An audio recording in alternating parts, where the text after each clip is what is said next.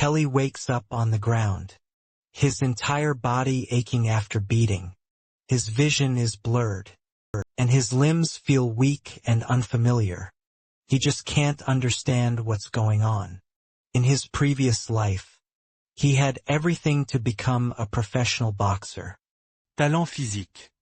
Powerful punches, but after choosing the wrong path, he died in a dark alley surrounded by gangsters. His last wish was simple: to box one more time. That wish is answered. His soul awakens in the body of a boy named Callie, a weak slave who has been beaten and bullied for years. As Callie slowly sits up, he immediately understands the problem. This body is fragile, low stamina. No strength, completely unsuited for boxing. A few days pass in this new world. Callie stands in line with the other slave trainees. In front of them, the instructor announces the final match. Whoever loses will be sent to the mines. Everyone understands what that means. The mines are a death sentence. Names are called one by one. Each week, trainee is paired against someone clearly stronger. It's obvious what they want to get rid of. The inferior ones, and Callie's name is called. His opponent is solid, big, muscular. One of the strongest among the trainees. Murmurs spread through the line. Some trainees protest, asking if the instructor wants them to die. Callie stays silent. He already knows the answer. The match is scheduled for 1 week later. After the announcement, the stronger group approaches him. Solid kicks Callie without warning and mocks him. More blows follow. This is nothing new. Former Callie usually breaks here, but this time he doesn't. When Solid throws another punch, Callie clearly sees it. The fist moves slowly in his vision, and his body reacts before his mind does. He dodges, everyone freezes. Callie steps in and punches Solid in the stomach, hitting him where his guard is down. Shock flashes across Solid's face, before he grabs Callie and slams him to the ground. Calling him cocky, the group walks away, warning him that he only has a week left. Callie lies there breathing heavily. Then he realizes something important. This body may be weak, but it has excellent eye-hand coordination and fast reflexes. That's enough. Callie stands up, his eyes are steady. He is going to survive this match, and he is not going to the mines. He uses that week to train as hard as he can. Finally, the match day came, but still no one believes he can win. What are the chances of this skinny kid beating a huge, fat guy? Yeah. Basically zero. The fight starts, and the big guy immediately goes on the attack. He swings hard over and over, and Callie barely manages to dodge. Size difference is insane. Height, weight, raw power, it's all completely one-sided. So Callie keeps moving, he dodges, steps back, slips to the side. And the crowd, they hate it. People start booing, shouting at him to stop running and fight like a man. But Callie doesn't care. This is exactly what he wants. His opponent keeps throwing heavy punches, burning through stamina, hitting nothing but air. Not a single clean hit lands. From the very start, Callie's plan is simple. Let the big guy tire himself out, then end it with one clean shot to the chin. And it almost works, but then Callie makes one mistake. His opponent suddenly grabs him and slams a brutal punch straight into his ribs. You can hear the crack. Callie drops to the ground like a log. With a body this fragile, even one solid hit is almost fatal. For a second it looks like it's over. Callie isn't done. He forces himself back up. And then he does something crazy. He takes the next punch straight to the forehead. The fat guy isn't expecting that at all. And the moment he feels pain shoot through his fingers, he hesitates. That's all Callie needs. He rushes in, dodges one more swing, and puts everything he has into a perfect punch to the chin. At first the big guy doesn't even realize what happened. Then his eyes roll back, his legs give out, and he collapses onto the arena floor. He doesn't get up and Callie wins. Everyone watches with astonished expressions. As the countdown happens finally, the referee announces Callie is the winner. Everyone is shocked to see that a skinny boy, like Callie, is the winner. While looking at the crowd, Kelly finally smiles and raises his fist, because he is alive, and determined to make use of this life. After a week, the slave traders come and collect half of the slaves, most of whom are inferior except for Kelly. Now including him, only 10 students remain at the training center. Then Nixer takes him to the August mansion. He informs Callie that he will be free of his shackles. Once he returns to the training center, Callie looks around. As it's his first time in the mansion, Nixer asks about his injury. Kelly answers that he is okay, but asks about Azalea's purpose in summoning him. While walking ahead, Nixer explains that Azalea has taken an interest in him. After the last match inside her room, she greets Kelly and adds that they meet again. Kelly, on the other hand, doesn't want anyone to suspect anything, but Azalea tells Nixer to wait outside. She asks him to sit, but he insists that he is okay. She reminds him that she won't repeat herself again. He sits and asks about her purpose for calling him. She offers him some fruit before they start talking. While he eats the fruit, she begins by saying that she wants to ask something from him, adding that he doesn't have the right to refuse her. Because he is a slave, he prompts her to continue. She compliments his skill in the last match, especially his one-shot victory. She further adds that her father called it luck, but she knows that isn't the case. Listening to this, he understands that she is smart, as only Solid's punch was a coincidence. He then shakes his head and explains that if someone hits the chin perfectly with their fist, the head will shake, causing the person to lose control of their body. However, this is only applicable if the impact is powerful. After listening to this, she smiles and wishes him the best of luck in becoming a professional boxer. She even coaxes him, while saying that if he becomes a champion, he can gain his freedom. After returning to the training center and being freed from his shackles, he thinks about what Azalea told him. On the other hand, during his training, Torres is also thinking about freedom, which is his ultimate goal. At 14 years old, he remembers Nixer telling him that he has the potential to become a boxer. It's the reason Nixer brought him from the farmhand, and he encouraged him to work hard and become a champion so that he can gain his freedom. While training, he thinks about Callie, who never had any motive in his life before. But suddenly Callie changes, defeats Solet and survives. His thoughts are interrupted by another boy, Kijo, who coaxes him to join him in teaching Callie a lesson. Because it was sent to the mines because of him. But Torres turns his back to him while showing his indifference to the matter. He thinks that if Callie wants to change himself, he won't interfere.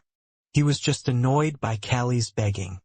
Callie, on the other hand, has ribs that are healed, and he has gained some muscle while exercising.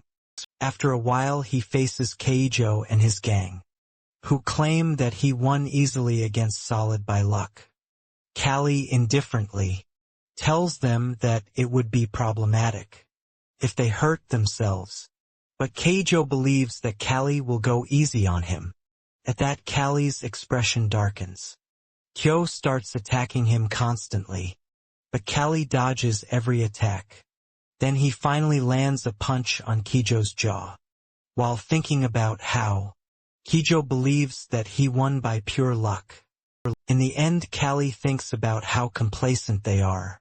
Kijo, nicknamed Mantis, has a tall height and overwhelming reach, which is advantageous for boxing, as it can help him land punches, without the opponent being able to reach him.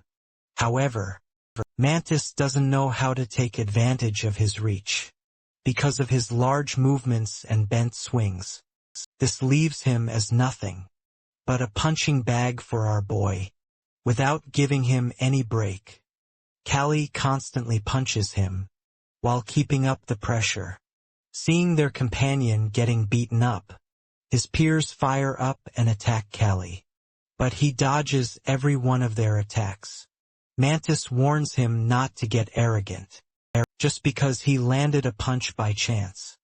Callie retorts that he is outnumbered, because Mantis's group thinks they are at a disadvantage against him.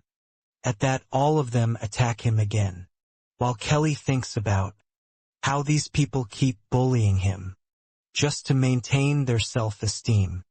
Looking at them, he remembers people like them, whom he encountered in his last life.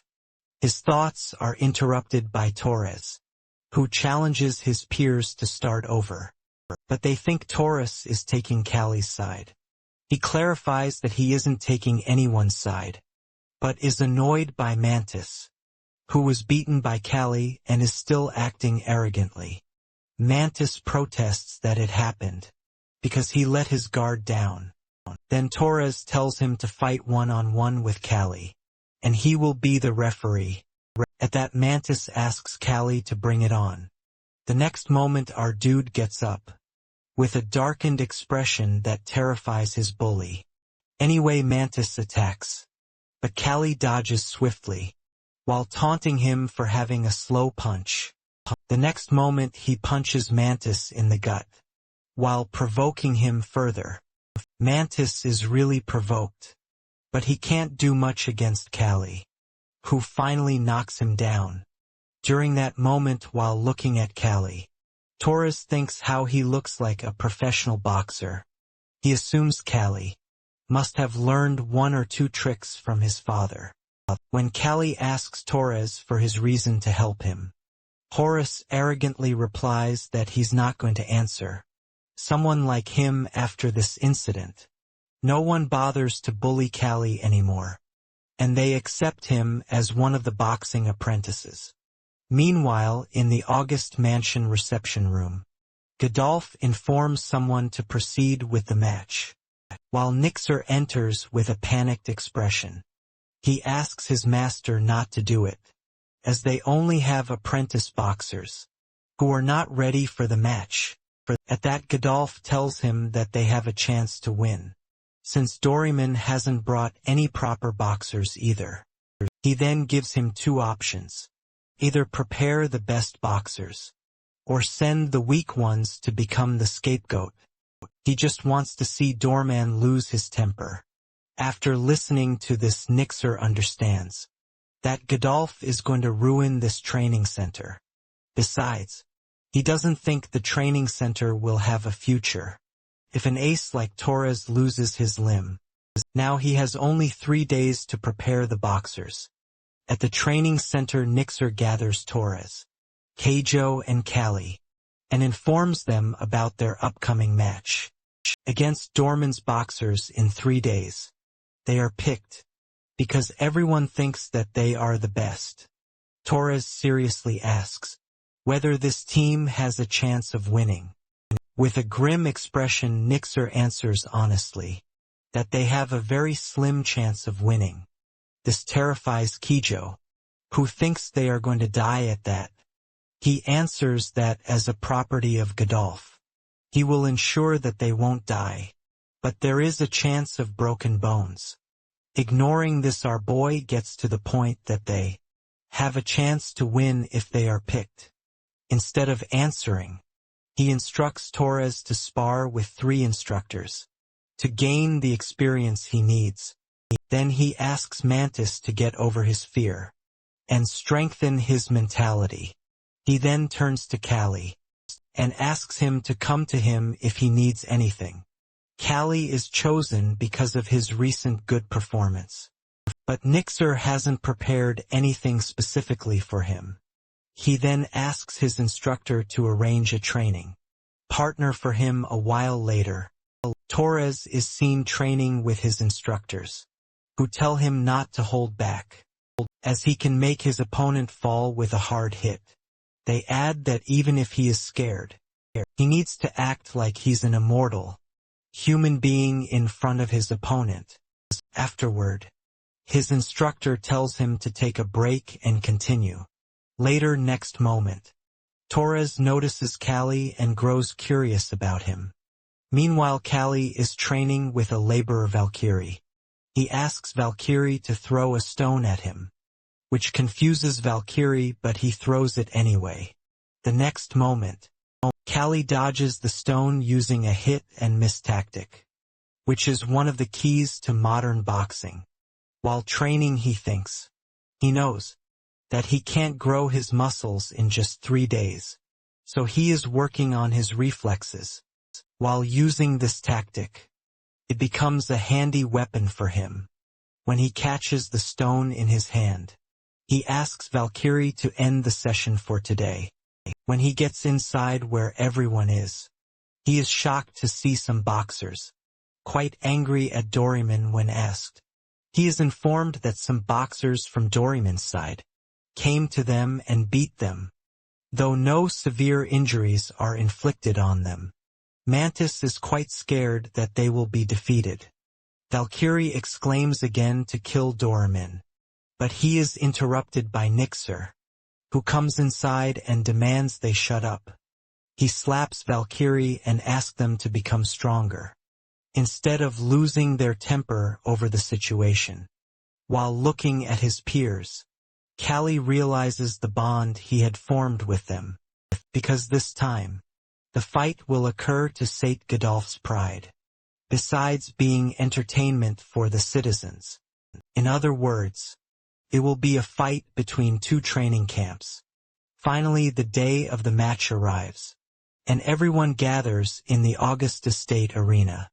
Seems like half of the estates people have come to see the match.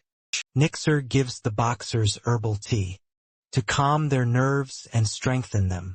He then asks them to raise 2 fingers high.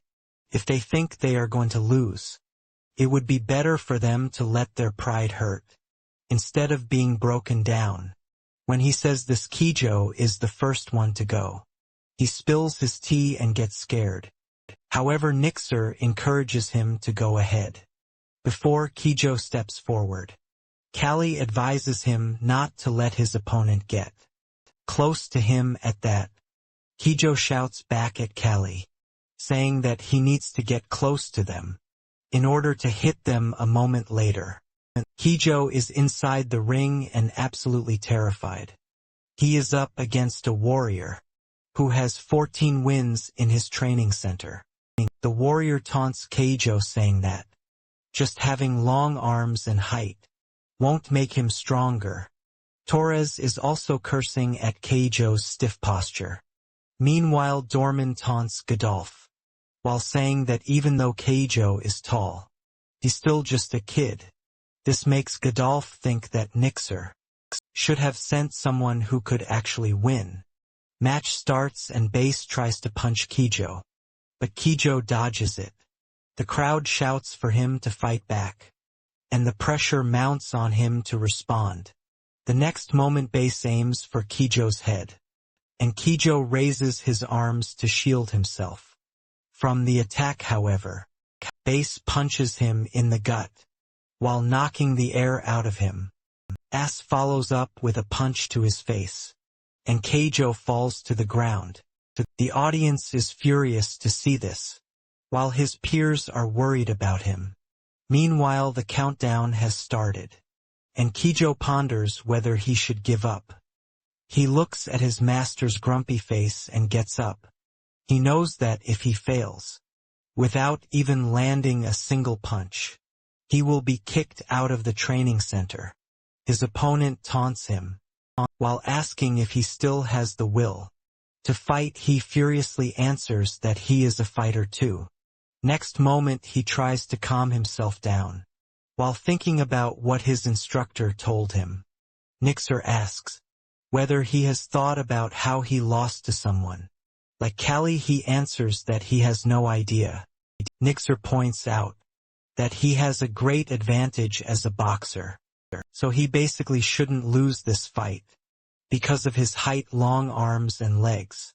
But he lost the fight because he lost his temper and let Callie get too close. If he does it again, it will be over for him. He tells him to always stay calm and overcome his fear. He shouldn't let his opponent get close to him, while he intercepts their next move. Finally, Kijo uses his long arm and lands a hard punch to his opponent's face. His peers are happy to see it. Kyo himself is initially baffled by how his punch worked, but then his face breaks into a grin. Kyo is quite happy to finally land a punch on his opponent, encouraged by his first punch. He constantly lands punches on his opponent's face, which Base tries hard to dodge. The audience is also happy with this progress. Meanwhile, our guy analyzes that Keijo is always fast and flexible, because his stress is released in his muscles, which makes his attacks more threatening. Now he has finally deserved the name of Mantis. Base, on the other hand, is anticipating the moment when he can land a hit on Keijo. But because of his tall height, he can't do it. Now even defending himself becomes difficult. Now he is ready again to hit Keijo, but Keijo dodges it at the last moment. Kyo is also waiting for this moment, and immediately punches Base hard in the face, while knocking him down. He looks at the satisfied face of his instructor, and exclaims that he has won. At that moment, Godolph laughs manically as his apprentice wins, taunting Doraemon with the victory. Freeman tries to downplay it by reminding him that there are still remaining matches. With a haughty expression, he instructs Valkyrie to tell Nixer that the loser will go to the mine. When Valkyrie delivers the message, Nixer turns to his apprentice and relays the message. He adds that the master is drunk, so he will pursue him later, but they need to surrender immediately. If they sense danger, however, Torres dismisses his concern by telling him that he will definitely win. While looking at the fire in Torres's eyes, our boy thinks about Torres's opponent Malga, who is on the next level, compared to Base inside the ring. Malga advises him to give up, but Torres is determined to continue the fight. The fight starts, and to everyone's curiosity, both of them land a hard punch on each other. Malga tries to hit Torres, but Torres dodges it, only for Malga to land a hit on him the next moment. Torres acts tough, taunting Malga about how many hits he has landed on him. While looking at him, Malga remarks that it seems like Torres is used to fighting active fighters, but he declares that it won't help him win. With that, he attacks Torres again, but this time hitting his head with his elbow. Torres' tone darkens and he reminds him that using the elbow counts as cheating, but Malga, in a nonchalant tone, tells him that it was just an accident. He shakes his head and his expression darkening, because if it turns out like this, he will also do everything. Malga thinks about how he has defeated 18 people and become that veteran fighter, even though he can't become a class fighter. But now he is having a hard time fighting Torres. Even though Torres is only an apprentice, Torres is constantly hitting him, which makes Malga wonder why he isn't going down. Meanwhile, the audience is fired up to see the match. As they compare Torres to a wild boar, our hero is thinking the same. Then, after hitting Malga without giving him any break, Torres finally knocks him out. When Torres is outside the ring, He is praised by Nixer for his boxing skills, as well as his performance in satisfying the audience. When our boy is about to go back to the ring, Torres stops him and reminds him that their victory depends on his performance, which prompts him to assure Torres that he will end it. Well, on the other side, Burrito is the last fighter from Doraemon's side, who has 11 victories to see him. People taunt about how their own kids are bigger than Callie. Valkyrie wishes him the best of luck, which is noticed by Azealia. She asks him about his acquaintance with Callie. Valkyrie answers that he has helped him train, as he throws a pebble at Callie, which Callie dodges while looking at Callie. Doorman remarks that this time, his boxer has a chance of winning. This raises a mocking remark from Godolph again. Meanwhile, Azealia is also looking forward to Kelly's fight. Burrito apologizes to Kelly that he can't let him win, and with that he starts fighting. Analyzing his speed, Kelly becomes cautious, as that is something he didn't anticipate, because Burrito's speed can be dangerous. Burrito doesn't understand why Kelly is able to dodge his punch. Kelly, on the other hand, is thinking about an escape plan if things go south. When Kelly punches Burrito, he scoffs at him because it's a weak punch. Meanwhile, the audience is provoked by how someone like Burrito, with 11 victories, isn't able to land a punch on someone like Kelly, who is literally a kid. Kelly also provokes him to just use his fists. Burrito understands Callie's tactic, while realizing that Callie is using the audience. To get to him, he doesn't understand his motives, but he is going to crush him anyway. Afterwards, Burrito constantly tries to punch Callie, and Callie dodges each of them every time. Everyone is astonished to see this fight. While fighting with Callie, Burrito thinks that Callie can't really be an apprentice, because his senses are quite sharp. Doraemon is also furious with Burrito for not hitting someone like Callie, who is an apprentice. Hearing this, Azealia thinks about how Callie is not just a random fighter. She encourages him in her heart, confident that he will show them that he is different from the other fighters. During the fight, Kelly analyzes the enemy's movements. He notices that the opponent only uses his right hand. While fighting, he also studies the pattern of the blows. Callie avoids the left hook and then the right uppercut, but he questions if it's okay to keep dodging. He wonders if letting the hits land would be better, as his fragile body struggles to handle the strain. But at the same time, he remembered a tip from his friend, that he can't win without landing a hit. So immediately he decides that dodging is the best way to analyze the opponent's movements and observe patterns, while waiting for perfect moment to hit back. He focuses on the enemy's footwork, chest, shoulders and waist, finding it helpful to anticipate punches and prepare for a counterattack. Meanwhile, Burrito prepares another strike, searching for Callie's weak point. Callie doubts whether his fragile body can endure the blow, but his experience in boxing and aim to win give him confidence in his victory. Next moment, Callie slips under the raised fist and lands a hit on Borat. He strikes a second blow stronger than the first. Everyone is amazed to see a child with weak strength fighting against an experienced fighter. This is only possible because he reads the patterns of his opponent.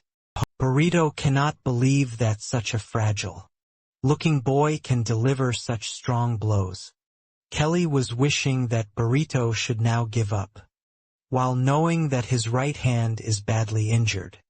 But suddenly he found Burrito standing back up. He glares at him with anger, while Callie ready himself to face the next attack. Burrito realizes he cannot defeat Callie in a fair fight. He grabs a handful of sand from the ring and throws it into Callie's eyes, hoping to blind him and take advantage. Azealia screams at the unfair move.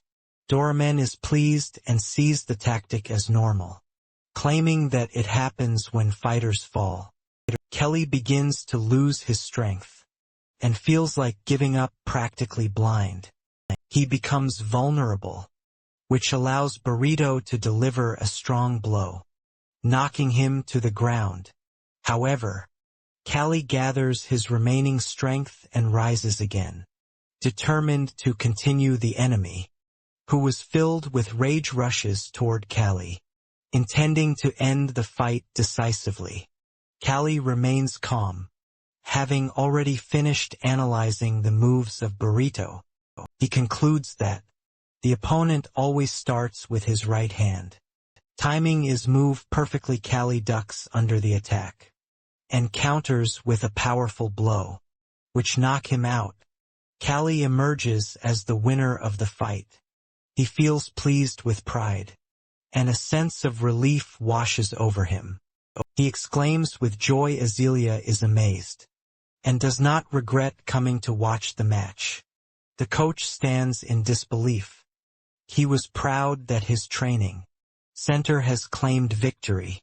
After the fight, Baron Doraemon leaves the territory, and Godolph treats them with 3 whole pieces of pork. 2 months later, the harvest season arrives. The students collect potatoes from the field. Leo dislikes the task, but Callie considers carrying the potato boxes, a form of muscle training. Now Callie's body undergoes many changes, becoming larger and stronger. The peasants ask him to carry some loads with him. Praising his hard work, they then question whether the students are the boxers for Duke Wesley's Harvest Festival. Kyo clarifies that they can't come because as apprentices, they are not allowed to participate and must wait another year. They begin to wonder what they will do at the Harvest Festival.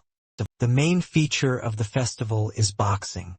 Godolph, who is a relative of Duke Wesley, organizes the event. The training center of Doraemon and August compete under the Duke's sponsorship, but the students are excluded from participation. Kelly thinks that he will have to wait a year to join the battles, but the year passes quickly. In the reception room of Godolph, Nixer asks his master for giving him 1 more year to train his students. The Baron refuses, while explaining that the Duke has personally requested, in a letter, that 3 famous apprentices from the training center should participate in the festival. He believes that the Duke must have heard of their victory in the last match. Duke Wesley is one of the 5 dukes of the kingdom, and cannot be refused. The Baron adds that they must arrive at the Duke's house the day after tomorrow on time, and from that moment the 3 apprentices will be considered professional boxers. Baron decides to give all of them to stamp with a mark, which symbolizes their belonging to the school of Godolph.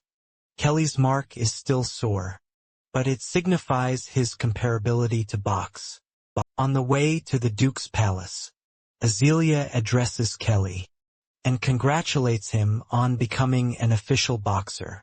She mentions that because of him, she can now walk alongside nobles. Kelly asks if she is really addressing him, and she admits it. They walk together towards the Duke's palace. She advises him to show the results of his training at the festival, as he has changed a lot. Kelly's friend then whispers in his ear, admiring the lady's beauty. He describes her red hair and thick lips, to which Kelly acknowledges her beauty. At that, Torres warns Keijo not to invite trouble from their master. He then questions Callie about what is worrying him, but Torres silences him with his darkened mood. As night falls, the travelers decide to rest before continuing their journey. Callie's restless peers grow annoyed by the sticking bugs and wonders why they are traveling around the mountains. Inside the carriage, Godolph suggests Azealia rest first, as she seems tired, while her father steps out to speak with the guards. The guards urge him to hurry, reminding him that bandits are more active. During harvest season he refuses, questioning why he pays them if they cannot handle the threat of bandits. In the bushes, the boxers hear rustling and notice movement. Callie urges the Baron to leave, but he angrily tells him to mind his own business. At that moment, a sharp object pierces the head of one of the knights. Guarding them, the Baron's detachment is ambushed by unknown attackers. As the rain of arrows gradually subsides, a gang of bandits leaps out from the bushes. Their numbers are large, and their intentions are serious. Kelly pleads with the instructor to release them, so they can help protect the group, because the guards are outnumbered. Recognizing the severity of the situation, Nixer quickly unlocks the boxers, instructing them to prioritize the safety of the Baron and his daughter. One of the bandits spots the boxers and attacks them. A huge sword flashes in the night, but he dodges the strike, causing the bandit to stumble aside. He sprints with all his might to find and protect Azealia and Godolph. Guards escort the Baron to a safe place, but he shouts that Azealia is still in the carriage. Callie rushes toward the carriage, but is intercepted by a strong and cunning bandit, also heading for the carriage. Unable to stop him, Callie is thrown several steps back by the bandit's strength. The bandit reaches the carriage and opens the door to find Azealia trembling inside. Meanwhile, Callie was struggling to recover and desperately shouts Azelia's name from behind. Grabbing Azealia, the bandit easily runs in an unknown direction. Gatoff screams in panic while questioning what they are doing. Callie promises to bring his daughter back and quickly takes off after the bandit. Chase ends at a cliff overlooking a stormy river. He points out there is nowhere for the bandit to escape. The bandit places the lady on the ground, points his sword at him and demands his loyalty. Callie, recalling the disasters of his past life on such a path, questions the bandit's methods and mentions the inevitable end in banditry. The bandit raises his sword, declaring it the end of the story. Observing his stance, Callie realizes the man is a trained gladiator. The bandit proudly reveals his 42 victories before launching an attack. Despite the opponent's skill, he dodges slips under his arms and grabs Azealia. With no other choice, he runs toward the edge and leaps into the stormy river, while holding her tightly as they plunge into the water. Reaching the other side of the river, Callie feels relief seeing Azealia breathing. She is completely drenched as she recounts what happened. They soon find a small cave for shelter. He only remembers being struck by a one-eyed bandit. Callie reflects on never imagining using military camouflage techniques. In such a situation, she asks him to light a fire, but he explains the trees are too moist, and it would reveal their location. She shivers from the cold because of her soaked clothes. He explains that the only way to help her is to dry the clothes, which means taking them off. Suggestion angers Azealia, but Callie firmly explains it is better than freezing. He assures her he will turn away. She accuses him of being bold, but he insists his priority is her safety. He adds that if anything happens to her, it will cost him his life. Reluctantly, Azealia agrees and warns him not to turn back. Callie, who is confused, wonders if his head is spinning from the cold. On the other hand, she finally follows his advice, removes her outer wet clothes, and places them on a stone to dry. Callie shivers from the cold, and realizes the current method won't last. He decides there are only two options: keep moving or stick their bodies together. Azealia refuses while insisting she is fine. He begins doing exercises to warm himself, but she continues freezing. He approaches her and takes her arms, looping in his, which shocks her. He explains that sticking their bodies together is necessary to stay warm, as it is a technique soldiers used to survive the winter cold. He adds that protecting her is essential for his own survival. Lacking the strength to move, they decide to sit through the night, with their arms tied together for warmth. When morning comes, they feel relieved to be free from the cold. Callie asks if Azealia can walk, to which she sarcastically responds, questioning if he would carry her if she couldn't. He realizes that she is still acting tough. At that, Azealia mentions that she hasn't eaten since the night before. Afterwards, our boy catches a fish from the river, cuts it into pieces and offers it to her. After eating, they continue walking along the riverbank. He suggests following the stream to reunite with their group. Azealia remains fearful of the bandits, but he tells her to leave it to luck, making him seem careless despite this. He does his best to reassure her, and wishes for their safe journey. Azealia, while observing him, finds him different.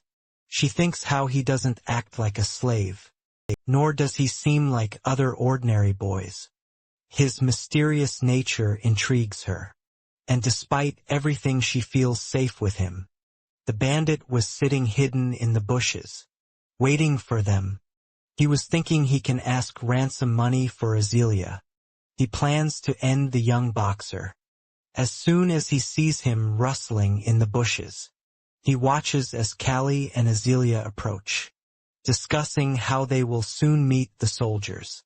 The bandit sees them as an opportunity sent by fate, and feels elated Callie was unarmed. But he prepares to protect himself and Azealia. With all his strength, Bandit laughs at that. While mocking him for being defenseless, he threatens to kill Callie and take the girl, suggesting he will spend time with her before selling her despite the threats. Our boxer remains determined to defend himself, and Azealia, though he knows the loss of his shackles in the stream leaves him vulnerable. The bandit points his sword at him, delivering swift and deadly blows. Kelly quickly dodges the first strike, but the bandit taunts him, asking how long he can last. The long reach of the sword poses a deadly challenge. As they continue like this for a while, Kelly falls to the ground as Azealia screams, urging him to dodge the attacks. Suddenly, he remembers a past fight where he achieved victory. He realizes that, to win barehanded against an armed opponent, he must move toward the enemy. The bandit sees Callie charging, and thinks he is sealing his own fate. With unwavering determination, Callie closes the distance, while knowing that he must endure the threat of the blade. To succeed, he uses the enemy's blind spots to his advantage, and he punches his gut, which infuriates the bandit, who comes to him once again. However, our boy is ready, as his fist connects with the bandit's jaw, with crushing force without wasting time. He immediately hits him with his elbow, that sends him flying to the ground. The sword drops from his hand as he collapses. He then sits on the ground, while feeling exhausted. The bandit, clutching to life, considers another attack. Before he can act, Azealia quickly takes the sword from his reach and drives it into his chest, while considering the fact that he tried to disgrace her Callie. Observing her resolve, realizes she is far from typical lady. Exhausted and drained, he finally allows himself to rest. Then a rescue party appears, which was sent by Godolph to find Azealia. While tending to his wound, Nixer comments, "How lucky Callie is that the injury didn't hit higher, as it could have blinded him. Despite the scar, he thinks it makes him look more manly." While he sits there, Godolph arrives and thanks him for saving his daughter. Callie humbly responds that it was his duty. The Baron orders him to rest, while saying he has earned that right, unlike those unaware of the battles he has fought. Adolphe then inquires about the secret technique that allowed Callie to defeat a gladiator. He explains that appearing weak has its advantages, as it makes opponents underestimate him and waste their techniques and strength. After rescuing Azealia and proving their loyalty, the boxers are allowed to travel by carriage. They eventually reach Wesley Dukedom, where Duke Wesley warmly welcomes Godolph and Azealia. The Duke asks about their journey, and upon seeing Azealia, comments that how strikingly she resembles her mother. In a flashback, it is shown that when everyone sets up in their camps, Azealia visits Callie's camp. She tells him one of her servants is sick, and asks him to accompany her, as she finds the other men too aggressive and intimidating. She considers Callie a perfect choice, though he is thinking that he needs to train. Later during dinner, the Duke asks Godolph if it is true that his training center has won all recent boxing matches. He also asks about the contributions of the apprentice boxers. Gadel confirms that the apprentices have now become official boxers. Meanwhile, Azealia was getting bored at the dinner table. She whispers something to her father, and then asks Callie to follow her outside. Two walk through the streets of the city, while observing the bustling crowds. Azealia admits she feels suffocated at the dinner, and never wanted to come to this place. Kelly realizes that she seems unwell. She shares that her father expects her to find a suitable husband, and she wonders if it is awful to be tied down at such a young age. Kelly, however, questions why his opinion would matter to her. Instead of answering him, Azealia gives him a piece of candy, while suggesting he may not have tasted anything like it before. Kelly, who has only eaten fruits as sweets, takes a bite and finds it surprisingly delicious. As he savors the candy, he begins to notice Azalea's beauty, which captivates his eyes. Her charm also draws the attention of others passing by. Amid the crowd, Callie notices an old woman staring at him intently. The woman approaches them and asks Azealia to let her read her fortune. He refuses, but she insists on hearing her fortune, because it sounds interesting. As they walk toward the fortune-teller's tent, Azaléa mention that she will ensure they get a discount. The fortune-teller begins her reading, and predicts that Azalea's life will not be smooth. She finds this intriguing, reasoning that a life identical to others would lack excitement. She then asks about her marriage fortune, believing that fortune-telling often excels in such matters. The fortune-teller reveals that her life partner might be someone very close to her, but this love will not be accepted by everyone. Azealia is shocked and left unsure how to respond. The fortune-teller then suggests reading Callie's fortune. As well, he initially refuses, but Azealia persuades him by pointing out that it is free. The old woman starts her reading for our boxer, while stating that he comes from a far and unknown place. When he questions her about the place, she admits that she has no clear understanding. Azealia grows curious and asks the fortune teller what she means. Woman describes visions of a chunk of metal in the sky. A carriage without horses and humans inside a box. Callie is stunned, unable to comprehend how the old woman knows these things. Kelly is shocked at how the fortune teller knows, and sees details about his past. She adds that he possesses extraordinary energy, almost as if a guardian spirit accompanies him on his path. Azealia remarks that perhaps this is why he manages to win every time, which is ideal for a boxer. Callie dismisses this and calls it a superstitious, and tells her that believing in it makes her appear foolish. Zelia, though already aware of this, feels both angry and shocked at the way a slave speaks to her. The fortune teller, however, cannot believe Callie is a slave, thinking that someone with such energy could never be a slave. Over the next 3 days, Callie tries to ease Azelia's anger. One day after leaving the palace, Callie returns, only to find the guards refusing to let him enter. They mock his fragile physique, which puzzles him, as he tries to understand why they are provoking him. He doesn't remain silent and demands passage, asking the guards if they have ever experienced the blow of a boxer.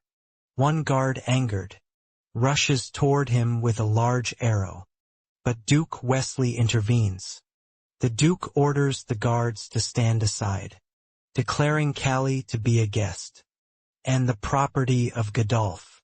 Duke then begins a casual conversation with Callie, while expressing his disbelief that such a seemingly fragile young man could win a match against Doorman's boxer. As he places a hand on Callie's shoulder, he notices the strength in his build, but insists it is insufficient to defeat a veteran boxer.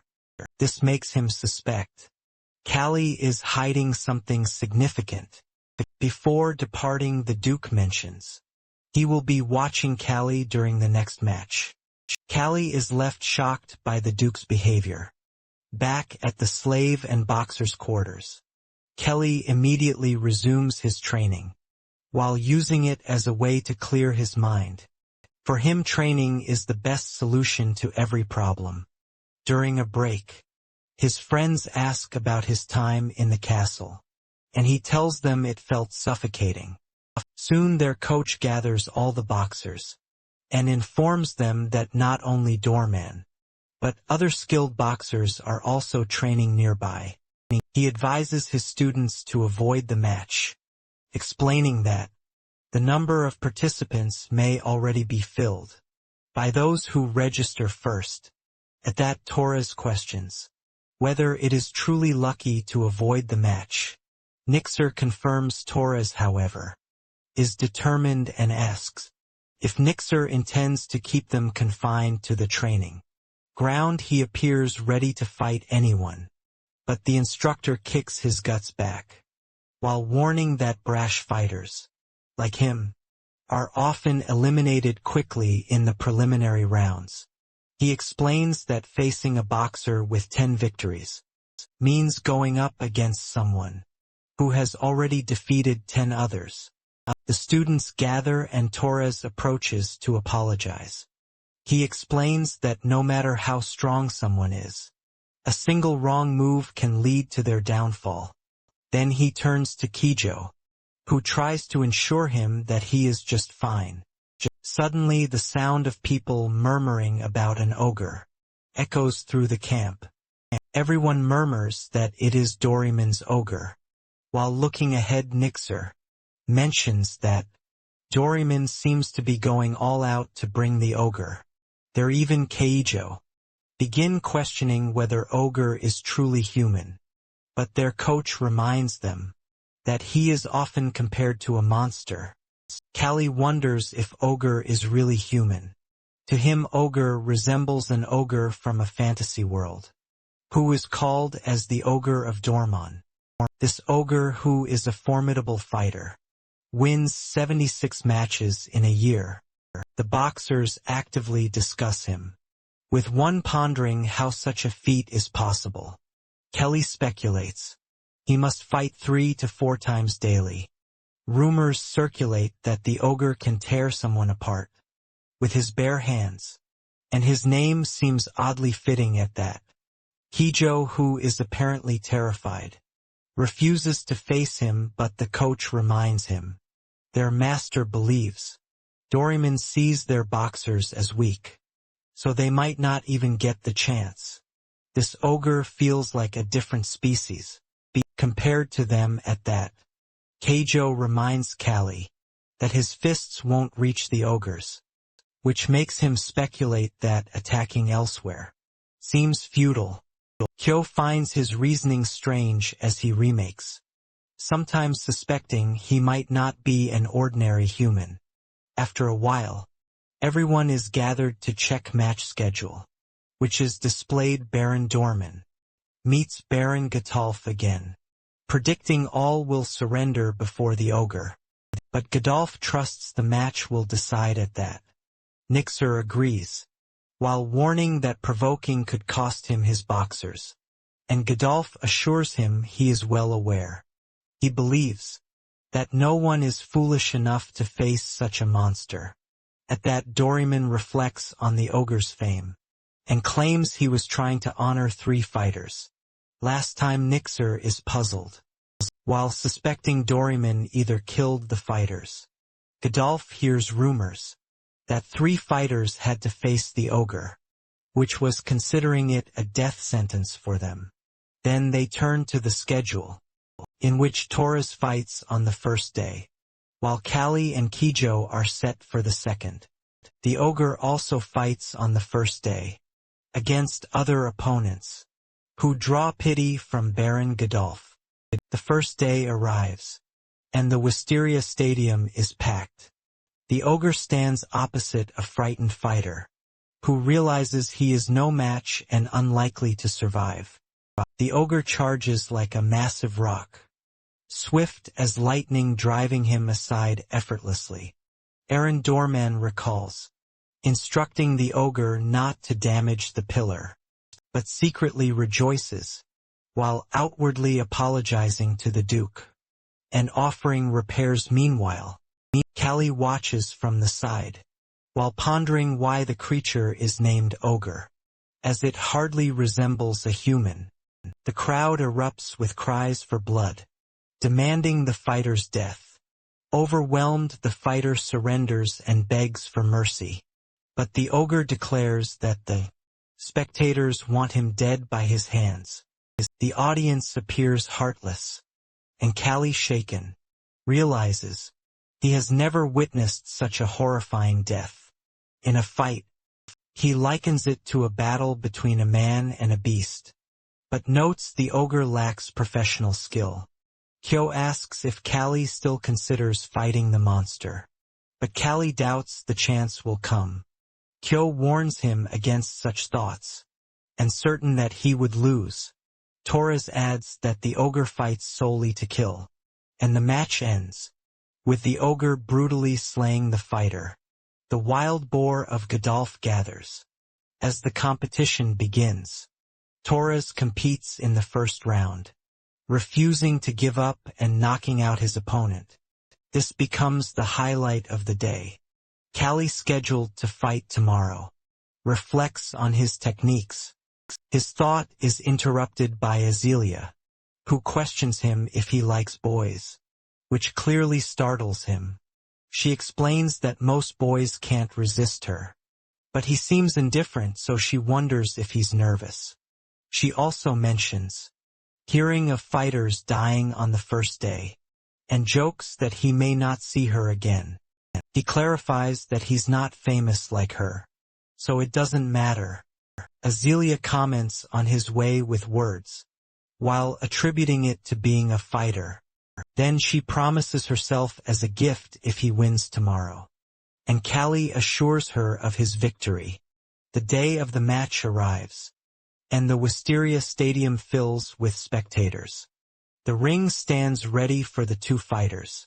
Kelly is prepared while Nixa notices significant physical improvements in his back and shoulder muscles. The fight pairs Caesar, who is a veteran from Vadim and training camp, with 21 victories, against Kelly from Godolph with 1 win months ago. The crowd, unimpressed by Kelly's physique, assumes he is poorly fed and from a humble background. Azealia, who is confident in Callie, is approached by a man who praises Caesar's reputation, while suggesting his victory is certain. Azealia declares her support for Callie and places a bet. She bets on Callie, and she proposes that she spends time with him if she loses when asked what she wants if he loses. Azealia demands a ruby necklace she saw in a craft shop. The man finds the bet intriguing, convinced she will lose as the match begins. Caesar, confident, blames Callie's master for putting him in this fight. Callie, clearly irritated, accuses Caesar of talking more than fighting, and prompts the match to start. Caesar, enraged, delivers a powerful right-hand blow, while sending Callie to the ground. Callie realizes Caesar's iron-like muscles and thick skin require a different strategy than aiming for his jaw. Caesar notes Callie's skill at dodging, and disrupts his movements, landing a heavy punch that floors him. The man who bet with Azealia brags and questions her about the reward, but his words are interrupted when the crowd gasps, as Callie is dodging each punch with efficiency at that. The nobleman wonders if Callie is the same fighter who defeated the doorman man, and questions the rumors of his closed-eye strikes. Meanwhile, Azealia watches the match with unwavering calm. The crowd is shocked to see Callie fighting so well. He wonders if he can knock out his opponent in one shot, or if he needs to stack up damage to break through the muscles. He also questions whether his stamina will last until the end. Overall, our boy is determined, and decides to target the opponent's weak points, which are his back and liver. The opponent growls in anger and frustration, and Callie stares at him, while knowing that he cannot miss this opportunity. Delivers a powerful blow to his middle, with all his strength while aiming at the rib cage, which takes heavy damage. The punch lands hard, while hitting deep into the opponent's ribs and muscles. Meanwhile, Nixa notices the explosive force of the punch, and the perfect weight shift. He realizes that the results of Callie's constant muscle training are now evident after the punch.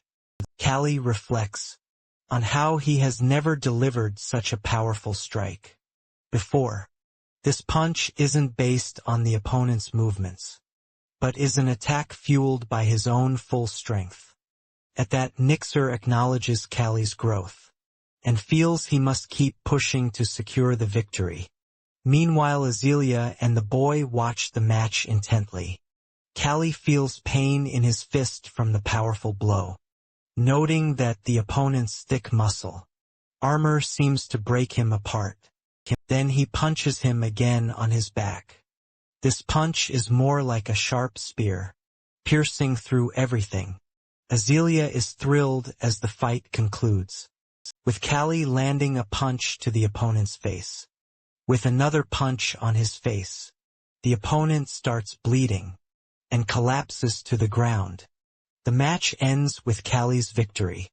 He is overjoyed, a feeling that seems impossible to the boy, who bet with Azealia. She, humorously, reminds him about the necklace from their bet. The boy feels it would be less humiliating if Callie had fought more traditionally. At the same time, Baron Godolph proudly refers to Callie as his fighter, someone he has nurtured with care, that leave Azealia surprised. Kelly raises his hand in triumph, and Baron foolishly believes that Kelly is dedicating his victory to him out of gratitude. Meanwhile, Kelly, also acknowledges that Kelly has become much stronger. Now Nixer praises Kelly about giving a very good match, which the public enjoys immensely, and his instructor throws a cloth at Kelly and tells him that everyone must be impressed by his performance, to which Kelly thanks him. At the same time he feels intense pain in his fist. Nixon advises him to soak it in water. The coach reminds him that he still has a long way to go. As Kelly puts his hand in the water, he realizes that how much pain he has been ignoring. Torres comments that his body is still fragile, but acknowledges he has done a great job. Kijo congratulates Kelly and nervously states that he will also win his match. Torres stops him while reprimanding him to stop shaking. The coach asks Kijo if he can punch with the same strength. Against his opponent, Hio replies that the noise of the crowd is still ringing in his ears. At the same time he feels suffocated, and suddenly realizes he is losing control. He thinks he might be having a panic attack, which is not surprising given his weak body. Kelly advises him not to overthink, and simply use his long arms to strike, just as he did in his last match. He follows the advice and secures victory in the match. He feels ecstatic while Torres finds him annoying. But Kelly is also happy for him. He thanks Kelly for his guidance, acknowledging that it led to his win. He even declares that he must be the best, because of his exceptional skills, that Kelly thinks that he might have a special talent. Later Azealia teases Kelly about the nobleman's face, turning red and hands trembling. Kelly asks what she would have done if he had lost, but she confidently believed in his victory. She suggests he could now be her bodyguard, to which he replies that she has a big heart, and she thanks him. She then asks him to accompany her outside.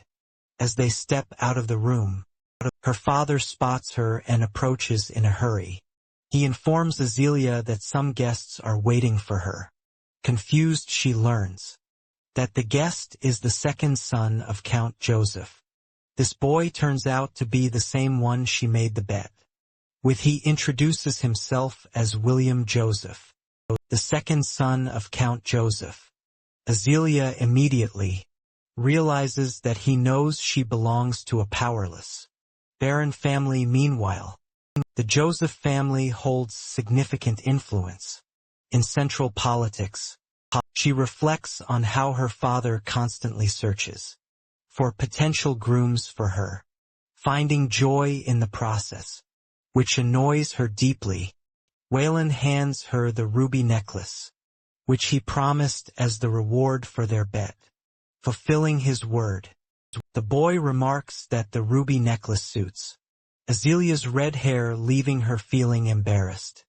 She acknowledges that he is an honorable person who keeps his promises, but admits she feels uneasy accepting it.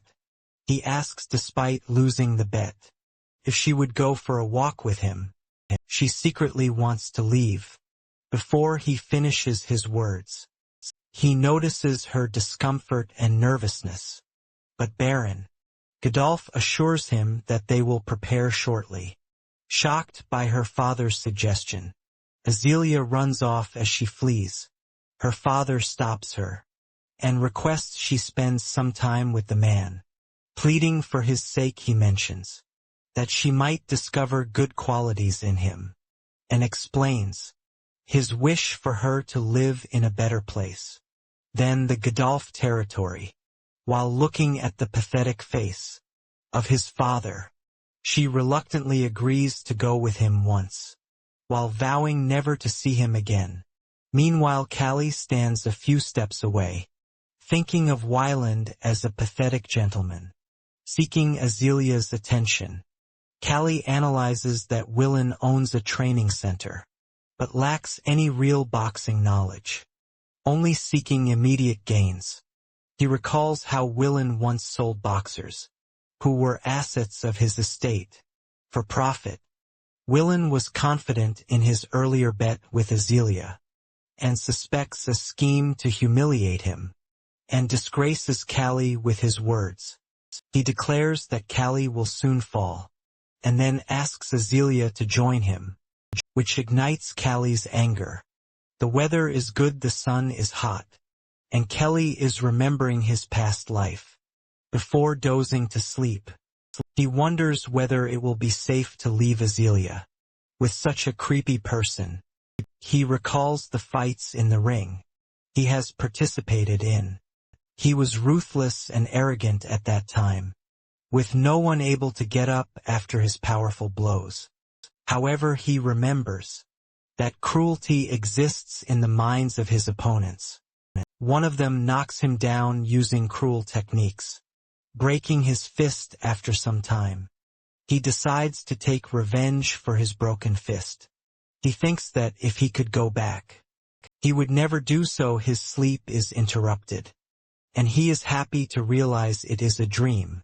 He understands that he has a second chance, because if he had truly gone back, he would have been just as arrogant. A maid comes and asks for his help. She informs him that Willen has lost control after drinking wine, and is now demanding a reward from Azealia for spending a lot of money on the ruby necklace. His demand is insulting. While asking her to repay him with her body, she then hits his guts, which knocks the air out from him. As retaliation, he strikes her while causing her to fall to the ground. At the same time, Callie rushes towards them, but Villain's guards stop him. While refusing to let him reach their master, he warns them to step aside, or it will not end well for them. One of the guards dismisses him as a low-grade martial artist, who only uses his fists for fighting. Next moment, Callie delivers a huge blow to his eye, while shocking the others. One of them immediately runs to call for reinforcements, while the rest try to stop him. He, however, runs to save the helpless Azealia. Upon reaching them, he sees William, forcing her to repay him for the ruby necklace. With her body, she questions whether he feels any shame for his actions, but he continues to hurt her, while insisting that she must not resist. Callie strikes him with a powerful blow, while sending him to the ground. Wyland is shocked by his strength. Callie demands to know if he realizes what he is doing. William admits his actions, while stating that he is only asking for compensation for the expensive necklace. The response enrages Callie, and with all his might he lands another blow. He then drags him to a water source, repeatedly dipping his face into the water, and pulling him out each time, and asking whether he is sober. Now the news spreads among the nobles that the second son of Count Joseph has been beaten by a slave. Violin decides to take immediate action to prevent his family from facing ridicule, and plans to execute the slave without delay. He also intends to ensure that Baron Aguist's family disappears from the political scene permanently. Upon hearing this, Baron August becomes furious, being unable to imagine anyone daring to harm his daughter. The master informs him that Callie is being held in the guardhouse and is completely helpless. Gratitude fills him for the slave's bravery in saving his daughter, yet he knows he cannot protect him. Any attempt to do so would lead to the ruin of his own family. Nixer agrees, while believing that such is the fate of a slave. Next moment, the door opens and Azealia enters. Her father urges her to rest, but she refuses while insisting that Callie deserves justice for saving her life. Twice she reminds him that even a beast is rewarded for protecting its master. However, he remains firm and assures her that the matter will be handled. At that, Nixer intervenes, while reminding her that their hands are tied, and no choices remain while in the Wesley guardhouse. Everyone praises Callie for having the courage to beat a noble. Many consider him a hero. He asks a person nearby about the reason for his imprisonment, and the man reveals that he is a pickpocket. Kelly finds it pathetic as he sits in the guardhouse. He realizes that once again, he has lost the chance to become a boxer. However, the thought of not saving Azealia fills him with even greater regret. He knows that protecting her was the right choice, no matter the consequences. Finally, the day arrives when he is brought before the courtroom. The judge asked Callie, who was a slave of the Aga's family, that whether he admits to hurting Joseph. William Joseph stands nearby, along with 4 witnesses, and all bearing bandages and visible marks on their faces. They are present, there to testify against Callie and confirm his crime. He admits his guilt. The people in the courtroom grow restless. While demanding his execution, they call for his head to be cut off, and his body to be displayed before the entire city. To Callie their words feel meaningless. Like mere noise, he wonders if it was truly right for Wyland to harm Azealia. Without consequence, the judge delivers the verdict, while sentencing him to death, and asking if he has any objections. At that moment, Duke Wesley enters the courtroom, and requests permission to speak. He acknowledges the gravity of Callie's crime, but reminds everyone that the Harvest Festival is a time of mercy. While addressing Baron Doran, he clarifies that he is not defending Callie's innocence, but insists that he should die like a slave. He proposes a fight between Callie and Ogre, who was a notorious executioner. Turning to Baron Doryman, he confirms that Ogre has carried out executions, many times, to which the Baron agrees. The Duke then announces that the match will take place on the last day of the festival. For the crowd's entertainment, his cunning words make it clear that the fight itself will be an execution, which will be pitting a fragile man against a beast. He suggests that dying in combat would be an act of mercy. The decision is made and Callie is left in shock at the thought of facing such a monstrous opponent. He requests permission from Count Joseph, which is granted. The Duke, who is satisfied with his plan, believes it to be the perfect compromise for both sides. The Duke is well aware of Callie's artistic skills, and would have bought him, if not for the current situation. The judge announces in the courtroom that the execution will be replaced with a match between Callie and Ogre. Willan continues to threaten him with death, his taunts aimed at provoking anger. He feels delighted by the news of the fight, eager to see Callie's downfall. Despite the threats, Callie remains steadfast. He believes that if fate has brought him to this point, then it can also lead him to victory. So confidence builds within him, as he trusts that his strength and determination will guide him through the battle. Kelly is shown to the waiting room, where the guard tells him he will be supporting him in the match, because he has protected the lady. As he listens, people outside are asking the guards to meet him soon. Kijo and Torres arrive with the instructor. Kijo thanks him for his help, and for hitting the man who deserved it. Horace feels happy at the moment, since he hates that man. Now he realizes Callie is a good person, so he asks him not to die and to win the match. Next, Nixer offers him some food to increase his strength during the fight. He also mentions that Ogre is stronger, but believes Kelly can use his skills to fight better. They all wish him good luck. Our boxer then realizes that at least There are people who would be sad if he dies. And that thought is enough for him. Later, Azealia arrives at the guardhouse where he is waiting. She knocks on the door and he asks why she is there. She responds that she never ignores someone's help. He tells her to take care of her modesty, instead of worrying about him, as she has been kidnapped by bandits, and caught by the jerk, both of which were very harmful to her. She then asks him to protect her from now on, if he really cares, as she steps closer and kisses him. He feels frightened by her actions, but she remains unaware, and asks him to promise that he will win the match. He admits that she is making it difficult for him to die. Even if he wants to, she reassures him that she will be supporting him in the match.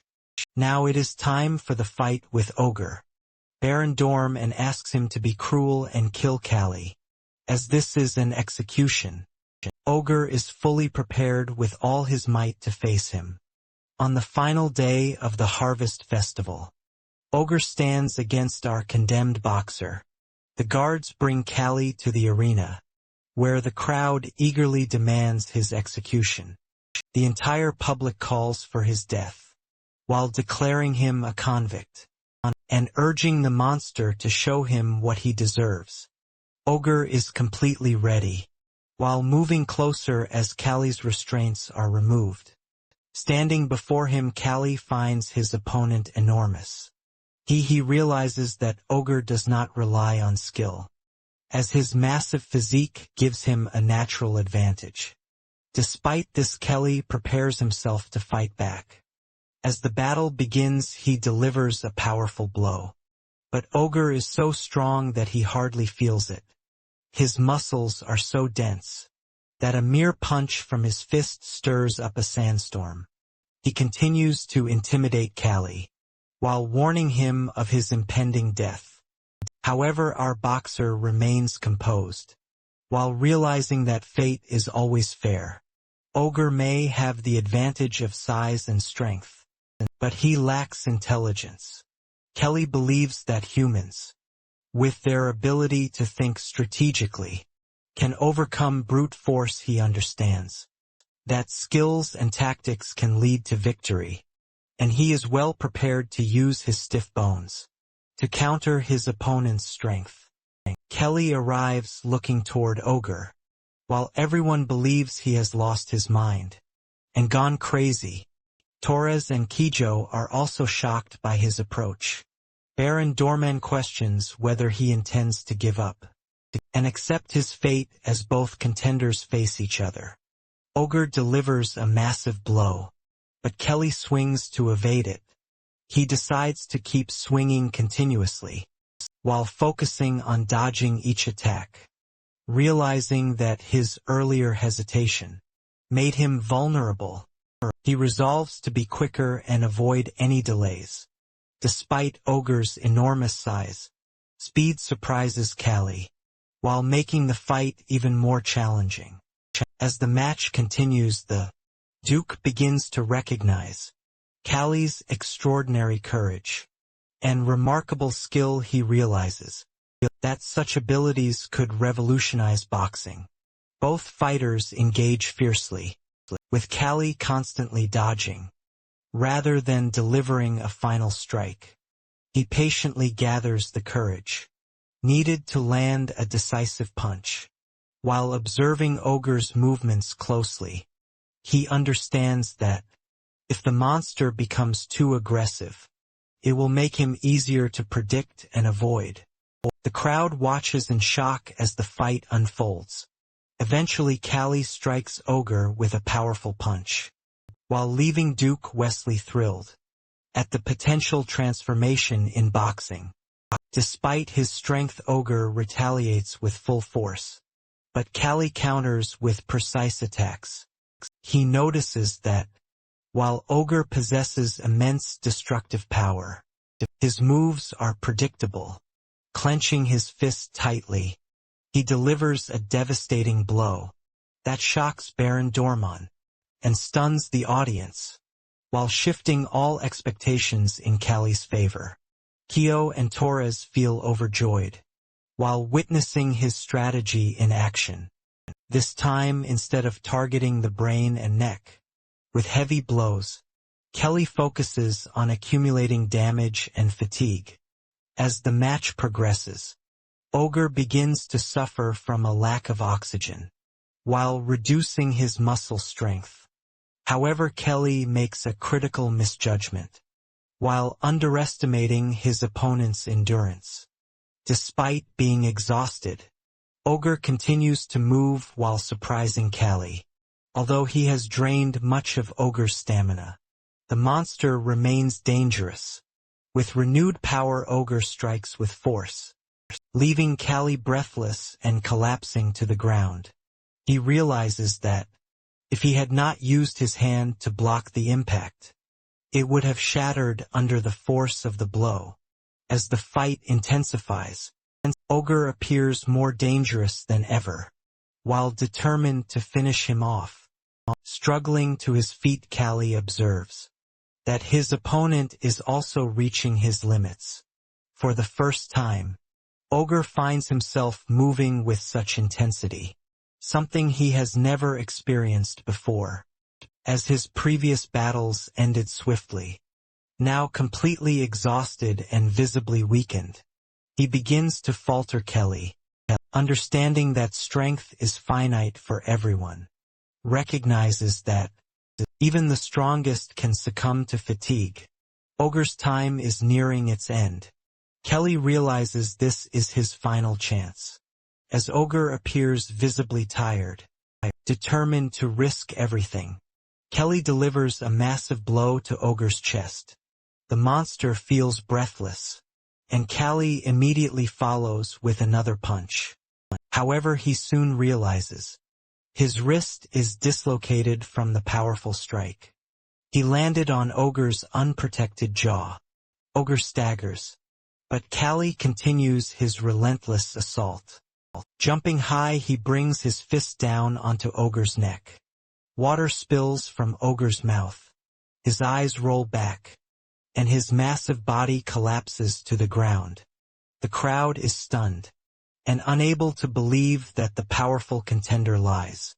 Defeated with Ogre now collapsed, our boy secures his victory.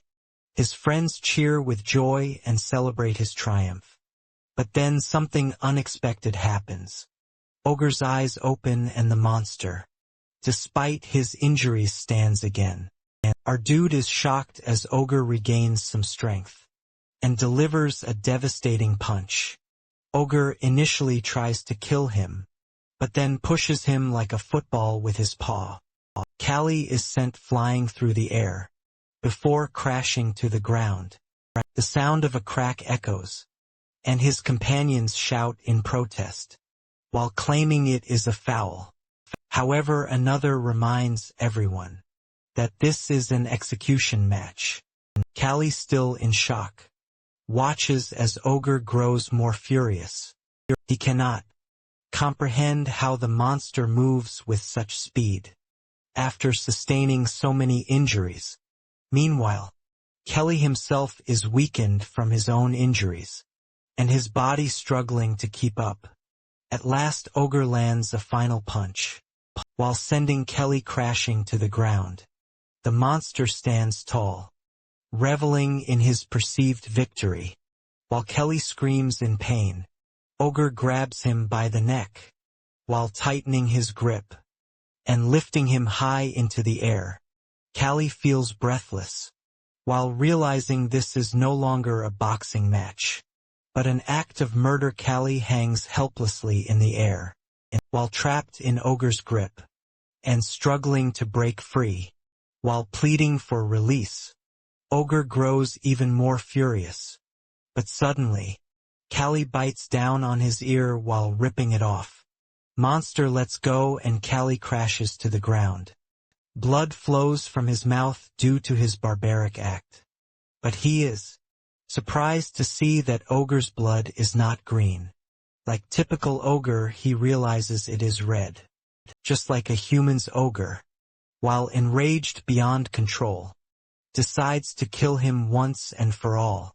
Sitting in the corner of the ring, Callie quickly strikes back, while delivering a powerful blow that sends sand into Ogre's eyes. He observes that, although Ogre possesses immense strength, his body does not react to pain, despite cracked bones and a twisted stomach. Seizing the opportunity, Callie drives his knee into Ogre's nose with force. Meanwhile, Duke Wesley watches intently, while realizing this fight is no longer between a beast and a man, but between a beast and the best boxer. He hopes for Callie's victory. The crowd, now inspired by his determination, begins to support him wholeheartedly. The stadium erupts with chants of his name, as everyone rallies behind him, while encouraging him to win.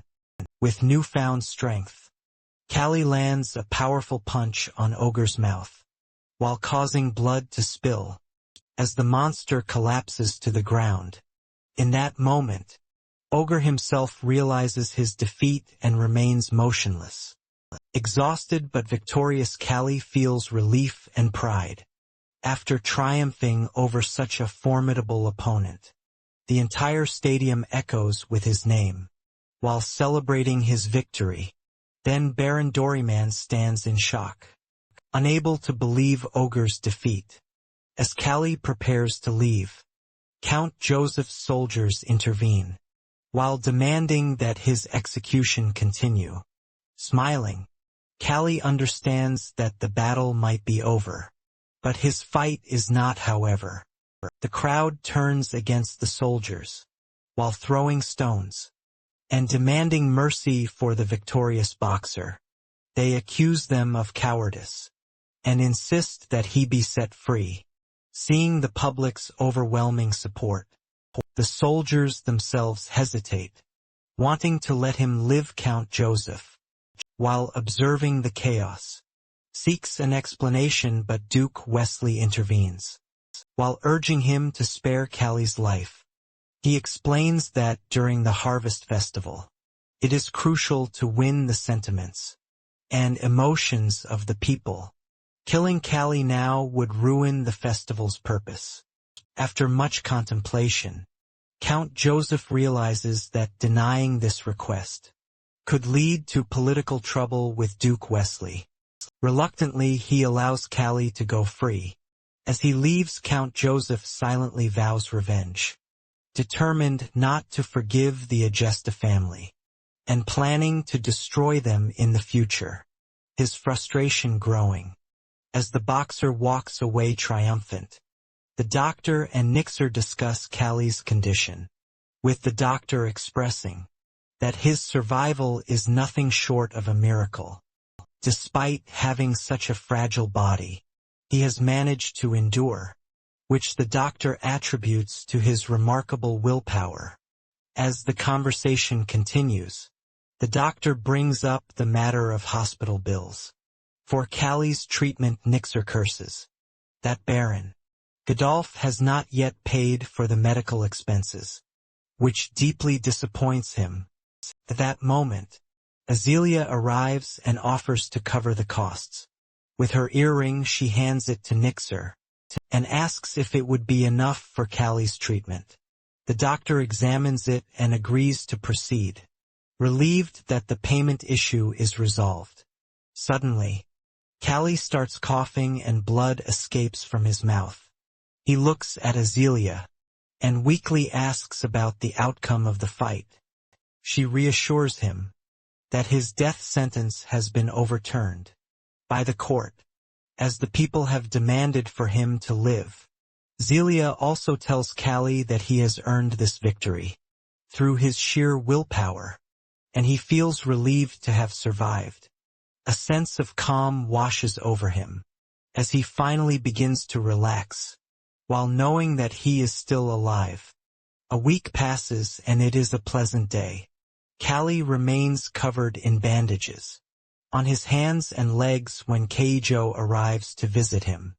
With excitement, Keijo declares him the hero of the Harvest Festival, and proudly gives him the title of Ogre Slayer, although the name feels cheap to Callie, and he finds it irritating. Keijo informs him that everyone has already embraced it. Despite his annoyance, he realizes that the title has spread far and wide. Torres also visits, and remarks that Callie is lucky to have won the match. But Callie quickly asks him to stay quiet, while reminding him that he was nearly dead. The doctor then informs him that his facial bones will heal quickly, and the strained ligament will recover.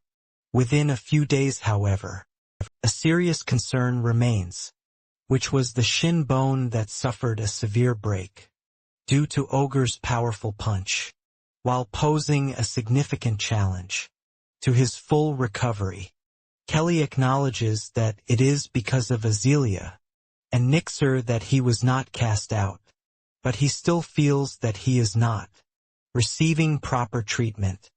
He reflects on how exhausting the journey to the kingdom had been yet, but the return felt much smoother. Time passes, and after 3 months, winter sets in. The once lively surroundings are now covered in snow, and the air grows colder. Baron August, standing by the window, mentions that he has been waiting for 3 months, but before finishing his thought, he suddenly pauses, lost in contemplation. Sensing his hesitation, Nixer steps forward and asks what has been on his mind. The Baron's expression remains thoughtful. Callie enters the room with a stick in hand, his movements slow and deliberate. Baron, aghast, looks at him and asks whether the misaligned bone in his leg will ever fully recover. Nixer, deep in thought, realizes that the injury has overlapped with Callie's growth period, and that the bone was shattered beyond proper healing. The Baron, while growing impatient, directly questions Callie about the truth of the matter. With a heavy heart, Callie confirms that his leg will never heal properly. Hearing this, the Baron's frustration boils over. He declares that it is over for Callie, as he can no longer work despite his fame. Outside, the snowfall continues, adding to the tension inside the room. The Baron shifts his focus to their current struggles, mentioning the shortage of firewood, blaming Callie for their misfortunes. He accuses him of provoking the Joseph family and bringing hardship upon them. He even goes so far as to say that Callie should have died instead. While listening to all this, grows angry and decides to intervene, while arguing that Callie's extraordinary skills could make him an excellent instructor. However, Callie refuses the idea outright. Much to Keijo's disbelief, he insists that it is his decision to make.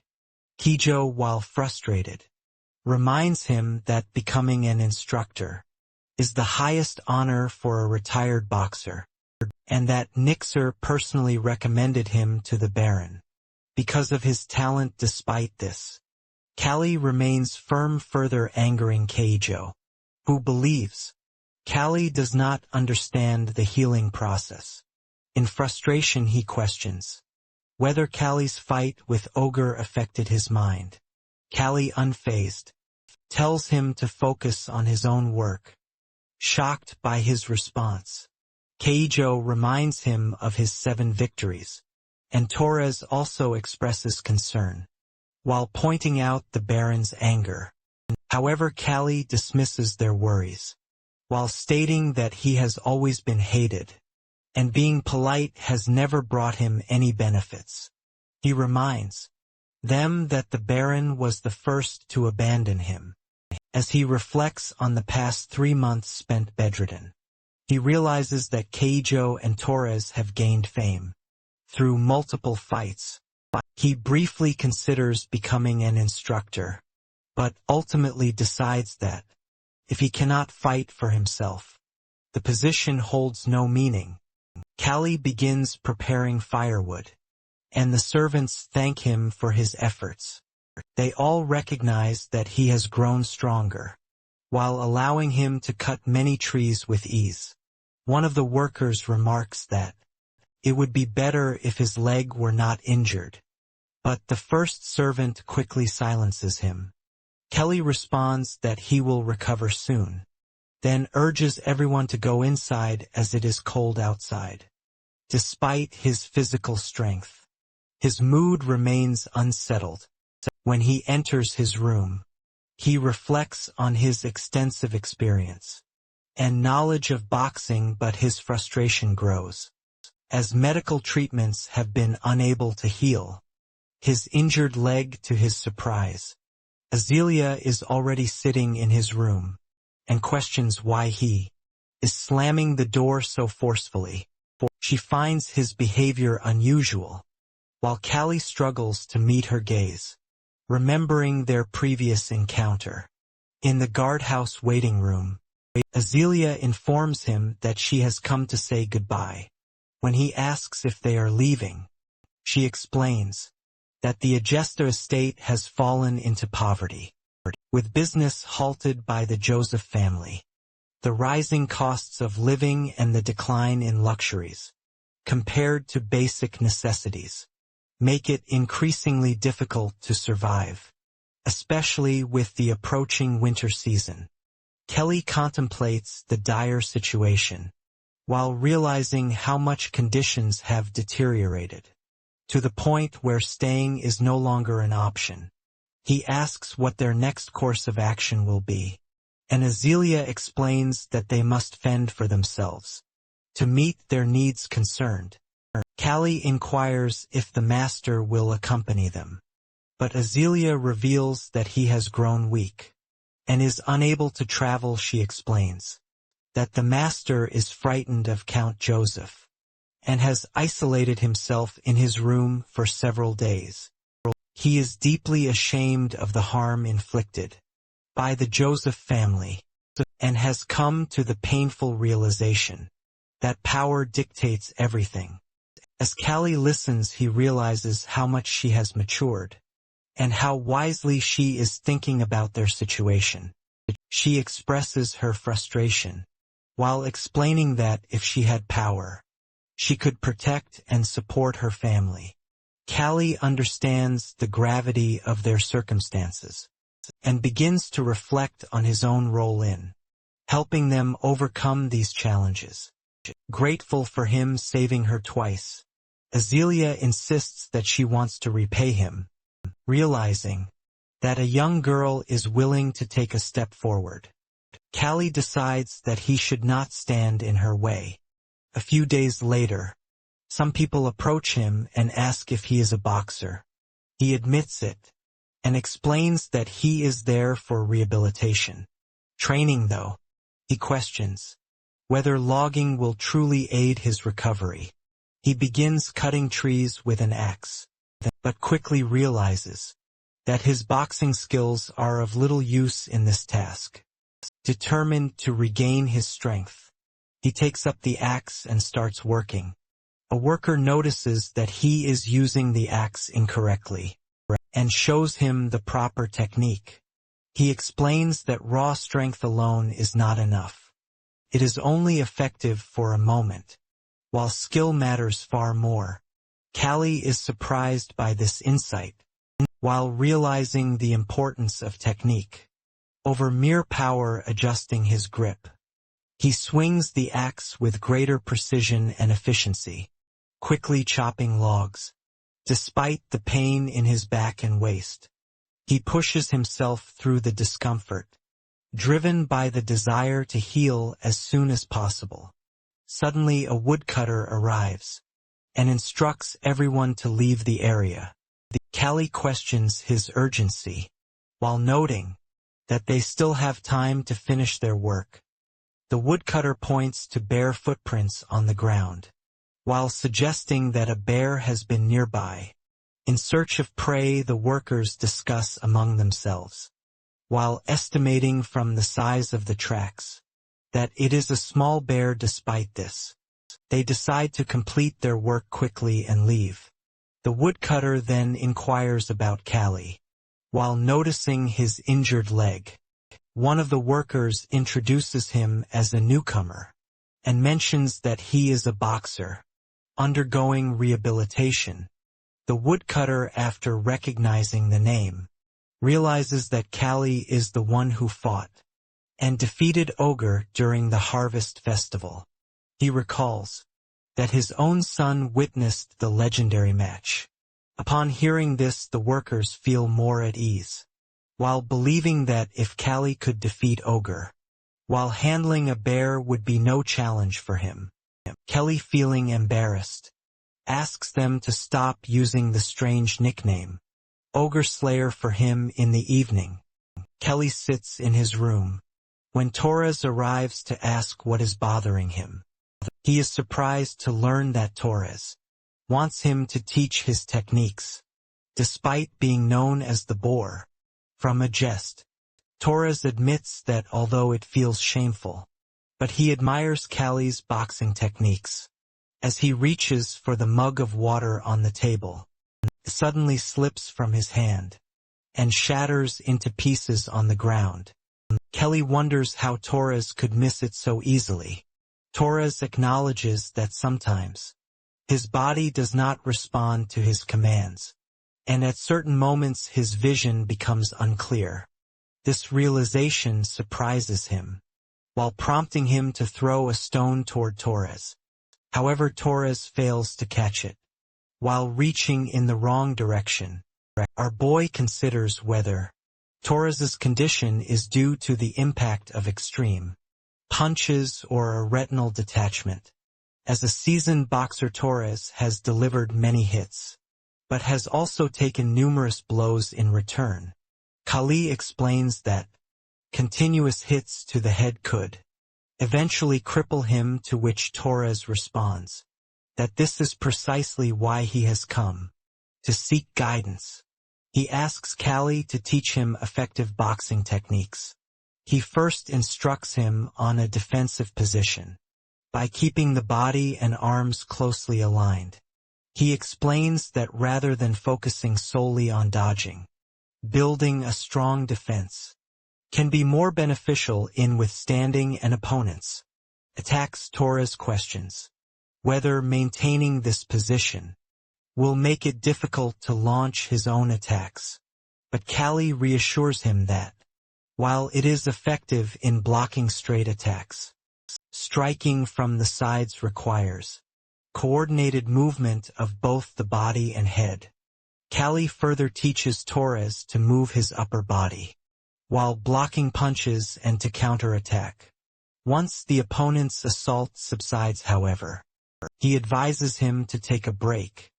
While noticing signs of strain on his eyes and brain, Torres, however, insists that his schedule is too demanding to allow any rest.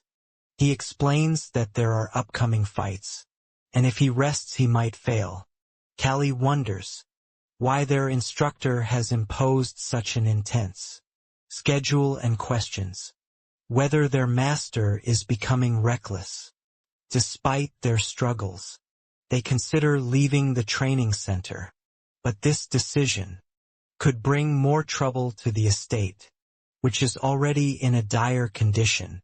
Meanwhile, the woodcutter observes the freezing weather, while realizing that the Doran family has already fled, leaving the estate in further distress. The workers realize they cannot leave, because they have to continue working, while the engineers can easily relocate. As the workers search for Callie, they discover that he has already left for the train, having completed his quota ahead of time. The woodcutter notes Kelly's speed and efficiency, while realizing that he has finished his task earlier than expected. They consider calling him back once they complete their work.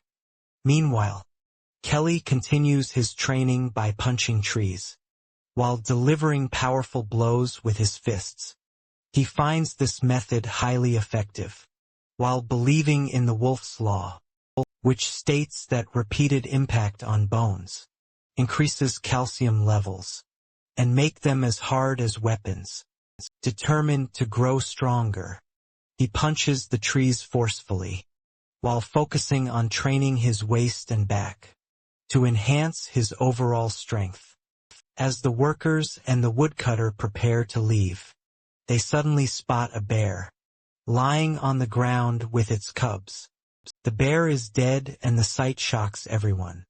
Despite their initial surprise, they feel pity for the bear's death, likely caused by another wild animal. Their concern grows for the cubs, while realizing that the harsh weather and lack of food will make survival difficult for them. Kelly observes the scene closely. As one of the cubs approaches him and clings to his leg, the workers notice this and comment that the cub seems to have taken a liking to him. Everyone asks Kelly to take the cub with him because it looks desperate. He also considers taking it in. When he brings it home, Keijo finds it very cute, but worries that if the instructor finds out, could become a big problem. Kelly assures them that he will feed it from his own portion when the instructor arrives. He scolds them for adopting a wolf. Kelly apologizes, but the instructor demands the cub, intending to throw it out. However, Kelly pleads with him to wait, insisting that it is just a cute puppy. He also clarifies that it is a wolf and not a dog. At that, Nixer calms down and allows him to keep it, while instructing him to train it properly, so that it does not harm anyone. Before leaving, the instructor reminds Callie to get some rest, as he has work on the mansion construction site. Starting the next day, he suspects that Callie might finish his task by demolishing the mansion, but insists that the work must be done properly. Meanwhile, Baron, a guest, sits alone, while contemplating his plans to achieve success.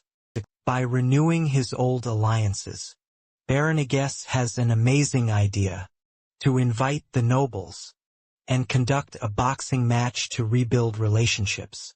He has professional boxers, including Torres and Ogre Slayer, and believes no one will refuse to watch a match that is free of cost. Nixer mentions that it is necessary to invite the cattle and boxing team as their opponent. But if the mansion's construction continues, it will cost a huge amount of money. The Baron suggests collecting emergency funds from the residents, but Nixer explains that it will not be accepted by the local villagers. The Baron considers it his problem and decides to solve it on his own, while asking Nixer to focus only on preparing for the match. He believes it is all for saving the territory, so everyone should be willing to sacrifice. He then instructs Nixon to go and prepare for the match. After a few days, luxurious carriages arrive outside the mansion. The noble people are present in the adjust territory, for the first time drawn by the free boxing match. It is impossible for anyone to refuse a match featuring professional boxers, without any cost in addition to the star fighters. Other boxers start fighting in the ring. All the matches are interesting. The Catalan boxing team comprises talented boxers. Meanwhile, Torres and Callie watch them, while realizing that they are true professionals. In the first match, the Catalan team secures victory. While observing, Callie hears someone mentioning his name. He is asked if he is the famous Callie, to which he responds that he is not famous, but confirms his name. The man introducing himself is Shram from the south, a sailor. Our boy remarks that he does not look like a sailor, and Shram explains that his ship was captured, and he was taken by slave traders. Once his ransom is paid, he will return home. He mentions that whenever the strongest people are discussed, his name is also brought up, although he considers such rumors to be exaggerated. He appears fragile and weak compared to Torres. Furthermore, he advises that as an apprentice, Kelly should practice more and avoid judging others so easily. Concluding the conversation, he expresses that it is nice to meet him and shows a desire to have a handshake. He thinks Callie is a cripple and considers crushing his hand to get free. He believes that, after pulling sails for more than 5 years, he possesses good grip strength. But something goes wrong, he understands immediately, and confusion appears on his face. He feels his bones are about to break, and Callie asks what has happened and why. He looks nervous seeing the confusion. He lets go of his hand. Torres remarks, another newcomer acting tough in front of Callie, while thinking he will never be able to do so again. After watching his matches in the ring, our boy suggests paying his ransom to get free. He should watch the matches carefully. The adjusted school boxers are given the task of finishing all other boxers. Keijo enters the battle. While believing he is the best and strongest, he immediately uses his long arms to strike the opponent's jaw. The opponent is shocked to receive such a huge blow. From a long distance, Torres is also surprised to see how much Keijo has changed. He has gained significant strength and fights powerfully. Torres realizes that he can even defeat Noel now. Kelly, on the other hand, thinks it is true to close the distance if the opponent is tall. But Keijo is doing it forcefully without using any skill. He believes it would be better to wait for Keijo to tire and then strike as the fight ends. With Keijo's victory, Torres praises him for winning. It is now his turn to enter the ring, and Keijo wishes him good luck. He, known as the Boar of a Jest, steps into the ring, while the crowd cheers for him to punch the opponent and knock him down. As the match begins, he starts losing focus and feels uncertain about using the techniques taught by Callie. He decides to rely on his usual style and takes a defensive position. He soon realizes that the opponent keeps advancing instead of stopping after a big hit. The opponent also recognizes Torres's resilience, making him worthy of being called the Boar of a Jest. However, the opponent looks furious and is determined to crush him. The opponent, filled with confidence, dodges Torres's blows effortlessly. Callie watches the fight while feeling concerned about his companion's victory. Suddenly, Torres misses a huge blow from the opponent and falls to the ground. The audience enjoys the unique fighting style, while recognizing it as the new Wesley style they have never seen before. Callie observes closely while trying to understand this new approach to fighting. In this style, the upper half of the body avoids the blows. Callie realizes that it is his technique Torres is using in the fight. He thinks that Torres is using the technique he has used in previous matches. This boxing technique is known as the Wesley style, which was introduced by Duke Wesley, who instructed his boxers to adopt it after the Harvest Festival. Now all boxers can show their techniques, and it is not limited to traditional boxers. Many people think this technique was created by Duke Wesley, but those who have encountered pugilist fights know it was invented by Callie. Torres rises from the ground with difficulty. He rushes to attack again, not worrying about his feelings. His opponent asks whether he knows about the Wesley technique, but he doesn't seem to know about it. Torres is now furious, and his opponent understands that this time he is different, ready to give a final blow. The opponent finds the technique interesting. They exchange positions, and Torres dodges the first blow.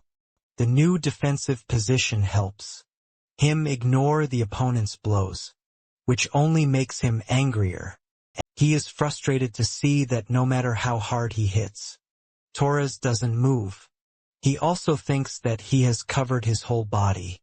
But if he gets closer, he can surely knock him out. Only Torres' side and abdomen are exposed. And the opponent believes that, by closing the distance, he can land a powerful punch. Then the opponent realizes that he should avoid Torres' blow.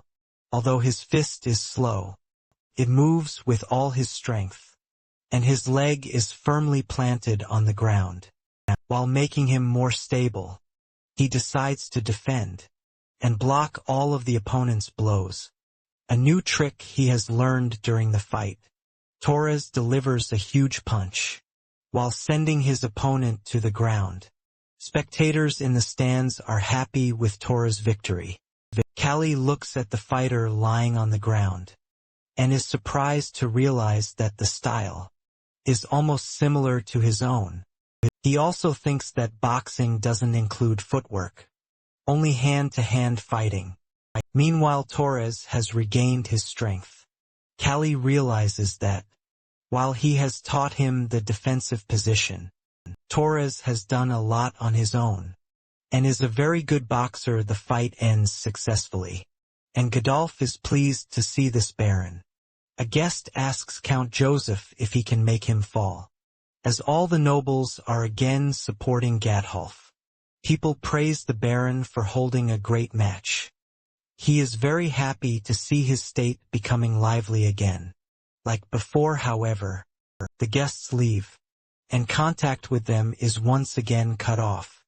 Baron tries to reach them, but he doesn't receive any response. Now he only scolds his servants, because he has no other choice left. He realizes that it was just a free service, so no one paid any attention to helping him, and all relationships ended with the match. He also realizes that the spectators were present, only to watch the free match, which annoys him, because he reconstructed the mansion for those nobles.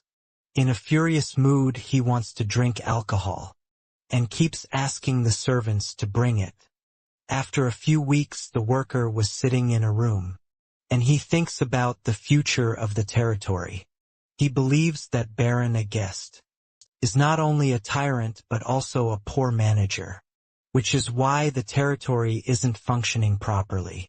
He finds it hard to believe that the Baron chose a knight to handle the mansion's repairs. Meanwhile, a knock is heard at the door, and Callie enters the room where the instructor sits. He informs him that he has returned from training, and will now be helping them. The instructor asks him to take a break, as it is a religious day, but he refuses while saying he prefers to work. Our guy is accompanied by the small wolf he adopted. The instructor notices the wolf and asks its name. He tells him it is called Rovo, who looks more like a fat dog than a wolf. He tells Callie that once his training is complete, they can go together. Callie then goes for a walk with the little wolf. Callie trains as usual in the forest, while thinking about how Kijo and Torres have gained more strength. Meanwhile, Rovo focuses on the strange sounds coming from the forest. He soon realizes that it is not the wind, but the bushes that are shaking. Our boy has already sensed the presence of something. Earlier, he is then shocked to see a large bear standing in front of him. It is unbelievable to him, as the bear appears small but radiates power. He thinks the bear looks weak, but as it approaches, he finds it impossible to escape with his injured leg. The wolf stands by his master and growls loudly at that. Our dude considers the wolf better prepared than himself, and regrets not bringing his axe. The bear begins to growl loudly. He decides to trust his fists and skills. The bear attacks with primitive fury.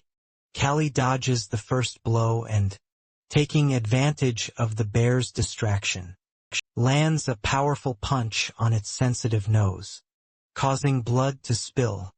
Rovo watches the bear intently growling in response. Kelly then delivers another strike to its jaw. A powerful blow that further enrages the bear. It immediately attacks him, while tearing through his clothes with its claws. Our dude, on the other hand, prepares to face another powerful blow. Meanwhile, the captain sleeps peacefully in the hut. The evening is cold outside. Suddenly a sound wakes him up, and he goes to check what is happening outside. He holds his axe and opens the door of the hut. He steps outside. He is completely speechless to see our dude, standing there with torn clothes and covered in blood. Our dude softly mentions that he was worried, because the instructor had not opened the door for a long time. The instructor immediately asks about his wounds. He responds that they will be having bear stew for dinner, because he has killed it in the forest. The instructor is shocked to hear this, and then his eyes fall on the bear lying on the ground. The news of Callie killing the bear spreads quickly. The workers discussed that the bear did not look like a fully grown adult, but it was not weak either. They also realized that capturing it with bare hands would have been impossible. Some consider it a lie or a rumor, but other loggers, who are familiar with Callie's strength, believe it immediately. They have seen him training in the forest during the harsh winter, while using only his fists to break many trees. As the winter season comes to an end, the Adjust estate becomes full of life. The people discuss the arrival of the lady, and the gates are open to welcome her. Carriages carrying bags full of salt and wool enter the estate. Azealia arrives and inquires about her father. A knight replies that he is in the mansion. She then realizes that after such a long time away, he has not come to meet her. While she stands there thinking, a woman and a child pass by. They are happy to see her back in town. The little boy smiles at her, and a bandage covers his nose. While looking at him, she hopes to meet our boy soon. Callie inquires about Azalea's return, to which a worker responds that she has arrived, and is much more talented now. He also mentions that a party will be held at the mansion to celebrate her arrival. He thinks about having meat for dinner, which will be a welcome change from the usual bear meat. Callie then tells Rovo that it cannot accompany him to the mansion, but promises to bring it some food. During dinner they enjoy a variety of delicious dishes. As they are eating, a knight arrives, and informs Callie that Azealia has called for him. Baron, a guest, encounters him, and is pleased to see him after such a long time. Azealia asks about the condition of his leg, and he replies that he does not feel uncomfortable, although it has not healed yet. At that she thinks that it is impossible to feel comfortable with an injured leg. She then shares her story of success. She explains how Count Joseph created hurdles for her, which angers Baron, a guest.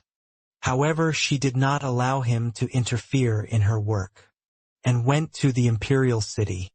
In the Imperial City, she faced no pressure from Count Joseph, and found it easier to purchase supplies. Baron, a guest, is pleased to hear this, knowing that the Imperial region possesses strong military power. Zilia then mentions an interesting story, which is why she has called our hero there. She talks about a famous doctor in the Imperial City, who served as a family doctor, and was known as the God Doctor. He is highly skilled in reattaching limbs. Baron Aguist realizes that, if he can perform limb amputations, he must indeed be an imperial doctor. However, he doubts that an imperial doctor would treat a noble from the Aguist kingdom. Azealia reassures him that she knows the imperial family, and if she asks them, they will arrange treatment. She adds that during battles, When Imperial soldiers are injured, they are welcomed by this doctor. She has therefore decided to take the boxer with her, while making her father see her as a blessing. Meanwhile, our dude thinks about the treatment for his leg. He asks Azealia about it and she replies that she will do her best to make it happen. However, since meeting the Imperial family is not possible for her, she hides the real reason behind her efforts. At the training camp, young fighters continue their training, while Callie remains preoccupied with thoughts of his legs healing. Then Nixer approaches him and asks for his thoughts on a trainees who are preparing for the match. Callie pauses while trying to grasp the question. The instructor reminds him that there will be a test for the boxers tomorrow, and mentions two candidates, Takyen and Shram. They compare both fighters. Takyen possesses incredible flexibility and speed, while Shram has powerful muscles and a strong desire to win. Kali realizes that the motivation to return home is a great driving force. Coach does not understand why Callie seems upset, as he should be happy about the possibility of his leg healing soon. Later, lying in his room, Callie wonders if such an operation is truly possible. He recalls his condition after the fight with Ogre, while remembering how luck rather than medicine had helped him recover back then. Doubts creep into his mind, while making him feel that healing his leg might just be an empty dream. However, he strengthens his resolve and decides to stay optimistic, while knowing how hard Azealia is working for him. Kyo notices Callie hitting the table too hard and asks why. He tells him to leave the room and focus on training. However, Keijo replies that he will be taking the pugilist test tomorrow, so he plans to take a break. Callie is surprised by his decision and struggles to understand his motivation for participating in the test. Kyo explains that it is the only thing he can do, while playing with the baby wolf and finding it cute. He asks Callie if he will be participating in the match. Our boxer does not respond, and is left wondering why Keijo feels the need to do this.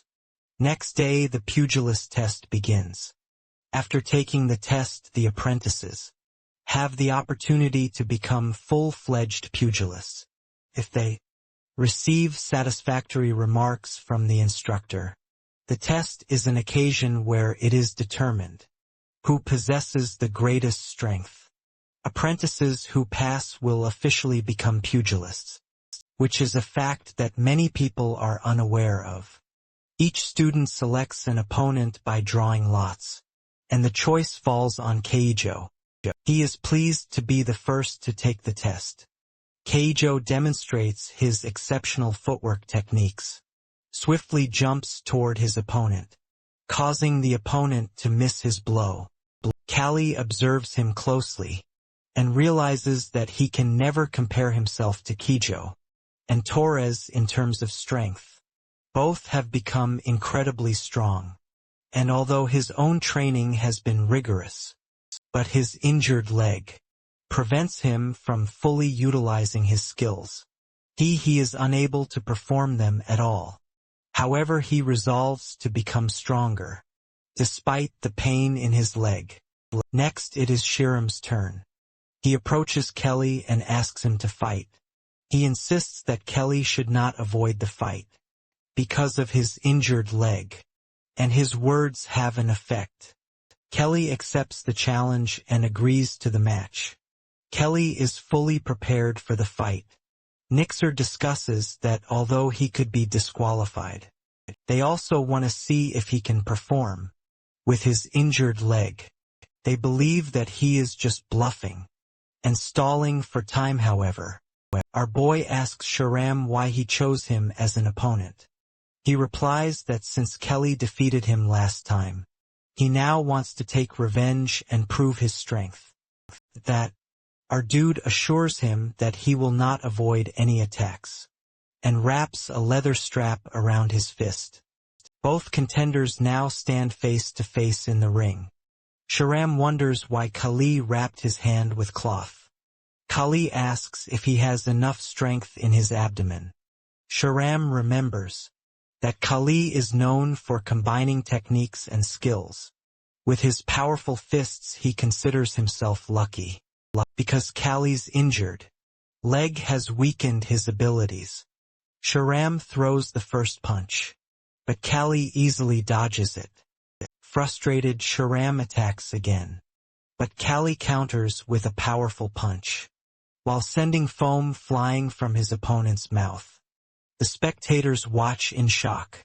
Meanwhile, Torres observes the match and wonders when Kali gains such strength in his fists. Meanwhile, he continues to land devastating blows with his wrapped fist, and the opponent collapses to the ground.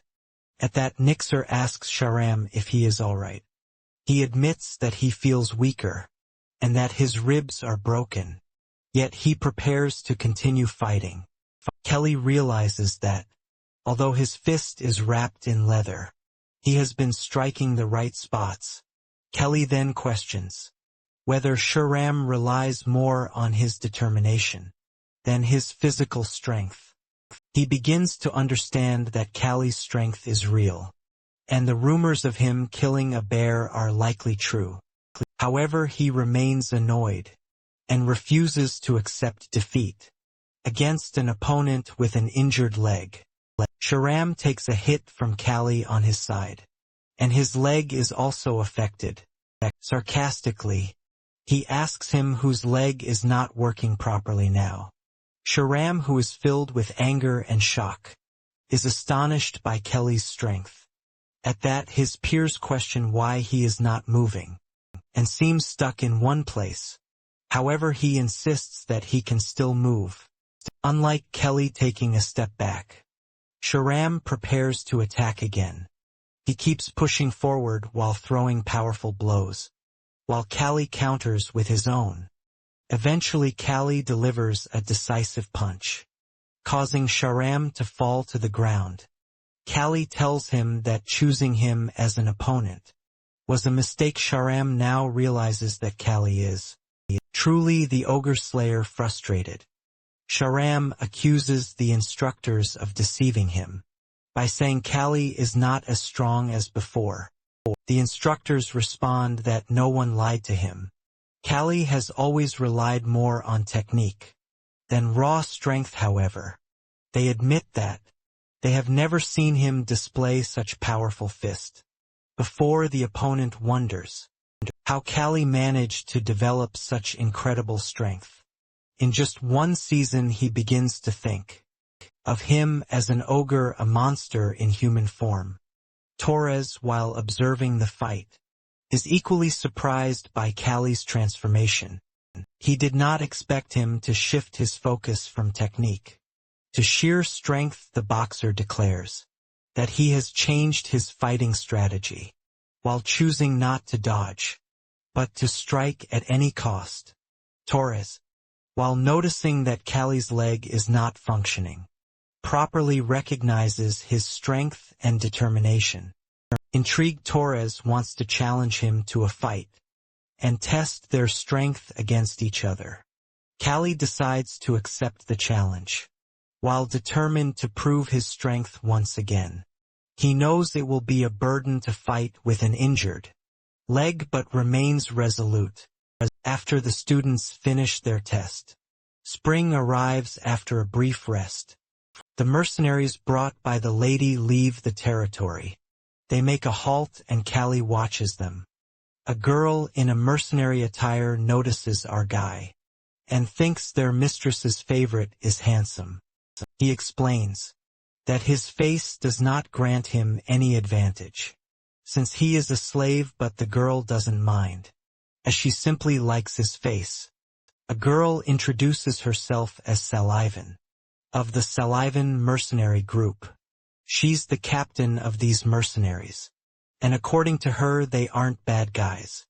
Our guy tells her his name, and Sullivan has already heard about him. She asks if he is the one who killed the bear. One of the soldiers calls the captain. To help set up the tent, Callie offers to help. But Sullivan, aware of his leg problems, refuses. At this moment, Azealia approaches and asks our guy about some important matters. He mentions that everyone knows about his health issues, and that he shouldn't strain himself to assist the mercenaries. Callie realizes that Azealia is also responsible for spreading information about his condition. She tells him that they can't leave his inconvenience in the past, and instructs him to follow her, while warning him to be ready for what happens next. Callie widens his eyes in surprise, and Azealia smiles, saying they will have dinner together. As they walk, Azealia explains that the mercenaries are very young. Most of them are teenagers, and the oldest is 20. No group of mercenaries would typically follow a young girl like Azealia. Additionally, there is a belief that having a woman as a captain brings bad luck. Callie strongly denies this notion, but myths like these persist. Azealia shows her desire to team up with young mercenaries who were similarly disregarded because of their age. Inside of the tent, our guy brings food, and Azealia insists he have dinner with her. Callie feels embarrassed about the situation. Azealia asks his purpose to fighting. Callie replies that like any other slave, he fights to gain freedom. Azealia doesn't believe him. She notes that Callie is different from other slaves, suggesting he could run away or find himself in a better situation. Callie has no response. Azealia continues, saying that she doesn't understand why Callie still wants to be a boxer. She argues that his life won't fall apart if he quits wrestling. She then asks if he had to choose between a healthy leg and freedom, which would he pick? Callie dislikes the word if, and directly says so at that. She then tells him that if he stops ignoring his injured leg, she will convince her father to set him free. Callie, however, doesn't care about freedom. He only wants to prove that he is the strongest by winning one match after another. He prefers seeing defeated boxers lying in front of him more than having gold, silver, or jewelry. So he chooses a healthy leg over freedom. Azealia ends the conversation, tired of the discussion, and leaves the tent that night. As she goes to bed, she thinks Callie is a fool. She believes that when he falls in love someday, it will be too late because he wasted his life fighting. Later, Sullivan stops Callie and notices he looks gloomy. She assumes it's because of his leg, and reassures him to be patient for a little longer. Soon they will head to the free city of Corin. Callie has never heard of Corin, so Sullivan explains that it's a city without hereditary lords. It's a special trading area, where the lord is elected by the people. Rich traders spend enormous sums on election campaigns, and activities like bribery, kidnapping, and even murder occur behind the scenes. Despite this, the city appears lively and beautiful. Upon entering Corin, Azealia undergoes security checks. Senior officer reviews her documents, which state her stay is for 7 days, but can be extended at City Hall. Callie's wolf scares the guard, who understands that it is a wolf. Kelly assures him that it's a dog, likely a wolf hybrid, as wild animals are prohibited in the city. Kelly instructs Rovo to bark, but it refuses despite this. The guard lets them pass. Sullivan laughs at that, amused that Callie can lie so convincingly and pass off a wolf as a dog. After the group moves on, the guard ensures everyone has left, and informs another guard that people from the Adjust family have entered the city. The Korean city is very lively, with many smiling people on the streets.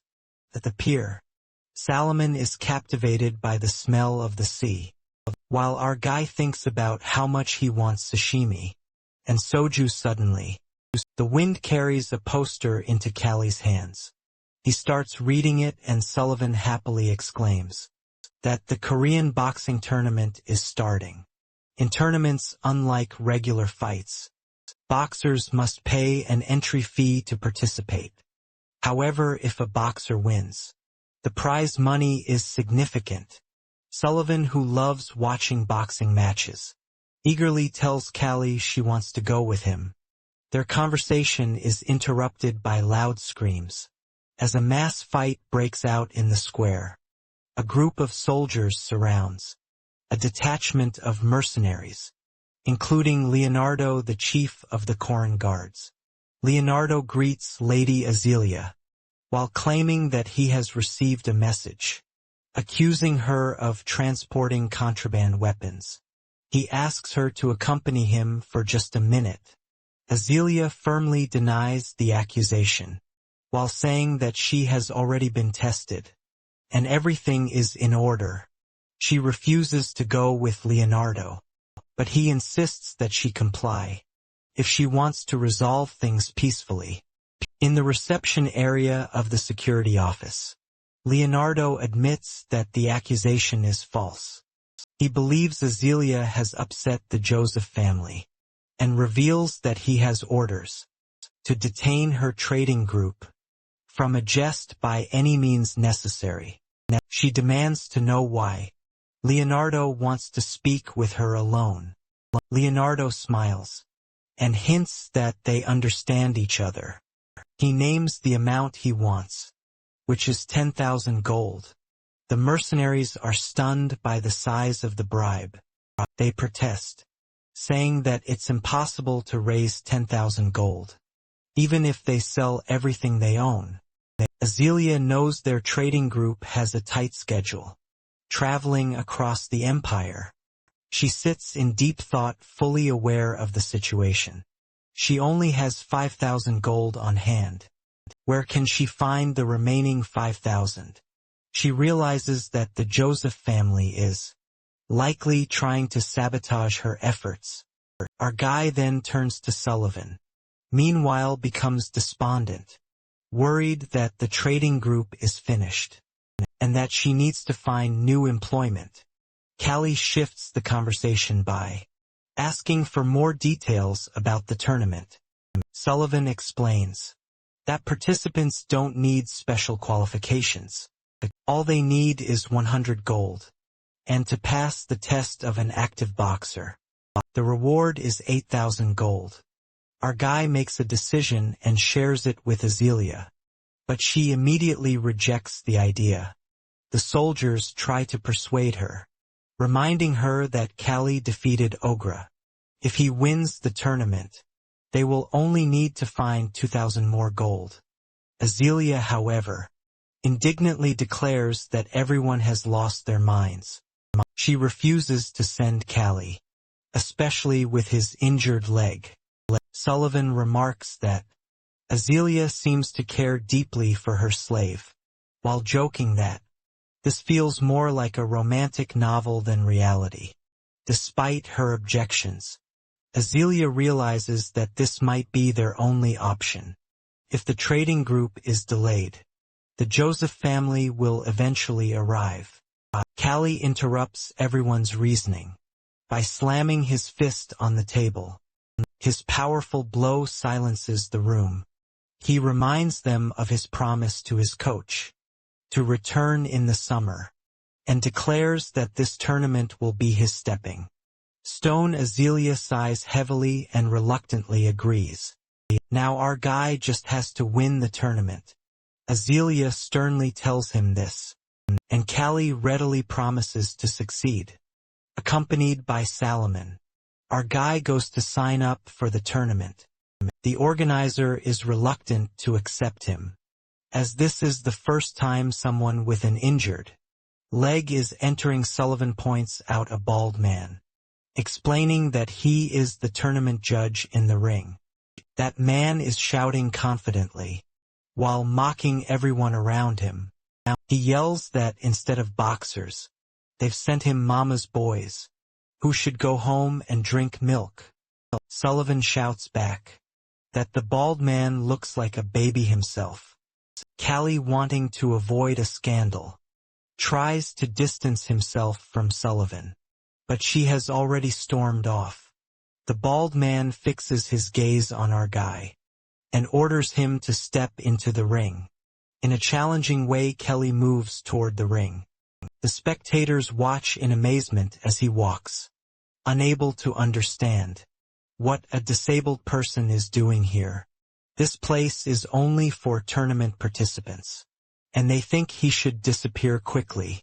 Kelly steps up to the judge and shows his pass, proving he is a participant and has every right to be there. The judge struggles to process the news. What times are these, when even boys who can barely walk want to participate in boxing matches? The bald opponent thinks to himself that he will teach Callie a lesson. Callie steps into the ring, clenching his fists tightly, his gaze filled with determination. Meanwhile, Sullivan, hiding nearby, watches the scene unfold. She wonders if Callie is really an ogre slayer.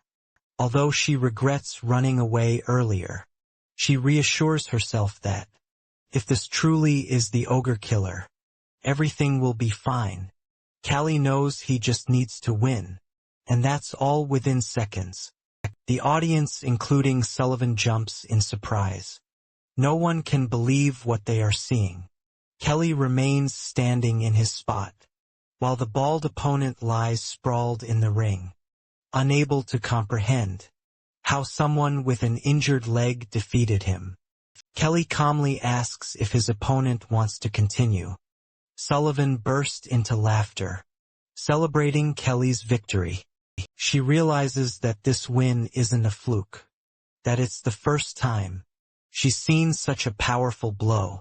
However, Kelly isn't as optimistic, while attributing his success to his opponent's carelessness. Calvin argues that lowering an opponent's guard is a skill in itself, and calls Callie magnificent. Suddenly she looks at Callie with her inner vision, and sees his aura. He realizes it is nothing like the aura of a slave. It is bright and dazzling.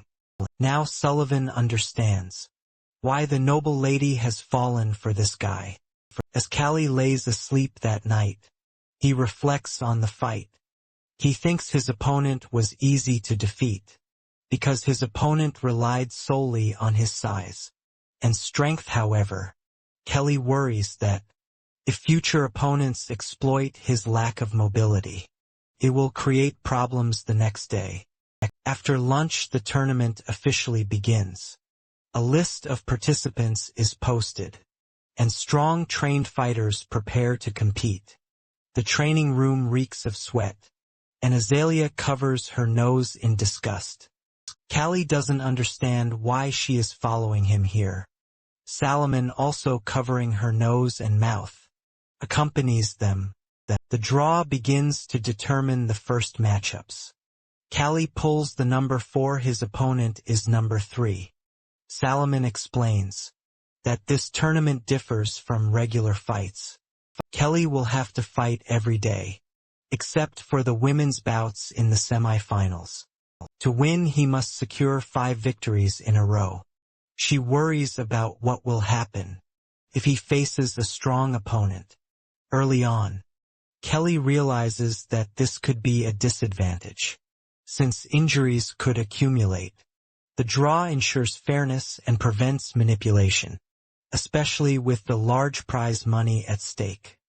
As they talk, numbers 1 and 2 are called onto the stage. The 2 boxers lock eyes, their gazes filled with tension. Then numbers 3 and 4 are told to prepare.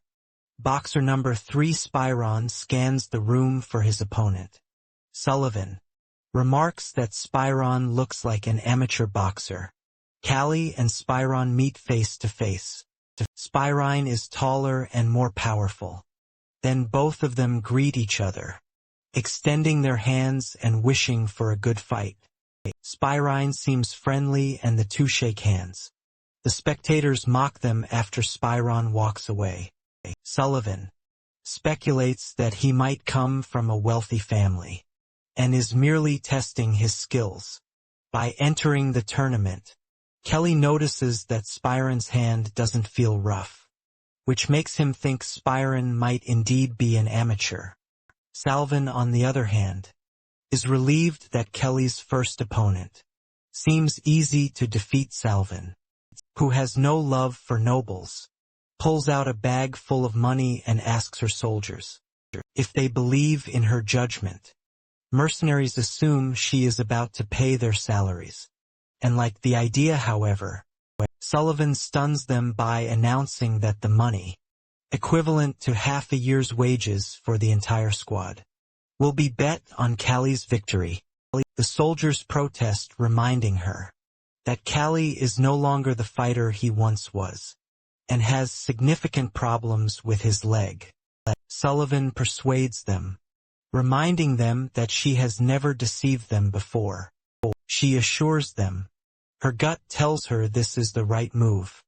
One mercenary raises his hand, agreeing with her, stating that without their captain, he wouldn't have survived as a mercenary. Gradually, more mercenaries raise their hands in agreement.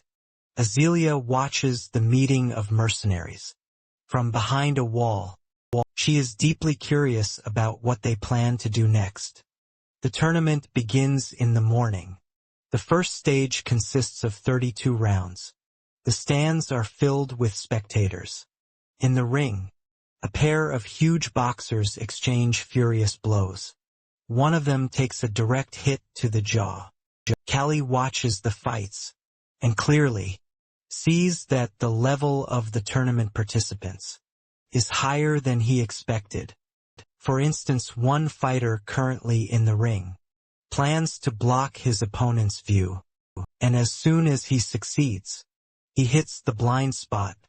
In modern boxing from Callie's past life, this tactic is basic knowledge for all boxers.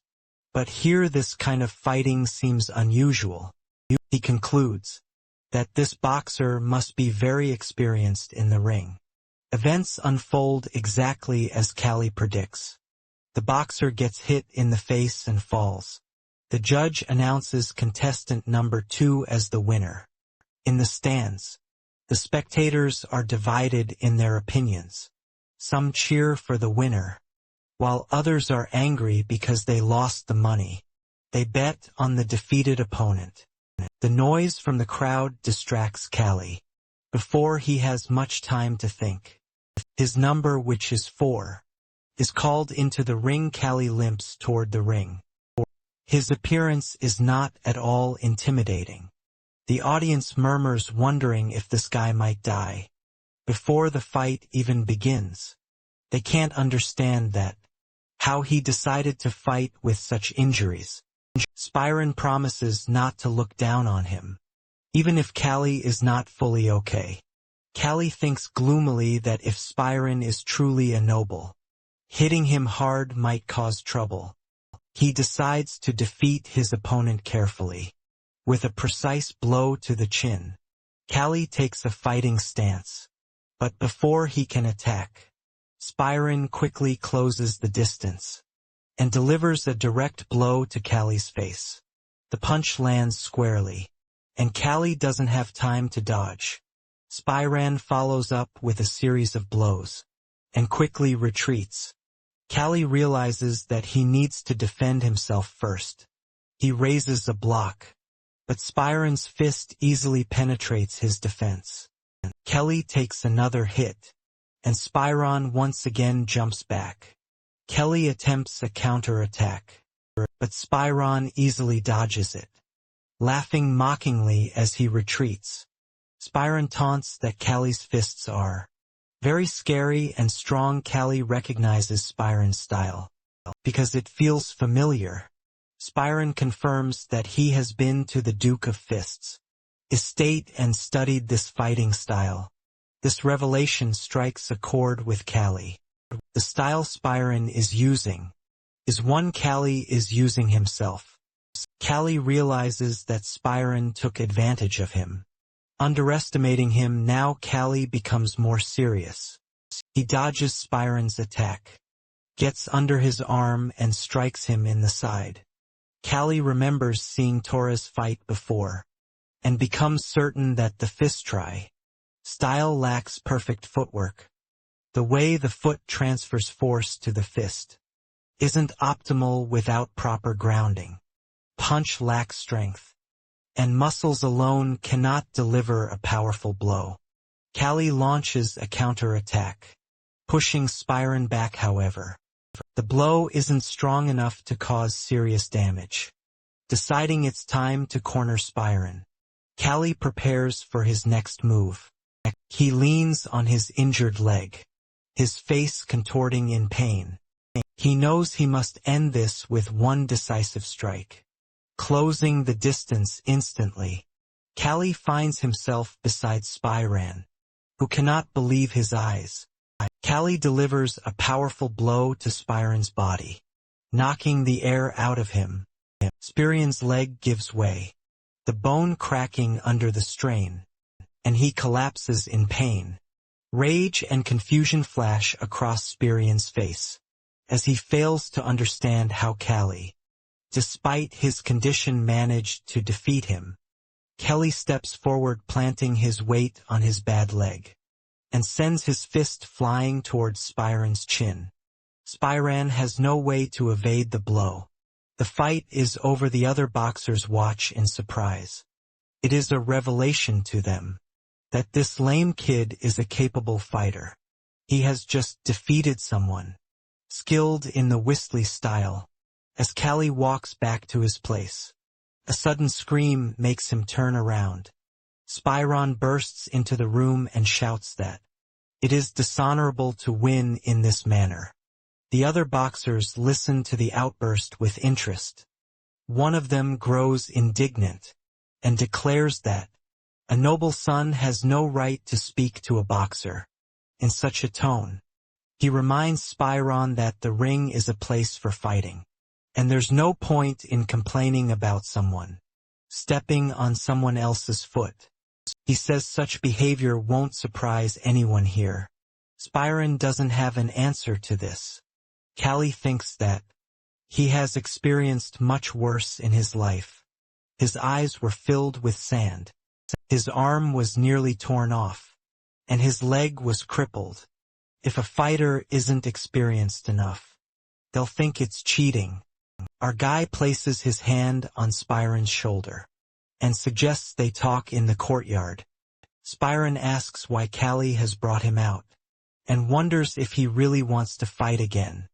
Callie tells him that if they fought on the street, Spyron would already be dead. Spyron responds manfully, saying that the boxer Vice recognizes Callie's skills.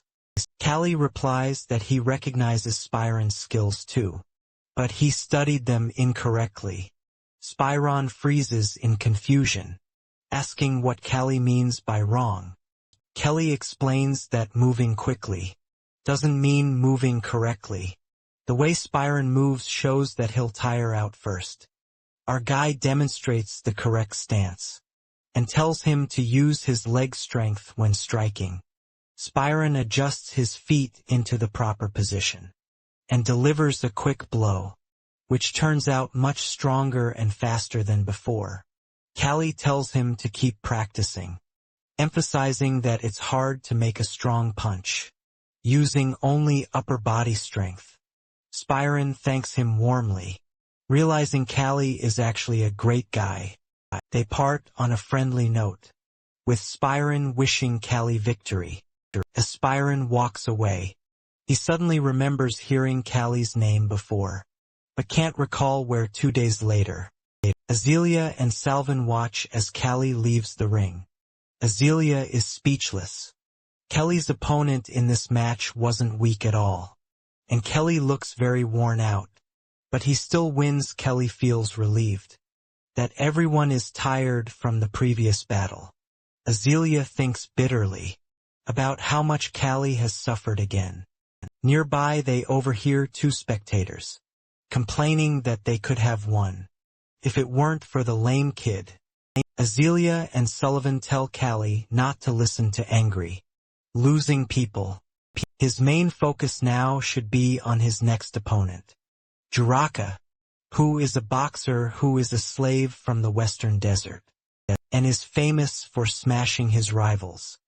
Callie and the girls watch Jiraka's fight from the stands. Sullivan explains to Azealia that Jiraka can become a free citizen if he continues drawing large crowds as a boxer.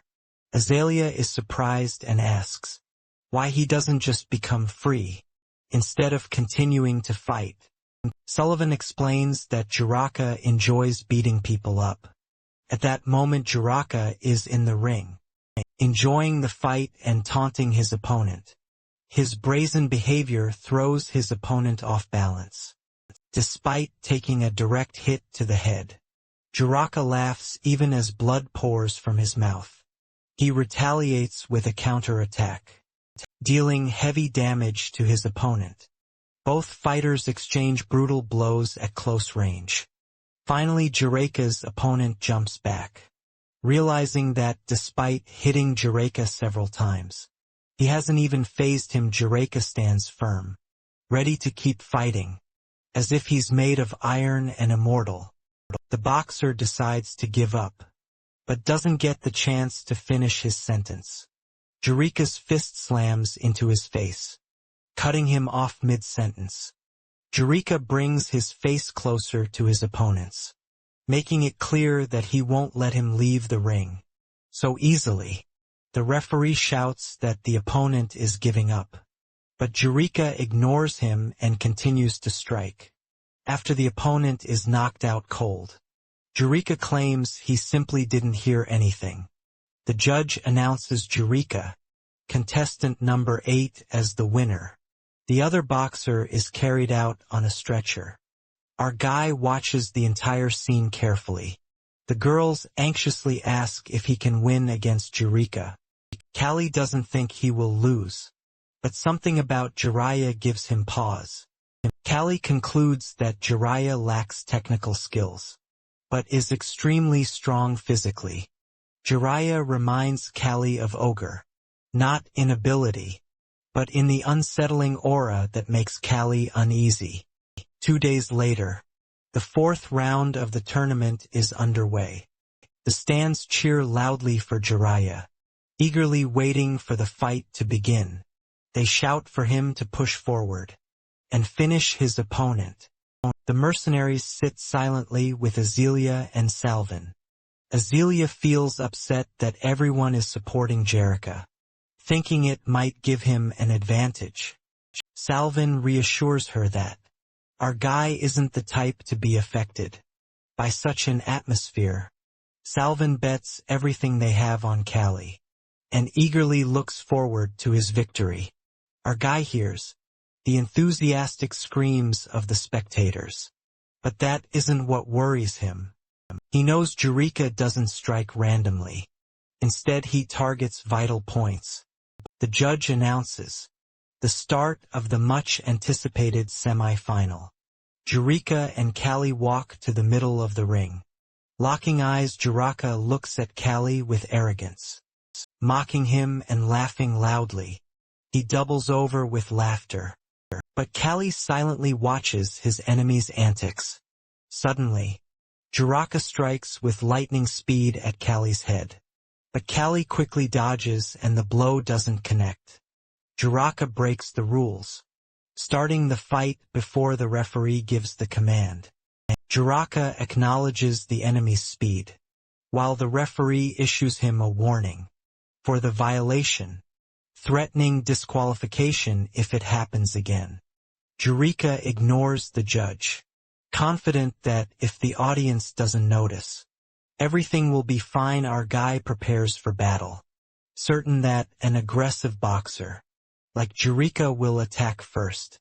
Jericho strikes, but Callie dodges, slips under his arm, hits him in the stomach. and then lands a crushing blow to Jericho's face. Blood gushes from Jericho's mouth as he doubles over in pain and crashes to the ring floor. Callie remains standing over his opponent's body, delivering his strongest blow yet. The crowd erupts into screams. Some cheer Callie for fighting like a real boxer, while others scold Eureka for losing to such an unimpressive-looking guy.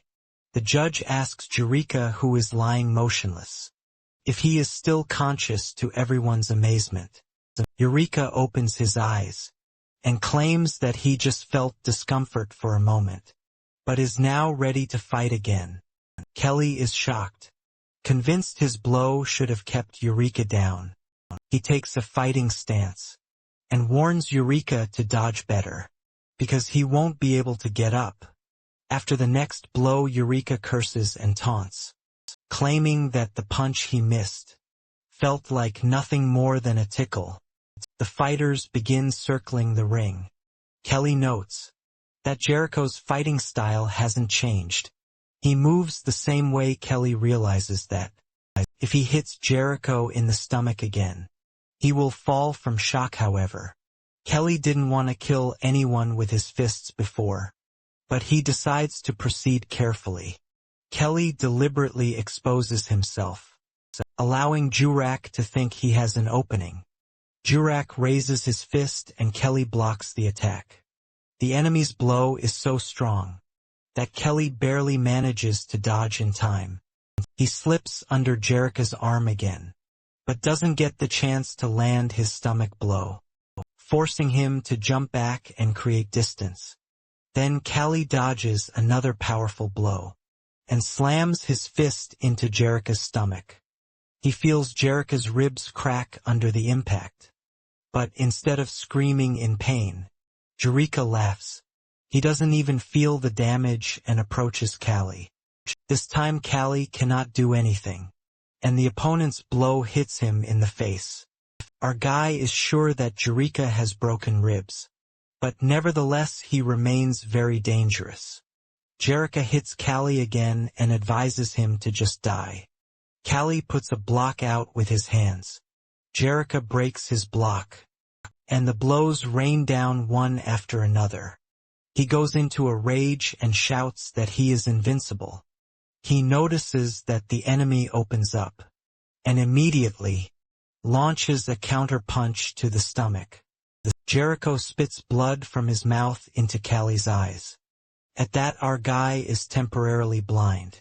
He cannot see the enemy's fist rushing toward his face. Neither block nor dodge properly can kill Callie. He can only tilt his head. He flies to the far end of the ring.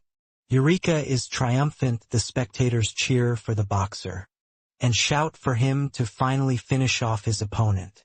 Salomon and Azealia sit in intense silence. Sullivan tries to cheer herself up, but she is having trouble doing it. Our guy lies motionless in the ring. He continues to analyze the fight and sees that his opponent finishes by punching the opponent in the chin. Just like last time, fortunately, Callie bows his head and dodges. At this time, Jericho is raging in the ring and yelling that he has an immortal body and that he is different from those whose bodies are crippled. Our guy rises to his feet and says, while wiping the blood from his eyes, but Jiraiya's body is already broken in several places, and he doesn't have any immortal body. Kelly adds that he will prove it when he finishes him off. Our guy abandons all planned strategies for this fight. He stands in front of his opponent and clenches his fists tightly, leaning on his leg. He decides to simply hit Jiraiya with all his might. He needs to keep his leg from cramping. He raises his fist. His opponent is sure that no tactic will work against him. Callie carries out a blow and grabs the opponent's hand, which is against the rules. Thus he prevents him from counter-attacking. Jericho doesn't understand what happens at first. This little brat takes him by the hand and does it so quickly that the spectators do not notice anything. Kelly strikes another blow to the enemy who dodges. Kelly's leg gives distress signals. But the guy does not pay attention to it. He only leans harder on her. Another blow distorts Kelly's face. When he performs this technique, Eureka fires a monstrous blow into the stomach. Blood pours out of Kelly's mouth again. Kelly jumps back to a safe distance and looks at his opponent. Eureka grins through his bloody mouth. He understands the boxer's weak point, which is his leg. This is how he needs to act. He clenches his fist to the loud roar of the spectators in the stands and walks toward his opponent, continuing to laugh at that. Our guy waits for the attack. His face is inscrutable, but his leg pain is already unbearable. Still laughing, Jerica approaches our guy. He does not take a fighting stance and does not block. The judge sees something strange in the boxer's behavior. Our guy pushes Jerica in the chest with his palm, and he lies down in the ring without resistance. There is a bloody smile on his face. The scene then shifts back to 7 years ago. In the western desert, 15-year-old Jericho is working in a quarry. A large stone falls down where he is working, and the boy is hit by this stone. 3 days later he opens his eyes, and feels as if he has received God's blessing. He becomes stronger than anyone else, and his body no longer feels pain. He beats up the overseers and leaves the western desert. Then comes to Corin. Now he is the strongest, invincible, chosen one of the gods. The said strongest, chosen one of the gods lies in the ring, and the judge feels his pulse. After a few seconds, he announces that Jericho cannot continue the fight. The winner is Callie. Although our guy always says his name correctly, everyone calls him Callie. He is tired of correcting everyone, so he simply raises his hand up. This fight is hard for him. The stands erupt in cheers, and everyone repeats the name of the winner. Azalea, on the other hand, cannot hold back her tears, although she assures everyone that she is happy. Sullivan tactfully pretends not to see the lady crying. Spyron also watches the battle. Suddenly he remembers where he heard the name Callie. This is the ogre killer, which stuns the guy. The next day, at the place where he is settled, Callie and a group of mercenaries shout. Callie is resting after the battle, and cannot understand who is yelling like that. A crowd of people comes to greet the famous ogre killer. People admire the boxer. Callie really doesn't want to be recognized. Now everyone knows who he is. Meanwhile, somewhere in the back alleys of Corin Volton, a pugilist participant in boxing matches, does not believe that the lame man is the ogre's killer. His comrades say that Volton himself saw how the guy defeated Jiraka. The guy can't be ignored. Besides, Volton himself will not be able to stand up to G. So, how will Volton hold up against the one who defeated Jiraiya? Out of anger, Volton pulls out a knife and puts it to the man's throat. He immediately apologizes profusely. Volton orders him to find a couple of efficient guys. If he wants to win, he needs to come up with the perfect plan. For example, cutting off a scoundrel's leg. I advise the same thing to Callie, the doctor to whom Sullivan takes him. The bandit and the doctor have the same thoughts. Kelly really doesn't like the treatment method. The doctor says that it is impossible to heal the knee. The broken bones are digging into the flesh. Just cut it off. The good doctor arms himself with a cleaver and promises that it will only hurt a little, and not for long. Sullivan and Kelly roar viciously at him, because tomorrow Kelly has a boxing match. The doctor is surprised to learn that his patient is a boxer. He beats people but ignores medicine. He takes the guy's injured leg and splints it, but still does not give up the thought of cutting it off. In addition, he gives a strong medicine that could help Callie feel no pain and last the entire fight. As they are leaving, the doctor calls Sullivan. He says that he offered to cut off the guy's leg. For a reason, he is a good surgeon. He has cured a lot of people and knows what to do. Our guy says that nobody can cure his leg. Sullivan asks if he knows about the Imperial God. The doctor replies that he has often heard about him, and even knows his name but now has forgotten his name. Sullivan taunts him, asking if he has dementia. Callie TWA the next day before the tournament final. Our guy sits waiting for the fight. His leg feels much better. The guards are calm because there is only one person sitting in the waiting room, and there is no need to ensure that the boxers do not fight each other ahead of time, so they decide to leave their place and go eat. RG has the visitors as Salvin and his wolf cub. Rovo come to meet him. The puppy is so fond of Callie.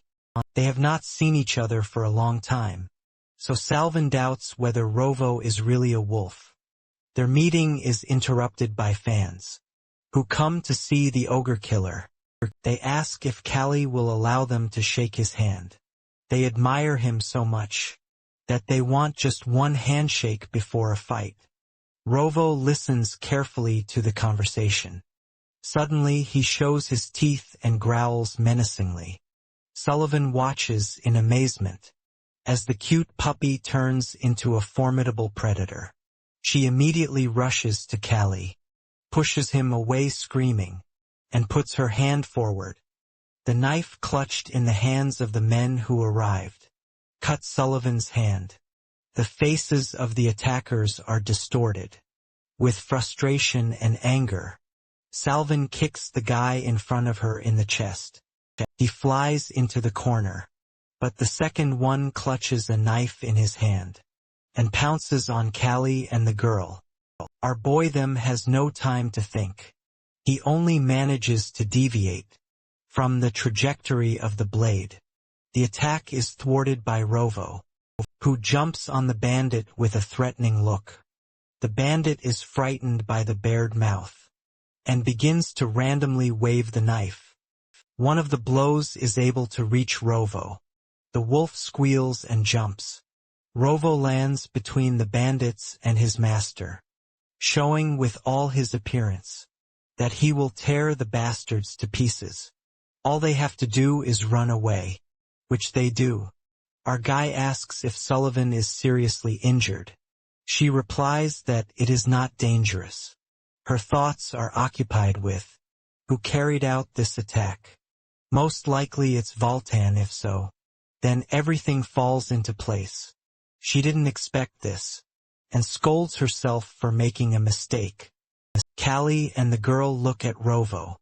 He is lying on the floor. Our guy is very worried. But Sullivan looks at the wound and says that it is just a scratch. She advises Callie to focus on the fight. After all, she bet all her money on him. Not only this but also her retirement. Kelly knows this very well and promises that he will return victorious. He is ready to fight in the finals. Later, inside the ring, Voltan's eyes widen when he sees our guy alive and unharmed. His plan didn't work, and this bastard is completely fine. This unsettles Voltan. When the boxers come to the center of the ring and make eye contact, Kelly notices Voltan's reaction to his appearance. He immediately realizes that everything that happened was his doing. Kelly is very angry. Then the referee gives the command to start the fight, and the boxers take fighting stances. Meanwhile, Voltan assesses his opponent. He is shorter than he thought. In addition, he noticeably limps on one leg. Voltan throws a left hand, and Kelly doesn't have time to dodge. His defense weakens, which doesn't escape the attention of his opponent. Voltan sees weak points in our guy and now is sure that he will win. He throws a straight right to the head of Callie. But Callie blocks it and interrupts the enemy's attack. Blocking Voltan's hand, Kelly addresses him by name, and his tone does not bode well. On the other hand, Voltan has no intention of engaging in conversation. He jumps back and tries again. With a straight right punch, Kelly blocks it with his hand again. All of Voltan's attempts to attack seem to be unsuccessful. Kelly leans on the stone wall. Voltan loses his calm and becomes agitated. His attacks become erratic. He puts all his strength into the blow and tries to hit his opponent. Our guy immobilizes the enemy's hand with an instant blow and slams his fist right into Voltan's open mouth. In surprise, then Callie unclenches his fist. Voltan cannot move from the pain, and Callie tears out all of Voltan's teeth. Teeth fly into the ring. Voltan covers his face with his hands and staggers to the corner of the ring. Kelly promises him that Voltan will never be able to eat meat again. As Kelly unclenches his fist, he rips out all of Voltan's teeth. Blood pours from Voltan's mouth as he becomes demoralized and tries to surrender. But Callie, who was fueled by fury, ignores his pleas and continues his relentless assault. Voltan struggles to defend himself, but his injured hand fails him. Blow after blow, Callie's powerful fists strike with unrelenting force. Finally, with one last mighty punch, he tossed Voltan out of the ring. For a moment the crowd falls silent, while staring in shock at the scene before them. But soon horror spreads across their faces as they take in the brutal match. Voltan lies motionless on the ground, and completely defeated Judge, while seeing Voltan unable to continue, raises his hand and declares, "Our boy the winner." He stands tall in the ring, being victorious. Just then a sharp pain shoots through his injured leg, and frustration fills him.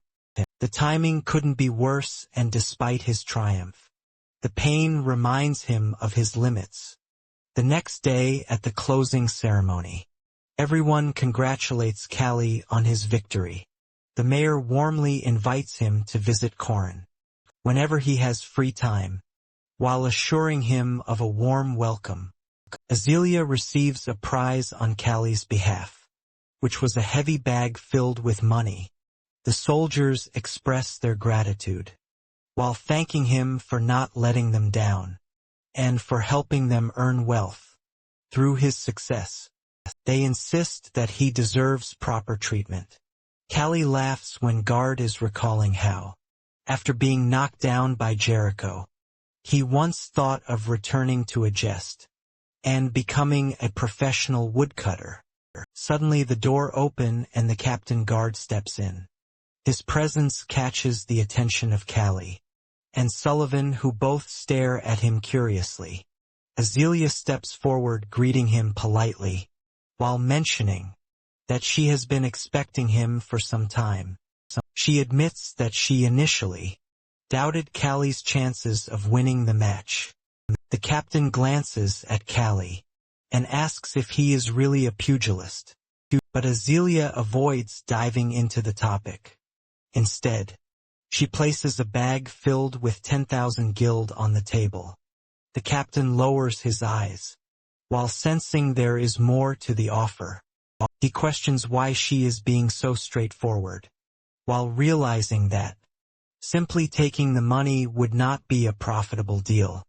For him, he reflects on how he had bet on Jiraiya, while believing him to be the strongest, unaware that Callie, who was known as the Ogre Slayer, would be his opponent. Had he known, he would have placed his bets differently.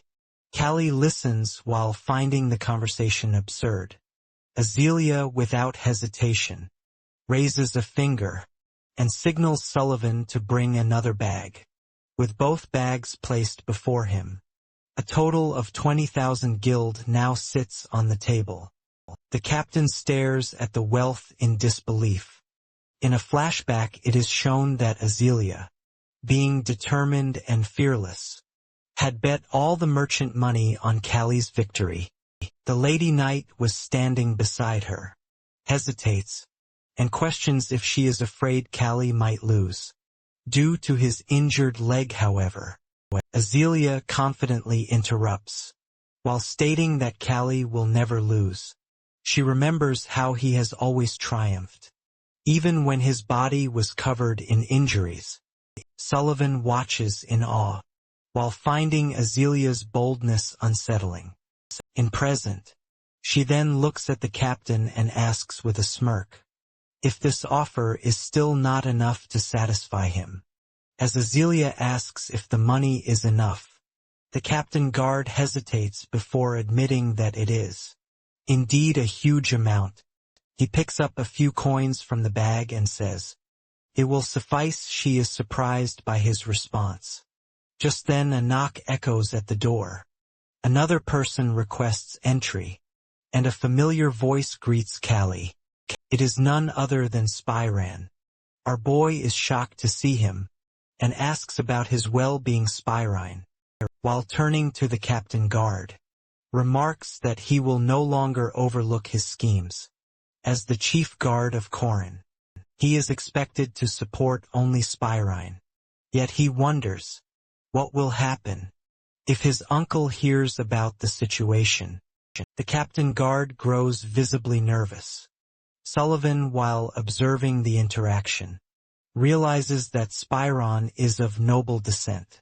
Spyron, with a smirk, comments that he is being too neat to be a boxer. He expresses his curiosity about how a boxer, with an injured leg who had been inactive for so long, is now competing again. He then reveals that he used an alias to participate in the tournament, introducing himself by his real name, Lorvin Karina. He explains that his uncle is the head of Corin. The knights are taken aback by this revelation, while realizing that Lorvin belongs to the prestigious Karina family, one of the founding families of Corin. Captain Guard, while sensing trouble, decides to take his leave. Before departing, he tells Lorvin about his plans to bet on Callie next time, but Callie, who was still irritated, shows no interest in his words. Lorvin then listens, as the entire situation with Count Joseph is explained to him. Understanding the challenges faced by a jest, he decides to offer his support. However, he warns Azealia that the Joseph family might retaliate by raising the prices of their goods. But despite this, he chooses not to interfere directly in their business affairs. Azealia, grateful for his assistance, expresses her appreciation. She realizes that with Corin's support, Count Joseph will no longer be able to harm a jest. Callie stands outside the room when Lorvin calls him over. Curious, he steps inside and asks the reason. He assures him that he can speak freely, and acknowledges his strength and worth. He admits that he has watched all of Callie's matches, and knows he is a true boxer. Callie, with a hint of amusement, reassures him that he has no intention of hitting him. Lorvin then reveals that he tried to buy him from Azealia, but she refused. Callie is surprised to hear this, and questions his intentions. Lorvin clarifies that he doesn't see Callie as a mere commodity, but believes his skills are being wasted in servitude. He wants to set him free, however. Callie responds calmly, while saying he is content with his status as a slave. He understands the risks involved, but to him his life holds meaning only through fighting. Lorvin is taken aback while struggling to comprehend why Callie values battle over freedom. Our dude explains that in his eyes, it is better to die fighting than to live with failure. Lorvin watches him in silence, while realizing the depth of his resolve. This time Kelly's guards are twice as many as before, thanks to Corin's support. Azealia realizes that entering the Imperial territory brings them many advantages. A worker mention. That they will soon reach the Empire's capital city. She keeps watching the road ahead. Eager to arrive, the weather is pleasant. When they finally reach the grand city of Macedon, Sullivan observes the surroundings and remarks that all the roads are paved, like those of an ancient city. Suddenly, Imperial troops appear and the gates open for them. The Lady Knight is amazed by their presence. Callie notices her expression and asks if she has seen them before. She nods and shares her experience. She explains that before Azealia hires her, she encounters bandits at that time. The Imperial troops are returning from a campaign, and she is fortunate to cross paths with the prince, which ultimately saves her life. Kelly is surprised to hear about the prince's involvement. Troops clear their path while allowing them to proceed. Azealia hands a letter to a soldier and instructs him to deliver it to Iskandar, who is the third prince. She then turns to Kelly and asks him to meet her in her room once they arrive. Upon reaching their destination, Kelly goes to her room, where the lady and her knights are present. She dismisses them, leaving only Kelly behind. Concerned, he suggests she rest, but she refuses instead. She informs him that Prince Iskandar will be coming to meet them soon. It becomes clear to Callie that Iskandar is the prince she mentioned earlier. Azealia reminds him that they have come all this way for his leg treatment. She instructs him to follow the prince's orders. Without question, finally, she warns him that if anything happens to her, he must remain still and silent no matter what. Callie feels disturbed by Azelia's words. He can't stop wondering about the cost of his treatment, and asks her directly. He knows that it's impossible for the prince to offer help without expecting something in return. However, she remains silent and simply informs him that Prince Iskandar has already arrived. Kelly asks her to wait. She finds his behavior disrespectful. She feels that it's pointless to have come all this way for his treatment if he's going to act this way. Frustrated, she reminds him that his only purpose is to fight and survive, while urging him to focus on that alone. Without another word, she leaves the room, leaving Callie surprised by her reaction. Moments later. Prince Iskandar enters and Azealia greets him warmly. The prince expresses his delight at seeing her, while mentioning that he has come. As soon as he heard of her arrival, he tells her that he has never forgotten her, even though they met long ago. At that, our boy observes the prince, and finds that he looks more like a pugilist than an aristocrat. The prince, noticing his expression, jokingly asks if he needs to use the toilet. Thinking Callie looks uneasy and foolish, Azealia then introduces Callie to the prince, who immediately recognizes him as the renowned ogre, slayer and an accomplished boxer. Turning to his soldiers, the prince announces his plans to host a grand welcome party for his guests at the palace. He declares that he can't allow Azealia, whom he refers to as his future woman, to stay in such a filthy place. Our dude is totally horrified by the prince's words, and keeps wondering what he means by future woman. As they travel to the palace in a luxurious carriage, the Lady Knight finally reveals the truth to Kelly. She explains that this is the agreement she has made with the prince.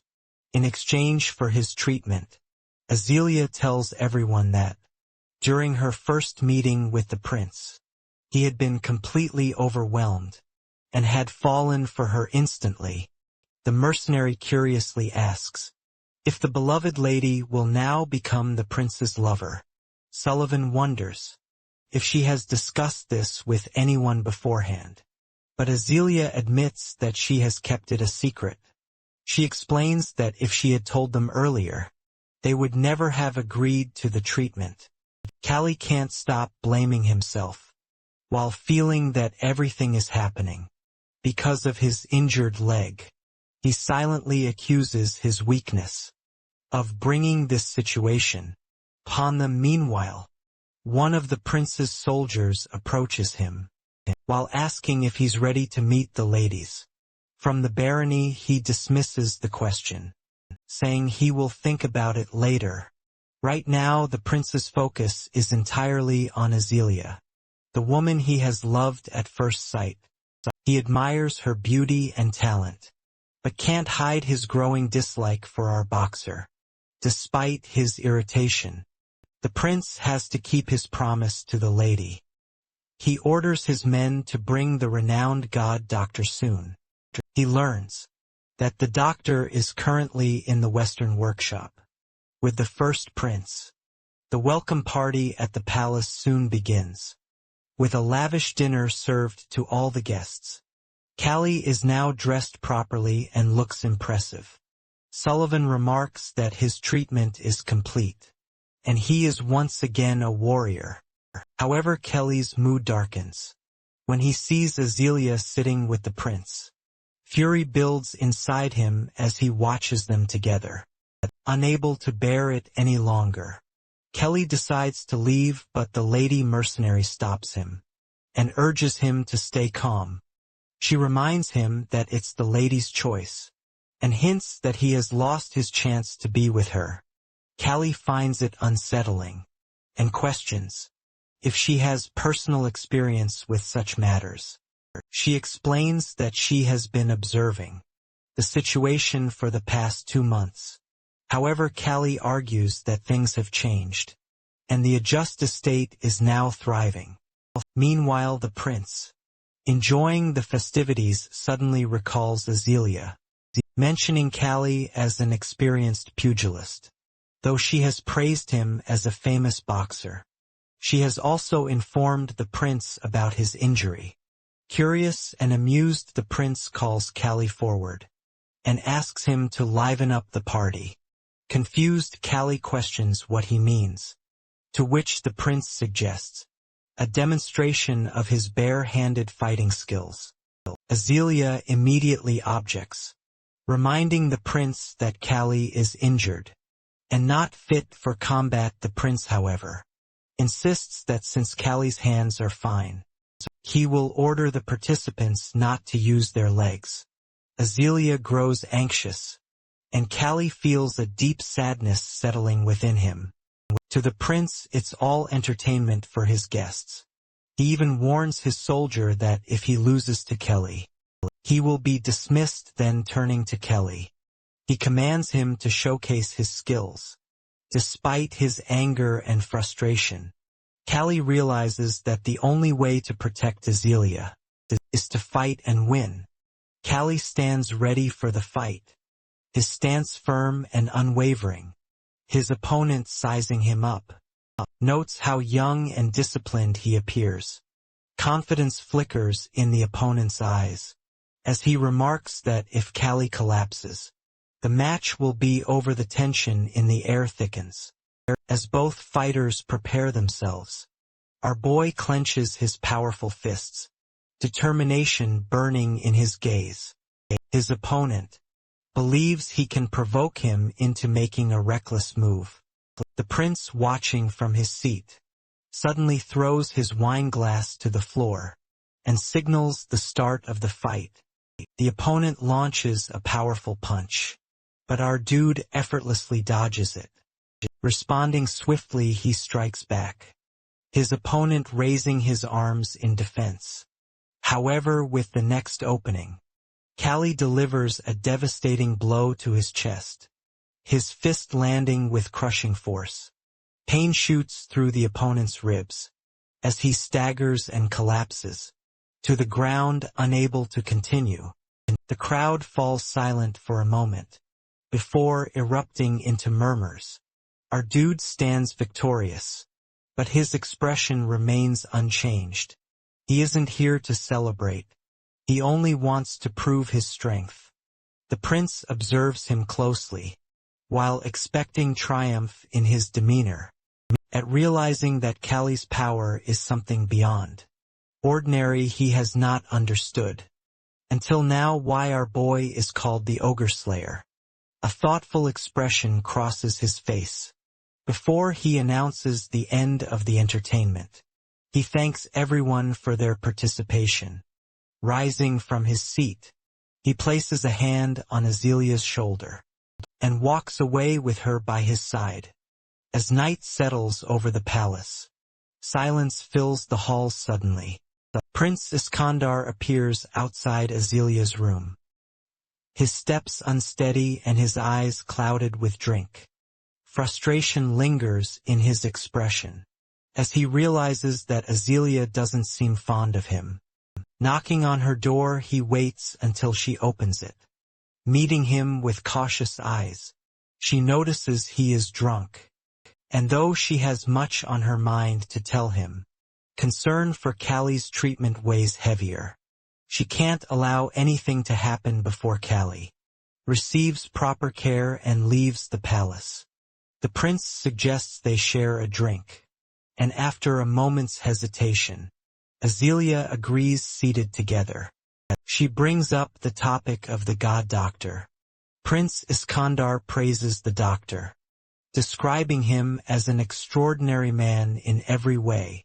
He mentions that the doctor is not only his father's trusted friend, but also the guardian of the first prince.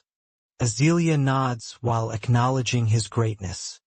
With hope in her eyes, she asks if the doctor's expertise will make Kelly's treatment easier. At this, the prince's expression darkens.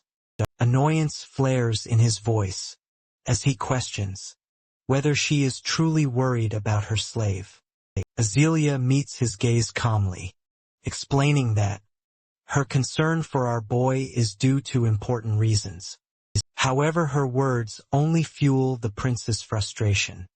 Without warning, he lashes out in anger, his fist crashing against the wall. The prince strikes the wall with such force that the entire room seems to tremble. A moment of silence follows, before he takes a deep breath and apologizes for losing control. His voice softens as he assures Azalea that she has nothing to fear from him. With a confident smile, he tells her that from now on, she will think of him and no one else for the rest of her life. Azalea stands frozen, shocked by his words. The thought of being bound to the prince unsettles her. Deeply, desperation creeps into her mind as she considers calling for Kali's help. As the prince moves closer, his presence overwhelming, she suddenly shouts Kali's name. Within moments, our dude bursts into the room, his expression fierce without hesitation. He grabs a nearby chair and hurls it toward the prince, forcing him to step back. Ali's voice is firm and unwavering, as he demands that the prince stay away from Azalea. In a flashback, it is shown that our boy is very annoyed by the third prince when he spits in front of Azalea's room. First, he wants to ignore it and turns to the other side, but then suddenly he hears Azalea calling for him. He immediately rushes inside her room, and what he sees boils his blood. Kelly's anger burns fiercely as he clashes with the prince. When he strikes him with the chair, both of them crash to the ground. The prince, stunned by Kelly's sudden attack, demands to know what he is doing. Ignoring him, Kelly seizes a broken chair leg and strikes him with it. Their eyes lock, both consumed by rage. Kelly's voice is sharp as he questions how the prince dares to threaten the lady. However, the prince dismisses his words. Finding them meaningless, his gaze shifts to Azalea, who sits quietly, watching the confrontation unfold without a word. Without hesitation, the prince grabs a broken piece of the chair himself. He no longer cares about appearances. He is ready to fight, eyeing Callie's stance. He aims for his thighs and strikes with force. Before he can react further, our boy lands a powerful blow to his head, sending blood spilling from his mouth. Despite the impact, the prince remains standing, retaliating with a powerful push that sends out Dude crashing into the wall. As he falls to the floor, Kelly realizes the prince's strength is greater than he had expected. The prince smirks, his voice filled with newfound understanding. He claims that Callie's actions have revealed everything he needs to know. Then, with unwavering confidence, he declares that from this moment on, Azealia belongs to him. Determined to put an end to the fight, our boy focuses on his next move. His eyes lock onto the prince's jaw, which is his target. Without hesitation, he charges forward and delivers a devastating punch, straight to the prince's face. The impact sends shock waves through him, but instead of falling, the prince grabs Callie's hands, gripping them tightly and refusing to let go. Both men stand their ground, their determination unshaken, ready to see the fight through to the end. The prince demands that our guy follow his rules, and without warning locks his arms in a crushing grip. His hold is so tight that Callie struggles to break free. Pain radiates through every joint in his left arm. He feels the strain intensifying, realizing that if the lock continues any longer, his arm might break. Just as desperation sets in, the prince suddenly releases his grip, staggering back in pain. Blood trickles down his forehead as Azealia strikes him with a lamp, her expression tense and determined. Before they can react further, the sound of armored footsteps echoes through the hall. The knights rush in, their eyes scanning the scene before surrounding Callie. The prince, his face dark with rage and humiliation, clutches his bleeding head. The soldiers close in, ordering Callie to surrender. Prince Iskandar and Azealia stand in the grand hall, before the first Prince Philippos. With a stern expression, Philippos asks his brother how it all happened. Iskandar, feeling that his brother has arrived at the worst possible moment, hesitates. However, Philippos demands the full story, warning that if he doesn't speak the truth, he will ask Azealia and punish him, just like in their childhood. Reluctantly, Iskandar confesses everything, that how he made a deal with Azealia to treat Callie in exchange for her companionship. She is stunned to hear him admit the truth so openly. She expects him to lie, but he reveals the entire situation without hesitation. Despite her concern over Kelly's actions, she remains hopeful that he can avoid the death penalty. Philippos, furious with his brother's behavior, decides to teach him a lesson. He takes up a stick and begins beating him, ignoring Iskandar's pleas to stop. He scolds him harshly while reminding him that a prince should never act so irresponsibly. He questions how Iskandar could enter a woman's room at night, especially in a drunken state, pointing out how any woman would naturally be terrified. Iskandar endures the punishment in silence, as his brother continues to reprimand him. Once Philippos finishes disciplining him, he announces that a trial will be held. On behalf of the emperor, he orders Callie to be brought before him. When Callie stands in front of the prince, Philippos examines him closely and asks if he is a pugilist. Callie nods in response. Philippos notes that Callie is taller than he expects. Iskandar, still reeling from the scolding, tries to downplay the situation by calling himself incompetent. and claiming that Callie defeated him effortlessly. But Filippo silences him with a sharp look. Turning to Iskandar, he demands to know how he could exploit the services of the god doctor by making such an inappropriate demand from Azelia. Philippos continues scolding his brother, telling him that his actions are shameful, including sneaking into a woman's room in the middle of the night, which is beyond disgraceful. Meanwhile, Azelia, who has come from her kingdom and entered into a covenant with the third prince, without truly accepting it in her heart, has also committed a serious offense. As Philippos raises his hand toward Azelia, Callie's anger flares, and he clenches his fists in frustration. Azelia, while realizing the gravity of the situation, admits that everything is ultimately her fault. Philippos then turns to our boy, his expression stern, and reminds him that the crime of attacking the third prince is severe. Prince Philippos wonders how much courage Callie possesses to fight his brother, despite his injured leg. He acknowledges that while Callie has acted impulsively, third prince has every right to claim himself as Azelia's future husband. However, the prince emphasizes that the matter ultimately concerns the lady and the third prince. Turning to Callie, he urges Callie to understand that if he truly considers himself a warrior, he must stand by his responsibilities. Until the very end, he asks our boy about his final wish. However, Callie firmly states that he has no regrets, as it is his duty to protect the lady. To everyone's surprise, Philippos uses his sword to cut the ropes binding Callie. He praises the boxer's courage and loyalty, while commending him for his brave actions, with a stern yet approving look. He instructs our boy to always protect the lady, while acknowledging his worth as her guardian.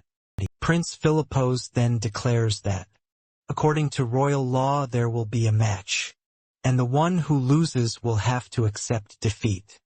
Both Callie and Prince Iskandar want to claim Azelia, as the prince orders the match to take place. It is decided that the fight will be held in 1 week. Afterwards, the mercenary tells Callie that Prince Philippos is known for being merciless, but his decision surprises her.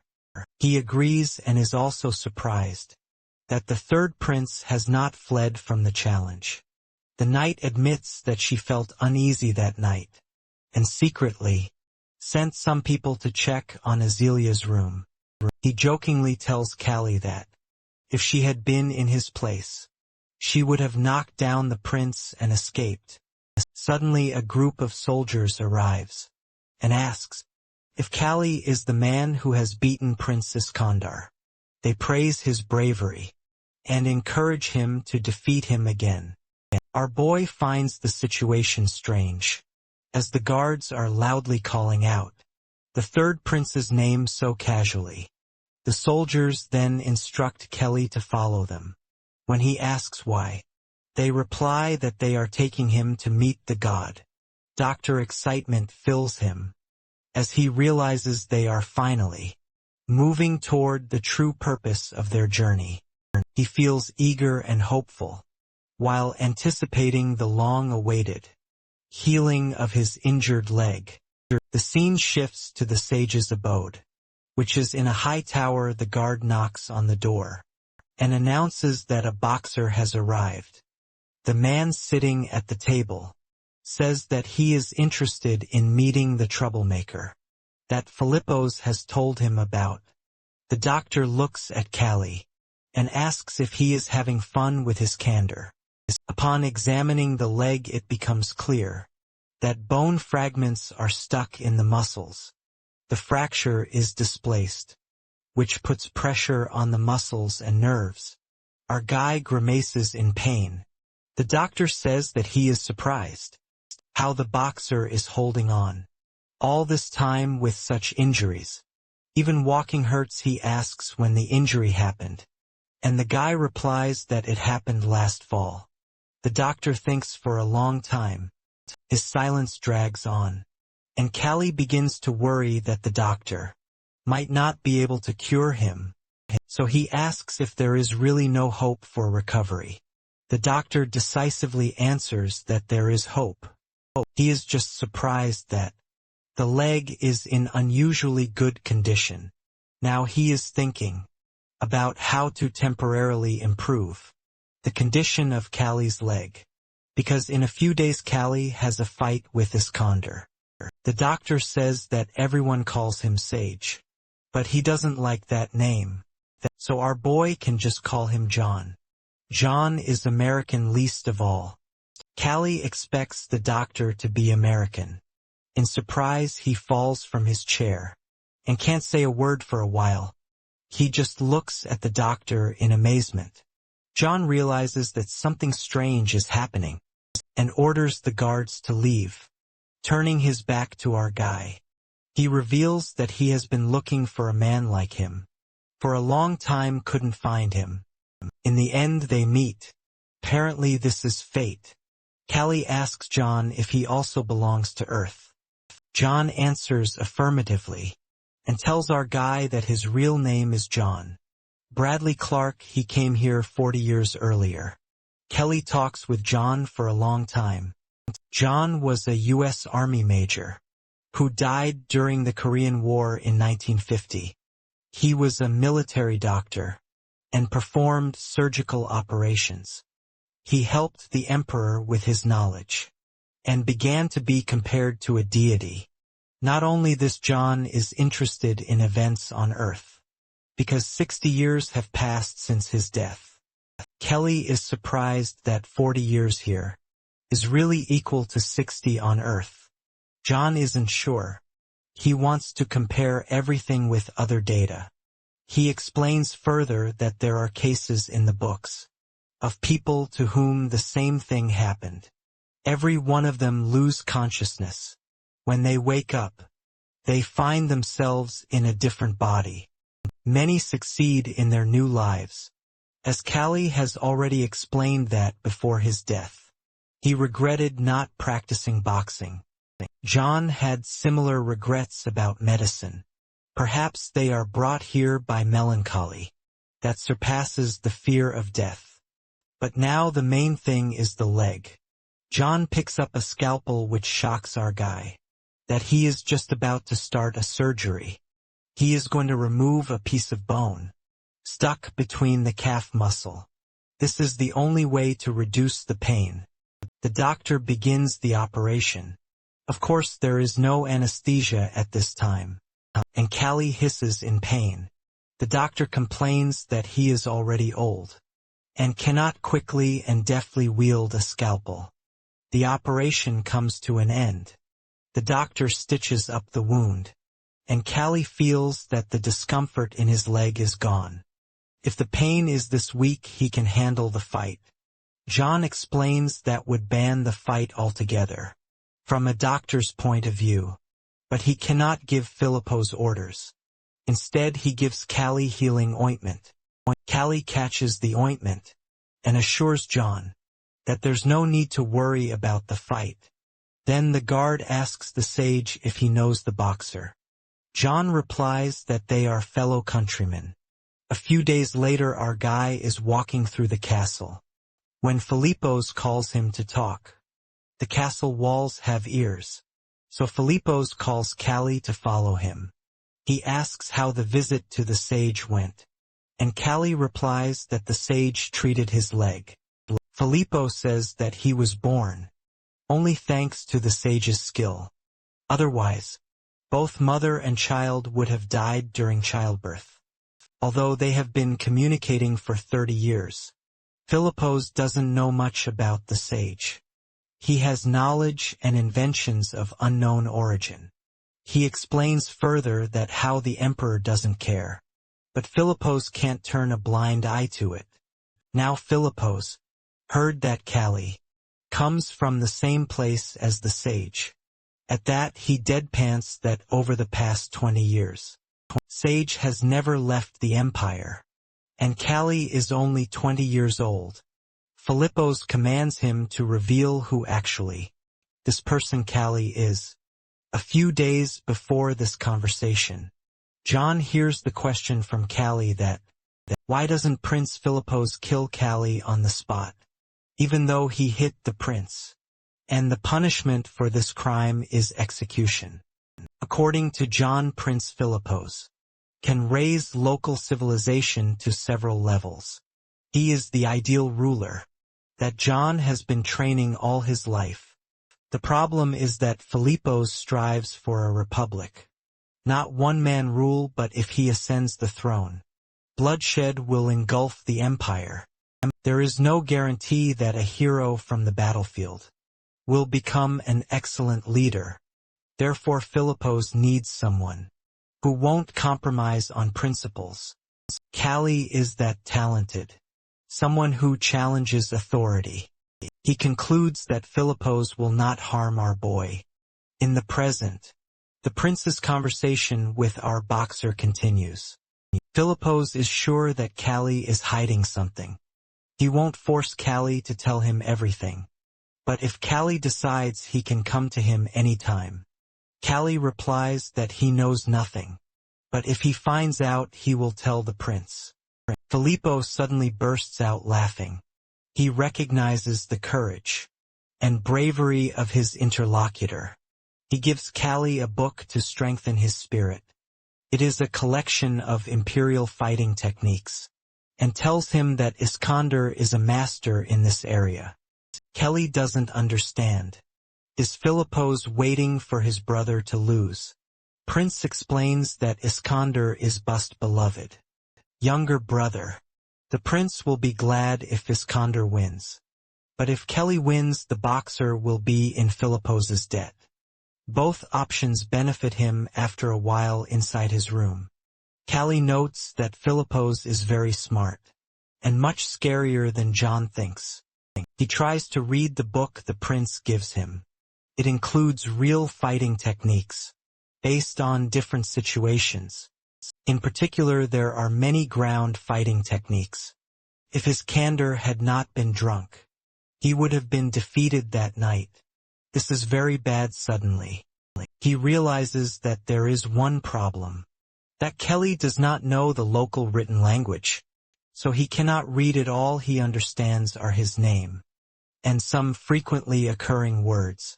The letters resemble English ones. He turns to Sullivan, but she also doesn't know how to read texts written for the upper classes. John doesn't have time.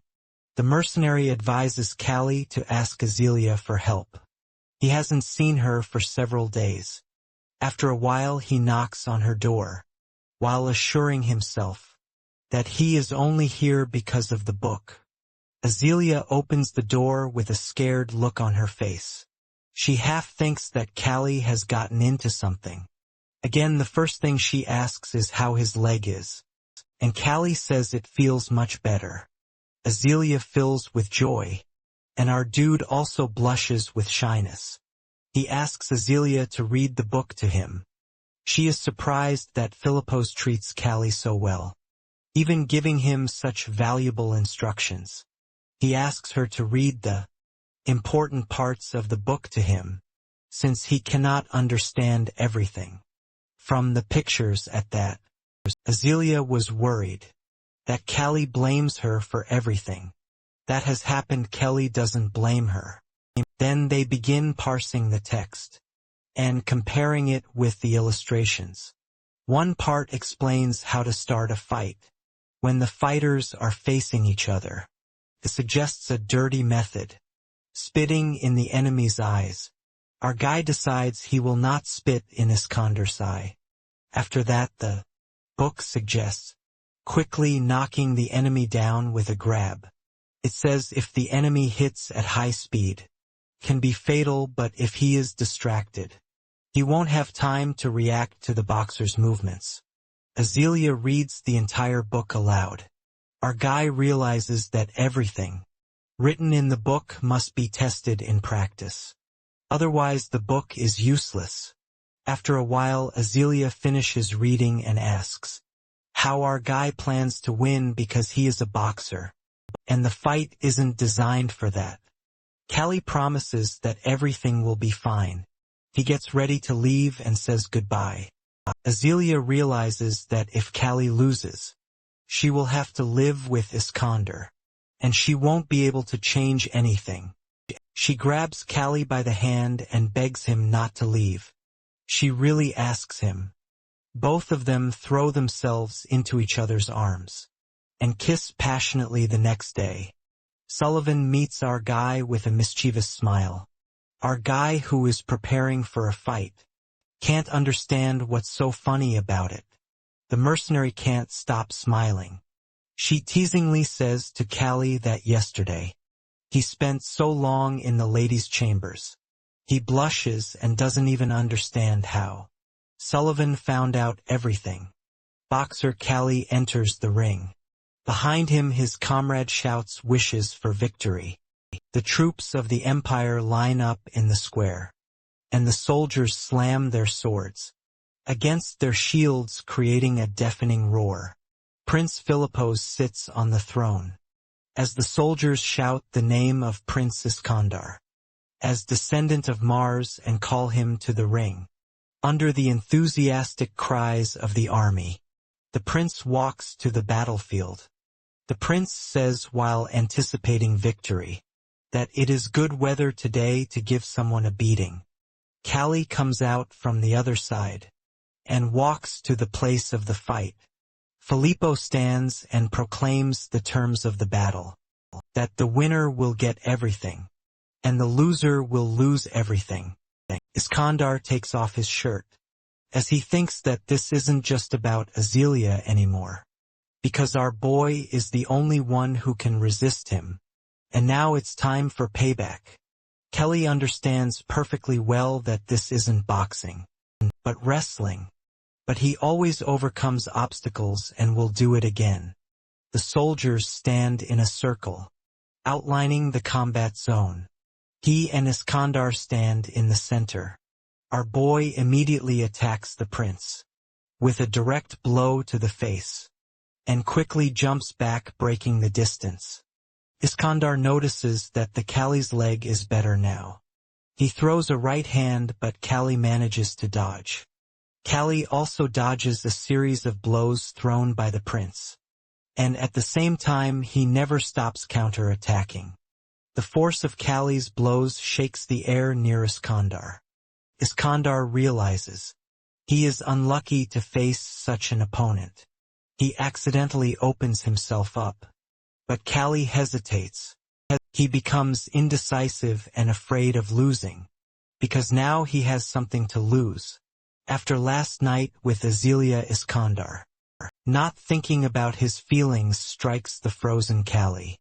He flies to the edge where the soldiers stand, and even breaks through the fence. Iskandar yells for him to surrender, while claiming he hasn't even punched him properly yet. However, Iskandar, being an experienced fighter, notes that Kelly managed to close up when struck. A quick reaction for a boy like him. Our guy returns to the ring, cursing himself for thinking about someone else during the fight. Without hesitation, he rushes to attack.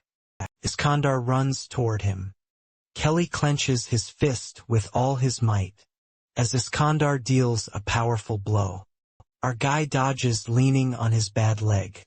The doctor's treatment has helped him a lot, and his leg doesn't hurt much anymore. He takes a step forward and responds with a terrible counter blow. Iskandar screams in pain. It's hard for him to believe that a lame kid can hit like that. He reaches out, trying to grab Kelly and use a wrestling technique. Our guy knows he can't fall for these tricks. If Iskandar catches him, Callie will lose. Our guy's fist slams into his opponent's body, and his second blow hits Iskandar in the jaw. Callie tries not to give the prince even one chance to grab him, and launches one series of blows after another. Meanwhile, Philippos, Always thought boxing wasn't a good enough skill. But Kali lasts a very long time. Still, it will not be easy to defeat Iskandar with just blows. Filipos believes Iskandar will do whatever it takes to win and has no doubt about who the victor will be. Basically all the princes of this empire undergo brutal training with warriors.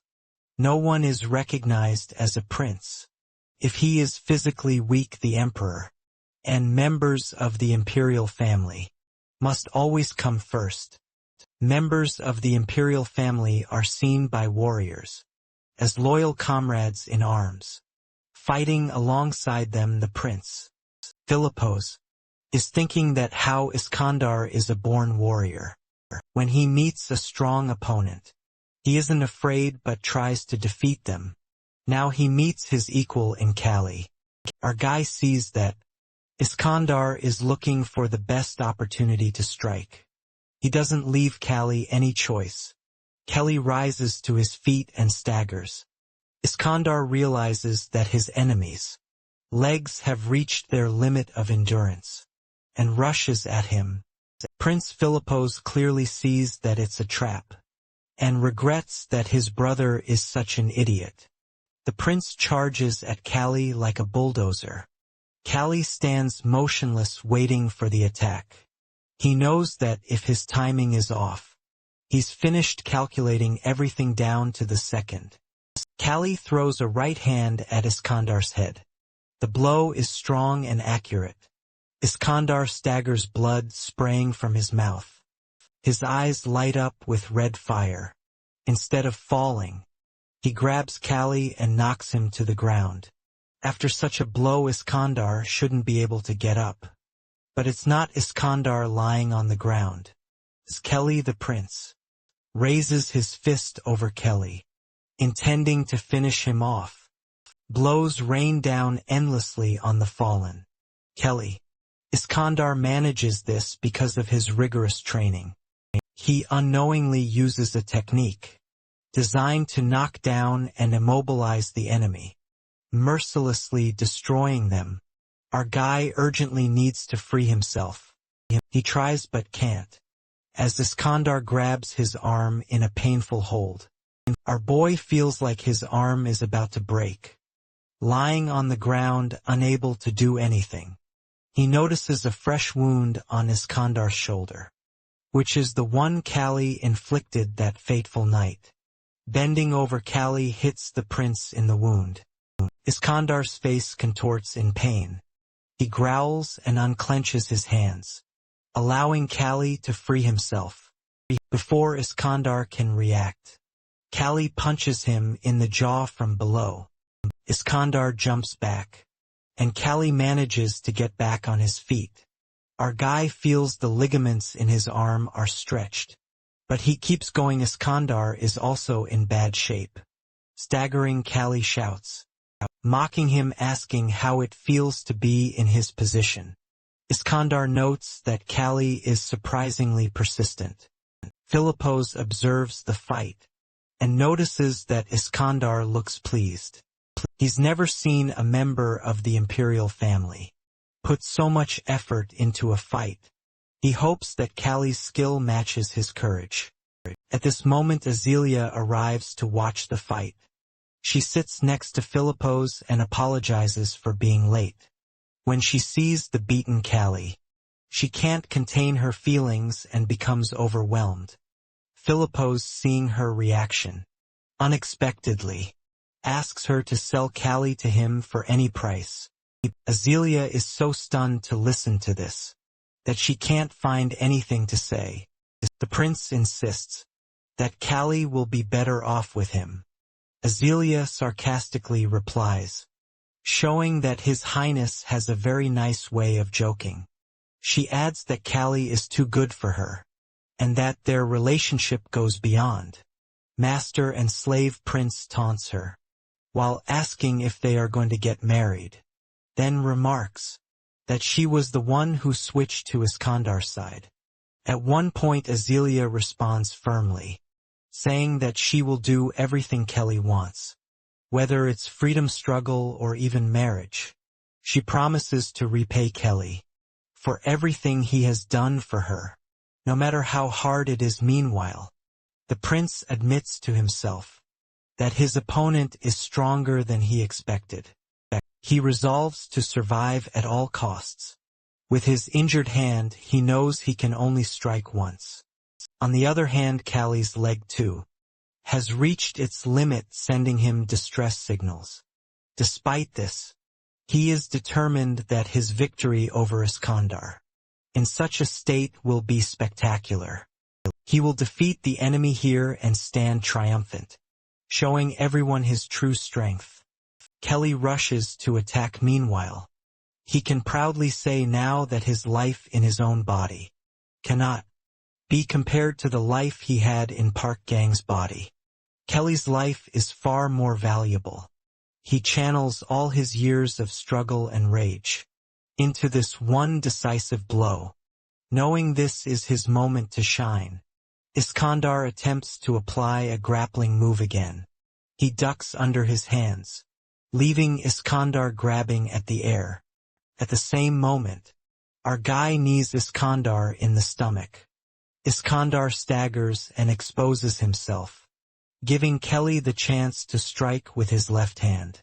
Even though Iskandar is battered, he remains standing and raises his fist, ready to finish our guy, but he strikes first, while delivering a crushing blow with his injured right hand to the prince's chin. However, Iskandar lowers his head just in time and blocks the punch immediately. Iskandar counters by headbutting Kelly. While showing his fierce determination, our guy is thrown back by the force of the blow. As he crashes to the ground, Iskandar declares himself a descendant of the god of war and the most handsome man in the empire. Under these triumphant shouts, Iskandar throws him far back. With a deafening roar, Kelly lies on the ground, stunned by how far he was thrown. He then catches sight of Azealia, who looks at him sadly and pleads silently for him to bring her victory. With great difficulty, our guy gets up and returns to the ring. Iskandar too looks exhausted and unsteady, but he does not fall mockingly. He asks Callie if he knows why he's still standing. Our guy retorts that it's because the prince's head is only good for eating, as it has already taken so many blows. If there were brains in it, Iskandar would have had a concussion by now. Iskandar corrects him, claiming it's because he's a descendant of the god of war and protected by a sacred radiance. Iskandar rushes to attack, but Callie feels confident that he will win. This is because now Azealia is by his side. Azealia stands at the edge of the ring, watching with hope. Callie recalls the words from the book about how to start a fight when facing an opponent by spitting in their face. Our guy realizes that Iskandar will do anything to win, and his suspicion proves correct. The prince prepares to spit at him. Kelly is ready for this move and dodges the spit, pressing his hand against Iskandar's surprised face. Kelly delivers a powerful uppercut to the prince's chin. Then Iskandar begins to fall and screams. At that, Kelly smugly replies that he heard the voice of Lady Luck. Iskandar collapses to the ground, and Kelly remains standing over him. Next moment, Philippos rises from his throne, declaring that everyone, including him and the proud imperial soldiers, witnessed this victory. Boxer Kelly is victorious. Azealia cries with happiness and joy as she hears these words, unable to hold back her tears of pride. Prince confirms the victory in the name of the empire and the god of war, declaring Kali the winner. Our guy is found lying on the bed. In an injured state, the doctor examines him and explains that his leg is severely hurt. He mentions that how both our guy and his opponent are incredibly resilient compared to ordinary people. The doctor remarks that while most individuals would need over a month to recover from such an injury, Kelly managed to wake up in just 3 days. Feeling confused, our guy asks about Iskandar. Then the doctor responds by explaining that Iskandar has been through numerous illnesses since he was an infant, which made him much stronger over time. He also notes how Iskandar is now eating everything without restraint. The doctor expresses surprise that our guy, whose injury is far worse, is worried about Iskandar. Our guy then asks how long it will take for his leg to heal. The doctor observes that his muscles are unusually strong and elastic, which may explain his fast recovery in the past. The doctor advises him to think carefully about what he said before leaving the room. As Callie sighs and leans back on the bed, the door suddenly slams open and Iskandar storms in. Furious, Iskandar grabs him by the collar and demands an explanation, accusing him of studying a technique textbook. Iskandar cannot believe that our guy managed to defeat him without some unfair advantage. He's still confused, explains that he received the book from the prince. Hearing this, Iskandar grows even angrier and declares that, whether the prince is his brother or not, he will make him pay for such betrayal. At that moment the prince enters the room. Amused by Iskandar's anger, the prince calmly mocks him, while questioning whether Iskandar truly plans to confront him. Iskandar demands to know why his ringer technique textbook was given away. The prince responds that it would be unfair for someone to face a ringer without a chance to prepare. He suggests that Iskandar should feel satisfied now that the fight was more balanced.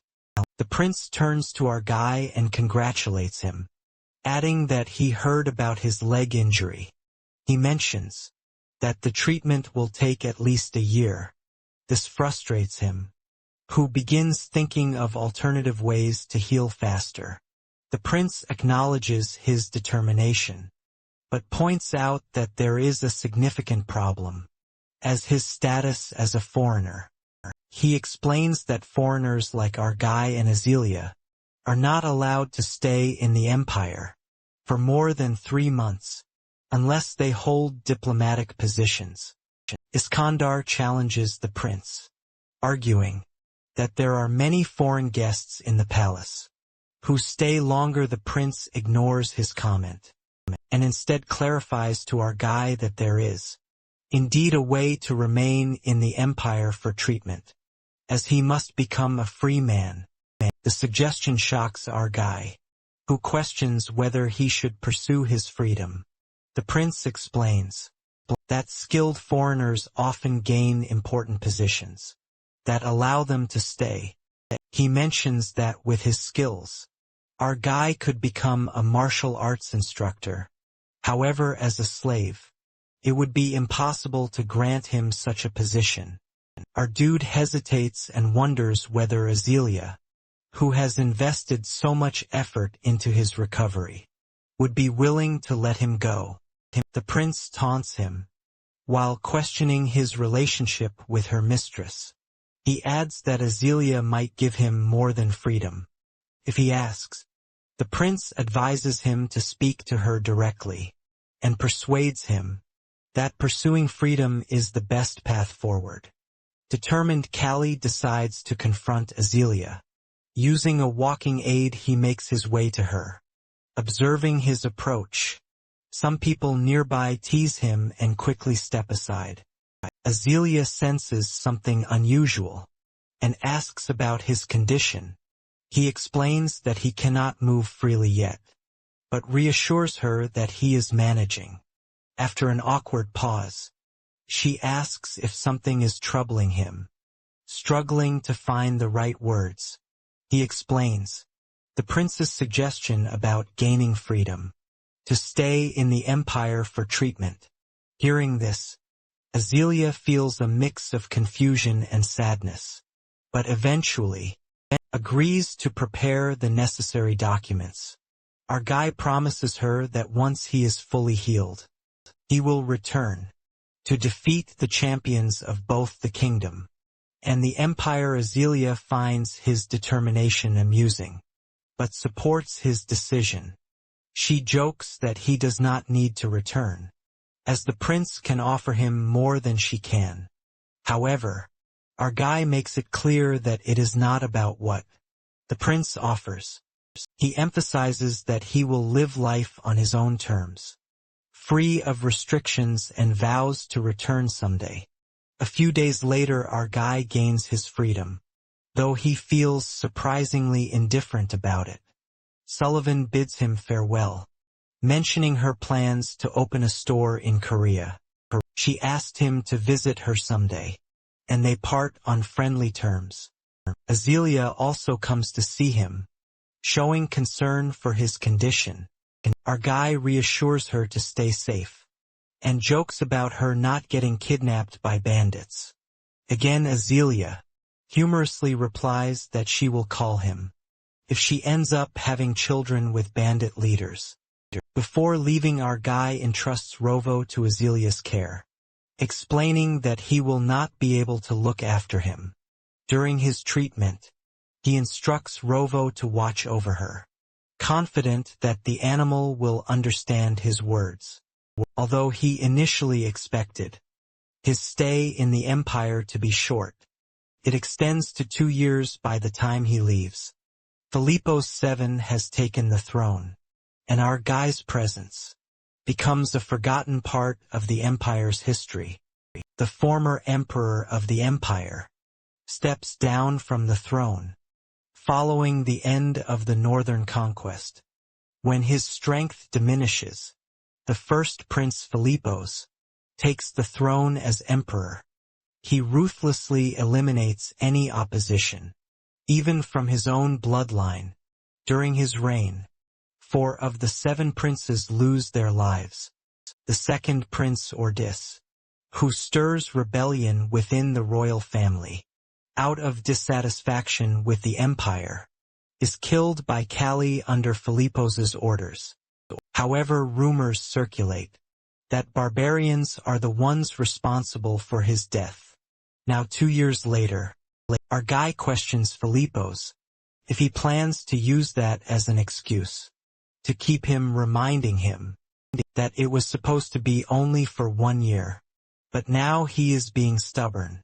Filippos admits that he sometimes misses the innocent Callie from 2 years ago. Our guy responds that he is tired of being deceived. Filippos expresses regret, saying he wishes Callie could stay with him, but our guy brushes it off, advising Filippos to find a girl and get married. Later, in Dr. John's office, John asks Kelly if he is merely a martial arts instructor, expressing doubt about how our guy manages to execute Felipe's missions so flawlessly. John remarks that it feels like just yesterday when he treated Kelly's leg. Our guy replies that it was an awful experience and vows never to go through it again, making John sigh. He then tells John that Filippos is curious about his abilities and true identity, but John shakes his head, explaining that the time to reveal it hasn't come yet. Callie asks if he's right in thinking that Filippos would be thrilled rather than afraid to discover the truth, and John agrees. Our guy's disciples are part of a special unit, serving directly under Filippos's shadow guard. They are loyal to each other, bound by shared life and death experiences. Our guy grows attached to them, making his impending departure bittersweet. One of his disciples gives him a sword, urging him to take it as a gift and to take care of himself. Surprised, Callie remarks that they know he doesn't use swords, and adds that it looks far too costly. His disciple explains that it cost 3 months' salary for the 3 of them, shocking him even more. He tells them that if he ever has a child, he will pass the sword down as a family heirloom. When the time comes for him to leave, Philippos and John bid him farewell, and his disciples wish him a safe journey back home. Callie recalls Iskandar, and explains that he can't say goodbye to him, because Iskandar is still busy conquering the West. With that, he says his final farewell and sets off. Later he arrives at the western frontier city of Arzen, and recalls its reputation for fine jewelry. Deciding it would make a great gift for Azelia, he asks an old man where the best gemstone shop in Arzen is located. The old man replies that all stores in Arzen sell top-quality gemstones, but Callie clarifies that he's looking for something truly special. The old man suggests Callie go to the auction house, as most shops only deal in lower-quality gemstones. Kelly heads to the auction, but a guard stops him, demanding an entry fee of at least 2,000 guilds. Kelly pulls out a bag of guilds and asks if he can enter now. The guard, surprised, lets him in once everyone gathers. The host unveils a ruby crafted by Mr. Quirks, explaining it's of the highest grade, due to its vivid red color. The bidding starts at 5,000 guilds. Bids rise quickly: 10,000, 15,000, 20,000, and finally 25,000 guilds. Only one bidder remains, and the host asks for higher offers. Kelly raises his hand and bids 30,000 guilds, surprising the host. Other bidders accuse him of bluffing, but then another bidder offers 33,000 guilds. The host reveals this bidder as Count Boromir, the kingdom's wealthiest noble. The host announces Boromir's 33,000 guild bid. As Callie and Boromir lock eyes, Callie raises the bid to 40,000 guilds, but Boromir counters with 45,000 guild, mocking Callie and claiming the ruby is for his wife. Furious, Callie storms out, frustrated that the ruby would have been the perfect gift for Azelia. As he walks away, he notices nobles lurking nearby and realizes trouble is coming. A nobleman accuses Callie of theft, prompting Callie to show his bag of guilds. Nobleman, accompanied by large guards, presses the accusation, making Callie wonder if he's being followed. He taunts the nobleman, throwing down his bag and sword, challenging them to attack. The nobleman orders his men to teach Callie a lesson. But when one guard is knocked out with a single punch, the others freeze in fear. Callie apologetically explains that he struggles to control his strength and hopes they understand. Callie quickly takes down all of the nobleman's guards and appears behind him, shocking the nobleman. When the nobleman asks if Callie knows who he is, Callie slaps and kicks him, dismissing his noble status as meaningless. The nobleman begs for mercy, and Callie questions whether he's from the kingdom. The nobleman nervously admits that he is.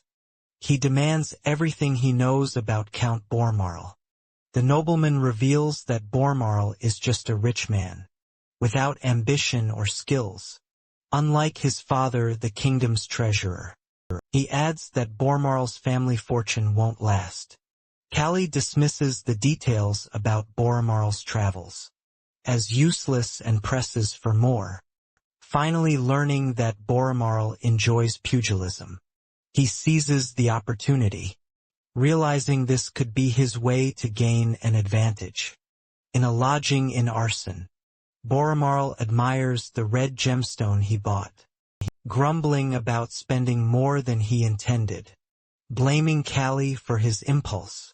Despite his annoyance, he decides to let it go since the gem is now his. Suddenly his men are heard questioning someone outside, and a voice announces they have business with Bormarl. Opening the door, Boral Marl is taken aback when he sees Callie, recognizing him from the auction. Our boy smiles, commenting that he didn't expect Boral Marl to remember him and politely asks to speak. Boromir dismisses him, saying he's not in the mood. But Callie piques Boromir's interest by asking if he enjoys pugilism, which leads to Boromir admitting he does. Kelly reveals that he's a pugilist, not just a mercenary, and that while he didn't come because of the auction, he does want the gemstone. He explains that it's for a woman who would look stunning with it. Boromir smirks, noting that Kelly only had 40,000 guilds at the auction, and offers to sell the gemstone for 50,000 guilds. He asks how Callie plans to pay. Callie proposes fighting in pugilism matches, under Boromir's name, earning 10,000 guilds per win. If he loses even once, he promises to hand over all the money and give up on the gemstone. Despite the risks, Callie is confident in his skills. Boromir finds the offer interesting and agrees. He says it could be fun and asks for Callie's name. With pride, Callie introduces himself. 2 days later at the arena, another count asks Boromir if Callie is truly fighting under his name. Boromir replies casually that it's just to pass the time. The count warns that Callie's opponent is very strong, but Boromir shrugs, saying that Callie can return home if he loses. In the ring, Callie smiles, feeling excited. It has been a long time since his last fight. He studies his opponent, who is shorter than Kijo, but has long arms and legs. His muscles are well balanced, and his scars show that he is experienced. When the match begins, Callie's opponent attacks immediately. Callie dodges easily and notices the man is very fast. The man's intense gaze makes Callie feel like he's being closely watched, which is unsettling. Suddenly the man throws a punch and Callie dodges again, but gets a small scratch on his face. Ignoring it, Callie focuses on finding an opening. Callie realizes that his opponent's long arms and legs give him an advantage at a distance. Covering his face, Callie notes the man's power and understands why he is called the strongest fighter in Arson. When the man throws another punch, Callie quickly dodges and strikes the man's side, making him cry out in pain. Crowd, including Boromir, gasps in surprise. Our guy then closes the gap and tells his opponent that he won't let him take control of the fight with a powerful punch to the chest. Callie forces his opponent to his knees, leaving him gasping for air. Feeling victorious, Callie pounds his chest and raises his fist, shouting praises for Boral Marl. The nobles in the audience cheer loudly, and Boral Marl stands proudly, calling Callie's performance amazing. As Boromir smiles at him, Callie smiles back. He feels confident that he has earned Boromir's trust and approval, which is exactly what he wanted. When the fight ends, they return to Boromir's mansion. Both drunk, he laughs and tells Callie he should have seen everyone's shocked and amazed faces, adding how delighted he feels. Callie replies that he's glad that he is satisfied. Boromir then says he'd love to make Callie his personal pugilist, but since our guy is heading back to his hometown, he asks where he has been and what he's been up to all this time.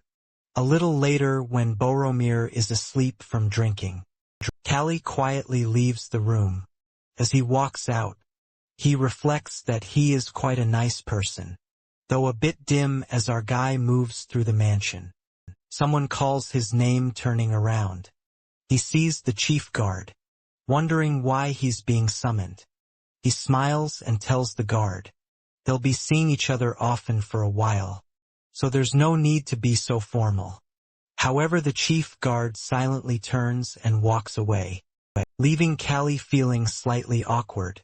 The next day Boromir departs from Arzon to prepare for the upcoming fist fight match. As the sun sets, the chief guard approaches him to report that they will camp there for the night. Kelly looks around and suggests they move to a more open area. He explains that the forest surrounds them on all sides, and an open space would provide some moonlight. Plus, they still have time before sundown. The chief guard, annoyed, snaps at Callie to mind his own business.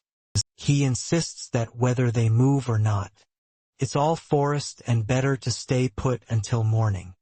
Our guy reluctantly agrees and sits under a tree, wondering if he has somehow offended the guard. Deciding not to dwell on it, he lays down to sleep. Hours later, Callie is sleeping peacefully when he hears Boromir shouting for someone to be careful. The noise wakes him up and he wonders what's happening. He then hears him yelling at someone, his voice shaky and stuttering. As Callie looks around, he sees a man standing behind him.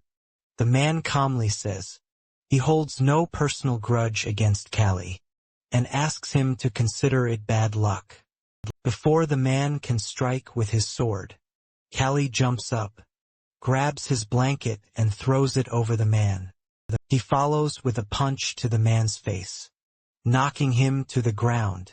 Confused, Callie looks at the fallen guard, trying to make sense of what just happened. Meanwhile, Boromir, holding a sword with trembling hands, shouts at the attackers, asking why they want to kill him. He wonders if it's because of the jewel, and offers to give them as many as they want. Chief Guard calls him a foolish count, and says he'll explain the reason. As a gift for the afterlife, he reveals that it's because Bormarl's nephew is old enough to inherit his fortune. Shocking Bormarl horrified. Bormarl asks how the boy he raised could betray him. The chief guard says he'll start by taking the red gemstone. Bormarl, realizing he might die at the hands of those he trusted, begins to despair. Just then, someone hits the chief guard on the head with a rock. It's Callie, dragging the unconscious guard from earlier. He tells the others they're in trouble if they try to take the jewel, because it's already reserved for him. Noticing there are 10 heavily armed guards, Callie realizes he can't fight them barehanded. He quickly grabs gloves and a sword from the unconscious guard, although he admits to himself that he's not confident with swords. The chief guard orders his men to attack. One swings at Callie, but he blocks with the sword. Seeing an opening, Callie punches the attacker's face, while still holding the sword, breaking the man's bones and knocking out a few teeth. Turning to the man, Callie asks if he wants to live. Trembling, the man nods, hoping Callie can protect him. Callie picks up some stones and throws them at the guards. Blocking Boromir's path, he yells at Boromir, telling him to break through and run toward him if he wants to live. Boromir stutters that he can't do it, realizing he needs help. Callie knows he must deal with the guards himself. He shouts at him again, urging him to move if he still wants to survive. Boromir, sweating and shaking with fear, stands frozen. Count Bormarsh's life is like a neatly packaged road, smooth, tranquil, and devoid of any obstacles, living comfortably in a world shaped by his ancestors. He has never achieved anything through his own efforts. Kelly's words pierce his heart, shaking him from his complacency. With newfound determination, Boromir swings his sword repeatedly, while running past the guards. The chief guard yells at the others, calling them stupid jerks, and demanding to know why they aren't stopping him. He manages to catch Boromir, and raises his sword to kill him, slashing one of his arms. Shocked and in pain, he drops his sword but keeps running toward our guy, tears streaming down his face. Our guy rushes to meet Boromir, who begs him to save him. He grabs him, compliments his spirit, and carries him on his shoulder. They run as fast as they can, knowing that if they're too late, Boromir will bleed to death. The chief guard shouts at his men not to let them escape and orders them to shoot. A guard fires an arrow, but Callie notices it and tells him to hold on.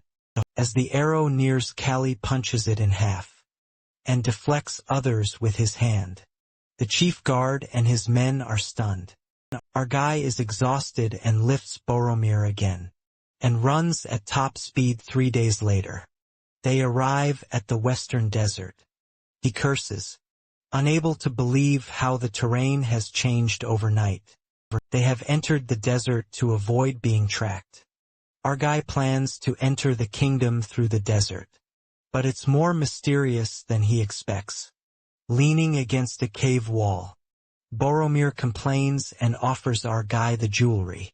He is annoyed and tells him to use his energy to walk, instead of whining, and warns him that he'll leave him behind if he keeps talking. Suddenly, they hear horses approaching.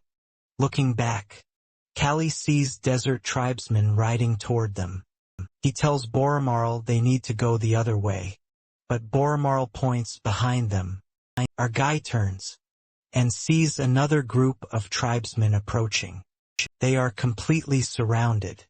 The tribesmen capture them, but give them plenty of food. One of the tribesmen gestures toward a table full of food while speaking in a different language. Our guy asks if they want them to eat oral moral. Fearful, wonders aloud if they're being fattened up to be eaten. Later, recalling rumors that desert tribes are cannibals. Ignoring him, Callie starts eating and tells Boromir to do the same.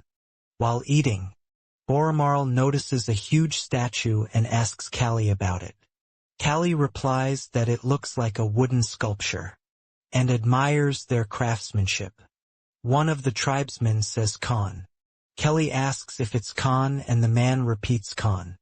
Our guy doesn't understand the meaning, but guesses they worship something called Khan, noticing its symbols all over the village.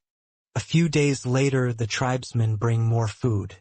Kelly jokes that his stomach will explode if they keep eating. Boromir, fearful, says he can't live like this anymore and is sick of it. Kelly tells him to endure it, reminding him that many people live without both arms. He replies that not everyone is as strong as Callie. Callie tells him that no one is born strong. Strength is developed suddenly. The tribesmen burst into their room, speaking in a different language. They drag them outside, and Boromir, stuttering, shouts that he knew they were going to eat them. One of the tribesmen hits our guy on the nape with a stick, making him collapse. Boromir worriedly calls out Callie's name as the tribesmen drag them to a cliff. At the cliff, they see a huge pillar with a horn. Boromir wonders where they are being taken. The tribesmen tie them to the pillars and chant Deccan in front of a cave. After that, they run away, leaving them behind. Boromir panics and asks what's happening. He hears a deep, growling sound coming from inside the cave. Trembling, he tries to wake our guy and tells him about the strange sound, but Callie doesn't respond. Boromir begins to cry in fear. Despite his terror, he tries to gather himself, realizing it's now up to him. It is almost dawn when Callie wakes up. Boromir explains how they are dragged there. When he faints, he further adds that there must be some monsters inside the cave.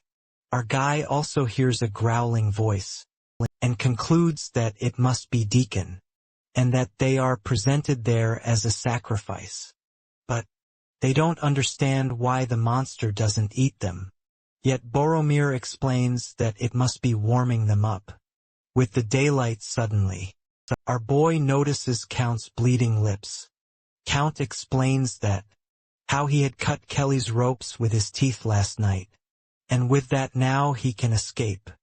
Seeing that, he immediately thanks Bormarl and gets free from the ropes. But the next moment a huge gorilla appears before them. When Bormarl shouts at him to run away, Callie takes a fighting stance. Because it is just a monkey, Bormarl tries to reason that there is a huge power difference. At that, Callie understands that it is the same situation as him and the ogre. But no matter how huge the monster before them is, it is just a monkey the next moment. Both of them clash, which makes Kelly realize that the monkey's range is longer than he expects. Then he throws sand into the gorilla's eyes and punches it hard in the face. The gorilla is furious at but it only gets a nosebleed from his punch. It then throws our boy far away. He, on the other hand, thinks about how little chance he has to win. As the bones pierce his body, he realizes that at this rate, he could die from bleeding. Then he gets up and decides to attack again. While looking at it, he understands that the monkey is quite intelligent, as it observes the bone in his hand as a weapon, and halts its movement. He rushes toward it, while knowing that he doesn't have time to delay the battle. This time he pierces the bone into its thick skin. In retaliation, the gorilla tries to pry it away, but he comes back and pierces the bone completely into its stomach, while making it growl in pain. Boromir, who is witnessing this scene, is astonished to see Kelly battling someone stronger than him. Our dude once again punches the Monkey King and dodges its attack. Immediately, he then takes the ropes and rushes toward it. With blurry eyes, he makes a loop with the ropes around the gorilla's neck and tightens it while sitting on its back. Now the gorilla is having difficulty breathing, tries to loosen the rope, but Kelly's grip is firm. But our boy is also struggling to keep strangling the gorilla because of its power, so he takes out the bone knife and attacks its eyes. Finally, after some struggle, the gorilla collapses on the floor, and our boy comes out of the cave victorious. Boromir immediately asks about his well-being, to which he replies with sarcasm. Anyway, he unties Boromir, who expresses his disbelief at Kaylee defeating the monster. But the next moment, our dude dozes off from exhaustion. Boromir then scoops Callie onto his back and steps ahead. After a while, he finds a large group of people coming toward them. He guesses whether they are assassins or the desert tribe, but they are too many to be an assassin group. Suddenly he recognizes the flag of the army and tries to turn his back on them, but one of them spots him and demands that he identify himself. He introduces himself, and the soldiers immediately notice his missing arm, which makes some of them chuckle. Then someone asks about the beast that the barbarian there is worshipping. This person turns out to be none other than Iskander, who is the leader of the Western Conquest army of the Empire. As he gets down from the horse, he is shocked to recognize Callie on the count back. After that, he is even more shocked to learn that Callie is the one who defeated the monster he intended to defeat. He kicks Callie from the bed and shakes him vigorously, which panics the army physician, who tries to reason with him that Callie is injured. But he nonchalantly replies that our boy is a monster himself, so he wouldn't die from a stomach wound. The next moment, Callie wakes up and punches Iskander hard. In return, he kicks him out of the tent, while reminding him that he is the one who treated him. Callie then asks his reason for being there. Iskander explains that he comes here to conquer this region. He also reminds him that Callie left the Empire without even saying goodbye to him, which makes him grumpy. Seeing Callie's casual behavior with Iskander, Bormal is quite shocked later. Inside Callie camp, he tells Bormal to get back as soon as possible. The Count expresses that at first, he is scared by the fact that his nephew tries to assassinate him. But now he really wants to listen to him face to face. Callie also agrees with him on that. Back at Boromar Castle, the Count's nephew, Bigon, is sleeping peacefully. Next moment he wakes up, when our boy calls his name and confronts him, while calling him ungrateful for trying to kill his own uncle. As soon as Bigon understands the situation, he tries to call for help, but our dude shuts him up and asks whether he should finish him off quickly. After a while, Callie stands in front of the guards, holding Bigon hostage. Bigon orders his guards to step aside. Our boy also tells them to follow their master's order as they head toward the castle gate. When they reach the castle gate, our boy orders the same thing to the gate's guards. Bigon warns him that they are surrounded by guards, and even tries to lure him with a large sum of money. But Callie is not interested in money, and instead commands the guards to open the gate. When guards don't budge, he then asks whether Bigon wants his left or right arm, which Bigon doesn't understand.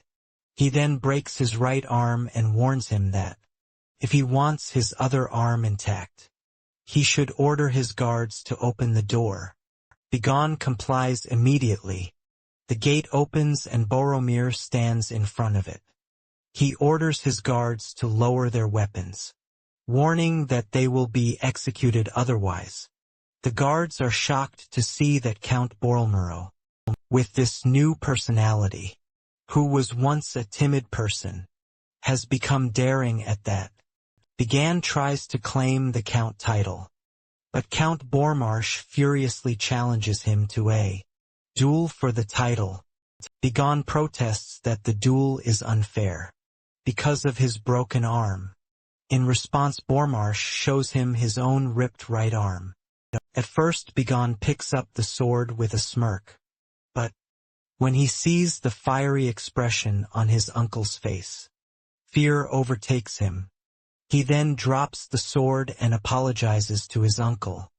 Count Boromir, on the other hand, orders his guards to take his nephew to the prison.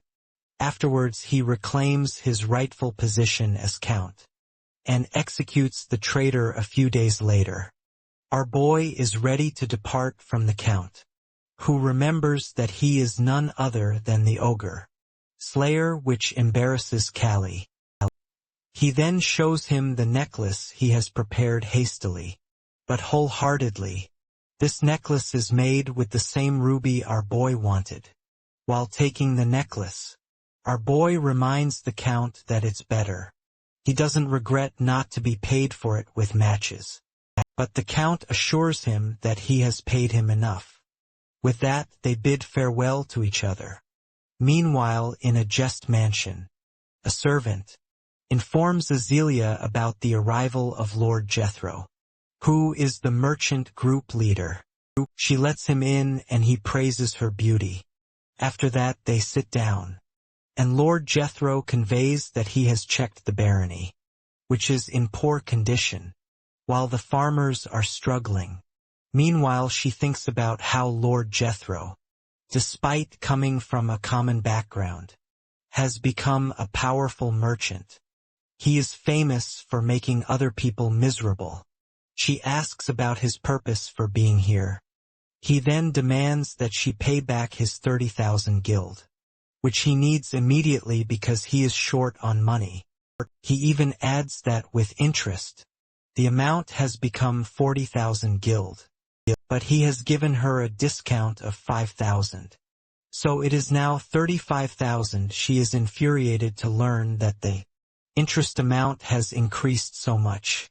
Within half a year 2 years ago, when Azelia returned from the Empire, Godolph was sick due to his drinking habit, leaving her in huge debt that couldn't even be paid off through merchant trips.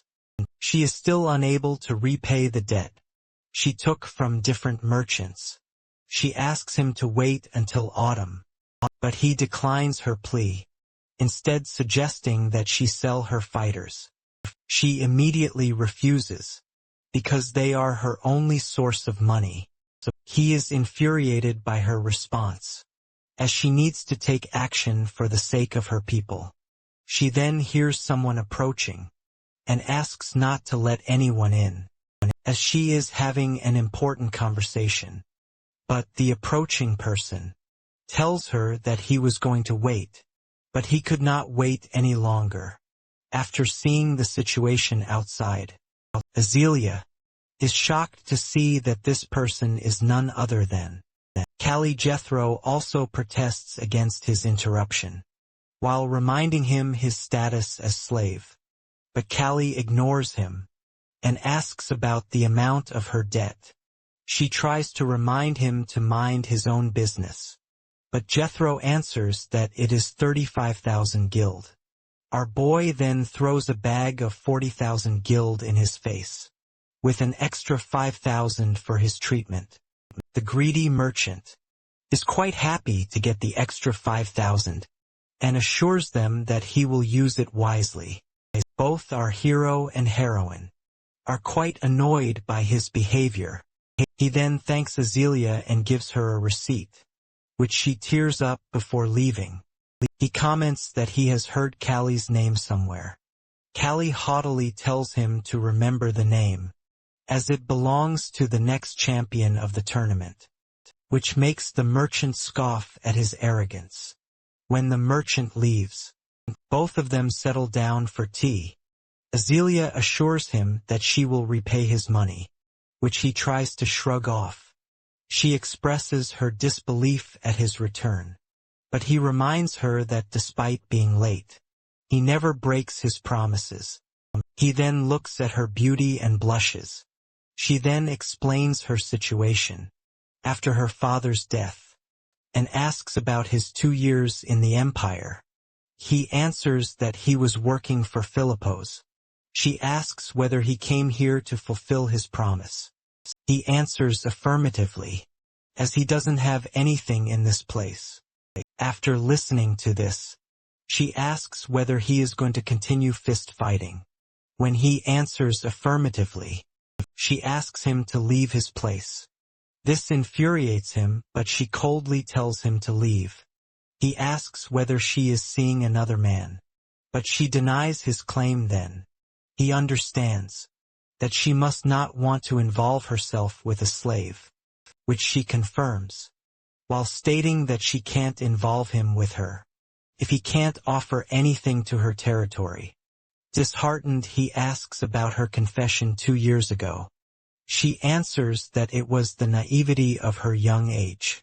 However, she offers him to take a rest and meet his friends while he stays there. When he leaves, she is broken. While thinking that she can't hold him with her family, Kelly goes to the bar where he drinks himself. While looking at the ruby necklace, he is addressed by Jethro and his companions. He tells them that he has no money left, so they shouldn't bother him now. While looking at his drunken state, Jethro quickly quipped that he must have been rejected by Azealia. He then turns the conversation to our boy's title of Ogre Slayer, but Callie immediately knocks him down, which infuriates his companions. At first, Jethro is angry at his outburst, but then he controls his emotions and even asks the bartender that he will pay Callie's bill. Our boy then reprimands himself for venting his anger and even apologizes to Jethro, who brushes it off. Meanwhile, Jethro is thinking about monopolizing Callie's fame, because people are eager to see him fight after 2 years of his disappearance. Then Callie asks about Azealia and her 2 years while he was away. Jethro tells him that she is not in good condition, as other families severed ties with her barren family due to pressure from the Joseph family, since her only situation to better her circumstances is to marry into a prominent family. But she has rejected potential proposals. Now every young lord has turned their back on her. Kelly then inquires about the Joseph family. Jethro informs him that they have lost interest in the adjusted family because of their dire financial situation and debt. Complexities which cannot be solved by money alone. Our dude comments how he didn't expect her to face such hardship, which prompts a comment from the merchant that it was because of her father that she had to hide from society. After he gets outside, he reflects on the information he got from Jethro and concludes that Azealia must be hiding something from him. Inside the training center, everyone is very happy to see Callie back. He then turns to Nixer, who welcomes him warmly, while expressing his envy over not being able to be as active as Callie because of his leg and old age. Callie observes him, noticing how he has lost his muscles and gained white hairs. Callie then asks about his companions, and Nixer answers that Keijo is at the lodging, and Torres is away. Torres, who will soon become a free man after winning 67 matches, has going to pay off his debt. Callie asks whether Torres will leave the territory. Nixer assumes that he is a loyal person, so he might stay. Their conversation is interrupted by Keijo, who greets Callie warmly when Callie turns to him. He is startled to see that Keijo has lost one eye.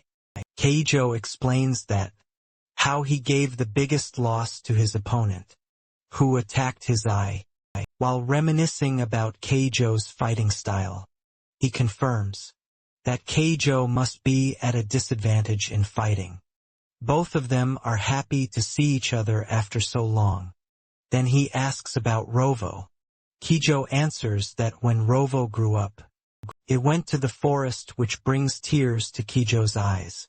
He then turns the conversation to Azealia and asks whether she comes often to the training ground.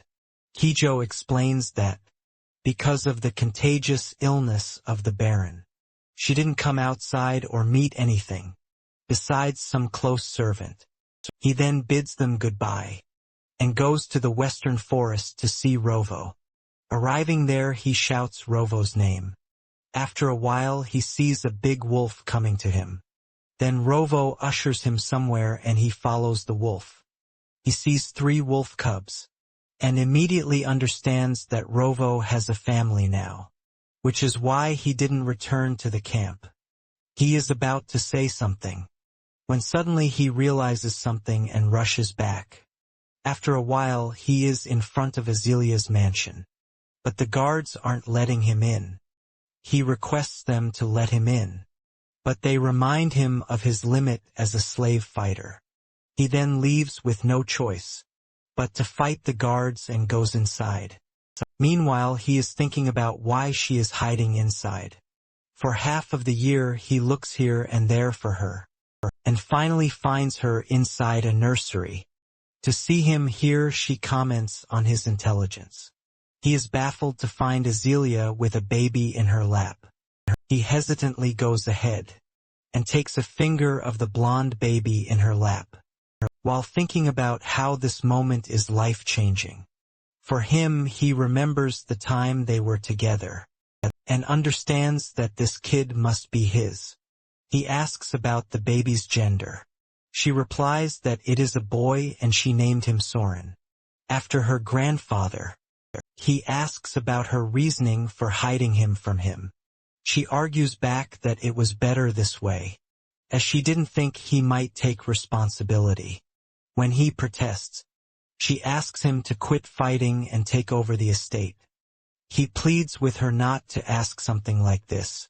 She tells him to leave, as she is not going to tell her child that his father was killed during a fight.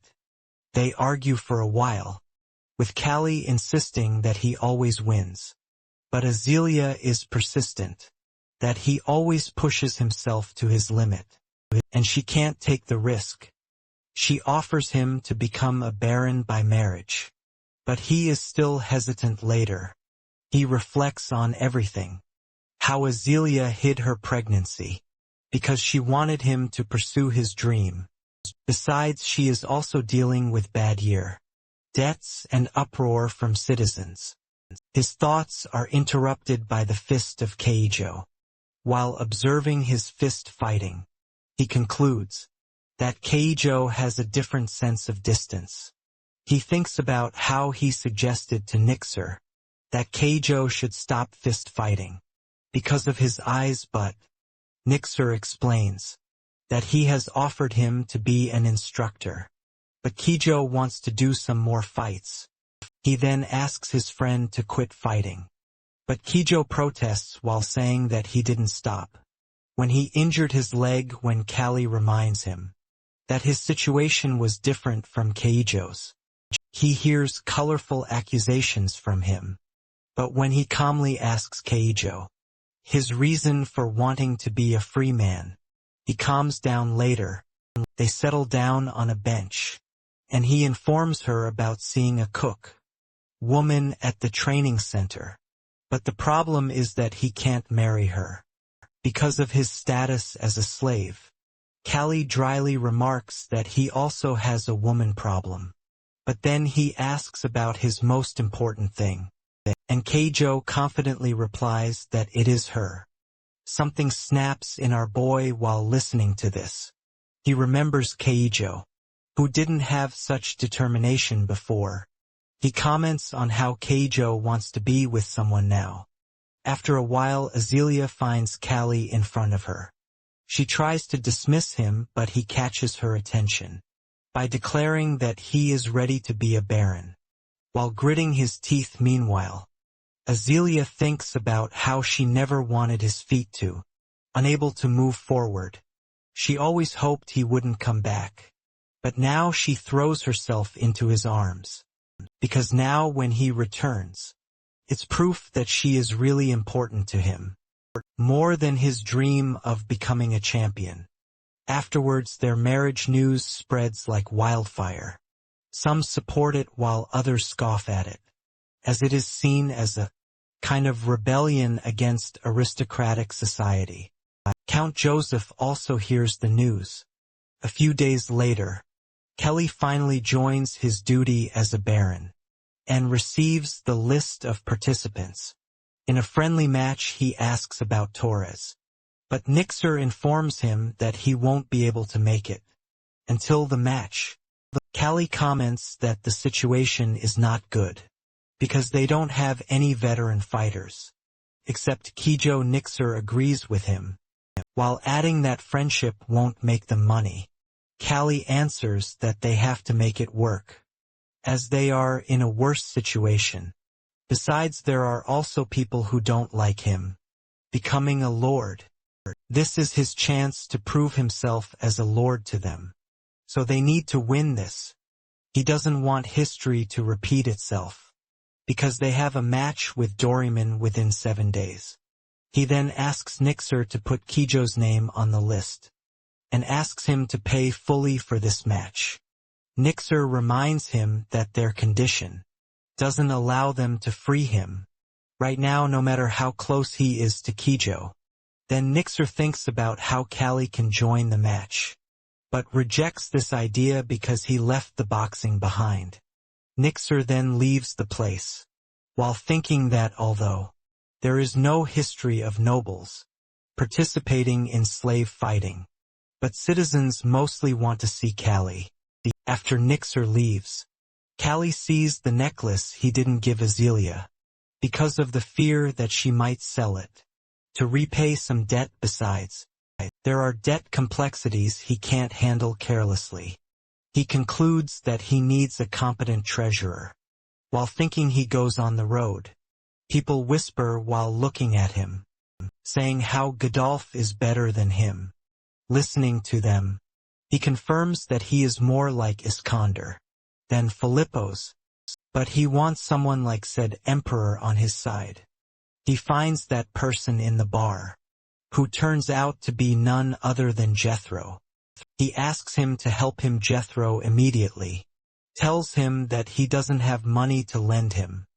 When he is about to leave, Callie immediately stops him angrily, which scares him down, and he agrees to discuss business with our boy. He then asks Jethro to roll money under him, which leaves him totally baffled. More annoyed is Azealia, who doesn't like that person.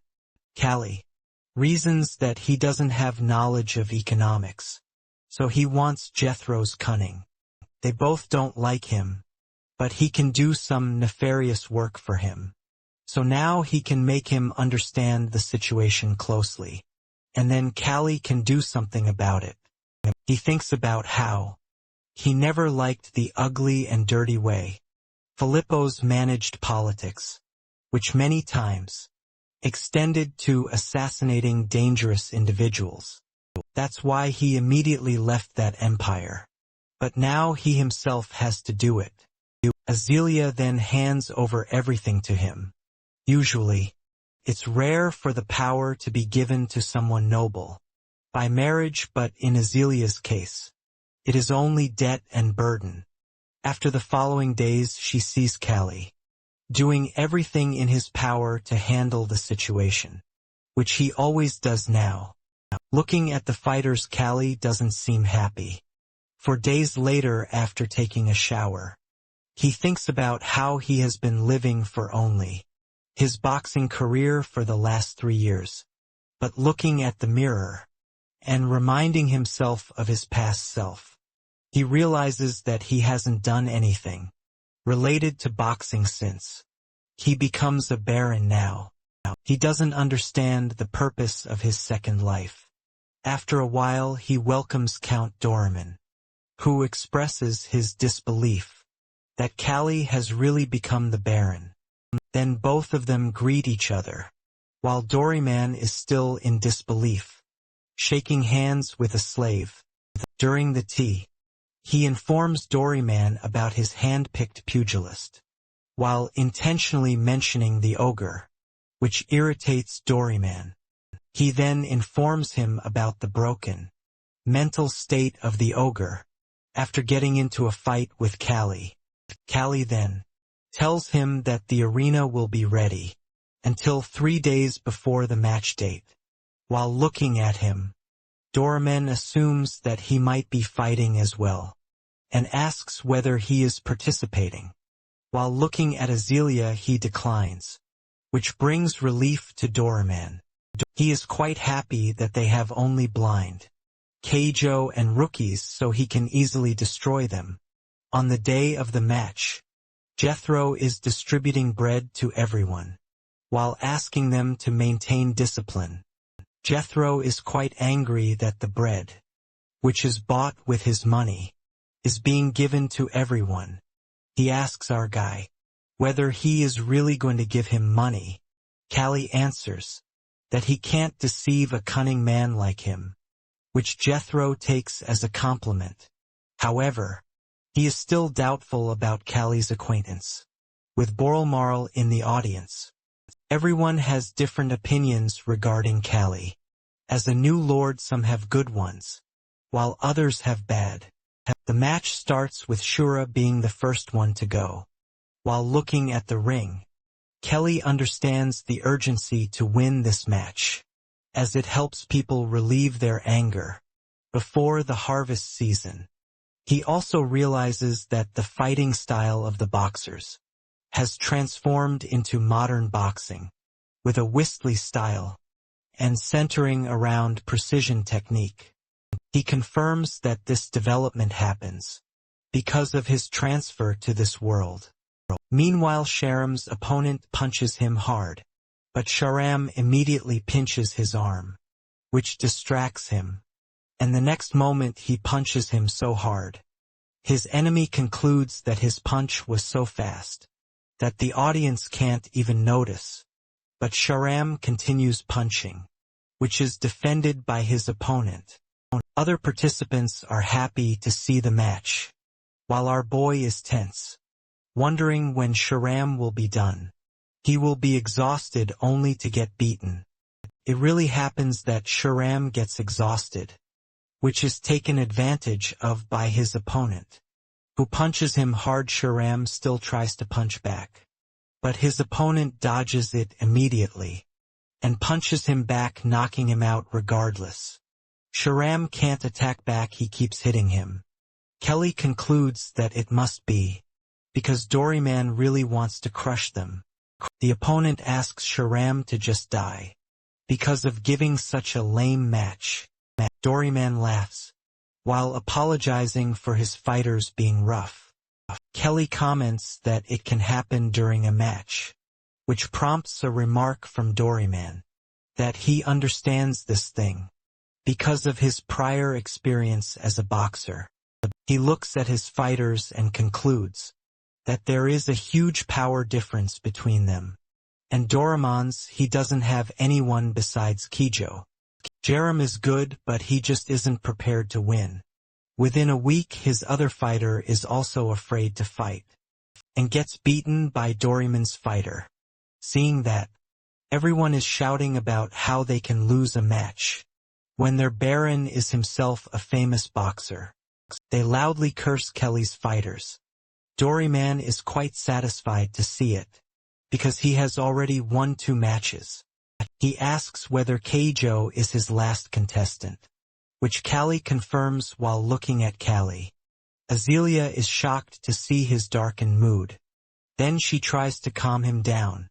Unbeknownst to him, Doorman keeps informing him about his next fighter, who is his top boxer, whom he has trained diligently over the years.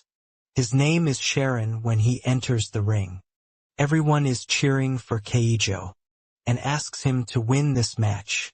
Callie knows that they have already lost the match, but they need to win this round to save face in front of their audience. Before the match, Keijo recalls our guy telling the pugilists not to be intimidated by their opponent's strength, reminding him that every blow hurts both sides equally. He advises the boxers to block with all their might, to which one pugilist replies with a firm yes. Our guy then turns to Sharam, encouraging him by saying that he has both perseverance and skill, urging him to fight calmly and not let his emotions take over. Sharam although stutters that he understands. Kyo then looks at his own fist, confiding in our guy that he doesn't want to become as strong as him.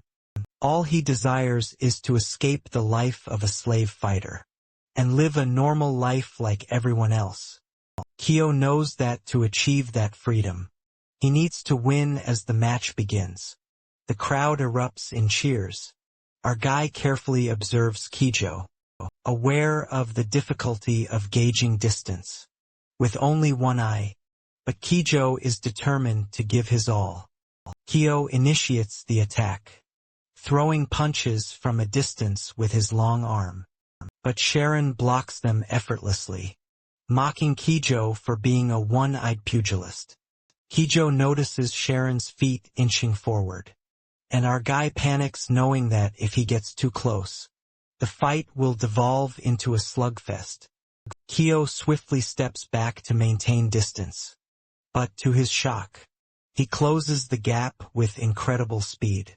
Kyo launches another punch, realizing that Sharon is trying to exploit his blind spot. Sharon, now serious, steps back, dodging his punch, leaving him in disbelief. Our guy observes that Sharon is reading Keijo's movements. Sharon dashes forward frustratedly, declaring that only a challenge, like Ogre Slayer, is worth his time. Kyo, shouting that he is enough of a challenge, tries to punch Sharon, but Sharon ducks under it and closes in even more, making Keijo realize that keeping his distance is futile. Even if he creates space, Sharon will close it instantly. With no other options, Keijo charges forward to meet Sharon head-on. Launching his fist, Sharon lands a punch to Keijo's face, but he retaliates, striking Sharon in the side. Callie stands up worried, knowing that if Keijo engages in a slugfest with Sharon, he will surely lose. If only Keijo had both eyes, he could win. As they exchange blows, Sharon teases Keijo, asking if he should take out his remaining eye.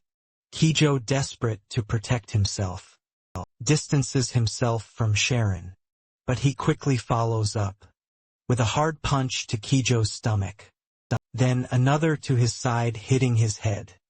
Callie watches in rage, while struggling to restrain himself. Sharon continues his relentless assault, while knocking off Keijo's eye patch.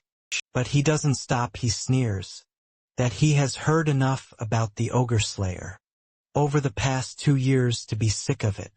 Lifting Keijo's long arm, Sharon declares his intent to defeat our guy and claim his reputation if they ever cross paths.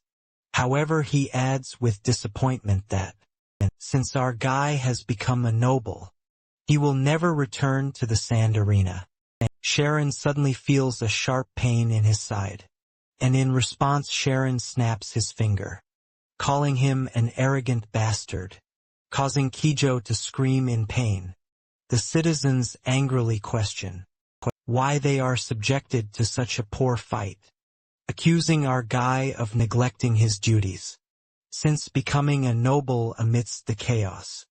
Dorman is laughing victoriously, while the citizens blame our guy in anger. He sees Keijo writhing in pain, clutching his hand, which triggers memories of his own brutal past. He recalls the time when he, as Park Kang-tae, was beaten to death, and how he later triumphed as the slave Callie. These memories make him snap, but he is brought back to the present by thoughts of his son Soren. In his rage, he crushes the chair handle with just a grip, shocking Dorman into fear. Azalea calls out to him in concern, but our guy only apologizes, which shocks her. He admits that he doesn't think he can be a good father. Ignoring Azalea's pleas to wait, he stands up and calls out to Dorman, removing his suit while suggesting another round, which horrifies Dorman. Our guy then leaps off the stage, despite Dorman's attempts to stop him, and heads to the ring. Once inside, the citizens begin to cheer for him, calling him the Ogre Slayer. Sharon teases our guy, saying that he can't believe he is making an appearance, with his noble body, asking sarcastically, what brought this on? Callie advises Sharon to rest until the cheers subside, but Sharon stretches and insists there is no need. He then dashes toward our guy at incredible speed. Sharon thinks that he can end the fight before our guy warms up, and when he tries to punch him, he dodges and lands a blow on Callie's stomach. However, he remains unfazed. Sharon taunts him, claiming that the Ogre Slayer's reputation is exaggerated, and that there is nothing special about him.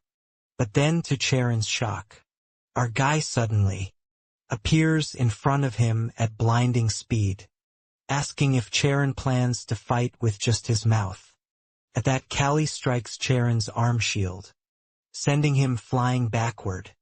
As Sharon stares in disbelief at his shaking arms, our guy coldly remarks that he despises the title of Ogre Slayer, and that he will carefully choose his next title. Sharon unleashes a flurry of punches, but Callie blocks them all. Noting Sharon's impressive speed, he considers that Sharon might be one of the fastest opponents he has ever faced, though not so fast that he can't dodge. Positioning his foot, he skillfully evades Sharon's next punch. He tries his best to land a hit, can't fathom how his opponent dodges so easily. Then in a flash, our guy dashes to his opponent's side and lands a solid punch to his face, leaving Sharon in disbelief at how easily he counters and avoids his attacks. Determined, Sharon attempts another punch, but our dude sidesteps once more. Sharon sees the intensity in Callie's eyes and summoning all his speed, launches a fist aimed at his head, managing to land a blow that draws blood. As blood drips to the ground, our guy mutters that he must have gotten rusty, though he is fortunate. It's only a slash to the forehead.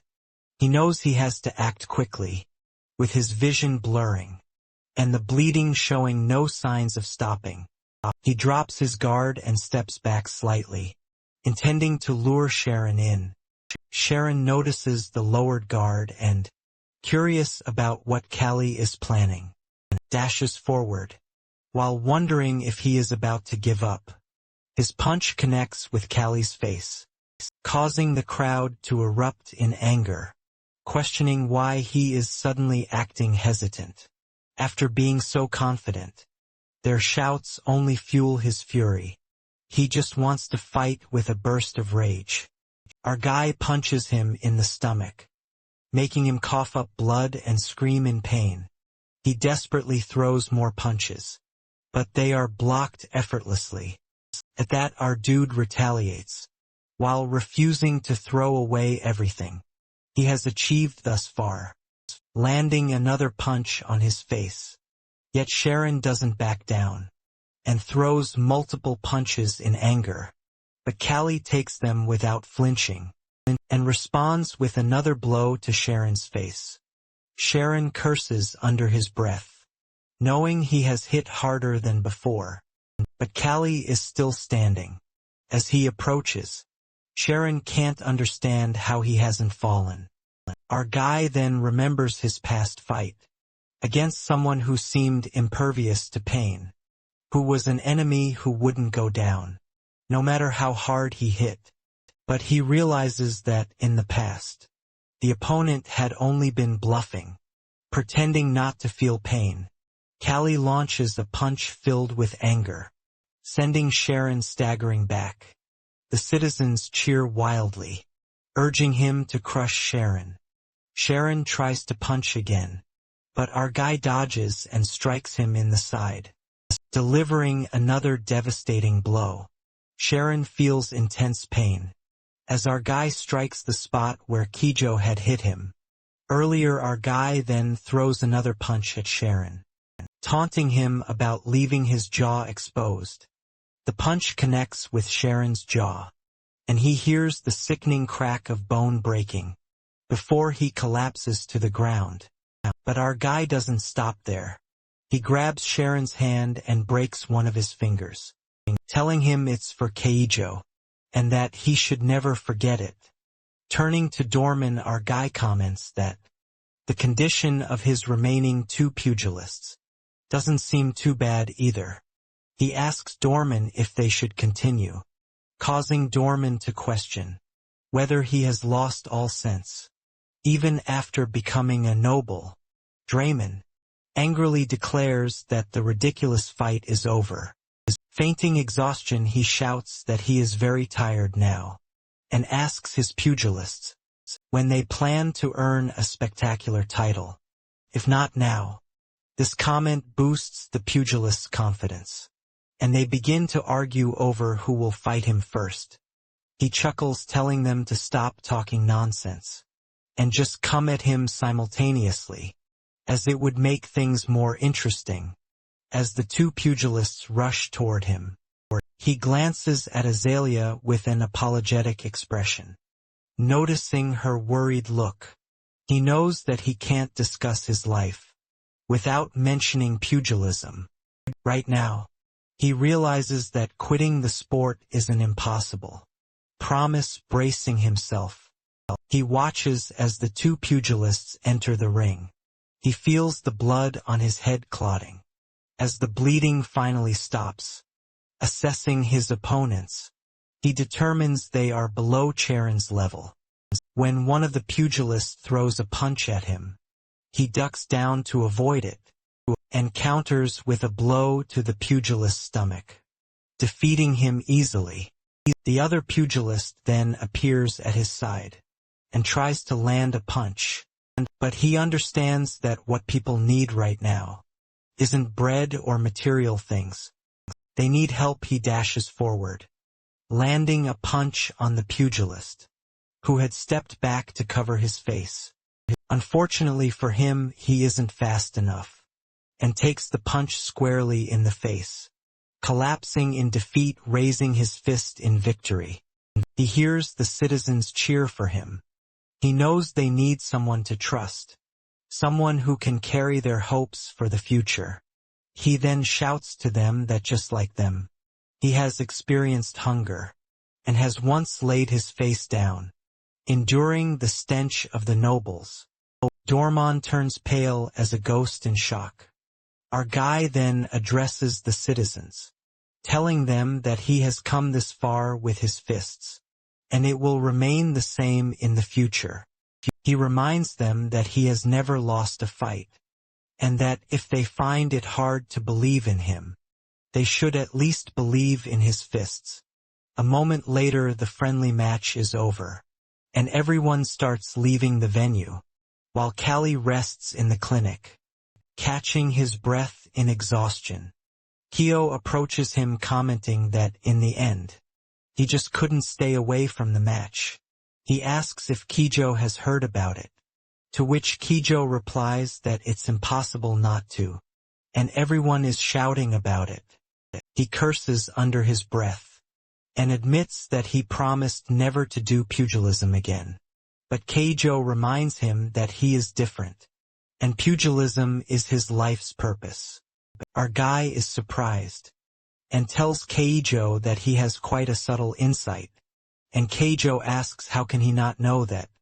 Keijo then remarks that in his current state, he will have to delay his dream of becoming a free man. But he replies that after that match, he will be a free man. Keijo is shocked, and tells him not to joke about such things, because he doesn't have that kind of luxury. He explains that it is on the condition that he serves as a pugilism instructor for 2 years, and after that he can finally settle down, start a family and live as a free man. With his experience, he believes he can definitely do that. Overcome with emotion, Keijo rushes to him and hugs him tightly, crying and thanking him repeatedly. He tells Keijo to hold on, but Keijo's grip only tightens, prompting him to punch Keijo, making him scream in pain. Later, back at the mansion, Azalea treats our guy's wounds. Worried, he asks whether she is angry that he broke his promise. She simply tells him to forget about it, adding that she knew he couldn't keep that promise anyway, which makes him realize that she is truly upset. He then apologizes seriously, telling her that she and their son are precious to him, but he can't give up pugilism, because living the rest of his life feeling empty is not an option. Azalea then asks what will happen if he ends up dying because of it, and what she should tell Sora.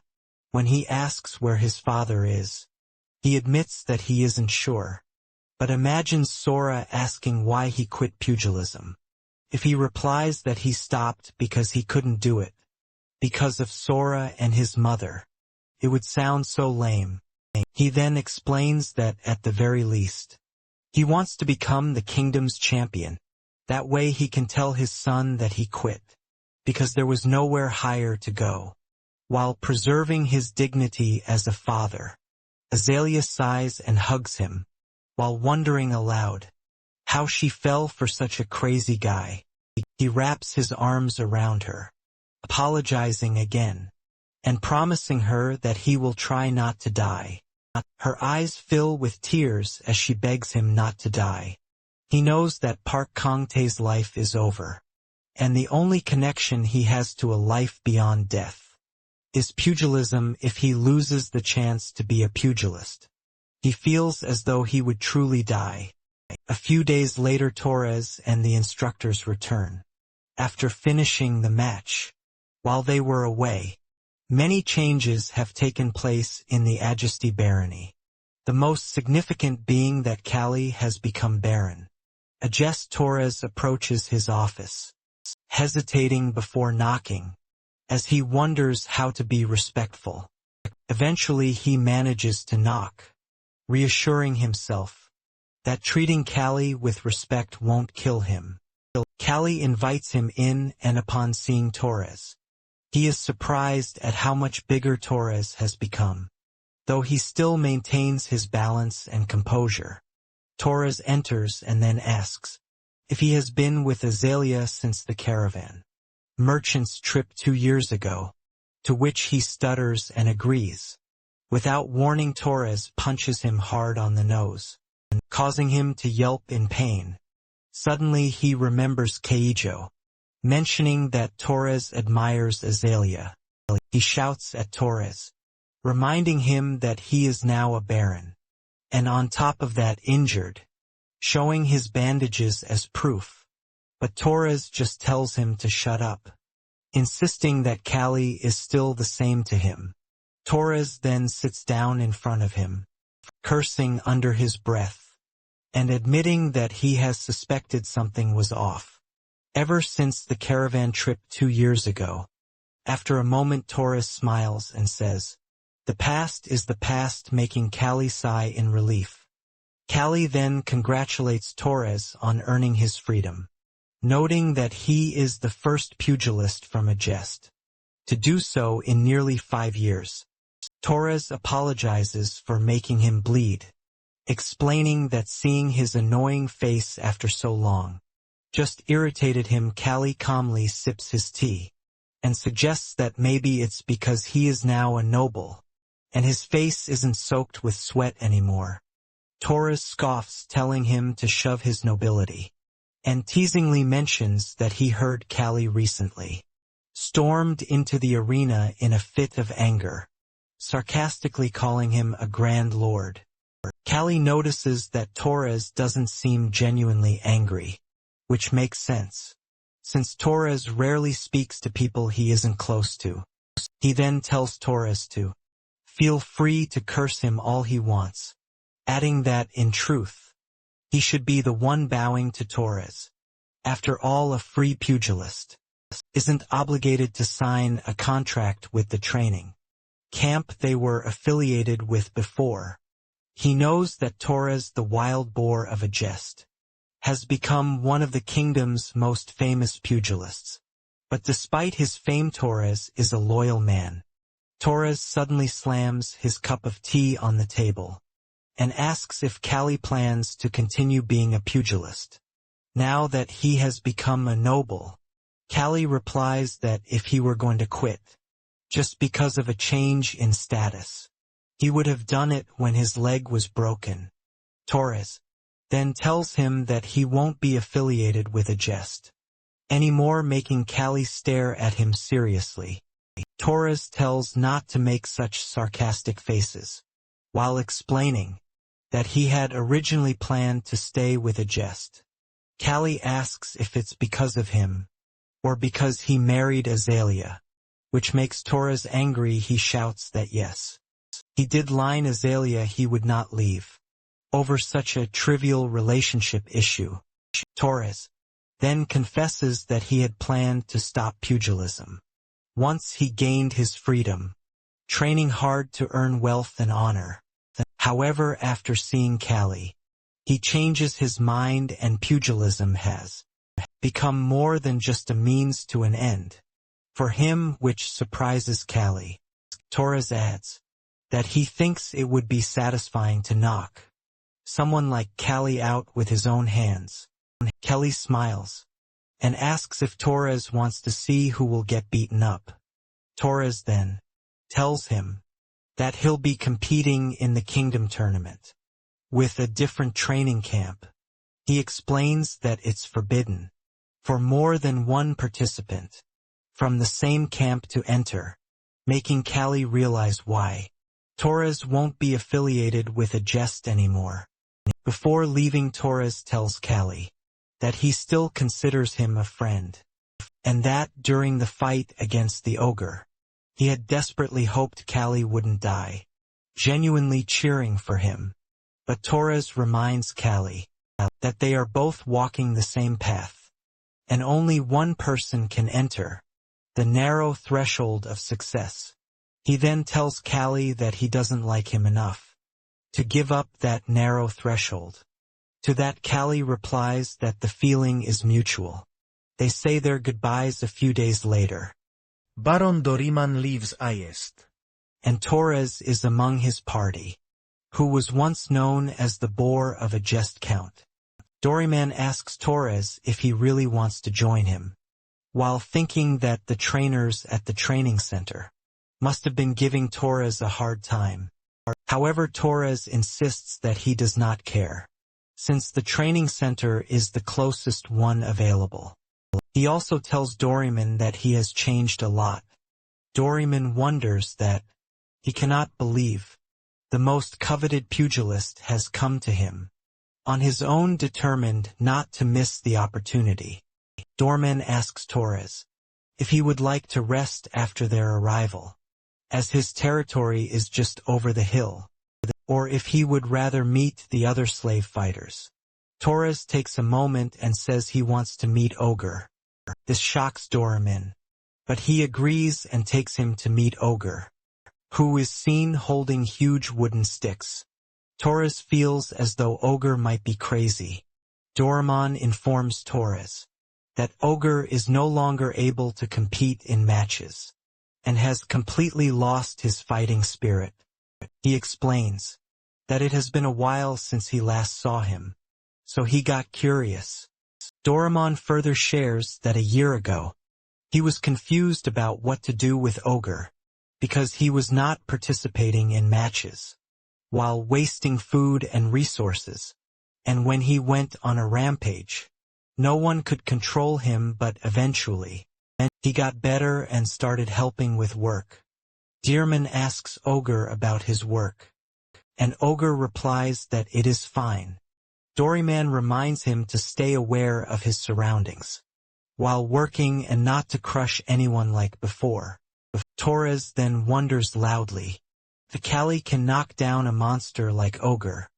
Hearing Callie's name, Ogre becomes furious and starts shouting. Everyone realizes that Ogre has lost control and begins running. Meanwhile, Torres is still wondering what exactly happened. Dryman explains that it still haunts him, since he lost to Callie 3 years ago.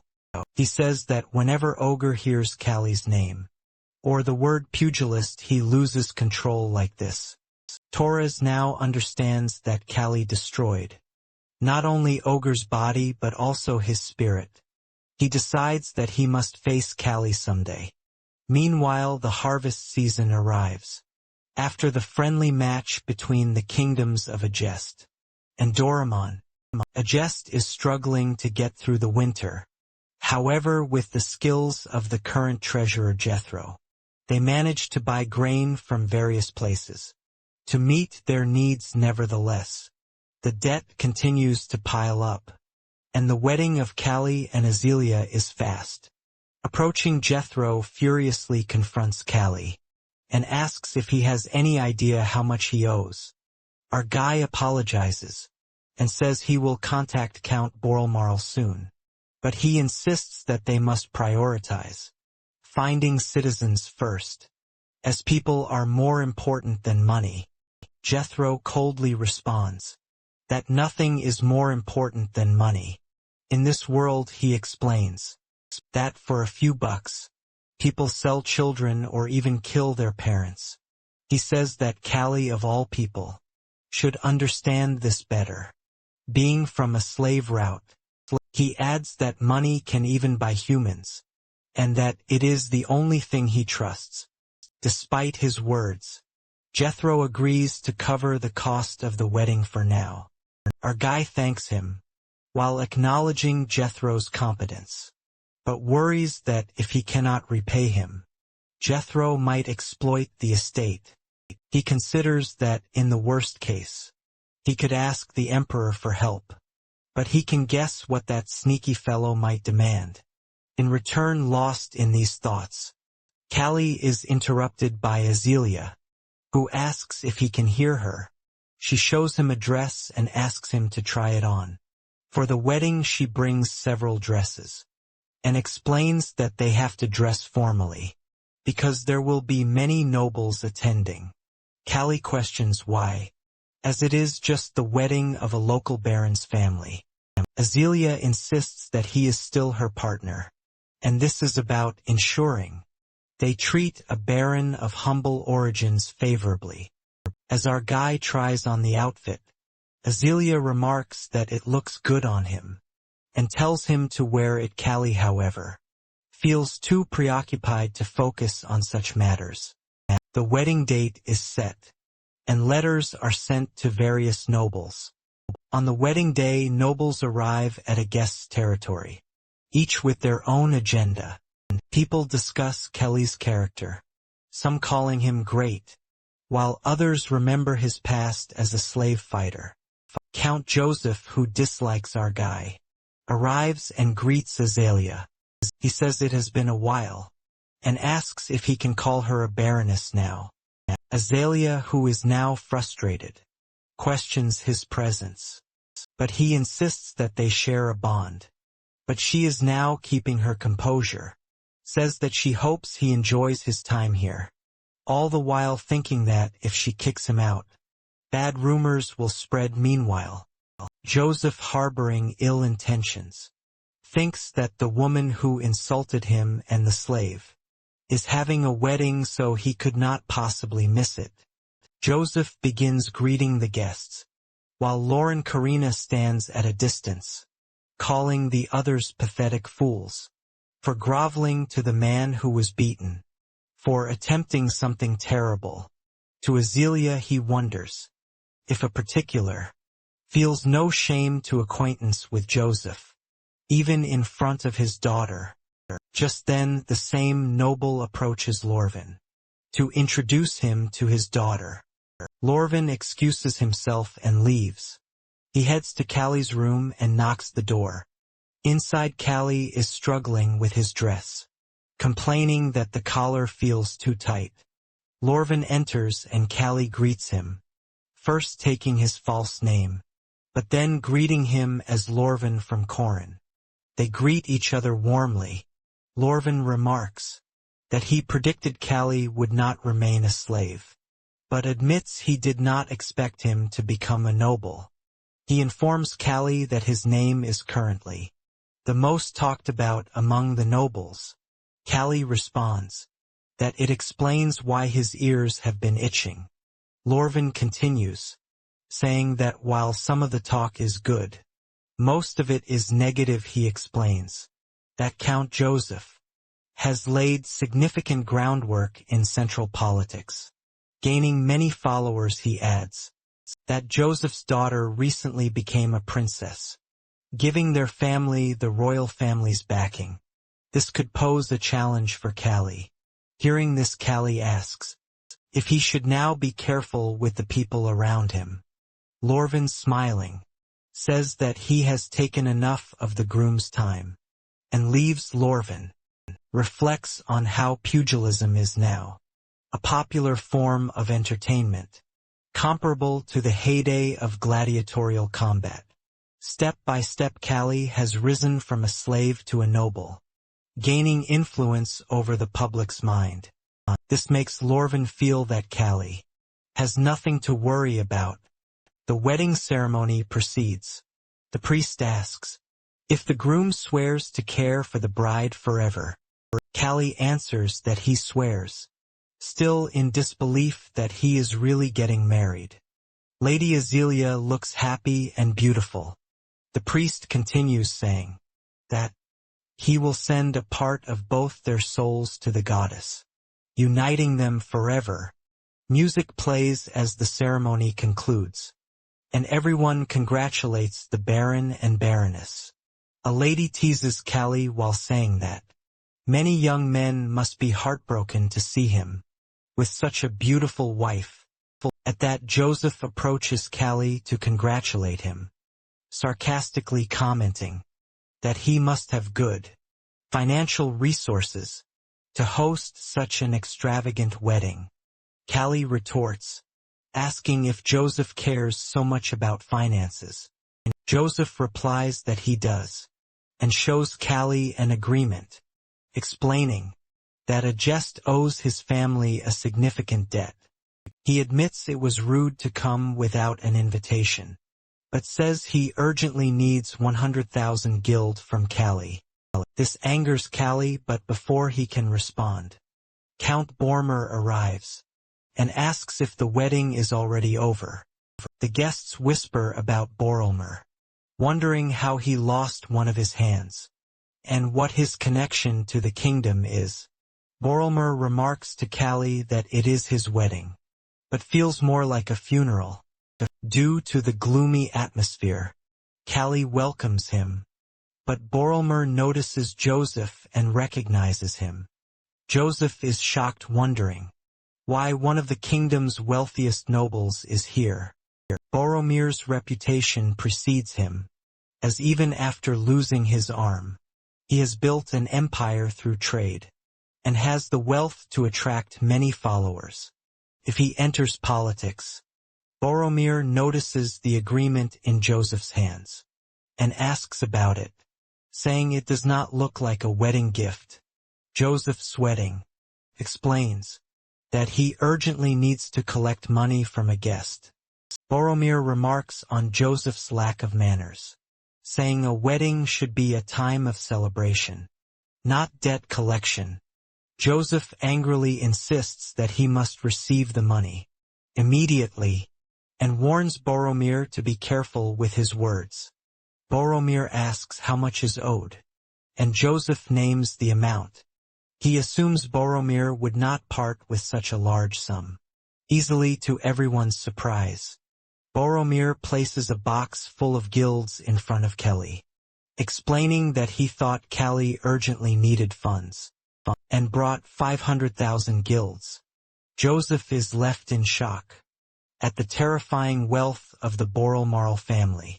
Callie, equally shocked, wonders why Borelmarl brought so much, when he only asked for 200,000 guilds. Callie assures Joseph that he will prepare the payment by tomorrow, and suggest they discuss it further. Then Joseph, disbelieving and frustrated, leaves. Callie later asks Borelmer about the 500,000 guilds, and Borelmer brushes it off, saying it is no big deal if it is for Callie. Borelmer then meets Azelia, who asks Callie how they know each other, and scolds him for not telling her earlier. Callie says that it is a long story.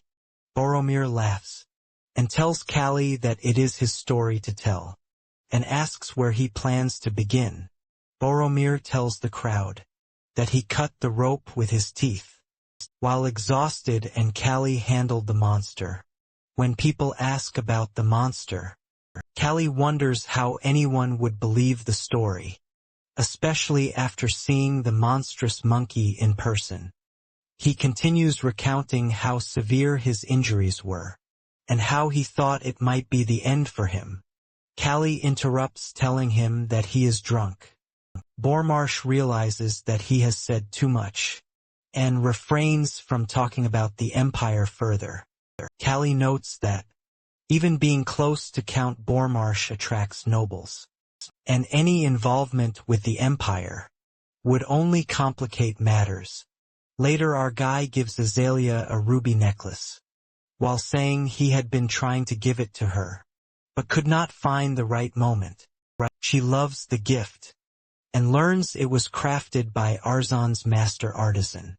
Quill Azalea already knows about Quill, the most famous artisan, and tells Callie she sold all her jewelry, except for his mother's belongings. She thanks him for the thoughtful gift. The next day, Joseph leaves a jest after drinking all night.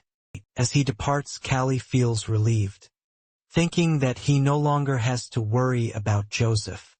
Jotaro approaches Callie and asks if he slept well. Bowing respectfully, Jotaro declares his loyalty to the Baron. Callie stops him, saying that it feels burdensome, but Jotaro insists our guy realizes Jotaro's loyalty is not truly towards him, but towards the 400,000 guilds he received. However, our honors has promised to give Jotaro a large amount of money.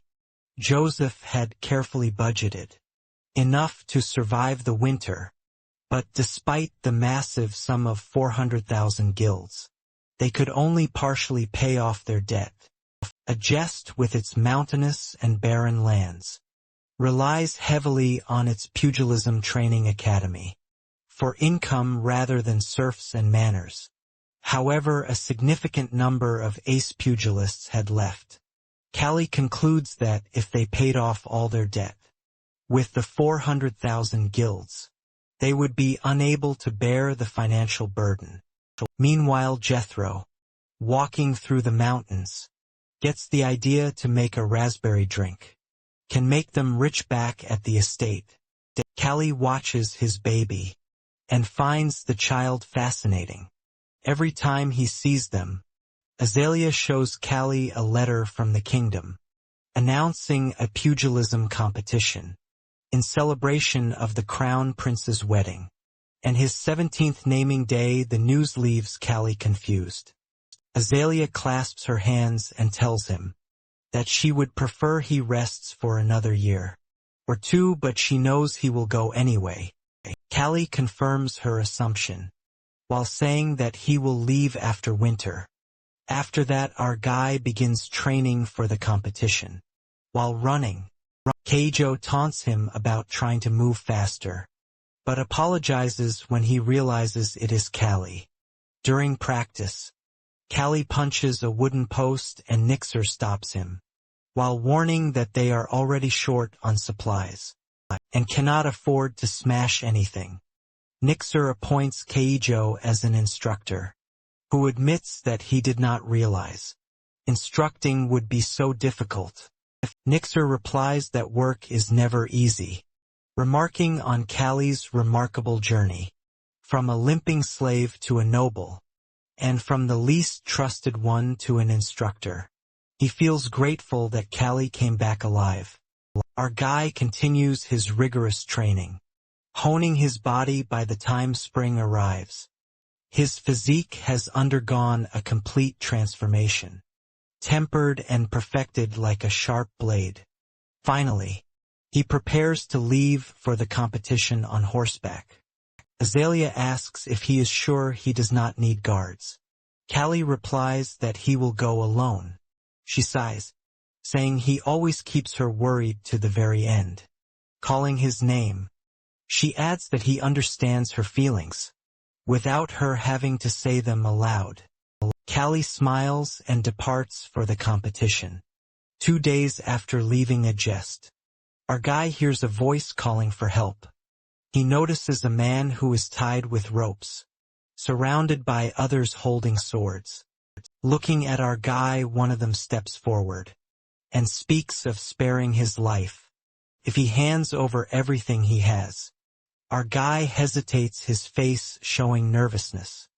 He observes their tattered armor, makeshift weapons and farming tools modified for combat. They appear to be struggling serfs, likely runaways who are facing financial hardships. The leader repeats his demand and makes it clear he isn't joking. Slowly, our guy draws his weapon and questions the man, asking what would happen if he refused. Another one in the group remarks confidently that there is nothing to fear, since it's only one man against them. Instead of attacking, our guy plants his sword into the ground, causing confusion among the group. The leader questions his actions, only to receive a sudden punch to the face. This enrages the others, and they shout about killing him. They attack in unison, but their strikes miss, as our guy swiftly dodges and counters with punches. Within moments, all 4 attackers are on the ground groaning in pain. Turning his attention to the tied man, our guy asks if he is all right.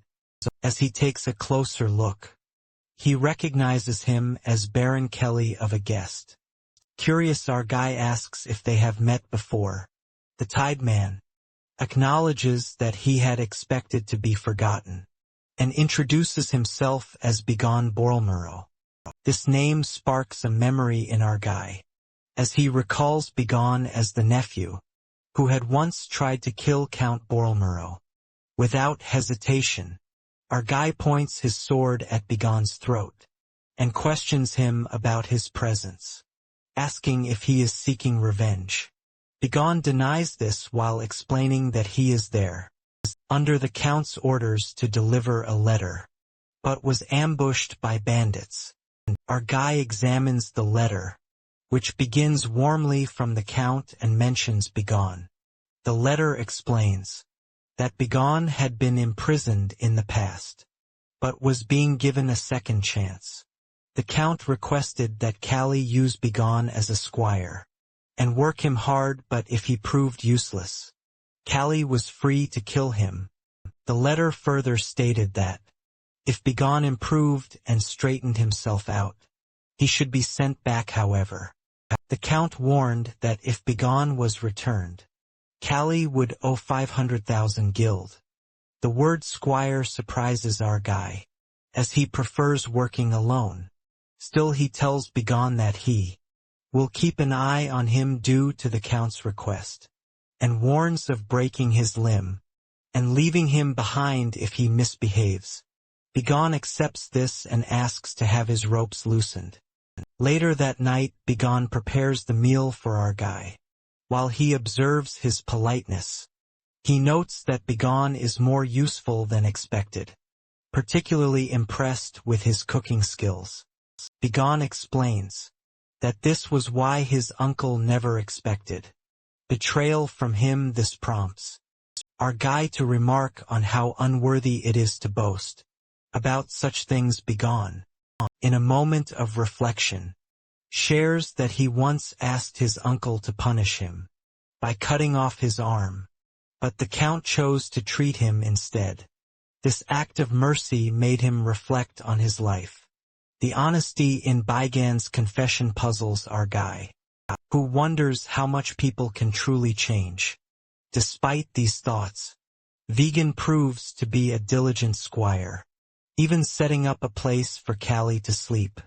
During their journey to Drago's gates, Callie decides to teach him pugilism to pass the time. As the lessons continue, the two grow closer, and when they arrive at the gates, Began points out the beautiful streets of Wings of the Dragon. He mentions that most nobles live there, and suggests heading to a nearby mansion, once used by our guy's predecessors. Their progress is interrupted when a tomato is thrown, splattering onto Began's head. A man from a nearby group shouts at Began, questioning how he dares to return to the area. The group mocks Began, calling him a disgrace, and demanding he leave the district. The crowd recognizes Callie and addresses him, confirming his identity as Baron Callie. Of a jest, they complain about Began's presence, calling it an insult to their district. Callie remarks that the treatment seems harsh, given that the Count has already forgiven Begon. He speaks of being entrusted with Begon's reform, adding that, if anyone wishes to question Begon's crimes, they would need to go through him. Began is stunned by this defense, and the man warns our guy that associating with Began will bring him trouble.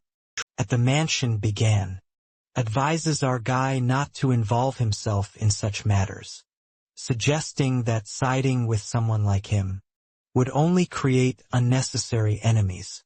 He dismisses this, stating that he is not there to win the noble's favor, but to compete in the tournament.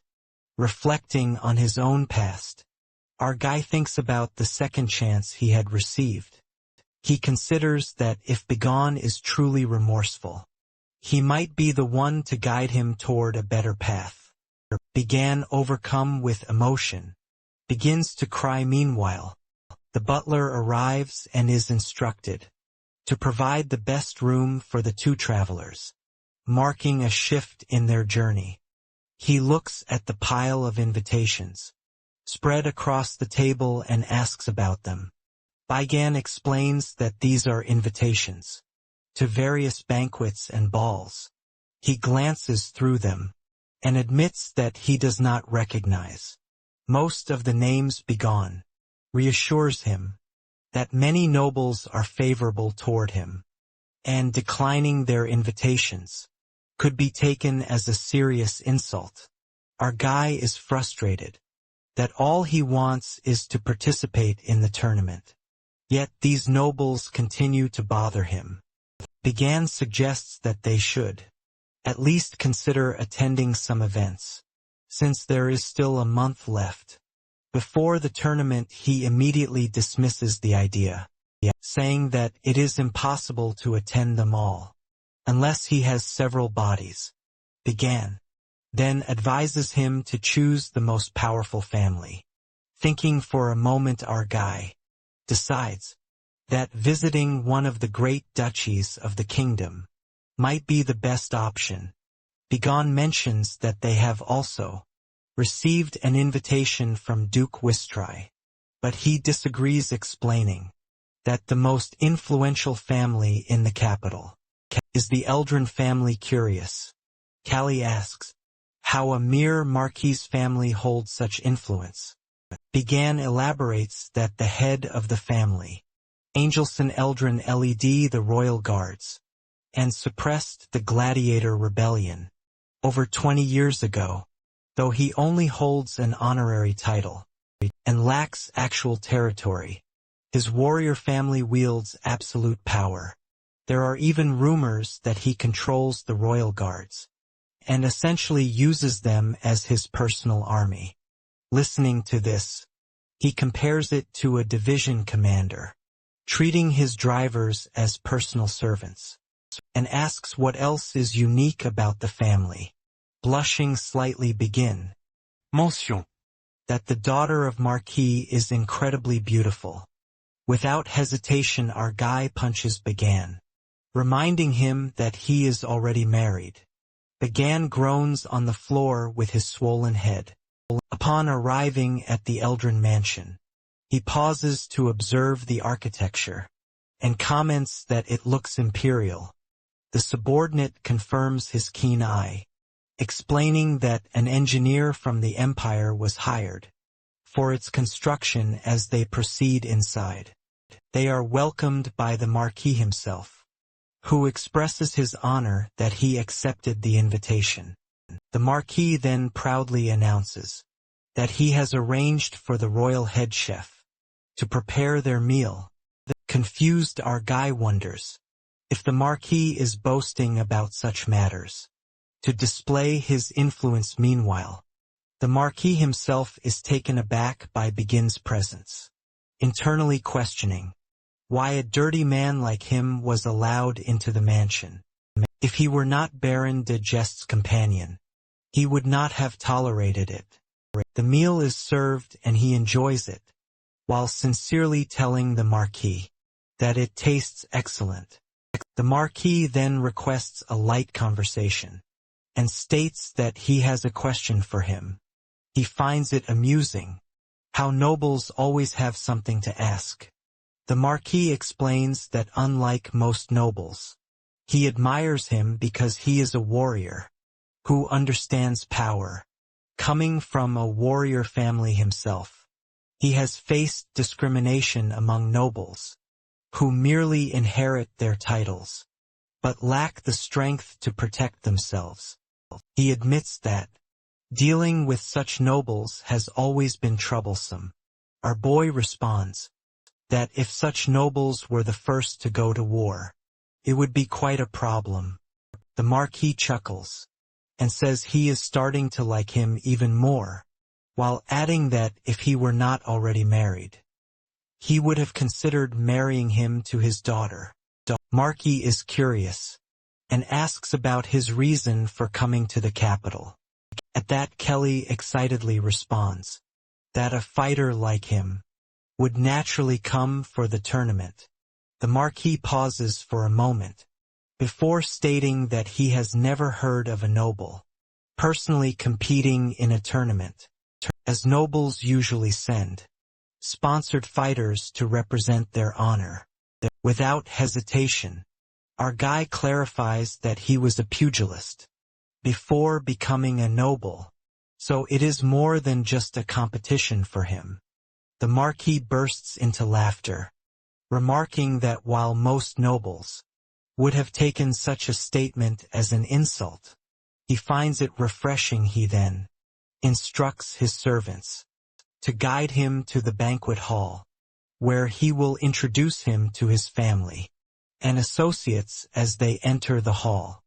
He observes the guests and realizes that many of them are officers of the royal guards, confirming Bigon's earlier claim that the Marquis treats them as his private soldiers. Bigon whispers the same thought into his ear.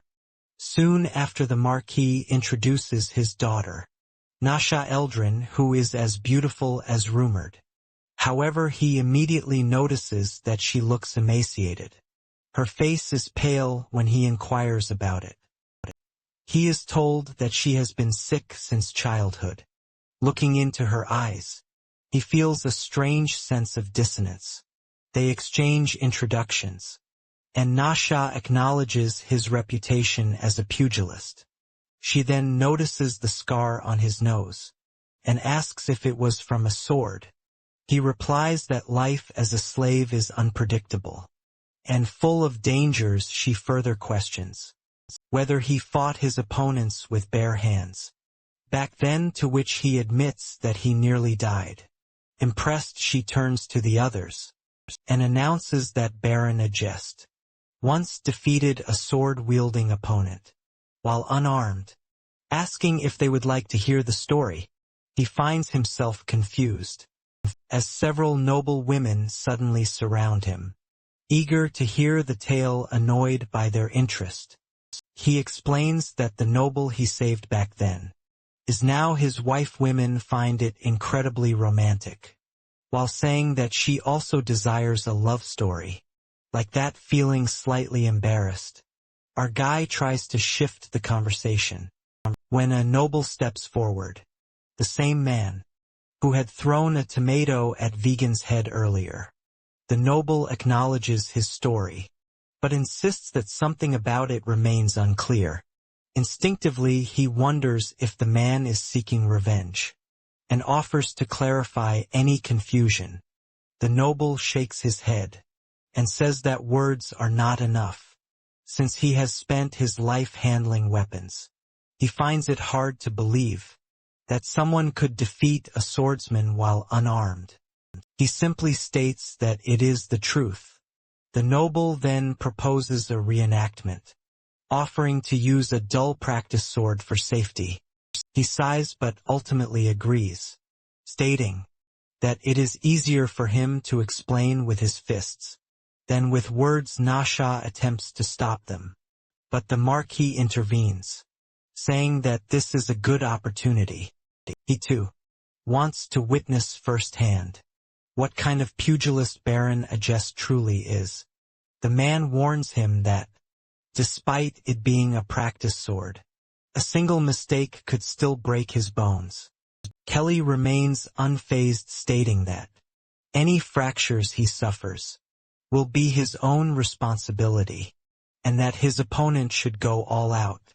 The noble women watching are stunned, their eyes fixed on him. A crowd quickly gathers, eager to witness the fight, as he has only participated in a handful of official matches. Despite his fame, our guy raises his hands in a defensive stance. His opponent observes him closely, contemplating whether to use his full strength. Before he can decide, he calls him impatient. Without warning, our guy charges forward. The noble attempts to react, but a swift kick lands on his side, sending him stumbling back in pain. He protests, questioning why he used his feet, and calls our guy a coward. And our guy taunts him in return, pointing out the irony of a swordsman calling an unarmed man dishonorable. Frustrated, the noble mutters that perhaps it would only be fair if he used his fists as well. The Marquis watches with amusement, musing that Callie must have gained real combat experience. outside of official matches. His confidence is too refined to be purely theoretical, and he might even stir the stagnant waters of noble society. Determined to take the match seriously, the noble gathers himself and launches an attack. He dodges effortlessly. The noble tries again with a precise stab, but misses once more. Every move is evaded with ease. Frustration builds as exhaustion takes over. Finally, breathless and defeated, he admits his mistake. The Marquise is impressed, while Nasha watches in awe, seeing him as a man brimming with raw vitality. After that day, the Marquise frequently invites our guy, while he remains in the capital. One evening, he asks if he has any formal training in swordsmanship. He replies that he never had the luxury to learn it. Laughing, the Marquis declares that noble martial arts must now acknowledge pugilism, as pugilists fight for honor rather than survival. The conversation shifts to politics. The Marquis asks if Callie has met the king yet. He replies that he has not. The Marquis smirks, explaining that the king is nothing more than a puppet. True power lies with the great lords, and the military strength is under his control. However, he admits that the king is wise enough to disperse power. To maintain balance, Marquis continues that the real issue is the crown prince, who is young, arrogant, and naturally cruel. He is bound to be a disaster for the kingdom. He asks if the prince will become a tyrant. The Marquis admits that he would prefer to see the second prince on the throne, but the boy is only 5. A succession crisis will lead to civil war, with nobles fighting over bloodlines and regency rights. He warns him about an impending invitation from the crown prince, and advises caution as the prince is unpredictable. Our guy remarks sarcastically that his bad luck will somehow keep him alive. The Marquis chuckles, observing him closely. He compares him to a mercenary who lives with death always by his side, stating that he carries the scent of death. The words unsettle him, and he leaves deep in thought. As he walks through the halls, he wonders why he felt something strange when he first saw Nasha just before he reaches the door. Nasha stops our guy and asks if he is leaving. He confirms. She grabs his arm, questioning why he is being so formal with her, and telling him to call her Nasha, not Miss Nasha. Her request horrifies Callie, leaving him unsure of how to respond. Nasha insists that he call her by name, instead of addressing her formally.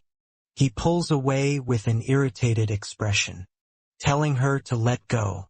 She asks about the upcoming tournament qualifiers, and promises to cheer for him, adding that she will bring along more pretty girls. He welcomes her, but firmly tells her not to bring them, laughing. She jokes about bringing handsome men instead, pretending not to know his preference. Without hesitation, he makes it clear that whatever her intentions may be, he has already vowed himself to a woman, and has no interest in entertaining such jokes. He warns that this will be the last time he tolerates it. Nasha, now angered, reminds him that she is the only daughter of the Marquise, and that there is just one reason she is holding back from striking him. Before she can finish, his expression darkens and he cuts her off. It is not because of her noble status that he refrains, but because she is a woman with nothing left to say. He turns and leaves, slamming the door behind him. At first Nasha is stunned by his words, but then she bursts into laughter, calling him the most confident and spirited man she has ever met. She orders Blair to write something about him next. Next morning at Boralmarl Mansion, he shows Bagon the training equipment for the morning session, which is a log after some training. Bagon, while bowing in regret, exclaims that learning pugilism was a mistake. But our boy firmly tells him that this will be his daily routine.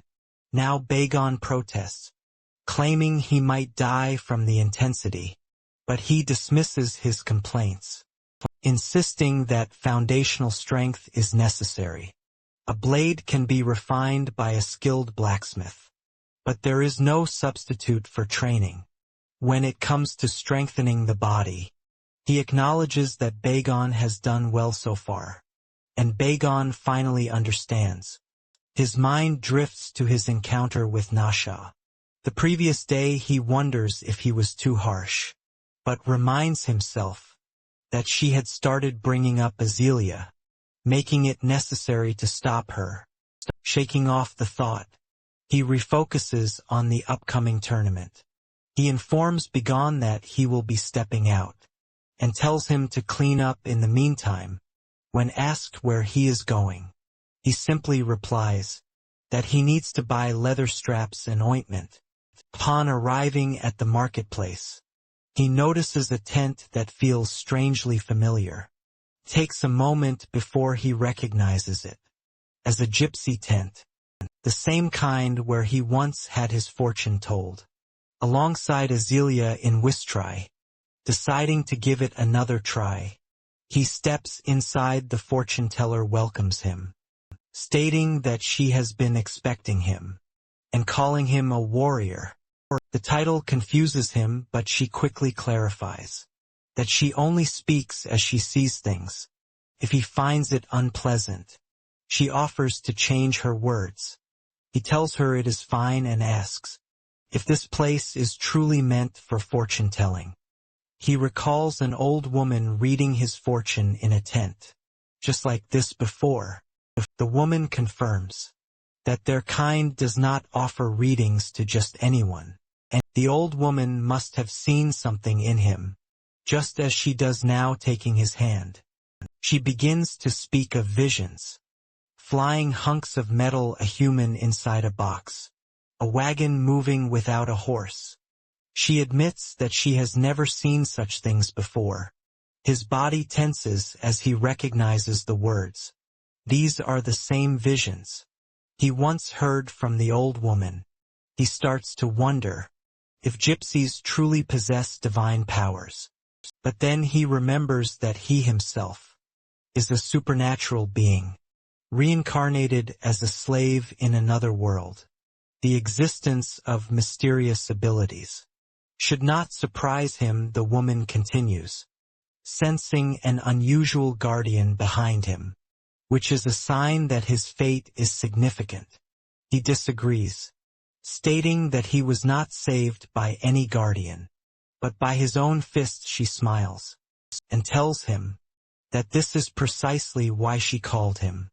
A warrior life is a constant battle, and he too fights against hardship and adversity. She already knows that he will be joining the pugilism tournament. Surprised, he asks how she knows about that. She simply says that news reaches her before he leaves. She warns him to be careful, as there will be many disruptors in the tournament. As he steps out of the tent, he recalls Vegan's words that the capital is the most corrupt place in the kingdom. He wonders if this means someone could bribe the referees. Shrugging off the thought, he reminds himself not to put too much faith in fortune-telling.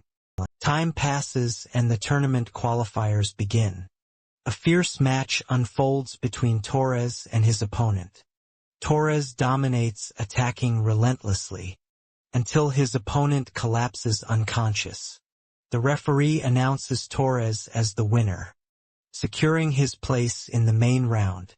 On the second day of the qualification tournament, Kelly steps into the arena.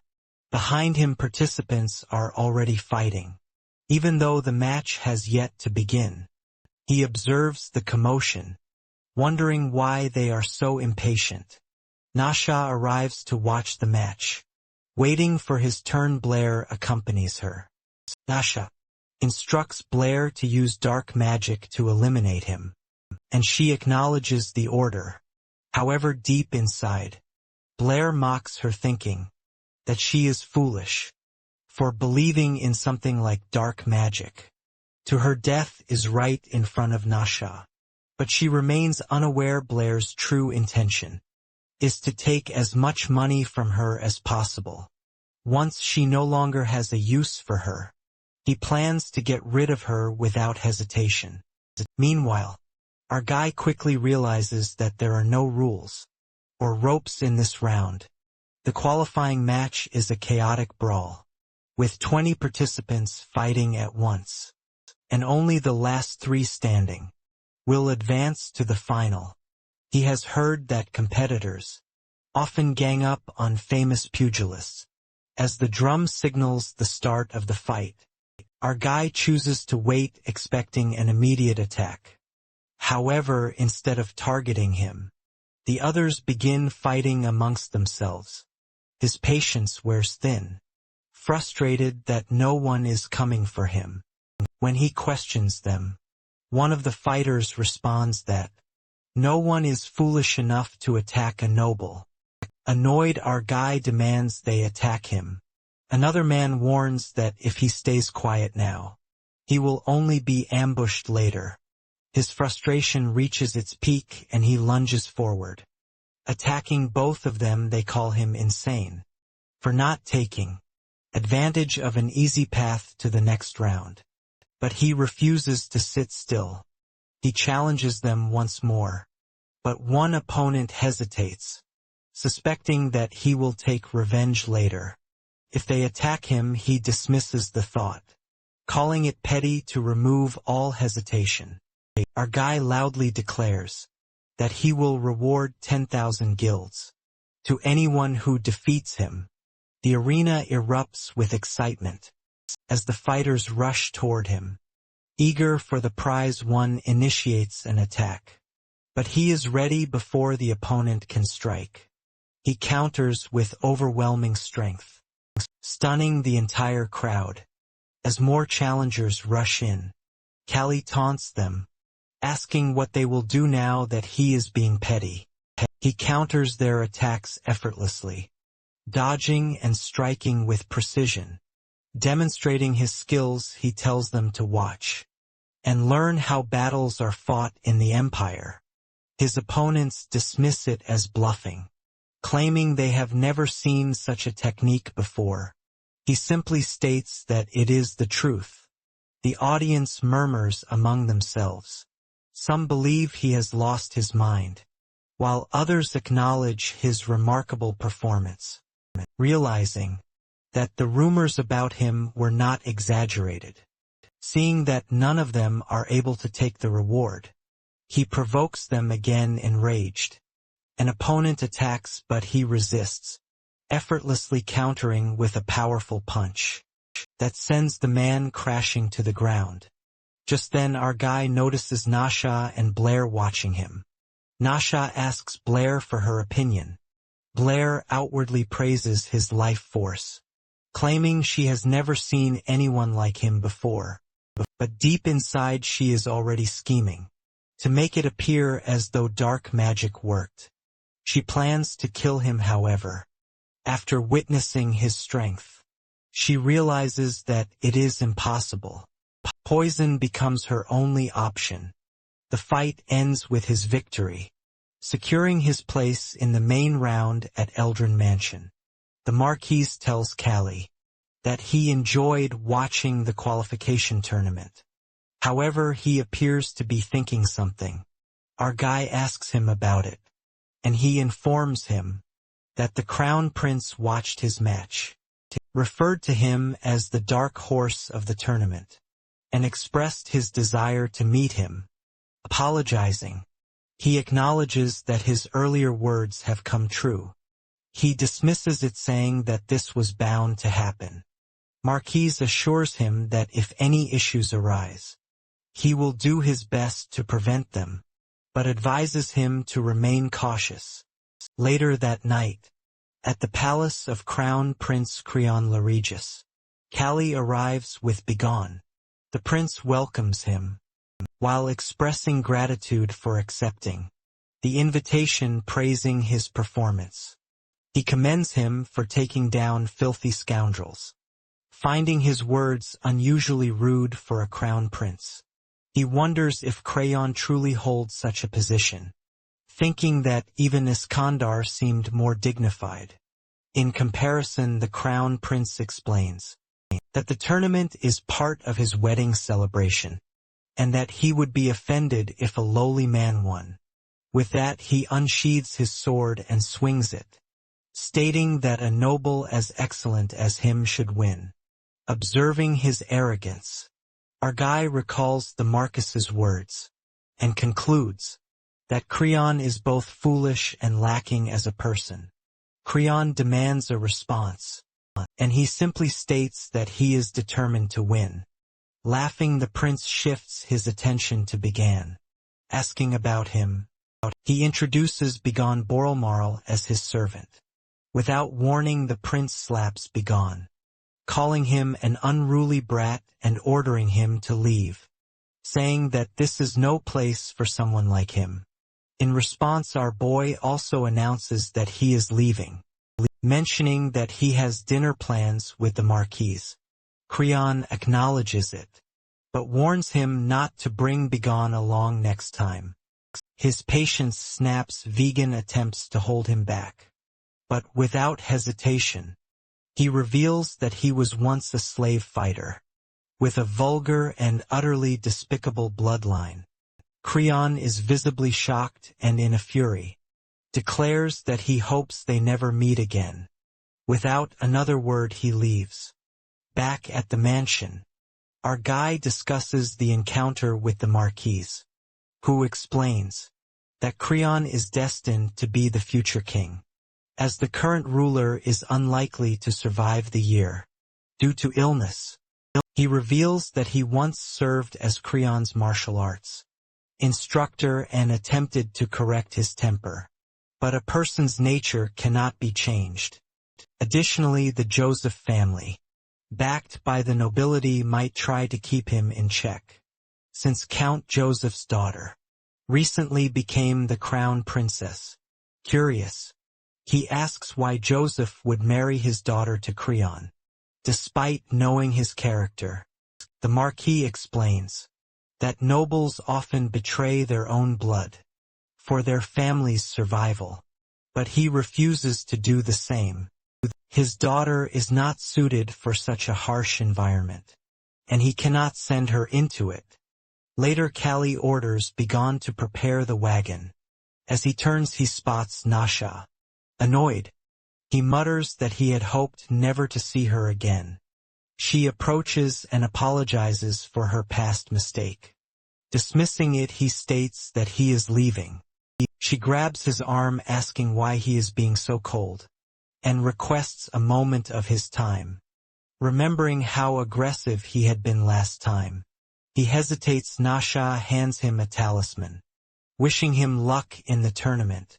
She shares that she has been weak since childhood, and tried many remedies, but her natural constitution never improved, despite that she believes she is still alive, because of her faith and superstitions. He questions whether the talisman is part of that superstition, stating that he does not believe in such things.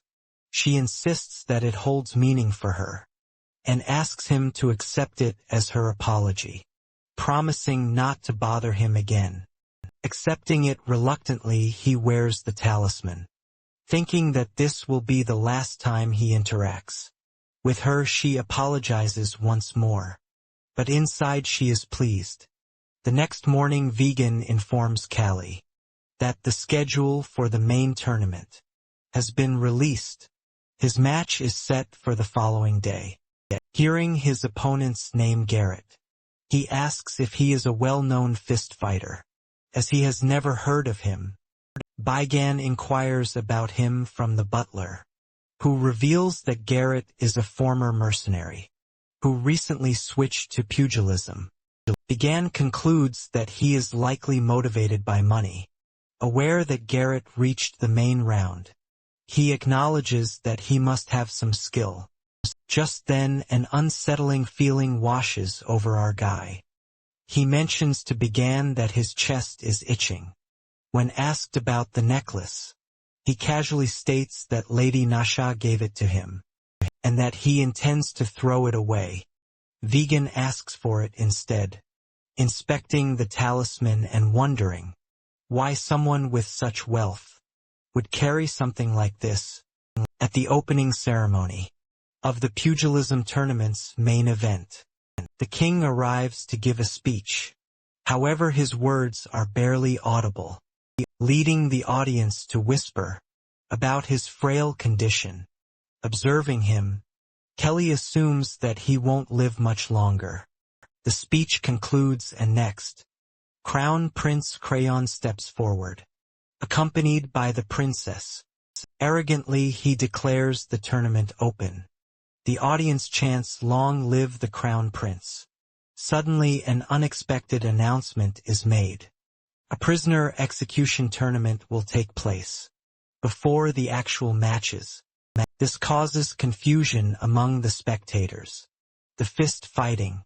Participants are ordered to return to the waiting room. Immediately Callie, puzzled, asks about this event.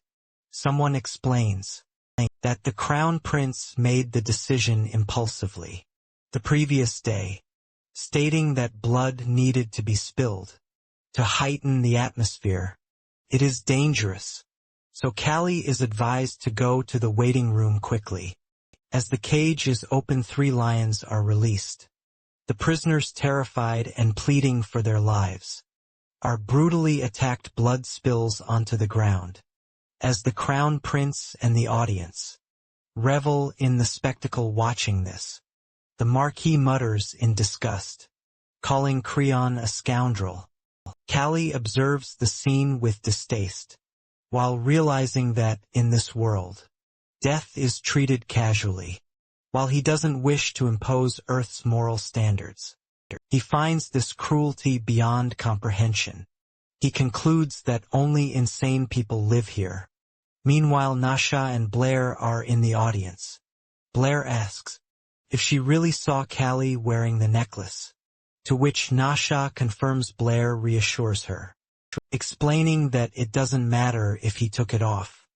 The moment it was around his neck, a fine needle pricked him, injecting poison. Even if he later feels discomfort and removes it, it is already too late without an antidote. His body will gradually weaken, leading to death within a few days, just like being cursed. As the next match is announced, Callie steps into the ring with a smile. Seeing him, Nasha notices that he has removed the necklace. Meanwhile, Blair remains unfazed. Kelly's opponent, Garrot, greets him, saying that he has heard a lot about him and does not need to use honorifics. Kelly immediately points out that Garrot is not originally a pugilist. Garrot confirms this, saying that, as a mercenary, he does whatever is required for money, whether it be wielding a sword or throwing punches. As they prepare to fight, our guy advises Garrot to surrender if he values his life or doesn't want to end up disabled. However, he notices that Garrot has taken a relaxed stance, like he is hiding something. Realizing this, Callie remains cautious. Our guy initiates an attack, but Grote dodges effortlessly, smirking. He comments that pugilists are indeed different. Callie taunts him, asking if that means he is a fake pugilist. However, he soon realizes that Grote is deliberately avoiding direct combat. While he may not be well versed in pugilism, his skill is undeniable. Garrot reveals that, while he has only been practicing pugilism for 2 months, he has been a mercenary for 20 years. This revelation shocks Callie. He understands that both mercenaries and fist fighters have short careers, and only the extremely skilled or lucky survive for decades in this case. Garrot is clearly among the skilled. Physically, our guy is superior in fist-fighting techniques. However, Garrot holds decades of combat experience, which allows him to read his opponent's movements and predict attacks with remarkable foresight. Garrot makes the first move while throwing a punch. Callie attempts to dodge but fails and takes a hit. He quickly realizes that the punch came from an awkward angle, making it difficult to avoid. He retaliates with a punch of his own, but Garrot effortlessly evades. Impressed, Callie remarks that Garrot is highly intelligent. In battle, while Callie has fought countless powerful opponents, his edge has always come from his previous life's boxing experience and strategic thinking. However, this time he faces a mercenary whose psychological edge and adaptability surpass even his own. This is the first time that Callie feels his mental superiority being challenged. Determined to end the fight quickly, Callie plans to land a single decisive hit. However, Garrot sees through his intentions and warns him not to be overconfident.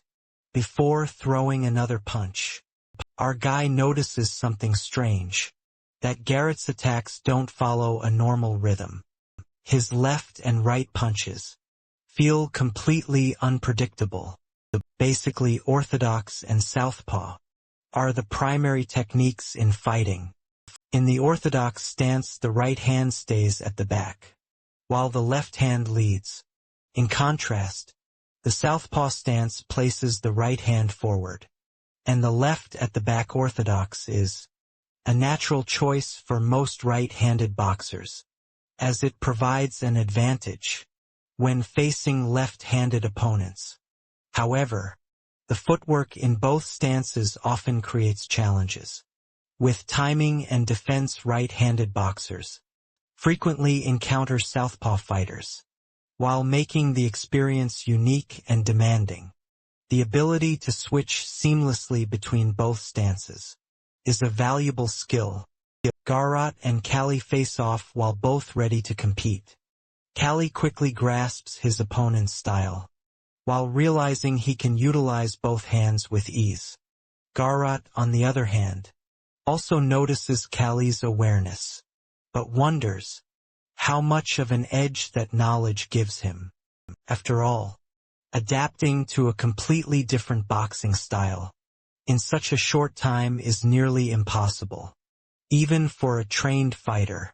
Our boy realizes that with his sharp perception, he can easily evade the punches coming his way. Deep inside, he knows he has faced easier opponents before, and he now has the courage to take on this challenge.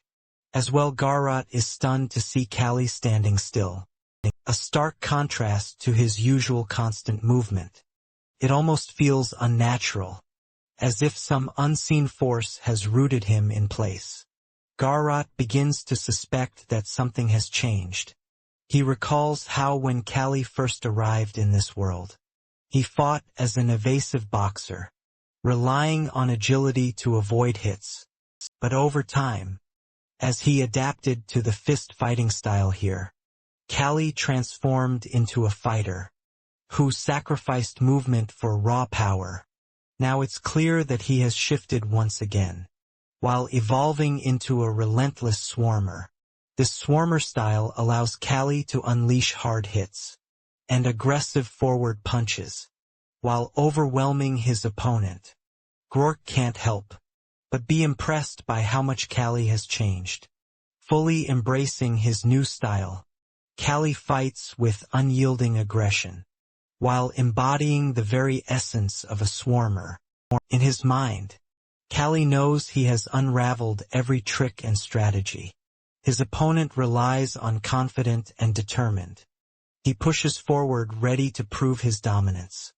The opponent looks furious, and his frustration evident in his every move. Suddenly, Callie delivers a massive punch, while forcing Garrot to realize the full extent of his power. But just as quickly as Callie advances, He halts in the middle of the fight, throwing his opponent off guard. In that moment of stillness, Kelly unleashes a devastating punch that lands squarely on Garrett's jaw. The impact is undeniable, and Garrett feels the shift in Kelly's approach.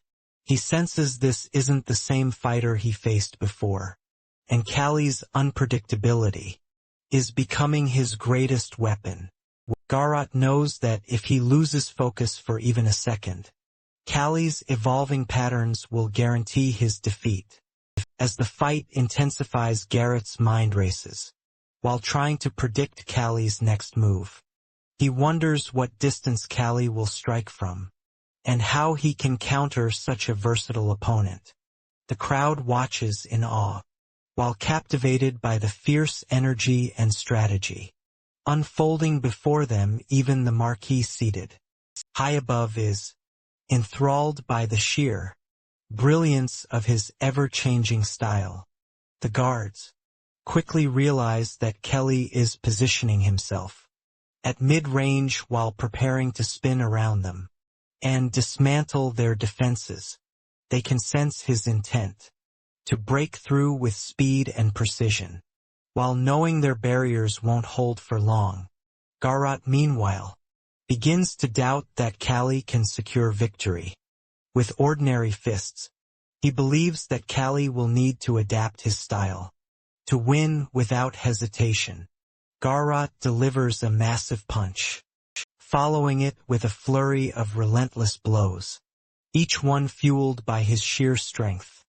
Suddenly a sharp crack echoes through the arena. Garrett's hand falters, and Kelly steps back with a smirk, while asking if he has heard the unmistakable sound of bone cracking. Garrett's expression shifts, but before Kelly can deliver another punishing strike, he shocks everyone by surrendering. Kelly stands frozen for a moment, while stunned by his opponent's unexpected submission. Opponent confesses while his voice trembling that he felt his life was at stake and could not endure further punishment. The crowd erupts in protest, while shouting for the fight to continue. Until the very end, the air buzzes with tension as Kelly glances toward the roaring audience, his victory tinged with disbelief and defiance. The crowd clamors for Kelly to finish his opponent, and their voices demanding blood. Kelly, however, calmly tells his opponent that the fight cannot end here, not with the people and even the crown prince wanting a decisive conclusion. He gestures toward the prince's cold, expectant demeanor, while making it clear that surrender alone will not satisfy anyone. The opponent had initially viewed pugilism as little more than a sport, but Kelly's words shake him. He explains that to appease the restless audience, he must make the defeat dramatic. He instructs his opponent to scream, while claiming his hand is broken, and he dislocates his shoulder instead. The plan unfolds quickly and with a calculated move. Kelly dislocates his opponent's shoulder. The crowd erupts in cheers, thrilled by the spectacle. The defeated man collapses to the ground, writhing in pain, before being carried off on a stretcher.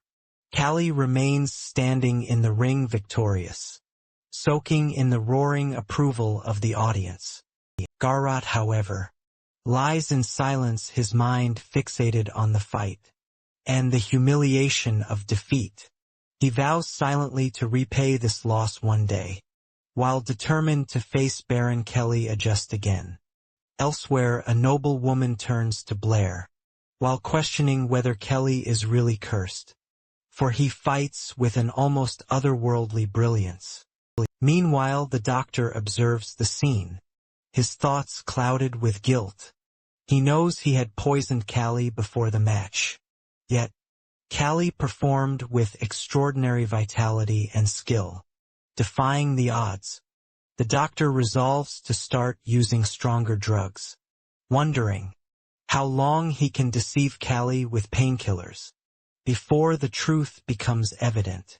The lady remains clueless about the growing conspiracy.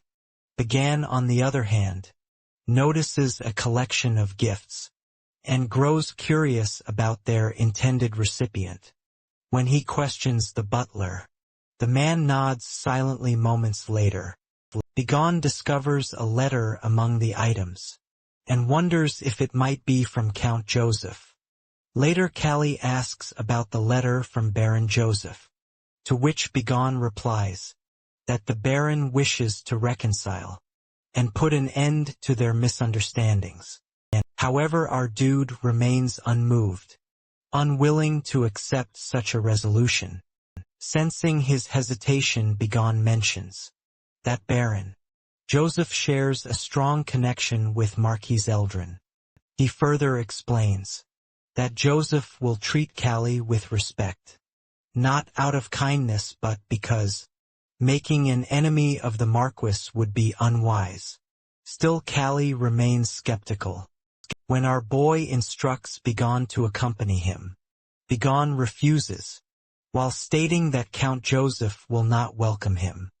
Callie simply shrugs, while remarking that if Joseph truly disliked them, he should not have requested reconciliation in the first place. If things go poorly, they will simply be thrown out of the palace. But it was not Callie who sought this meeting in the first place. The next day, in front of the Bormal estate, Warren Joseph waits impatiently. He stands near the carriage, clearly irritated at having to pick up a mere slave fighter. Just as his frustration peaks, Callie finally appears and casually asks if he is late. Without waiting for a response, he offers a brief apology, while explaining that he had been busy elsewhere. Warren barely hides his disgust, but simply gestures for Callie to enter the carriage. Before stepping inside, Callie states that Bagan will be accompanying him. Warren's expression shifts to surprise, but before he can object, Callie firmly repeats himself. Bagan is coming with a smirk. He adds that in this world, not only traitors but also those who harm women can walk around with confidence. The remark strikes a nerve. Annoyed, Warren slams the carriage door shut with unnecessary force, while his irritation, evident in the sharp echo that follows. Bagan quickly realizes that Warren's frustration has only worsened, but Callie remains indifferent. With a smirk, he remarks that he cannot be kind to someone who brings back bad memories. Suddenly, a sharp pain shoots through Callie's head, while making him wince. Bagan notices immediately and asks if he's alright. Callie dismisses his concern, while calling it just a migraine. But when Vegan offers to call a physician, Callie hesitates, before admitting that the pain is worsening. He worries it might affect him in the second round of the tournament, yet he refuses to show any sign of weakness. Now the carriage soon arrives at the palace, and they step out to be greeted by Count Joseph. With a polite but measured tone, the Count invites them inside for dinner. As they take their seats at the grand dining table, Callie decides to stir trouble. Vegan watches in shock as Callie eats in the most improper manner possible, devouring his food like a starving man. His table manners non-existent. His actions are deliberate, while testing Count Joseph's patience. Meanwhile, Joseph observes him carefully, wondering if Callie would dare display such behavior in front of Marquis Eldrin. As well, Warren, unable to tolerate the disrespect, suddenly stands from his chair, while demanding that Callie compose himself and show proper etiquette. Feigning innocence, Callie apologizes, while claiming that he is merely a man of humble origins. Before Warren can press further, Count Joseph intervenes, while instructing his son not to be rude and to treat their guest with respect. Turning to Callie, the Count Joseph finally addresses the reason for their meeting. With a composed voice he states that they need to resolve their misunderstandings. Hearing this, Callie's expression darkens. Fury flashes in his eyes as he processes the word misunderstandings. The Count presses on, while suggesting they settle their resentment, and even offering compensation if Callie desires something in return. At that, our guy scoffs with an icy tone. He replies that his wife once told him never to accept gifts from strangers. Count Joseph's patience begins to wane. Irritation creeps into his expression, and his voice sharpens as he declares Callie's behavior intolerable. But before he can say more, his anger reaching its peak, suddenly hurls his glass of wine across the table. The room falls into stunned silence. Warren Joseph's face twists with rage. But before he can act, Callie coldly reminds Count Joseph of everything he has done. With a voice filled with contempt, Callie declares that he barely survived because of the Count's first son. Callie's voice drips with anger as he speaks. He reminds Count Joseph that he was sentenced to death simply for helping someone who had been humiliated by his eldest son. That so-called misunderstanding had cost him everything. He was thrown into a fight against a monstrous ogre and forced to survive with his legs barely functional from severe injuries. The mere memory of it fuels his rage. Fixing his cold gaze on the Count Joseph, Callie demands to know what right he has to speak of misunderstandings. He is no fool, and he refuses to pretend otherwise. Sensing the tension rising, Dagon steps in while urging Callie to calm down.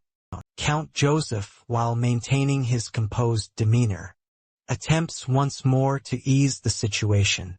He suggests that they continue on good terms, while stating that it would be beneficial for the adjusted family. With measured patience, the Count Joseph gives Callie one final chance. He asks whether he truly desires a relationship, without any reconciliation, reminding him that he too is a noble of the empire. He insists that Callie should act accordingly. At that moment, something shifts in Callie's mind. He realizes that whether he likes it or not, reconciliation may be necessary. But that doesn't mean he will make it easy. With a smirk, he turns to Warren Joseph and calmly demands his leg. In return, silence falls over the room. Warren's face pales, while his expression frozen in shock. Warren Joseph is left speechless, while his face draining of color, as Callie demands his leg. Panic sets in as Callie grabs a heavy hammer and slowly steps toward him. Desperate, Warren pleads for mercy, his voice shaking as he begs his father for help. But there is no escape. He is already tied up, while lying helpless on the ground. Count Joseph, while watching with a cold expression, tells his son to accept his fate for the sake of their family. He reminds Warren that this sacrifice will strengthen their ties with the Marquis and the Crown Princess. If enduring this pain means securing their family's future, then so be it. Callie smirks while playing along with the act. He lifts the hammer high above his head, while letting the tension build. Warren flinches while his breath hitching, as Callie warns him to brace himself. With a swift motion, Callie swings the hammer down with full force. A deafening crack echoes through the hall. Warren screams, while convinced his leg has been shattered. But as the dust settles, he realizes something strange, that his leg is untouched. Instead, the floor beneath him is cracked and broken. He stares in disbelief, his body trembles, as Callie looks down at him with cold amusement. Then turning to Count Joseph, Callie asks if he was truly willing to go through with this punishment. With a deep sigh, Count Joseph nods. He takes this as a sign that they should put their past conflicts behind them. Finally, Callie agrees. And with that, the long-standing feud is settled. Count Joseph thanks him, though the atmosphere remains tense. Callie then crouches beside Warren and warns him never to appear before him again, because next time he won't hold back. Warren's body stiffens with fear, and his terror evident in his wide eyes. With their business concluded, Callie and Began leave the palace. As they walk away, Vegan glances at him while still shaking. He admits that for a moment, he truly believed Callie would break Warren's leg. Callie simply shrugs, while replying that it wasn't worth the trouble. There was no real gain in crippling him, so he didn't bother back at the palace. Count Joseph orders his servants to stay quiet and see them off without a word. By the next day, rumors spread like wildfire, which was the news of the reconciliation between the Joseph and Adjust families, reaches every corner of the city. At the Eldrin mansion, Blair approaches the princess. While inquiring about her condition, she responds that she is feeling better, but still a bit unwell. Hearing this, the spellcaster exhales in relief, while assuming that the strong painkillers she took are working, at least for now. She seems to be recovering. Meanwhile, her thoughts drift elsewhere toward Callie. She wonders if he truly is just a fist fighter, or something more. Sensing her concern, Blair beside her smiles while attributing her recovery to her own strong spirit. She is grateful for the words, and admits that before meeting him, she was always in pain, but now things have changed, and her condition has improved significantly. At that, he thanks her, while insisting that her support made all the difference. Yet as he watches her, his mind drifts to a different thought. Had Callie and the princess been left alone, he is certain they would have killed each other by now. He smirks at the idea, while amused by their fiery tempers. But more importantly, he envisions the fortune awaiting him once this matter is finally resolved. With a deep breath, he realizes that this long, tiresome ordeal is finally coming to an end. A few days later at the Bormal mansion, Vegan Bormal searches for Callie, while suggesting they resume training. It has been days since their last session, and he insists they can't afford to slack off. He knocks on the door, but there is no response. Growing concerned, he peeks through the window, and what he sees shocks him. Callie is sprawled on the floor, while his body drenched in sweat. His breathing is heavy, and his muscles tense with exhaustion. Alarmed, Began immediately calls for a doctor.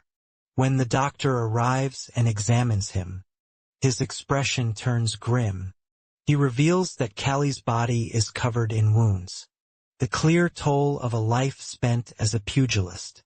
He explains that the intense strain on his body is the cause of his condition. To ease his suffering, the doctor prescribes painkillers. But as Callie listens, his mind races with unease. He knows the painkillers of this world carry severe side effects. Memories surface of 3 years ago. A doctor had once given him a similar medication. At the time, he had been warned to take only one at a time. When he had asked if it would make him drowsy, the doctor had simply told him it would bring relief, but might also cause hallucinations. Now staring at the new prescription in his hands, Kelly's frustration deepens. Callie realizes that despite his strength, he lacks the medical knowledge of trained doctors. There's little he can do about his condition, except endure it. Begone, however, is more concerned. He reminds Callie that the second round of the tournament is tomorrow, and asks what their plan is now. But Callie remains unfazed. His fists are still strong. That's all that matters. The next day arrives, and the ground is packed with spectators. The energy in the air is electric. As the second round begins, Callie sits in quiet contemplation. He knows he must fight, but if things take a serious turn, while returning to the Empire will be impossible. The journey is too far, and the only divine doctor, which is not a solution for now. He clenches his fists while pushing the thought aside. A loud call echoes through the arena. While summoning Kalia just to the ring, he steps forward, his mind made up. A prolonged battle would be dangerous. In his current state, there's only one solution: that he must end this fight immediately. Among the crowd, Blair watches Callie closely. He marvels at how someone with such a battered body still has the will to fight. But in his mind he doubts Callie will last long. The match begins, and Callie's opponent confidently steps forward. He boasts about his mastery of the Wisteria style, while declaring that he won't be defeated today. Kelly sighs. The man talks too much. The drum sounds while signaling the start of the battle. Both fighters face each other and their gazes locked. At first, the opponent underestimates Kelly's movements. He assumes his punches are slow, until in a flash, Kelly lands a devastating blow straight to his mouth. Blood sprays from the opponent's lips as he stumbles back in shock. Kelly smirks. He explains that making unnecessary noise during movement only makes it easier for the enemy to track his actions. Unlike his opponent, Kelly moves in silence. Before the man can react, our dude delivers another powerful strike. The force knocks him straight to the ground. The crowd erupts and cheers. A single hit and the fight is over. Spectators stare in astonishment, while struggling to believe what they've just witnessed. Even Blair, who was the one who doubted Kelly's endurance, is left totally stupefied. The crowd erupts while chanting Kelly's name, their voices filling the arena. Among them, Blair watches in disbelief, struggling to comprehend the strength Kelly displays. With such a fragile body, participating in the match itself seems impossible. Yet securing victory makes the situation even more suspicious. Uncertainty clouds his mind as he questions his next move. Meanwhile, Nasha's condition worsens, dizziness taking hold of her. Observing her state, the man assures himself that he will cast another spell. Soon, however, a sinking realization settles within him that only one chance remains on the other side. Our boy's condition continues to deteriorate. After the fight, lying motionless in his bed, his breathing is slow and heavy. Began and the others gather around, their expressions grim. The doctors have exhausted all possible treatments, leaving them helpless. Next moment, the door creaks open and a servant enters. Addressing Lord Began with urgency. A woman has arrived and is requesting to meet Callie. Moments later, she steps forward, her presence commanding attention. She introduces herself as a gypsy, instantly raising Began's suspicions. He questions whether she intends to use magic for healing. His skepticism deepens as he demands to know how she has learned of Callie's condition. She reveals that she has seen it with her own eyes. Her knowledge confirms what she fears. A curse has been placed upon the Baron. The weight of her words settles over the room, as she explains that if the spell remains unbroken, Callie has only 3 days left to live. Therefore, she needs to meet him immediately. Began hesitates, uncertain of her true intentions. Yet, with no alternatives left, he allows her inside as she steps closer. She introduces herself as Snoring. Begone decides to test the woman's abilities, asking her to locate Callie. Without guidance, without hesitation, she moves to the door and pushes it open, revealing the Baron lying unconscious on the bed. A wave of shock and suspicion washes over Begone, as he questions whether she is using magic to navigate so effortlessly. As she steps closer to Callie, she suddenly pulls out a knife, which left Begone's alarmed, unsure of her intentions before he can react. She assures him that she means no harm. Her only intention is to examine Callie's blood. As she makes a small incision on Callie's hand, as soon as she touches Callie's blood, the blood evaporates into thin air. She explains that her suspicion is correct. This is the same poison Gypsy's use for self-defense. When facing danger, Vegan stands frozen. Absorbing the revelation, she explains that due to Callie's numerous wounds, determining the exact point of injection is nearly impossible. There is even the possibility that the poison has been ingested, rather than injected at that. Vegan demands a solution. The Gypsy calmly states that an antidote can be prepared, though it will take time to take effect.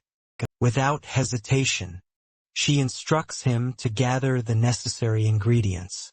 Meanwhile, Callie drifts into a dream, where he finds himself suspended in the air, unable to summon any energy in his body. A dizzying sensation overtakes him, as memories from his past life flash before his eyes.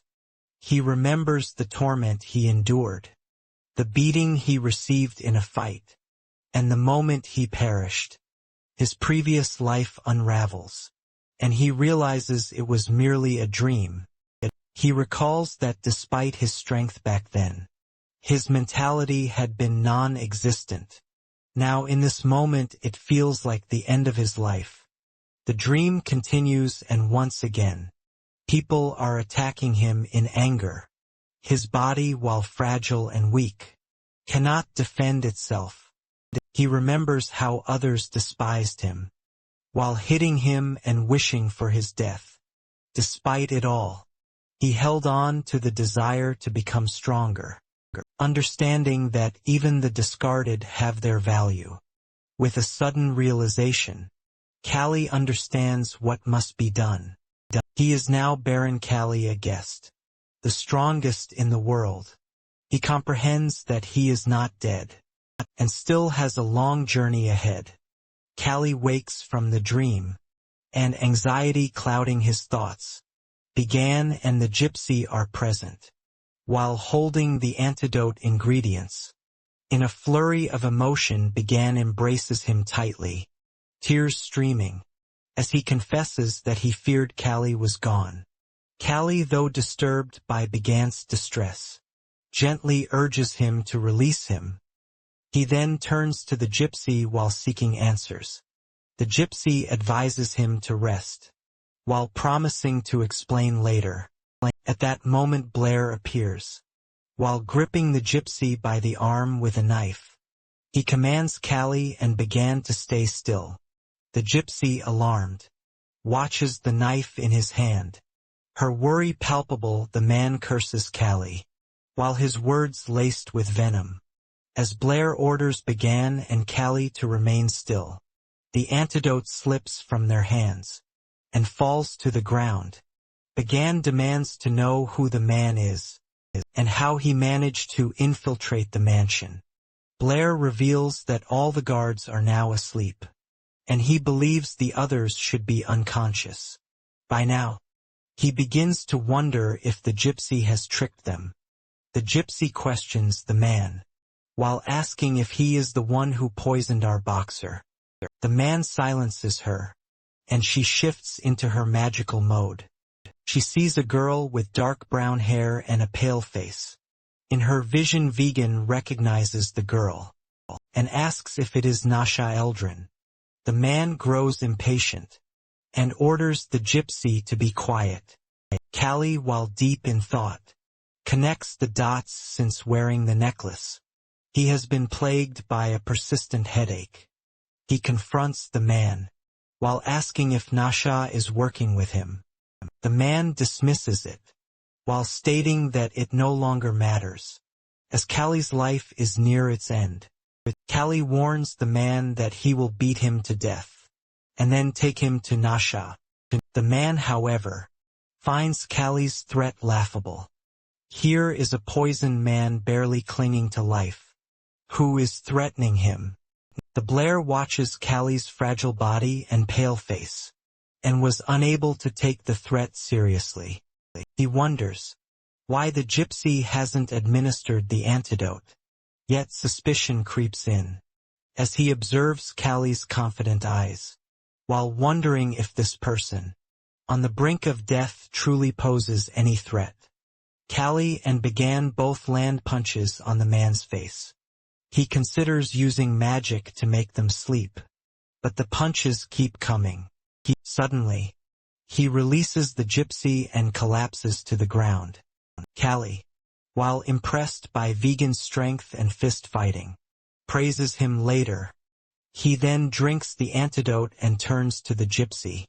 While asking why she is here, she explains that she had another vision, in which she saw his lifeline nearing its end.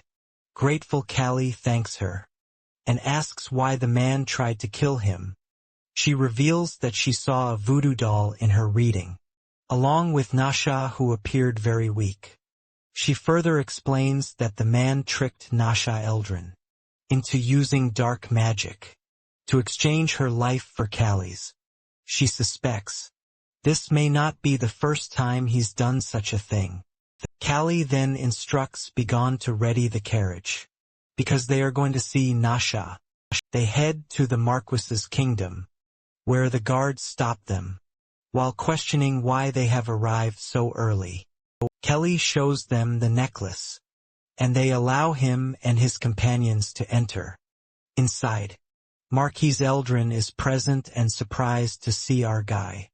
He asks that if it's true, that his daughter has dabbled in dark magic and killed someone. Callie suggests that the Marquis ask his daughter for the truth himself. The Marquis enters Nasha's room, while asking if she is awake, but his guard informs him that she is tired, and requested not to be disturbed. Furious, Callie kicks open the door. They find the room in disarray, and Nasha has already left the palace. Enraged, the Marquis punches Blair, while demanding to know where she is. The man remains silent. The Marquis, his anger rising, accuses him of tricking his innocent daughter. He draws his sword, and warns the man to speak within 3 counts. As the Marquis continues, Callie intervenes while urging him to stop and examine the contents of the room. Though unsure, Callie suspects these items may be signs that Nasha has been involved in dark magic. After confirming with the nanny, it was confirmed that the blood writing in the letter belonged to Nasha.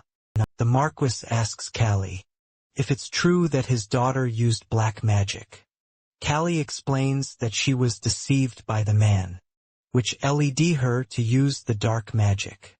Also, the man ordered her to kill him and he was poisoned. The Marquis confirms if the poison was in the necklace Callie had shown him, and he was revealed that it was Nasha's mother's necklace. The Marquis is shocked and unable to believe that his daughter used her mother's last possession as a weapon to kill someone. He thought she should never have used it. He then turns to our boy, while knowing what the request will be. He, while understanding the situation, stays calm and remember the kindness he had previously shown him. Suddenly a guard runs into the room, while informing the Marquis that Blair has escaped. The Marquis is shocked by the news and shouts at the guard. The guard explains that Blair disguised himself As a maid, he also mentions that the soldiers are searching for him. The Marquis orders the guard to keep a close watch and find Blair Callie. Upon hearing this, becomes even angrier. 2 days later, Callie sits in a room with snoring. His body is recovering, and the gypsy instructs him to mix silver powder with boiled water and drink it twice a day. Our guy asks how long Snoring plans to stay in the mansion. She explains that since his condition is improving, she seeks permission to stay and monitor his progress. He agrees while offering her a room on the first floor. Snoring reflects on Callie's strength, while noting how he has survived the poisons and overcome the ogre monster. Despite a leg injury, she also observes how he won the battle with the monsters. She wonders whether his survival is due to his incredible luck, his strong mentality, or his physical strength. As she contemplates this, Callie asks her about her deep thoughts. She tells him to call if he needs anything. Then Callie wonders if Blair gave Nasha painkillers, which might have caused her to suffer from hallucinations. He also thinks about what the Marquis said, while deciding that he too will search for her once Callie has fully recovered. He heads towards the slums to find Blair and Nasha. As he arrives, he realizes that it won't be easy to locate her. There he sees a little girl selling flowers, and recalls that it's the time his second child is about to be born. He gives her money to buy some flowers. The little girl is surprised by the amount, but Callie tells her to give him just one, and keep the change. She thanks him. He finds it fitting as he's now an adult man. He also notices the area feels different from the city. Suddenly people begin running and a gang appears. Our boy inquires about them from the shopkeeper. The shopkeeper explains that it's the DIAD gang, which is here to collect protection taxes. That is essentially robbery. He asked the shopkeeper to call the guards, but the shopkeeper refuses as everyone bribes the gang. He warns our guy not to get involved, as the gang can kill without hesitation and bury the bodies underground. Callie feels frustrated, but knows he can't ignore the situation.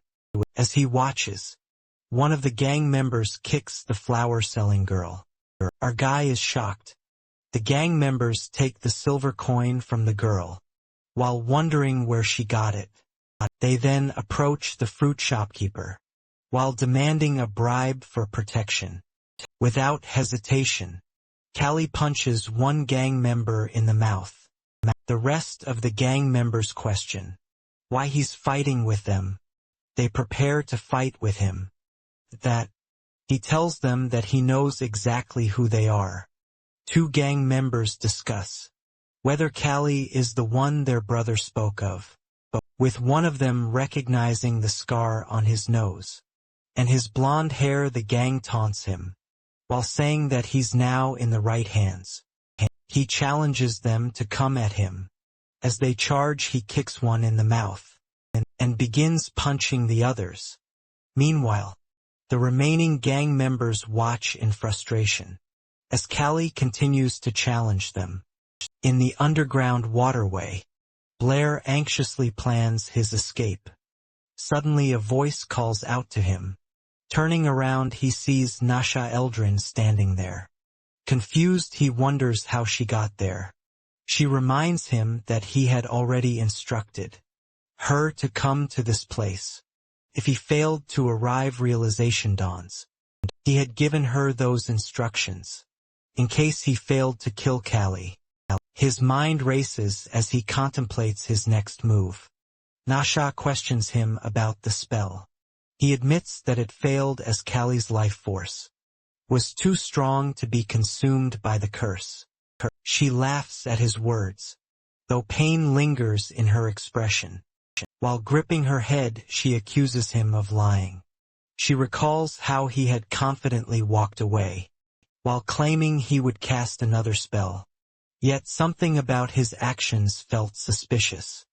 The dizziness she experienced was the clear symptom of a painkiller overdose, which only confirms her doubts. She demands to know if he truly believed she wouldn't. Notice her voice sharpens, as she declares that his spell never worked. On the boxer Blair's expression darkens. He assumes that she has lost her mind and with a sneer, tells her to blame herself for being naive. Grabbing a wooden plank, he raises it while ready to strike her down. But before he can act, a sudden blow lands on his back. He collapses, and stunned as royal guards emerge from the shadows. Lying on the ground, he hears Nasha's voice filled with disappointment. She tells him to feel ashamed. Despite everything, she had wanted to trust him until the very end. But his deceit has shattered that trust beyond repair. Meanwhile, on the other side of the city, Callie continues to face the DIAD gang. More gang members emerge, and their numbers growing as the fight escalates. Kelly wanted to end the fight quickly, but the gang members refused to back down. Swords flashed as some attacked, while others called for reinforcements. More fighters flooded the area, and their sole aim was to kill him. Dodging the first strike, Kelly moved with precision while evading every attack. One of the gang members lunged at him with a knife, but before the blade could reach him, Callie seized his arm in an iron grip and dislocated it with a sharp twist. A scream of agony echoed as the opponent collapsed while writhing in pain. Without hesitation, Kelly delivered a brutal punch, while knocking him unconscious. Another attacker rushed forward with blade in hand, but before he could strike, more gang members arrived. The entire DIAD gang had assembled, and their sheer numbers overwhelming. One of the opponents sneered, while declaring that Callie wouldn't leave alive. Frustrated by his arrogance, Callie cut him off mid-sentence, with a devastating punch to the face. The man staggered backward, blood spilling from his mouth, while the others seethed with fury. The gang surged toward him, weapons raised in their rage, fueling their every move from a distance. The gang leader observed the chaos unfold. Yet despite their numbers, hesitation crept in. No one wanted to be the first to challenge the man, who had already crushed so many of their own. Fingers pointed in every direction, as they urged each other to move forward. But fear lingered beneath their bravado. Callie delivers a strong blow to an opponent's face, then follows up with powerful punches, and relentless strikes. His kicks land with lethal force, while taking down gang members one by one. The fight shifts into a narrow alley, while limiting how many can attack him at once. They come at him in pairs or alone, which works in his favor. He secures his position, while striking them down as they approach. One of them hurls a knife his way, but he swiftly dodges in response. He grabs a wooden piece and hurls it, while embedding it straight into an opponent's eye. The gang leader, while seething with rage, orders his men to charge all at once, while threatening death to any who hesitate. Kelly doesn't slow down without a second thought. He surges forward while closing the distance. In a flash, his fist crashes into the opponent. With devastating force, Kelly keeps on beating the gang members.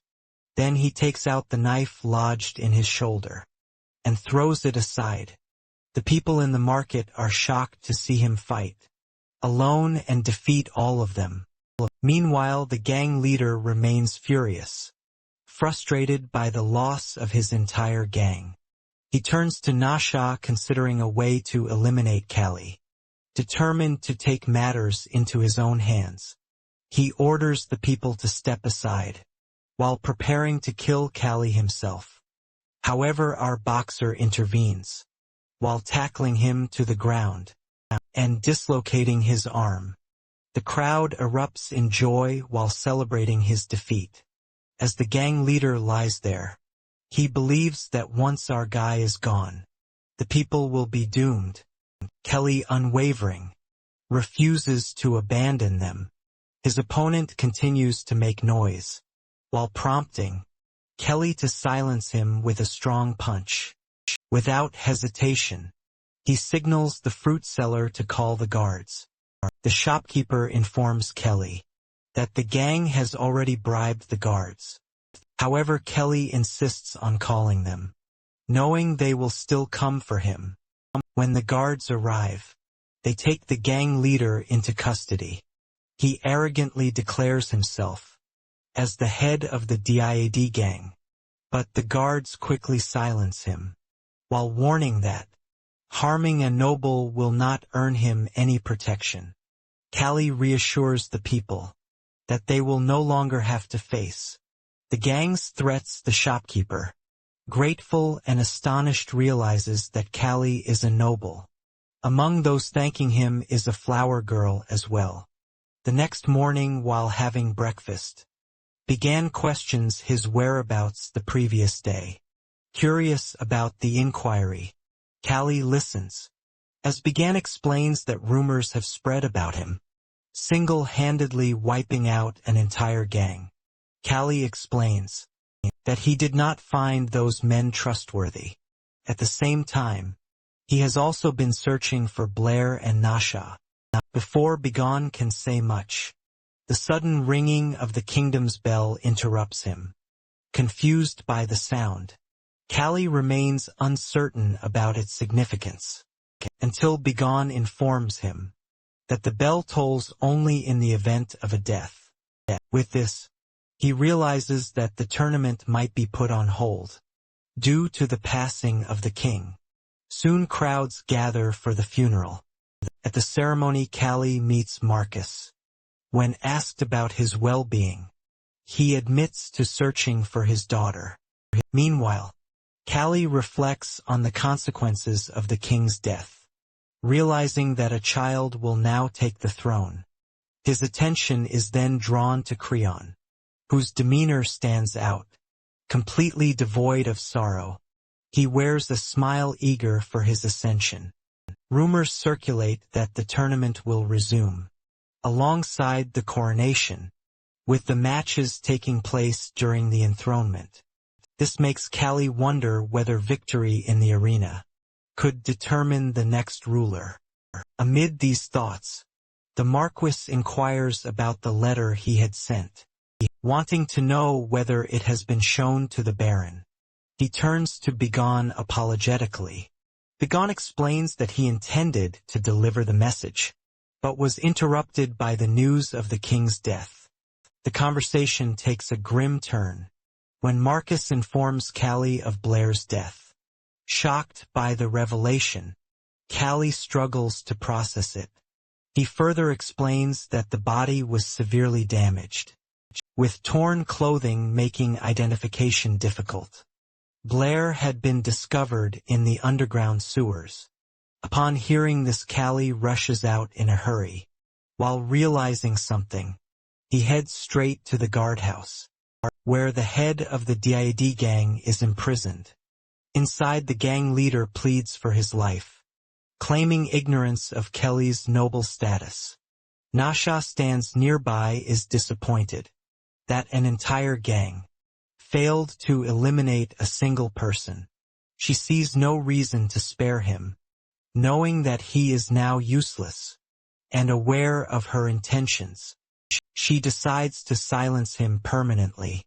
Without hesitation, she kills him, just as easily as she had disposed of the guards at the door.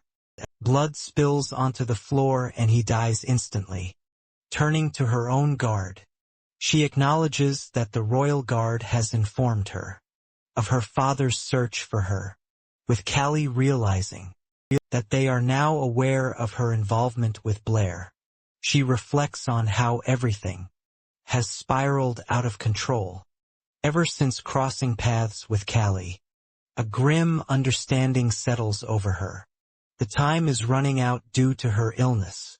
Yet despite this, she remains confident. With a loyal team at her command, she knows Callie will not walk away unchallenged.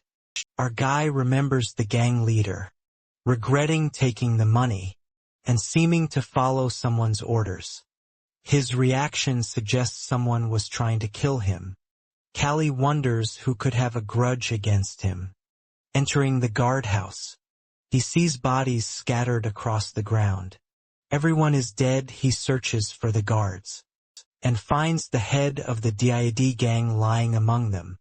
When he asks what happened, the man weakly responds that Nasha killed him and has lost her mind. Frustration builds within him. The DID gang incident soon concludes, as the corrupt guards, involved in bribery and murder, are caught. In the slums, people discuss the thugs and what has transpired. Meanwhile, King Bargain's funeral takes place. Also, Marcus and Kaylee continue pursuing Nasha, while the gypsy mobilizes her underground network. To track her down, he warns her to be careful. While knowing these people kill without hesitation, doubt lingers that Nasha alone couldn't have done this. He must find her quickly. Suddenly, a man approaches while informing him of a guest. His next tournament opponent has arrived. Shock washes over him as he faces Bogdo, who greets him with respect. They sit for tea. The fighter, nearly matching him in height, has muscles far surpassing previous opponents. Bogdo then expresses gratitude, while recalling how Kelly's fight with Ogre changed his life. Once bullied, he found strength in that battle, while pushing himself forward and becoming a successful boxer. Respect fills the air, but determination remains. Bogdo sees no need to thank him, because he simply states that respect will be shown through victory.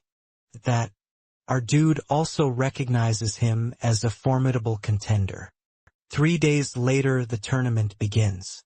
Applause erupts for the king as he takes his seat. While preparing to address the crowd, criminals, including the late king's doctor and servants, are brought forth, holding them responsible for negligence. He declares they must pay with blood. Cries for mercy ring out, but the doctor admits his failure, while pleading for the others' lives. The king, unmoved, decides to spare 86 and execute 14. Disbelief flickers in the doctor's eyes, as he calls him a fool. The accusation earns him immediate death. At a guard's hand, the others follow. Callie arrives while watching the scene unfold. He concludes that madness fills the city, including Nasha and Creon. Even its ruler. Then determination hardens within him.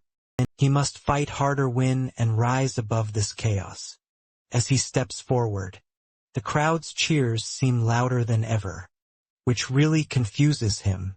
The king grows frustrated with the applause, favoring Callie. Turning to his servant, he demands an explanation for the crowd's energetic cheers.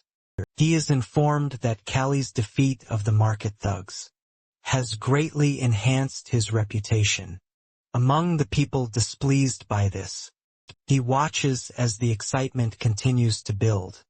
Meanwhile, Callie's opponent observes the scene, while acknowledging that Callie is drawing all the crowd's admiration.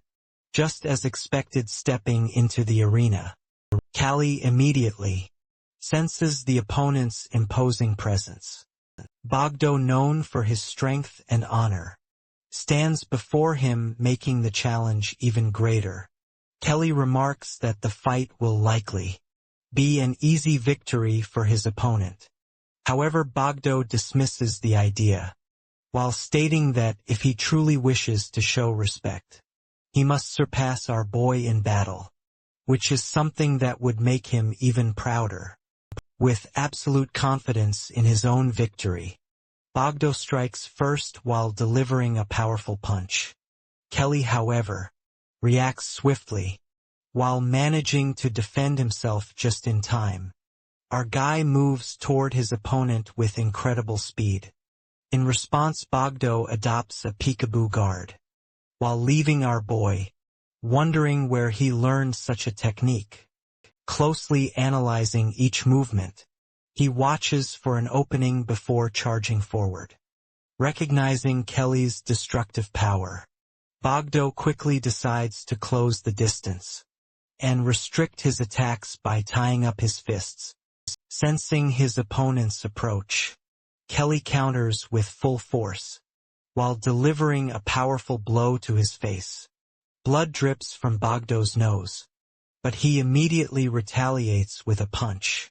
To Kelly's side, a sharp pain surges through his body, as he absorbs the hit while realizing just how exceptional his opponent's techniques truly are. The opponent realizes that Kelly is trying to buy time to recover, so he refuses to give him the chance. Pressing forward aggressively, he delivers a powerful punch, with spitting the blood into Kelly's eyes, while creating an advantage for him. Despite the situation, our boy remains impressed by the precision of his opponent's movements. Determined to finish the match quickly, the opponent increases his pace, but something tells him that the fight cannot end just yet. Meanwhile, Kelly grows frustrated with the peekaboo guard, while recognizing the level of training required to master such a technique. Curious, he questions his opponent about where he learned it. In response, he explains that he once fought a boxer, suffered a defeat, and later adopted the technique from him. Our boy immediately suspects that the boxer must have been Torres, who is the only one to whom he ever taught this skill. However, he also realizes that his opponent does not possess complete knowledge of the technique. Kelly moves quickly from side to side, while making it difficult for his opponent to catch him. Frustration grows as Kelly lands a punch, but the opponent's defensive technique allows him to evade it. He soon realizes that Kelly is targeting his sides. Aware of Bogdo's training, he also recognizes the opponent's strength. Bogdo continues using the peekaboo guard, which Kelly notices is strong for front defense, but weak against side attacks. The limited coverage of the fingerless gloves makes these attacks even more effective. Seeing this flaw, he strikes while landing a punch to the opponent's face. Then he demonstrates his swaying technique, which proves impossible for Bogdo to block. Frustrated, his opponent throws a punch, but Kelly swiftly ducks, while avoiding the straight attack. Moving with speed, he dodges effortlessly, while shocking the crowd with a final, powerful punch to the chest. His opponent crashes to the ground. Kelly acknowledges his skill, and the crowd erupts in applause. Both fighters are seen as strong competitors, but the chants for Kelly fill the air. The prince watches in anger, displeased that his name is overshadowed by another. However, the king grows angry as the crowd continues to praise Kelly, especially on the day of his coronation. Frustrated, he orders the execution of the defeated fighter. His servant hesitates, while pointing out that both have shown great skill. But the king steps forward himself, while repeating the command. Shock spreads through the crowd at his reaction. Bogdo stands ready to accept his fate, but Kelly refuses to accept the decision. He steps forward while urging the king to spare him. The king, growing more impatient, demands the execution to proceed immediately. For Kelly, this is unacceptable, as Bogdo has given his all in battle. He warns that killing him would invoke the wrath of the war god. At this, the king finally orders him to be spared. The crowd, moved by Kelly's words, joins in pleading for mercy until the decision is final. Meanwhile, Count Joseph is shocked to see that the audience is moved by his words. Just like it happened 4 years ago, the chant for mercy is continued. While King is totally shocked with the turn of event, all the people cry for mercy, while defying the royal command. Meanwhile, our boy stands in the middle of the ground as a victor, infuriated by the turn of events. The king orders a guard to bring a bow, while deciding to kill the man himself. As he moves forward, Marquis Eldrin steps in to stop him, but he refuses to forgive. He ignores his teacher's words. The Marquis urges him to stop, while warning that it will cost his dignity. He then pleads for true composure, while reminding him of the image a king must uphold. The king finally smiles, and declares the fight excellent. The crowd erupts in praise, celebrating his mercy, but Kalia just lingers in his mind. He silently vows to kill him one day. Meanwhile, Marquise thinks that how right Callie was, that in the arena victor is a king who is now our boy. Later in the boxer's waiting room, Began tells Callie the fight was reckless. Callie remains confident they will not kill him, but Began still sees it as reckless. He remembers the fight with Ogre, where spectators demanded mercy and changed the ruling. He urges Callie to withdraw from the tournament and return. Callie silences him, while stating, he knows the king is just a kid who throws tantrums. Callie asks Vegan to increase security around the manor.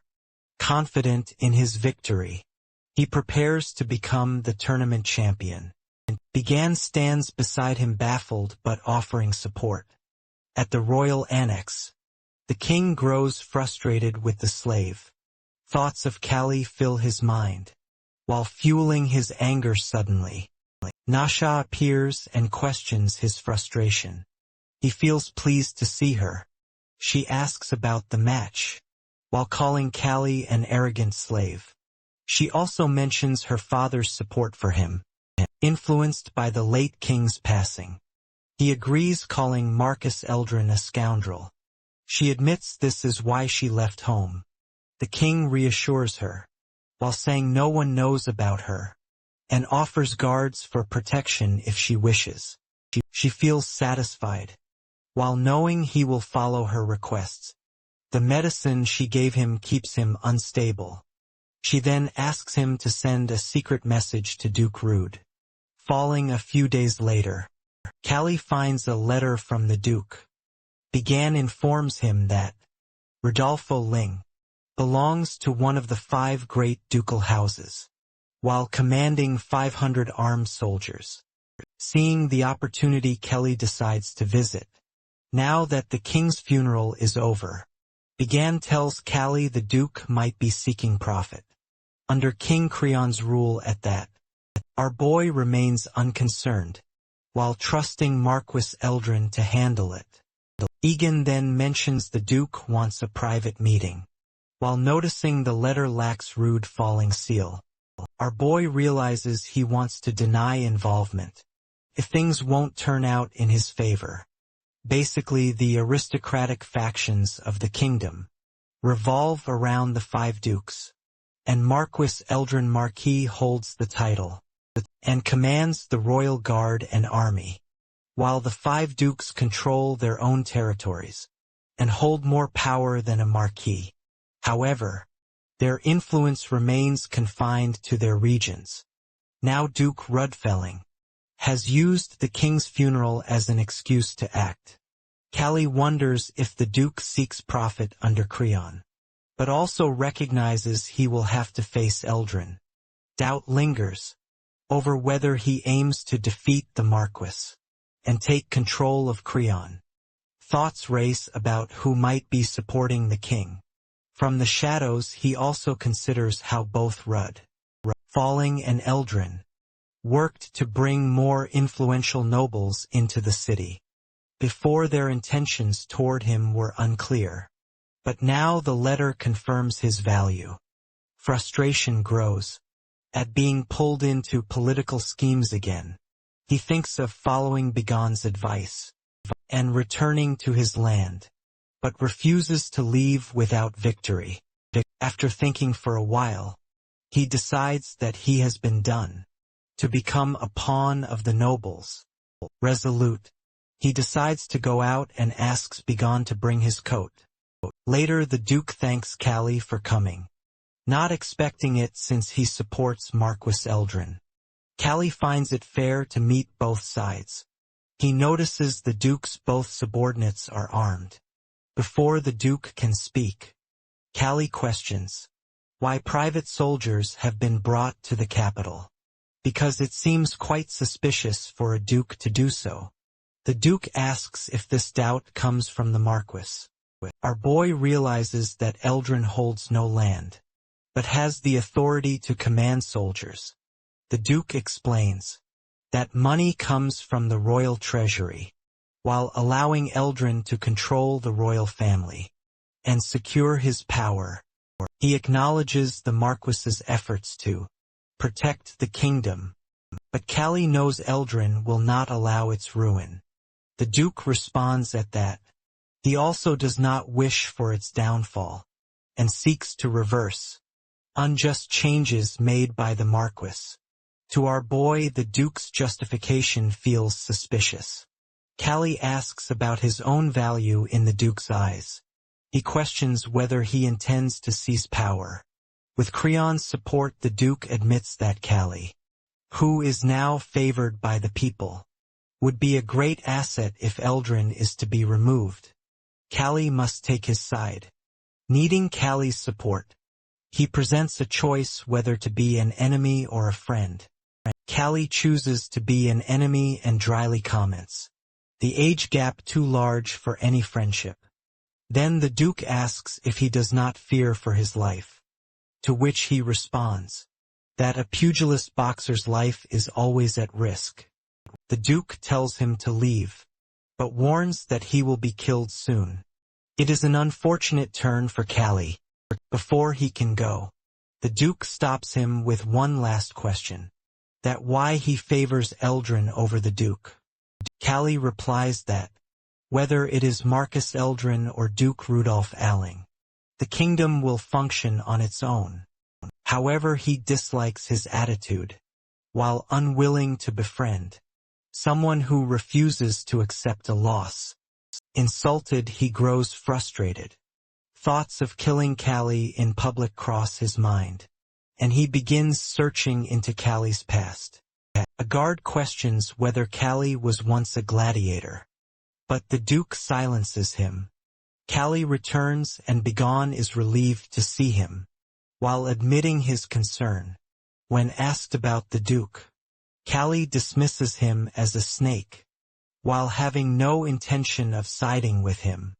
On their way they stop at Marquis Eldrin's mansion and report the incident. Callie decides to support Eldrin, while finding his intentions clear. Begon sees it as a wise choice, knowing support for the Duke would only make Callie a puppet. Later Callie prepares for a bath, his mind drifting to an event in the western desert. A year ago, he reflects on the snake that will not last long. Nearby, Iskander hesitates before speaking. He asks if Callie killed his second brother Arrest, aware of the conflict between the elder and second brothers. He reveals their desire to invade the kingdom and spark civil war. Callie advises him to maintain good relations with them, because he is having no interest in the throne. Kelly tells him that since Filippo is his brother, he does not want a major fight with him, while he is simply showing trust and follow him. He adds that Filippo's and Iskander see him as a hero for preventing civil war, and realizes that staying in the palace would have made him Filippo's puppet. He has no regrets about leaving the empire and embracing a second chance. While taking a bath, the door suddenly bursts open with a harsh sound. Bogdo stands there catching Callie by surprise. He questions why he is there, and if he has come for a fight. Bogdo explains that he wants to thank him for the last match. But Callie only wants to finish bathing. Bogdo, not done talking, expresses deep gratitude for saving his life. He declares his loyalty and vows to dedicate everything to him. Kelly, still wanting to bathe, grows impatient. Bogdo refuses to leave without a satisfactory answer. That our boy tells him to stay in the manor as a guest, and then forces him out of the bathroom. Stepping outside, he notices a group of girls nearby, watching and whispering about him. They seem to be enjoying the scene. Annoyed, he orders them to leave and they quickly run away. A week remains before the fourth round of the tournament. In Boromar Manor, located in Wings District, our guy is still recovering from the fight with Bogdo. Though not fully healed, he is in much better condition than other boxers, while feeling lucky to have suffered fewer injuries. Bogdo asks if his technique will work. Kali points out that his balance is unstable, due to his oversized upper body, compared to his lower body. He explains that an imbalance in the body causes instability in weight and a loss of power. Bogdo finds his knowledge of techniques far greater than expected. Our guy questions what kind of image he was supposed to have. When he answers the fiery one, then he gets a kick from our boy. Changing the subject, Callie asks about his match with Torres. Bogdo recalls fighting him a year ago in Wistrai, where Torres demonstrated an exceptional Risti style technique. When asked about the reason for his loss, he admits he was completely crushed. He explains that he tried to break Torres's guard, but was knocked down in a single blow. Curious, he asks Baron about his familiarity with the style. Baron reveals that he was the one who taught Torres whiskey style. Boxing Bogdo is shocked to learn he was Torres's mentor. But our boy clarifies that they were fellow boxers, and he had simply passed on the technique. Callie adds that Torres has achieved 200 official wins in 4 years, proving his exceptional skill. As they continue talking, Snoring arrives. Our dude asks if she brings any news, but she first greets Bogdo, who is new to her. He introduces himself as Callie's subordinate. The gypsy decides to leave them to their training and speak with Callie afterward. He agrees to meet her later. Bogdo teases Callie about snoring, but Callie dismisses it while stating he is married, and she is a gypsy residing in the manor. He finds such talk disgusting. Meanwhile, at the Royal Palace Council, Marquis Eldrin is shocked to learn the king's decision to replace the lacking royal guards with Duke Rudolph Alling's private troops. The king justifies this by claiming that illegal smuggling has increased during the tournament, while making it necessary to maintain order in the capital without using royal guards. Marcus sees the decision as foolish, while believing appointing the Duke as treasurer was already excessive. He argues that Rudolph Holling's troops are infamous for their brutality and unsuitable for maintaining order. The Duke, however, promises they will not harm civilians. Marcus worries that if the two factions clash, civil war will erupt, leading to the kingdom's destruction. He still has not found Nasha, and the king is slipping further out of control. He also suspects a third party, influencing Crayon's newfound boldness. Listening from behind the room, Nasha notices her father trembling. She knows she has no future, and believes everyone will go down with her. Later, Snorin informs Callie that her magical investigation confirms Nasha's presence in the capital.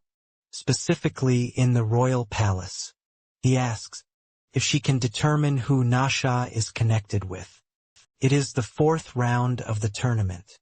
Thoughts of finding Nasha distract Callie, but he decides to focus on it later. He and his opponent stand in the ring facing each other.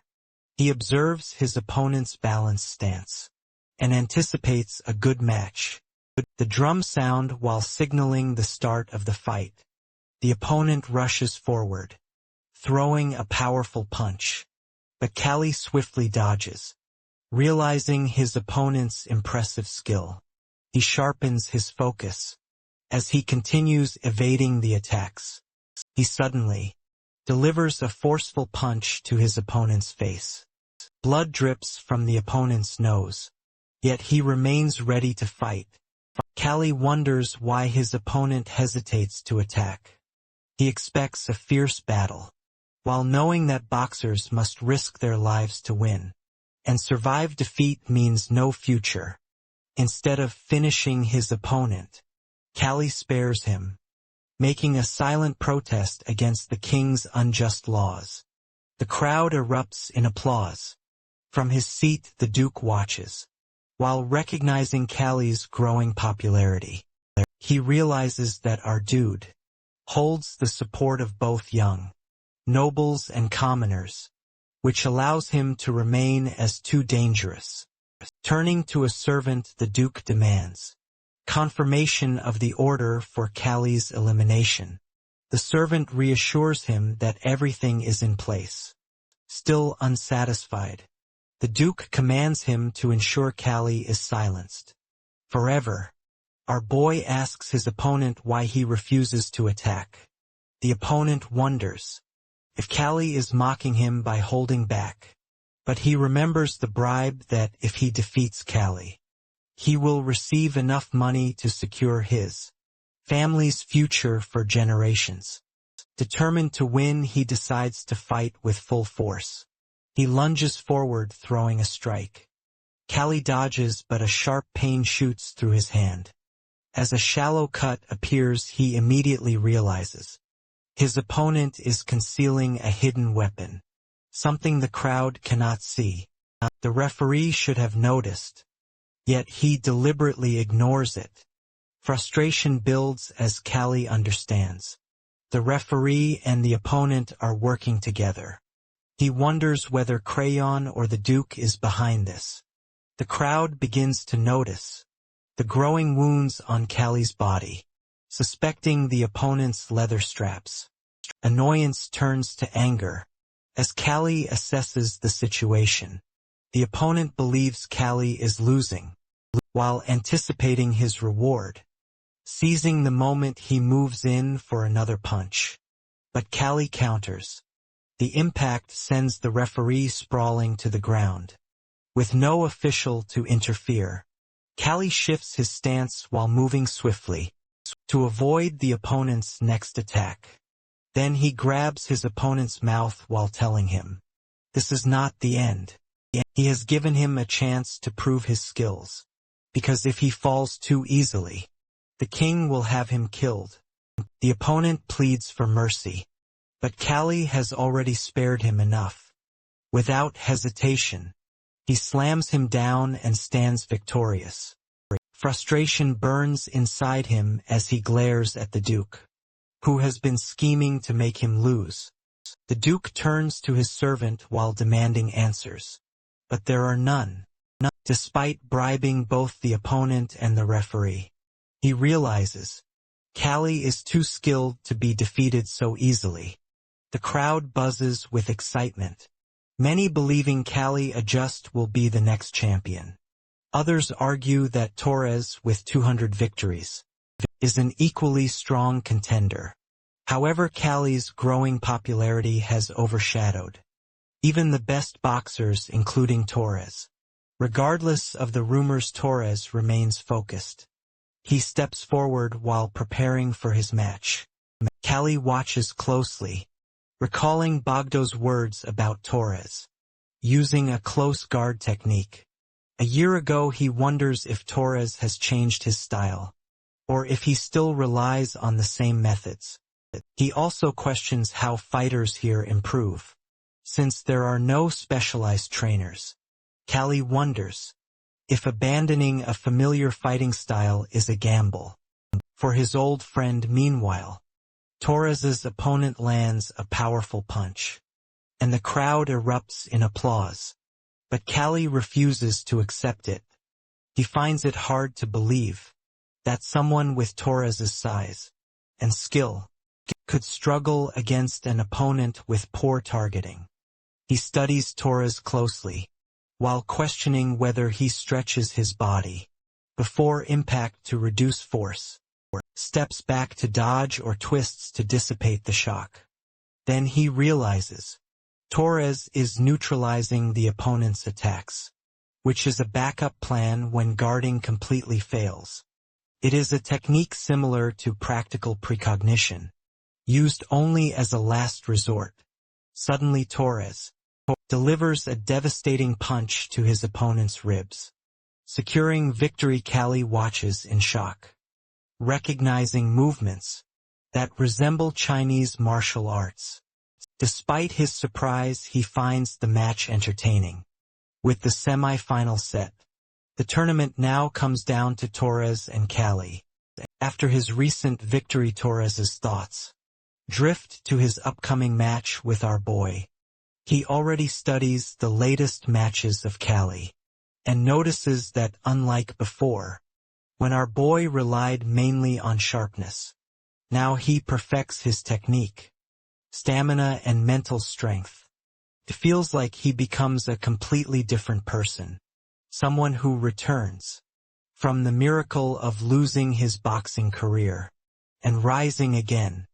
Horace now wonders whether he can truly defeat him. He never has the chance before, because Callie leaves too early. But now he finally gets a chance to fight the only boxer who can rival him. Defeating him means he can prove that he is the strongest boxer ever. For this purpose, he is determined to win. A few days later, after the fourth round, our dude trains with Bogdo. He already observes Torres's style and wants to experiment with it. Bogdo is a little hesitant to hit him, but when he insists, Bogdo's expression turns serious. Then he charges at Callie. Callie dodges and mimics Torres's style. However, he ends up with an injured face from Bogdo's fist. Now he observes Torres's fighting style again, trying to apply it to his match. He understands that he can mimic it for a while, but doing it for the whole match, while detecting the opponent's movements, dodging their attacks and maintaining precision, is too demanding for him. He concludes that Torres gained such superior technique through 200 matches of experience, something he can't catch up to with mere training. Getting up, he decides it is useless to pursue this technique any further, and gives up on it. Bogdo, however, becomes concerned about his love life, as he asks how he ends up with Azalea. Callie's embarrassed expression shows that the whole time he is only saving her from danger. Bogdo thinks for a moment, knowing her wandering lifestyle. Our boy tells Bogdo to forget about snoring, since she is a gypsy and can't stay in one place. Bogdo declares he will follow her everywhere. He even brags about how Snorin reads his fortune, and concludes that he is rigid and stubborn. Callie thinks anyone can figure that out, without fortune-telling skill. Bogdo continues proudly, assuming she must like him, because she once said he can make any woman happy. Vegan arrives just in time to save Callie from the awkward conversation about love. He informs him about a banquet invitation from the royal palace. Callie doubts Crayon would ever invite him. Vegan explains that the banquet is a celebration for the tournament, since it has now reached the semi-finals.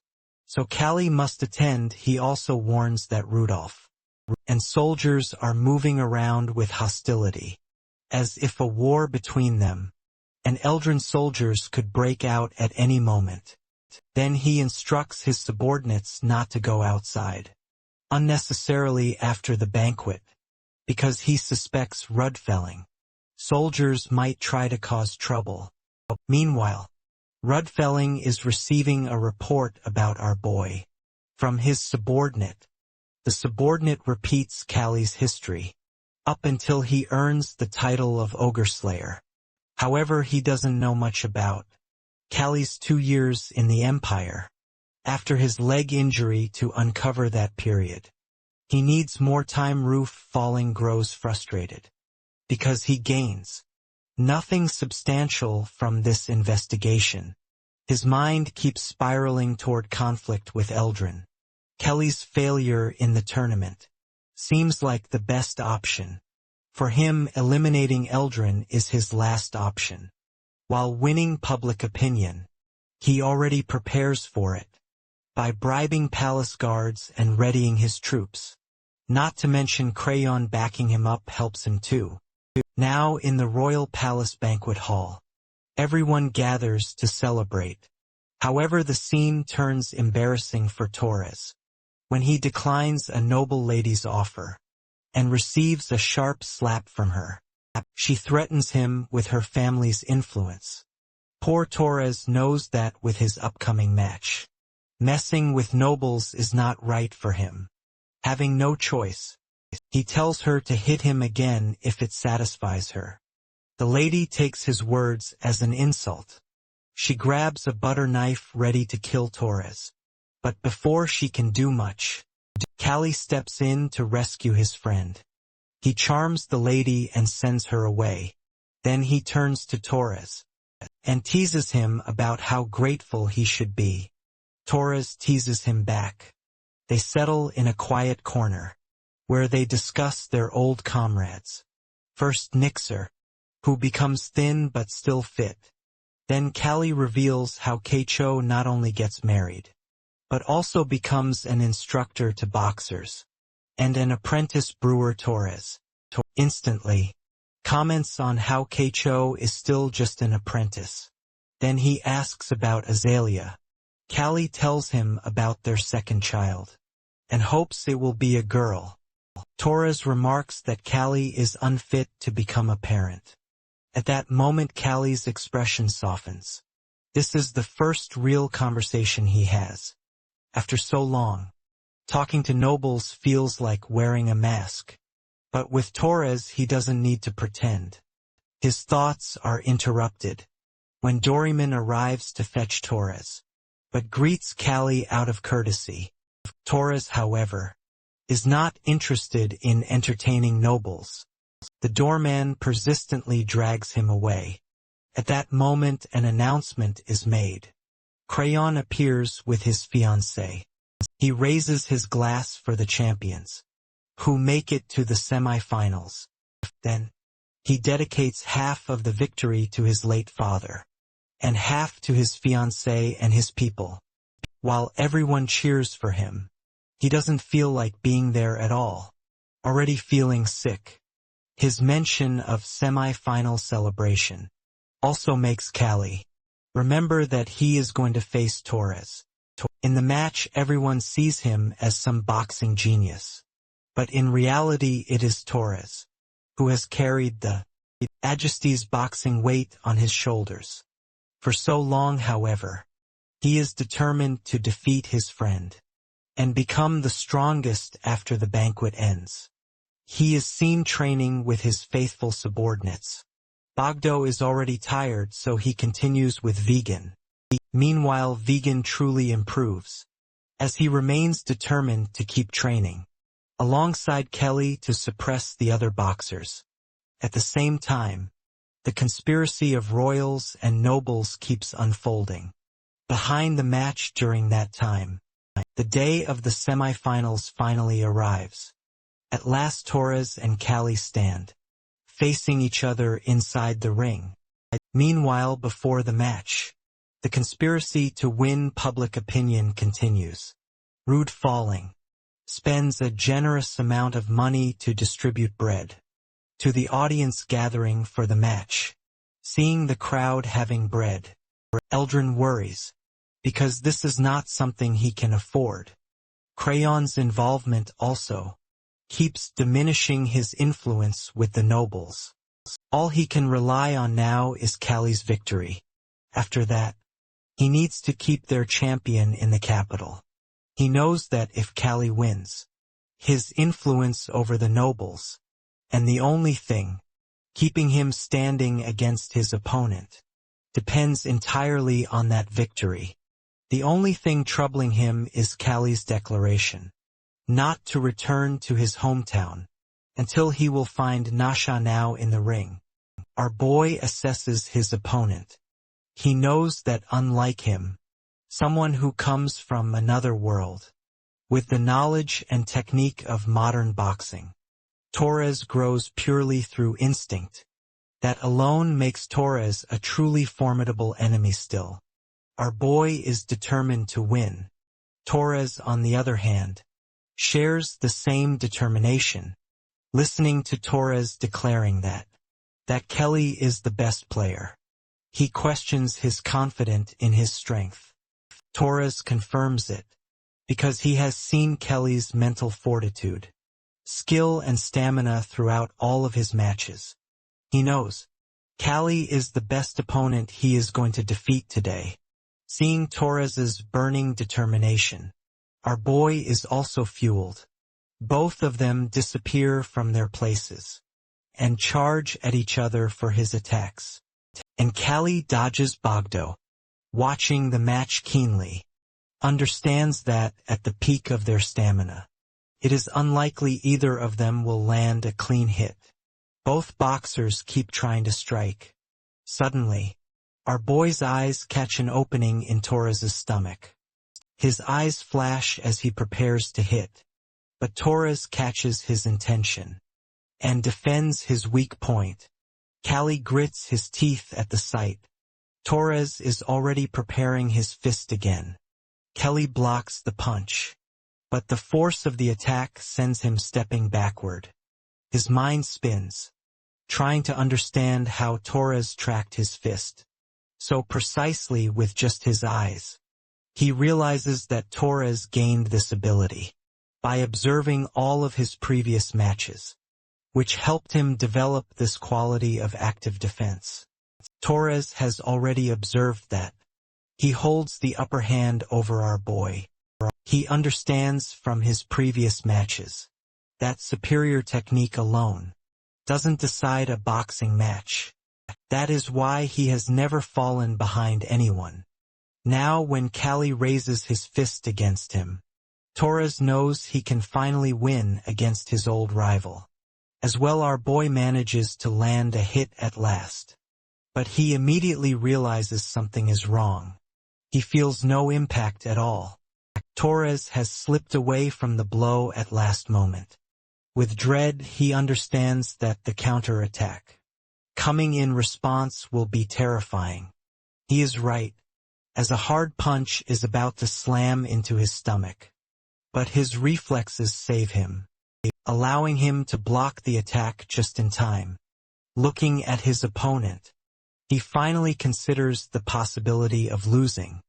He recalls every match he has fought against stronger opponents, battles that pushed him to the edge, forcing him to grow and counter their strengths. In order to win, he understands that he has to apply the same strategy with Torres. Because Torres is another insurmountable wall, he must give his absolute best.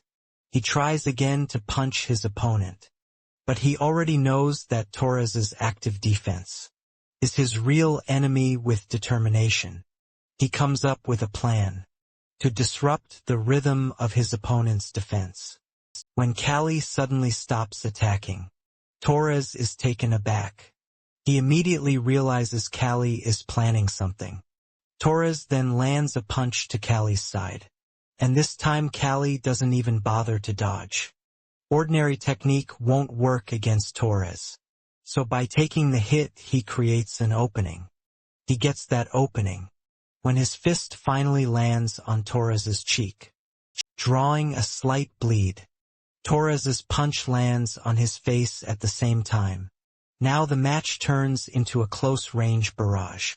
Callie grows frustrated, as Torres's superior technique keeps clashing with his attack points, preventing him from landing a decisive blow. He needs to find a way to break through. Torres, on the other hand, finds his opening. He calls out to our boy darkly. He raises his fist, and as soon as Kelly defends with his arms, Torres opens his hand, slips through Kelly's guard and forms a fist again. In the next moment, he lands a decisive hit on Kelly's chin.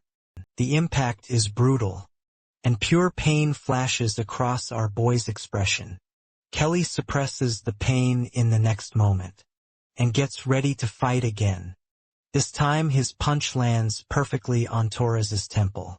Torres recovers from the attack, though he is blinded for a moment, giving Kelly an opening. Now Torres plans to disable our boy's fist. Kelly, on the other hand, grows frustrated, as it becomes harder for him to defeat his opponent. In a close-range fight again, both of them prepare to strike each other.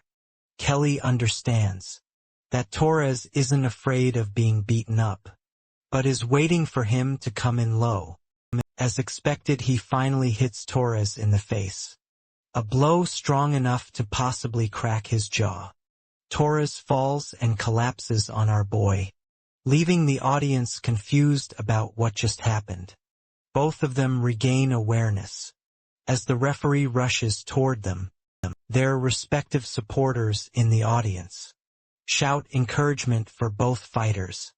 Meanwhile, Callie looks at his opponent carefully. For a moment he thinks he has lost. Not to mention his ribs are broken in 3 places, and the ligaments in his left wrist are stretched.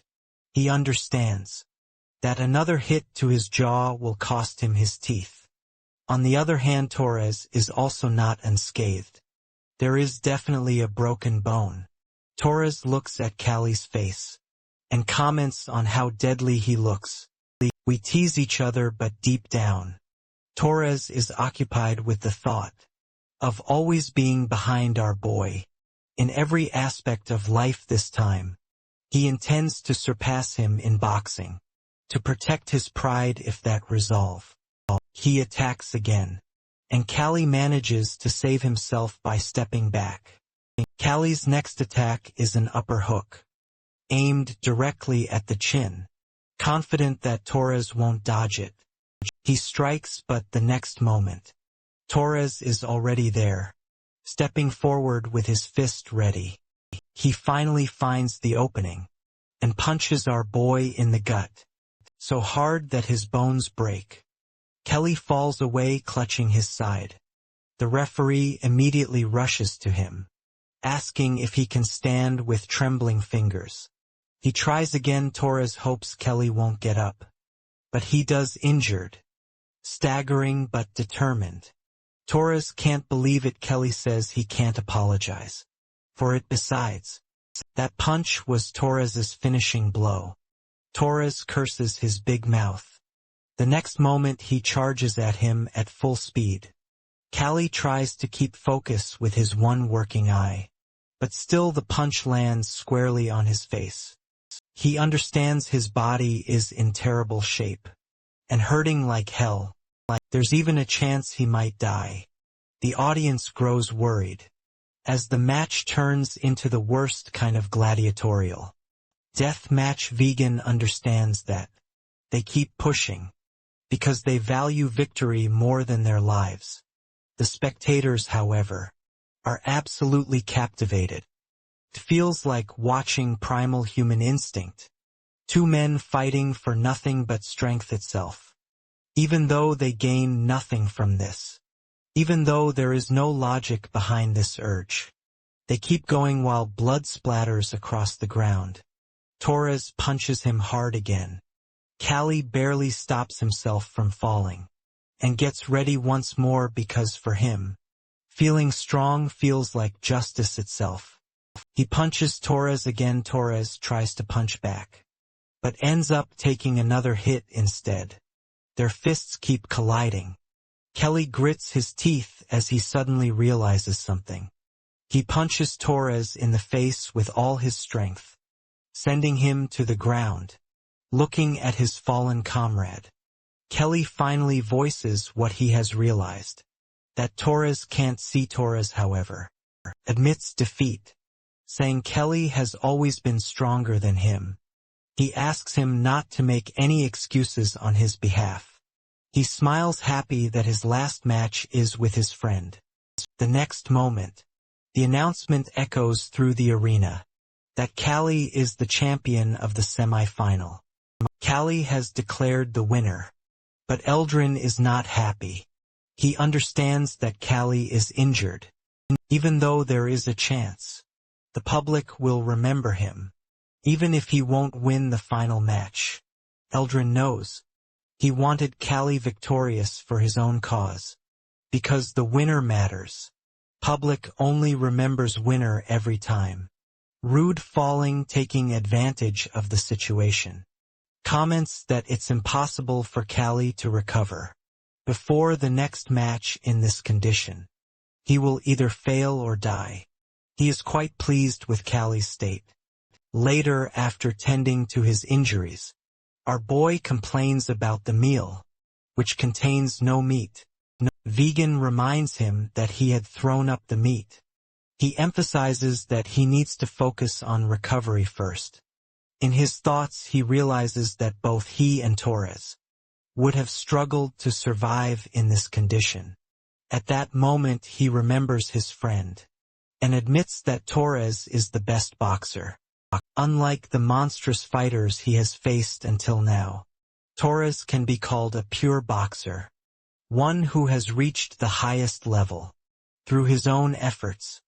He is satisfied with his match against Torres, knowing that even in death, he wouldn't regret it. However, his thoughts drift to his wife, who would surely scold him for thinking about such things. Vegan asks him about the final match, even though the doctor advised against it. Callie, however, doesn't care about the final match. The semi-final was worth it because Torres was the best. This time, he is determined to end the final in a single blow. 2 weeks pass after the semi-final. Next month, the final of the tournament will take place. Until then, Creon decides to hold a banquet every day. Leading up to the final, however, Creon makes a fatal mistake. After one banquet, he burns with rage and jealousy, because instead of him as king, everyone sings Callie's praises. In the peak of his madness, he kills his fiancée on her bed. A week after the incident, the news reaches our boy while he is resting. Vegan adds that every noble already knows about the murder. The king calls it an accident, but there are clear hand marks on her neck.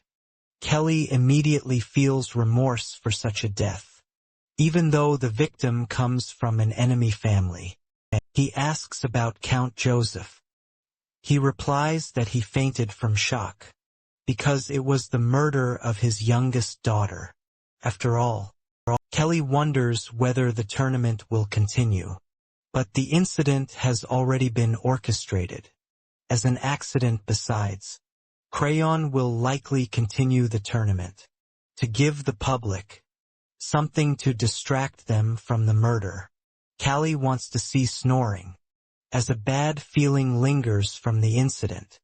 Egan has promised to look for her. Frustrated by the situation, he decides to get some fresh air. As soon as he steps outside, he regrets it, because it feels like his bones might fall apart. From overexertion, his attention is suddenly caught by a voice, calling Crayon a tyrant for his latest crime against his sister. The person is none other than Warren Joseph. He even highlights the hand marks on her neck. Callie senses the irony in the words like Crayon. He had tried to assault Azalea, and now he feels the pain When the same thing happens to his own sister, Warren keeps provoking the audience, constantly reminding them of Crayon's crime. The next moment the royal guards arrive and warn him to stop babbling profanities against the royal family. He is even threatened with death. Meanwhile, Crayon's sympathizer is also there, claiming that his sister dies after falling from a railing. Then he even reminds Warren of his own offense against women in the past. With that, a large crowd turns against Warren. When the soldier is arresting him, Warren's eyes spot Callie in the crowd.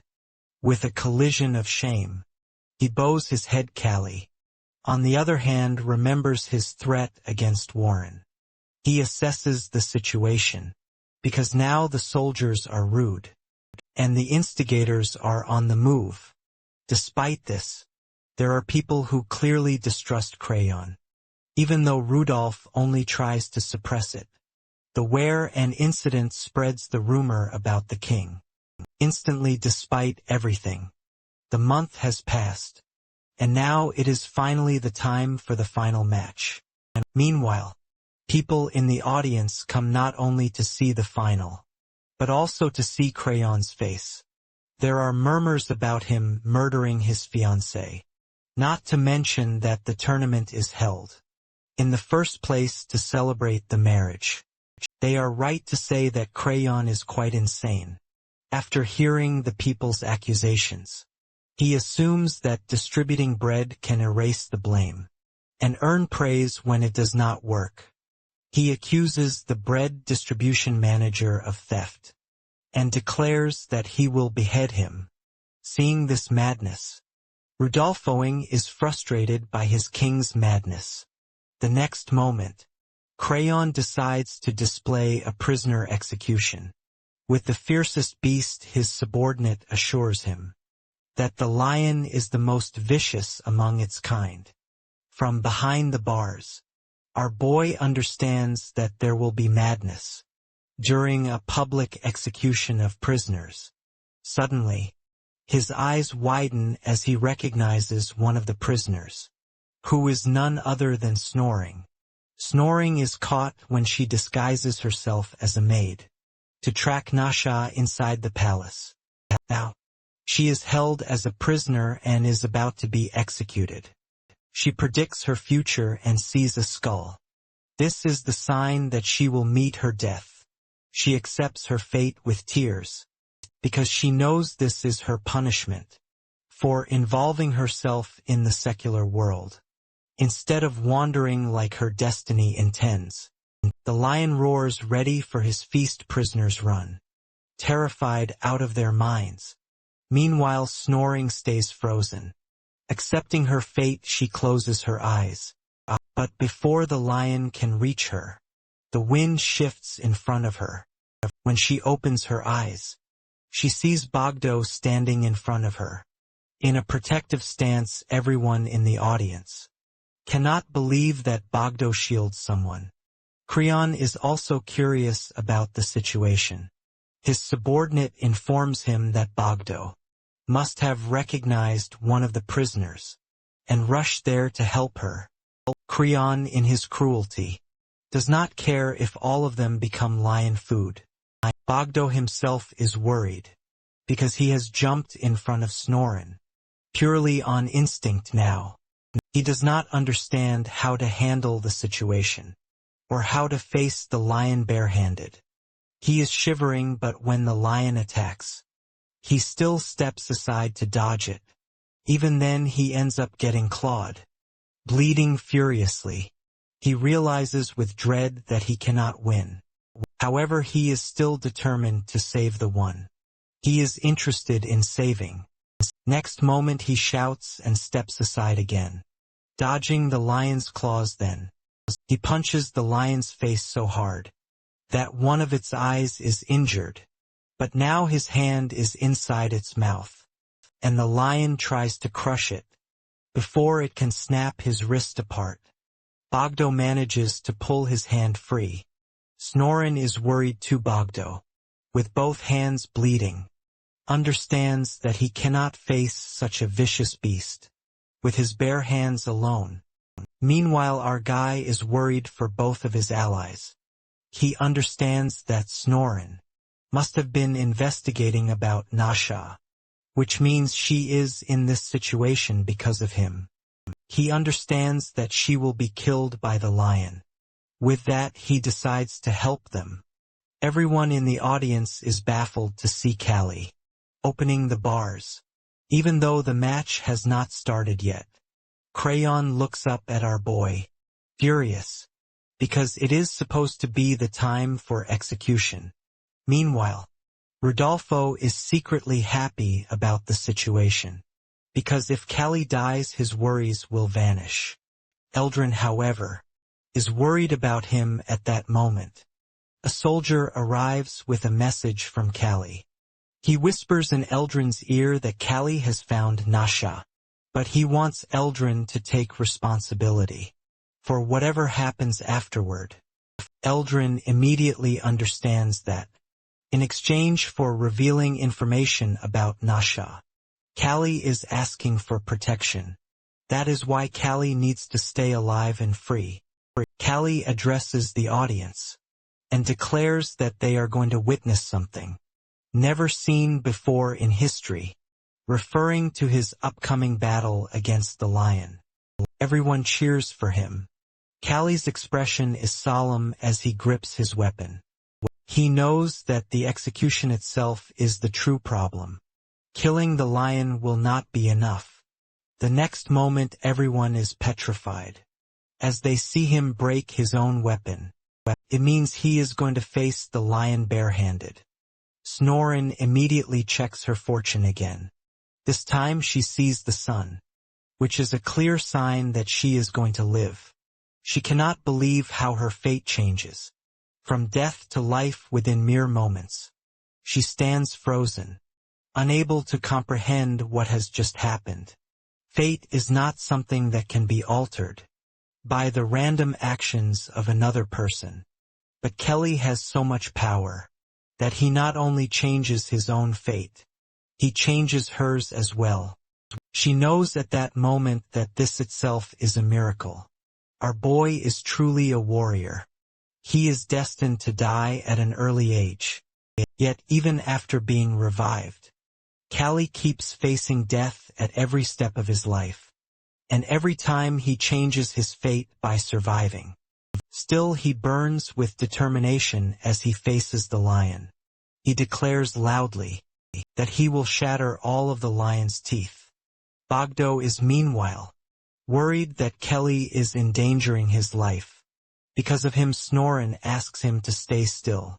As she tries to stop his bleeding, Bogdo keeps worrying about Callie, knowing he can't take on the lion in this condition. She tightens the bandage on his arm while consoling him, saying they are destined to live. Today the lion stalks toward our boy. Kelly, however, knows his health is in terrible shape. As per the doctor's recommendation, he should take at least a 6-month to 1-year break from fighting, thanks to his last match against Torres. But now he stands here, facing the most vicious beast on the planet. Knowing the condition of his internal organs, he realizes his ribs can be shattered by a single blow. He knows all of this, yet he is still ready to fight the lion. He steps back to dodge the lion's claws. The beast circles him and then leaps. Kelly is already on his guard. He aims his punch at the lion's snout and nose. The lion is injured the next moment. It opens its mouth wide, ready to attack him with all 4 paws. Observing its attack, Kelly knows he cannot dodge it. Even if he steps back then, he takes a risk so extreme that the audience questions his sanity. He rushes straight toward the lion's head and charges at it the next moment. He is behind the beast, clutching its mane. The lion roars furiously, but Kelly persistently keeps his grip. The lion thrashes violently, the blows taking a brutal toll on his ribs. Kelly desperately wants it to stop, So he punches the lion's head so hard that it bleeds. Everyone is in shock at the sight. The lion tries to throw him off, but he tightens his grip on its mane. There is a crack in his bones, and Kelly himself is severely injured. Finally, the lion manages to push him back. The audience grows anxious for their warrior. Determined, Callie grabs the lion's tail. He forces himself to stand, and pulls the beast, managing to control it somehow. Encouraged by this strange victory, he climbs onto the lion. He keeps going, elbowing the beast repeatedly. The lion thrashes again, making Callie lose his grip for a moment. But he regains his balance, and falls onto the lion's back. Gripping its mane, he collapses, in a way that makes it look like he is already dead. Brian is quite pleased at the thought that Callie might be dead. But the next moment everyone sees the lion stumble. Then a loud roar echoes through the arena. Our boy is alive. Gripping the lion with all his strength, the beast shrieks in pure pain. Meanwhile, Vegan also learns about the latest update regarding his master. His expression turns into pure nerves as he realizes his master is facing the lion. Meanwhile, the said lion is finally defeated. Everyone wears a shocked expression, but they are also worried about Callie, who is buried beneath the lion's body. Our boy finally crawls out and raises his fist. It is a sign that a human has killed a lion with his bare hands at this historical moment. Even the execution can be damned by the audience. He immediately asks about Nasha's current whereabouts. Snorin informs him that she is staying directly in the king's quarters, which is why no one has found her until now. He solemnly instructs both of them to take refuge under Eldrin. He tells them to mention his name to the guards, and they will help them. Snorin feels grateful to him when she expresses her gratitude to Bogdu as well. His face brightens, and they are pushed back by the guards, along with the other prisoners. Crayon, meanwhile, is furious at the outcome of the execution. Kelly looks at his expression, and instantly understands that he must be demanding Kelly's execution again, not giving him a chance to act. Kelly makes his move. He demands that the final match start immediately. Both nobles are shocked to hear this declaration. He orders the guards to bring his opponent. The guards hesitate, unsure what to do. After the execution, the finale is supposed to begin, but there has been no execution at all. Another guard worries about our boy's health condition, and whether he can continue like this. Creon, however, is livid and furiously demands that Kelly be killed. He even orders Rudfoling to execute him with his forces. Rudolfo now knows he cannot simply kill Callie here. Championship title aside, there will be a massive public uproar if they attempt something like this. Leaving no choice, he makes an excuse on Crayon's behalf, saying that Crayon is tired and needs rest. The guards drag him to his quarter. Despite his protests, the next moment, the bar is lifted from the other side and Hector, the other finalist, steps out. This finalist is no longer confident about the match. Before facing our boy, he was certain of his victory. But now, after seeing Callie defeat a lion with his bare hands, he doesn't want to continue the fight. Still, public pressure forces him to stay. Callie challenges him to start the match anyway, before he collapses from exhaustion.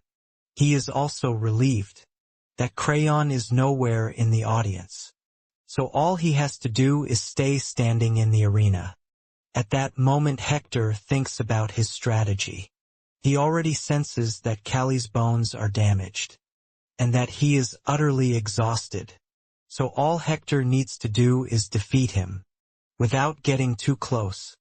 As the match begins, He spends his time dodging Callie's slow punches. Callie, on the other hand, easily senses his opponent's strategy. He understands that Hector didn't reach the finals. By pure luck, he needs to finish this quickly, before he falls from exhaustion. Hector, at that moment, shows respect to Callie as a fellow boxer. He admits that Callie would have definitely been the champion if he hadn't foolishly fought a lion. Callie darkly reminds him that it's his decision, whether it's foolish or not. Angered, Hector rushes forward and lands a punch on his face. Seeing Callie still standing, Hector doubts the power of his own punch. Then, he reassures himself and punches Callie's jaw again, making him spit blood.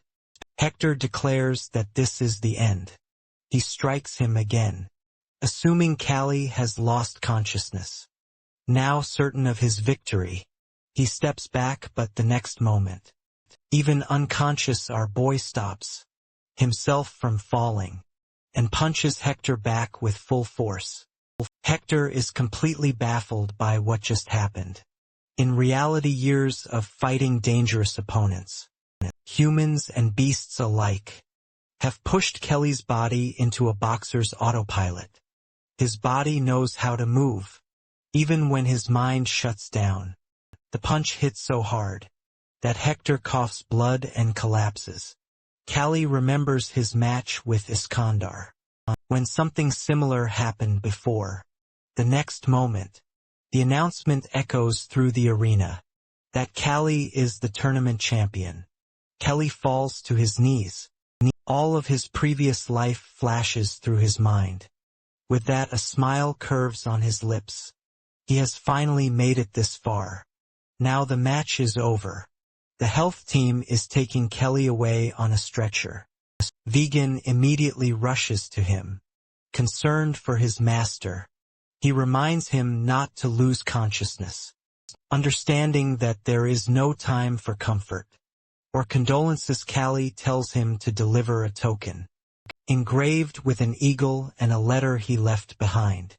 He orders Vegan to take these items to the Imperial Embassy.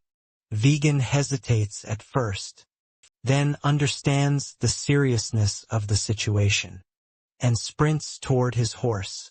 While riding, he wonders whether Callie is preparing for something. Whatever it is, he prays for his master to hold on.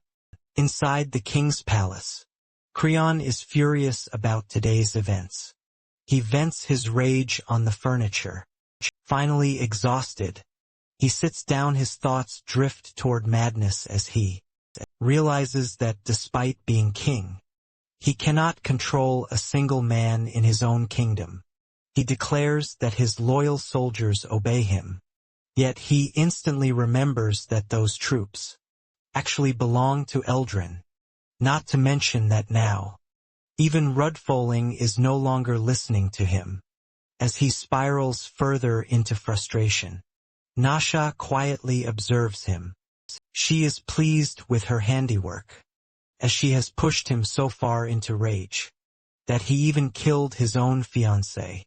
Ever since that incident, he has been losing his mind more and more.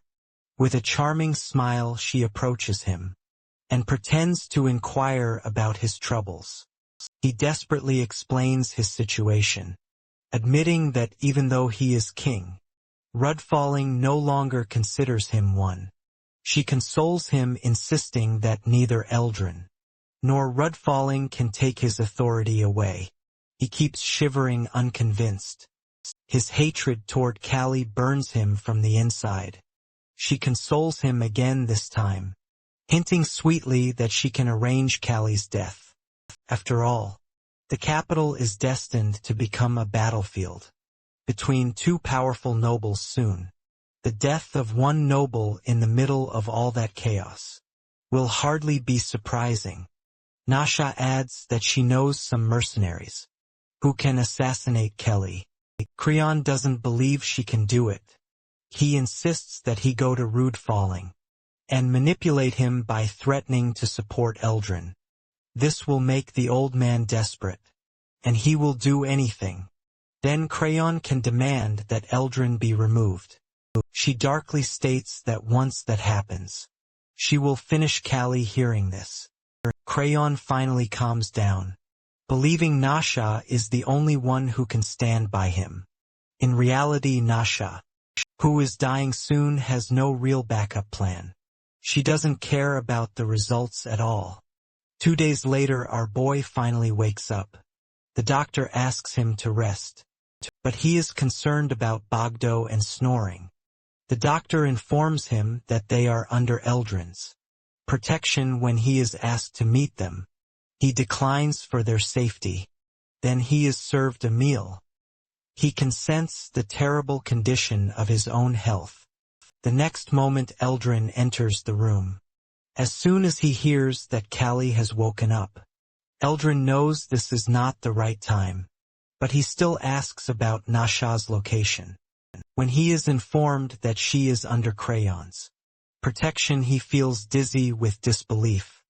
Kelly insists that they will find her soon. Eldrin is also thinking about Crayon's plan to ally with Rudo falling, something that should be impossible, considering how stupid Crayon is. He wonders whether Nasha is behind it. Then he turns to Callie and warns him to stay away from Crayon. As the closing ceremony approaches, he even suggests that Callie return to his hometown quietly, because after what happened during the match, the political tide has shifted in his favor. Once the closing ceremony is over, Rudolfo will be expelled. Callie understands that Eldrin is trying to send him away before his daughter is found, so he firmly states that he won't return without completing his business. There is also a real chance of civil war. Before Rudfoling's elimination, Eldrin points out that Rudfoling won't dare attempt anything. Right now, Callie reminds him that his daughter can pull strings to make anything possible. Eldrin, however, doesn't believe it. Callie gives him a harsh reality check about Nasha. She contaminated her mother's keepsake. Even if she can present herself as a victim, in reality she has committed countless crimes. Callie declares that Nasha doesn't care about the future of the kingdom, because she herself is dying. It's better to kill such an unstable person. Eldrin firmly tells him to do as he wishes if he finds Nasha first. Otherwise, he will handle the matter himself. He decides to confine his daughter after the closing ceremony. Meanwhile, Kelly doesn't believe Eldrin will take action against his own daughter, so he decides he will take care of her himself. After a while, the closing ceremony is underway. A royal guard military parade marches from the royal castle and now heads toward the arena. However, the champion is nowhere to be seen because of his injuries. The crowd is busy discussing his journey from slave to champion. The audience in the arena cheers loudly for our boy. Crayon, as usual, is not happy to see them cheering for Callie instead of him. Eldrin reminds him that he needs to show the composure of a ruler in front of his people. Meanwhile, Eldrin's mind is occupied with the noble votes that have turned the tide in his favor. All he needs to do is expel his rival after this closing ceremony. On the other hand, Crayon is planning Eldrin's doom. With a smirk, he hints at how well he has trained his royal guard. This catches Eldrin off guard. Crayon continues speaking about the three major military forces of the capital: the Royal Guard, the Capital Standing Army, and the Capital Security Force. The last one is an independent section. He comments on how Eldrin has monopolized the remaining Capital Standing Army and the Royal Guard. Now Eldrin wants to know his point. Crayon finally reveals his scheme, that he has already replaced the Standing Army with rude falling soldiers. and the remaining royal guards are currently here for the parade. The next moment the royal guards tense up, sensing the presence of another armed force. And Crayon orders Eldrin's expulsion, because today he declares he is going to recreate the kingdom, with himself as its central figure. As soon as the guards rush toward him, he is ready with his sword. One by one he kills both guards. One of the nobles shouts for protection for Eldrin. The enemy guards have already locked the royal guards. Behind the bars meanwhile, Eldrin looks at the king, and tries to reason with him one last time. But the guards charge at him. With no choice left he runs from there. Commotion erupts everywhere, as civil war breaks out and pulls everyone into it. Now he understands that this is no longer about which noble wins. In the end, kingdom is going to be doomed. This becomes painfully clear. His companion directs him to a safe place.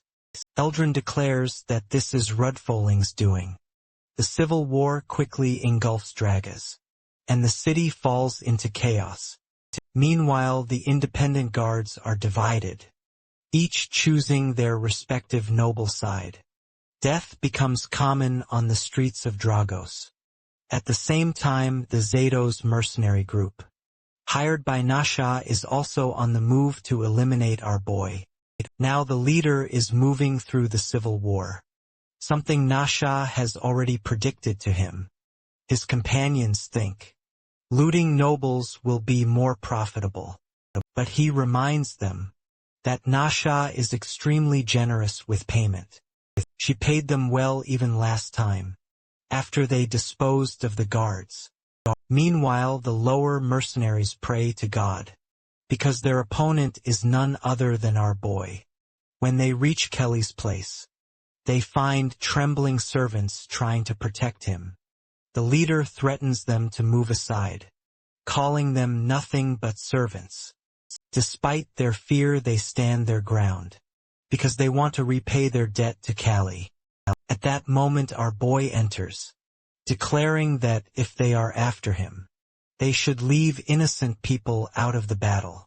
His mind, however, is occupied with Nasha. He knows she is after him, yet he cannot understand her reason for starting a civil war. The low-ranking mercenaries are shocked to see him recovered. Another whispers that he must be the incarnation of a war god. The leader is certain of Callie's bad health condition. Besides, he knows Callie isn't particularly skilled with a sword, so he politely asks him to surrender his life on his own. Callie declares that he is already wasting away his energy in bed. Then, unsheathing his sword, he announces the start of their war. On the other hand, Kelly no longer has any regrets in his life. He has already achieved his goal. Yet for a brief moment his mind drifts to his family. He also knows that death is inevitable. That doesn't mean he will sit idly and wait for it. That's why he rushes toward his enemies, to defend himself. But before he can even clash with them, a hooded figure appears between him and his foes. Callie is shocked as he recognizes the person. It is none other than Garrot. Garrot declares that he is going to repay his debt. By protecting him, the mercenaries also recognize Garrot and hesitate to fight. The leader comments on how foolish it is for Garrot to risk his life. For an acquaintance, Garrot, however, declares that Kelly is a tough nut to kill, as anyone can see from the incident. When he fought the lion and survived, they can feel that he is protected by some invisible force. Normally Garrot works for money, but today he fights for his belief. He challenges the mercenaries, daring those who want to kill him to come forward. Zato remains adamant, and orders his men to kill both of them. However, half of his men side with Callie, believing he is protected by the god of war. The remaining Half are ready to kill everyone on Callie's side. Meanwhile, Eldrin's subordinate informs him that the standing army is fully assembled. However, there is not a single commander to lead them. The kingdom is in total chaos. Prisoners and slaves are revolting, taking advantage of the situation. He does not have enough armed force to win. His first priority is to secure manpower. For this purpose, he turns to his guards and commands the mission to rescue the royal guards. But the next moment his companion brings bad news. Rudolfo and soldiers are burning the royal guards alive. Inside the arena, this reminds him of the time he faced death of his soldiers. In a previous battle, he grinds his teeth with fury. With no choice left, he prepares to attack, to reclaim the royal palace and confront King Creon. At that moment, some nobles flee the capital, oblivious to who started the war, Rudfoling or Eldrin. Some care only about their own safety. Along the way, they confront hooded figures moving toward the capital. Among them is Vegan, looking terrified out of his mind. He wonders what kind of deeds our boy committed in his past to bring imperial soldiers for his aid. The fight breaks off. Zato mocks Garrot for his twin blade technique, as shallow while trying to attack him, while Garrot taunts him back. While their weapons clash, he wonders how many of his allies still stand. When a mercenary suddenly drops from the upper floor and draws every eye among the chaos, he spots our guy standing tall. Enemies drift toward Callie, shocked. I wonder whether he is really the war god's incarnation. Another consoles that someone unworthy of such a name, because of his inability to handle a sword. Their attitude shifts the moment one of them trades swords with him, facing his strength. Kelly drives a punch into the man's face, and then slams his sword on his face, and follows with rapid strikes that force him backward. Another opponent rushes in with his weapon high, but Callie blocks the swing and kicks him aside. A crack splits across Callie's sword. Two of them notice the weakened blade and step forward, convinced the fight is reaching its end. Callie readies himself as two enemies close in at once. An order halts everything. An officer marches in with soldiers at his back, demanding to know which one is bearing Callie. Jest. Relief washes through Callie at the sight of the arrival. Imperial army, and he internally shows gratitude toward Vegan. Zito understands they are the Baron's reinforcements, and forces his men forward, urging them to finish Callie before they leave. Imperial soldiers rush ahead. Two of them lock arms to form a platform, launching a third soldier toward Callie. Before the attacker reaches him, one of the hooded figures cuts the man down and greets Callie as an instructor, remarking on the time since their last meeting. The man simply assures him that protection will follow. From this point onward, the battlefield shifts instantly. The mercenaries are tied, and Zato throws his weapon down without resistance. Kelly offers thanks to Gurrit and promises a safe welcome to any of their men in Agesta territory. He responds that he is only returning what he once owed. Vegan rushes to Callie's side, checking for injuries, and Callie assures him the timing of their arrival prevented the worst. Our boy then lowers his voice, noting how bringing the Imperial army helped. But the three hooded individuals do not act like common Imperial soldiers. He wonders how our boy managed to notice. Vegan describes what occurred at the embassy. After handing over the token, news of the civil war stirred everyone into urgent preparation. Someone of high importance soon appeared, insisted on assigning these three specific people to aid them. and left the entire embassy tense and obedient. From that reaction, Vegan realized the person held power far beyond ordinary officials. Callie tries to guess the identity and rank of the one who sent them. The Imperial Army soldier approaches and urges him to leave quickly, whispering that Imperial involvement in the kingdom's conflict must remain hidden. Kelly explains his intention to head toward the royal capital instead. He objects immediately with the civil war raging. The capital holds more danger than safety, and they should withdraw at once. Kelly asks whether they can protect him or not. The figure clarifies that they are not his personal guards. Kelly then makes it clear he is ready to continue alone. However, then he remembers their superior's strict order to guard Kelly, even if it leads to revealing who they are. He declares they will accompany him. Kelly requests 5 soldiers to escort Vegan and the servants to safety. Vegan calls out to him filled with worry. Kelly tells him he served with loyalty and skill, that life in the capital had stayed comfortable thanks to him. He mentions he already sent a letter to Count Bormer, so Vegan only needs to return home. Vegan's eyes fill, but when he tries to resist, Callie places a hand on his shoulder. Callie reminds him that he once lived under the weight of being labeled a slave, and now Vegan must face the burden of being judged an unfilial son. If he wishes to change the perspective of people, he must reshape that image through action. Kelly walks away after giving him one announcement, that Vegan earned his respect through his own efforts. Meanwhile, fighting continues around the capital's walls.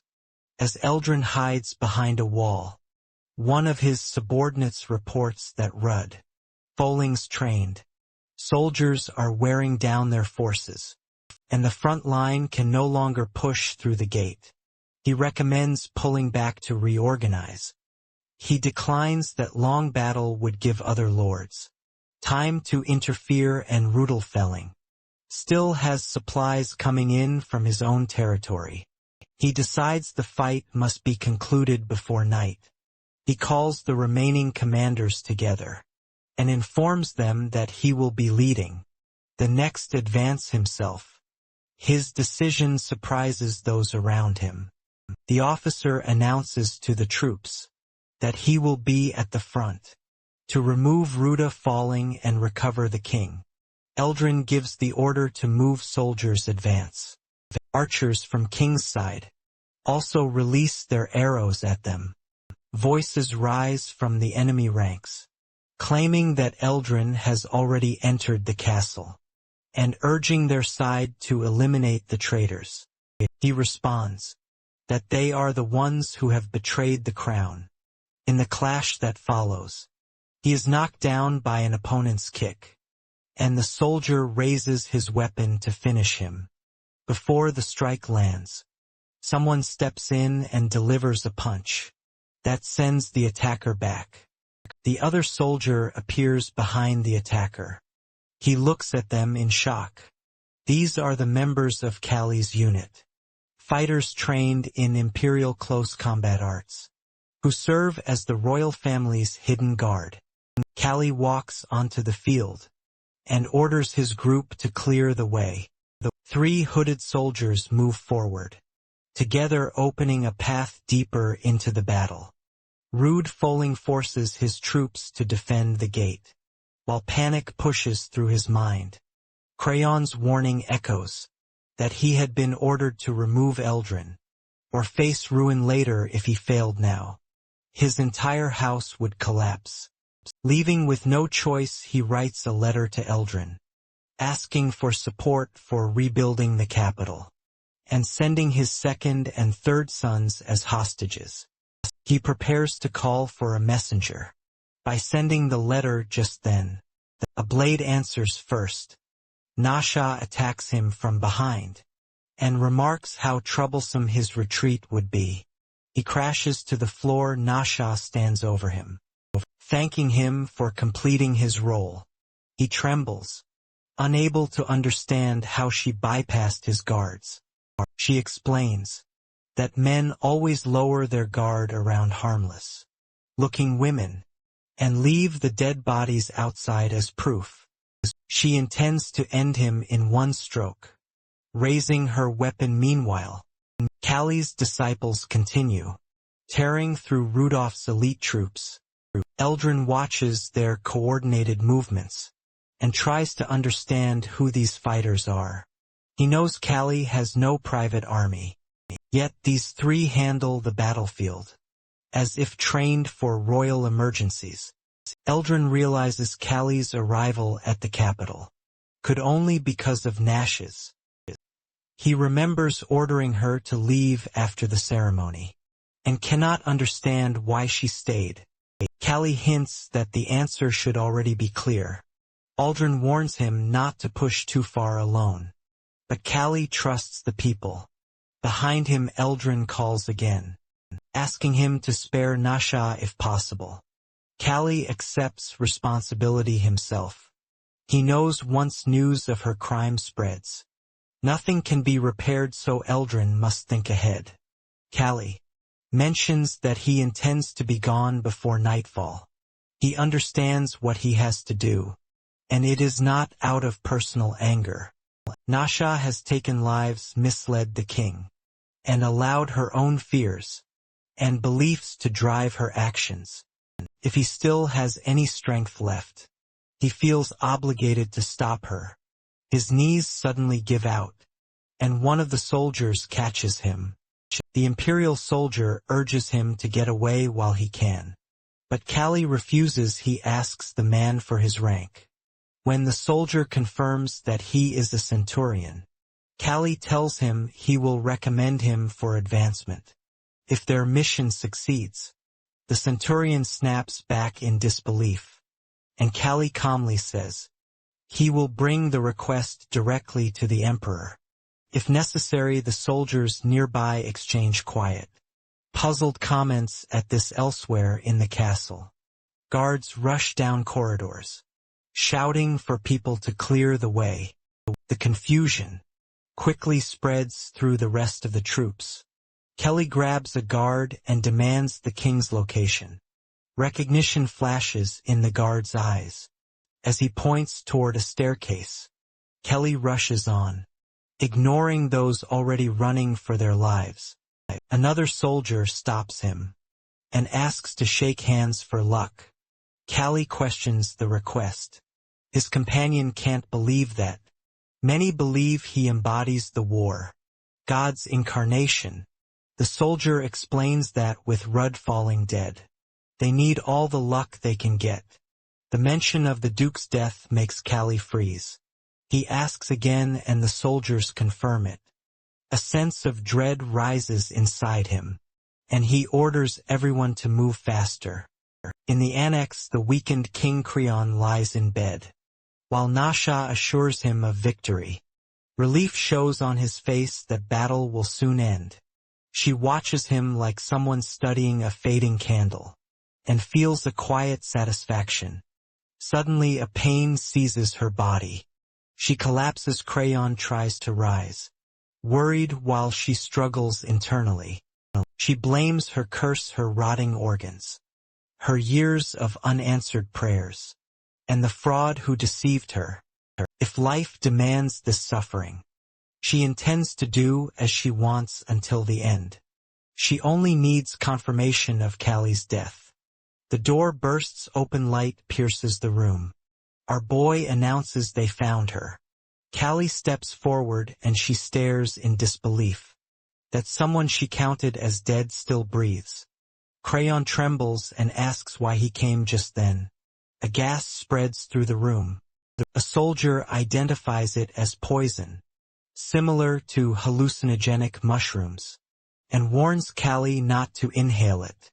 Kali seizes Nasha by the neck and demands an explanation about what she gave Creon. She insists Creon was already unstable, so his end is inevitable. Angrily, He pushes her aside in frustration. She grumbles about her hired fighters, failing to handle a man who was barely standing. Callie interrupts saying, he had expected a real conversation. After all these years. Yet she still shields herself with falsehoods. He picks up a sword, points it at her and tells her to offer her life.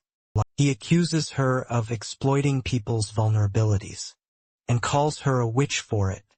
She responds that her only fault was being born to die, and that anyone else in her place would have acted the same way. Callie dismisses this entirely. To him, desperation does not excuse the crimes she has done. Even gladiators enter the arena, knowing death is part of the deal. But she took lives without ever risking her own. He admits his own life was flawed, yet he was given a chance, and he wanted others to have that same chance.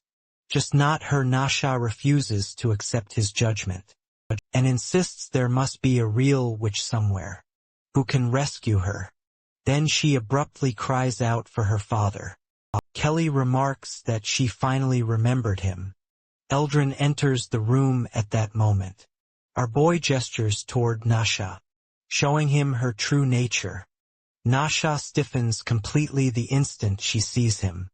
A little while ago, when a soldier informed Callie about Duke Rudolf von Ing's death, unease rose in him, immediately pushing him to move faster.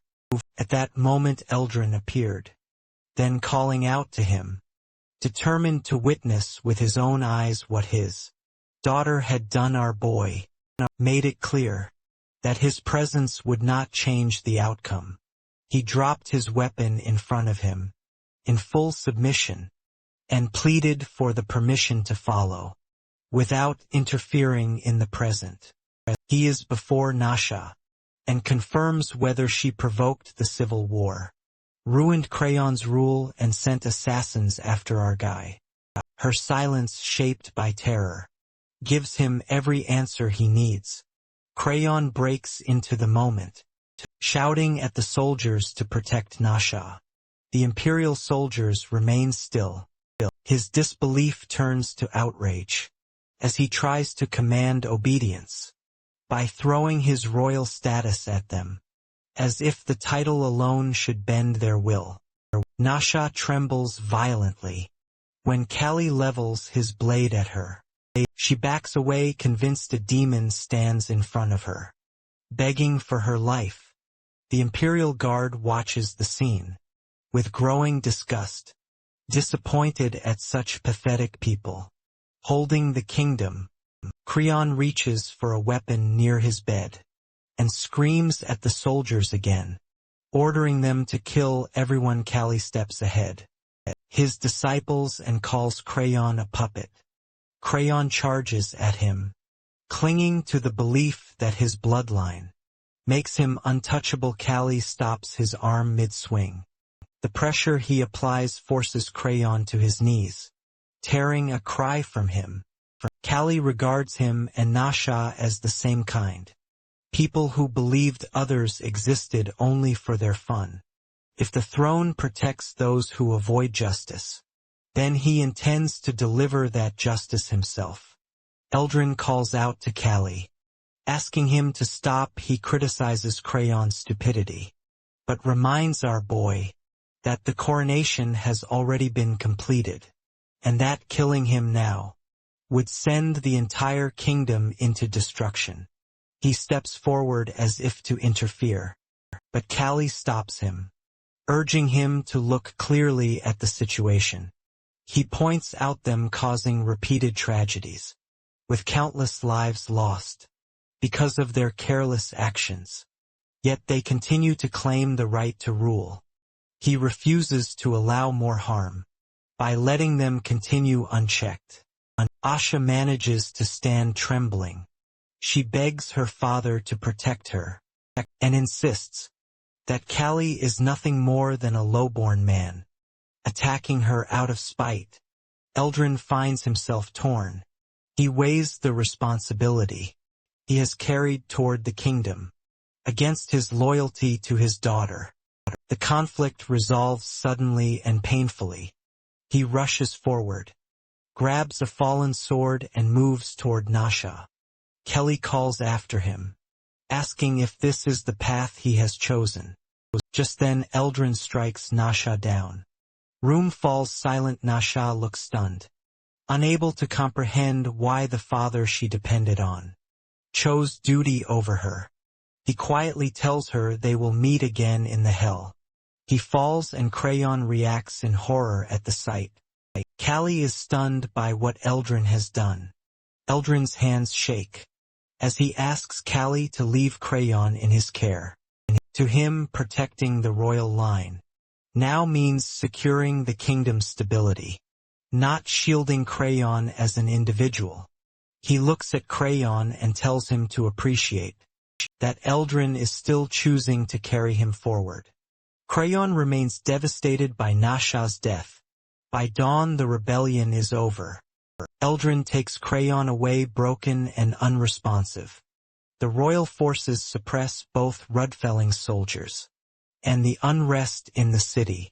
The House of Rudfelling is branded as traitorous, and every surviving male member becomes a political hostage. Over the next 6 months, Dragos undergoes rapid rebuilding under Marquis Eldrin's direction as construction spreads across the capital. During this time, our dude works tirelessly to restore order until the newly reformed Royal Guard is able to operate independently. Once the Guard is stable, he prepares to return to his own lands. Before he departs, he meets with Eldrin, who acknowledges the weight Callie carried through the crisis. Callie mentions the exaggerations Eldrin allowed to circulate, titles like Civil War Ender, Ogre Slayer Lion Tamer, Champion War God's Avatar. He considers all of them absurd. Eldrin explains that the kingdom needed a figure who could unify scattered morale and reassure a frightened populace, and Callie became the most practical symbol for that purpose. Their interactions over those 6 months remained complicated. They work together, but neither addresses the events of that night directly. Before Callie leaves, Eldrin asks a final question about the soldiers from that night. He dismisses the idea that they were simple mercenaries and hints at unusual activity surrounding the Imperial Embassy. He notes he can always investigate personally if needed. Callie realizes Eldrin has already reached the correct conclusion. Then he explains his connection to the Emperor and the events that took place behind the scenes. Eldrin comments that if this information had been public earlier, no one would have dared to confront Callie. He clarifies that the power involved belongs solely to the imperial family and is not something he has the right to display or rely on. Then he prepares to return home. After that, many think he is abandoning easy wealth and influence by going back to his small territory. His decisions rarely match what nobles expect, and that unpredictability is part of what keeps his name remembered. He returns to Azalea and his children. However, his reputation continued to spread throughout the kingdom. Long after Azalea wakes Callie the next day, pulling him out of a deep sleep, he assumes it's early morning, but the sun is already high. Ever since he returned to Agest, the rest of the world has been changing at breakneck speed. Soon after he left the capital, Creon was killed at a banquet by Wyron Joseph, who claimed to avenge his sister. With the king dead, the 6-year-old second prince was crowned, immediately triggering another civil war. Powerful nobles fought viciously over the regency. While the kingdom fell apart, farms were abandoned, families starved, and countless nobles escaped to the empire. To avoid the chaos, the empire finally stepped in, claiming they were restoring order. Within a month, every competing faction was swept aside, and the kingdom was reduced to a subordinate territory. A jest being far from the political center, escaped the harshest changes.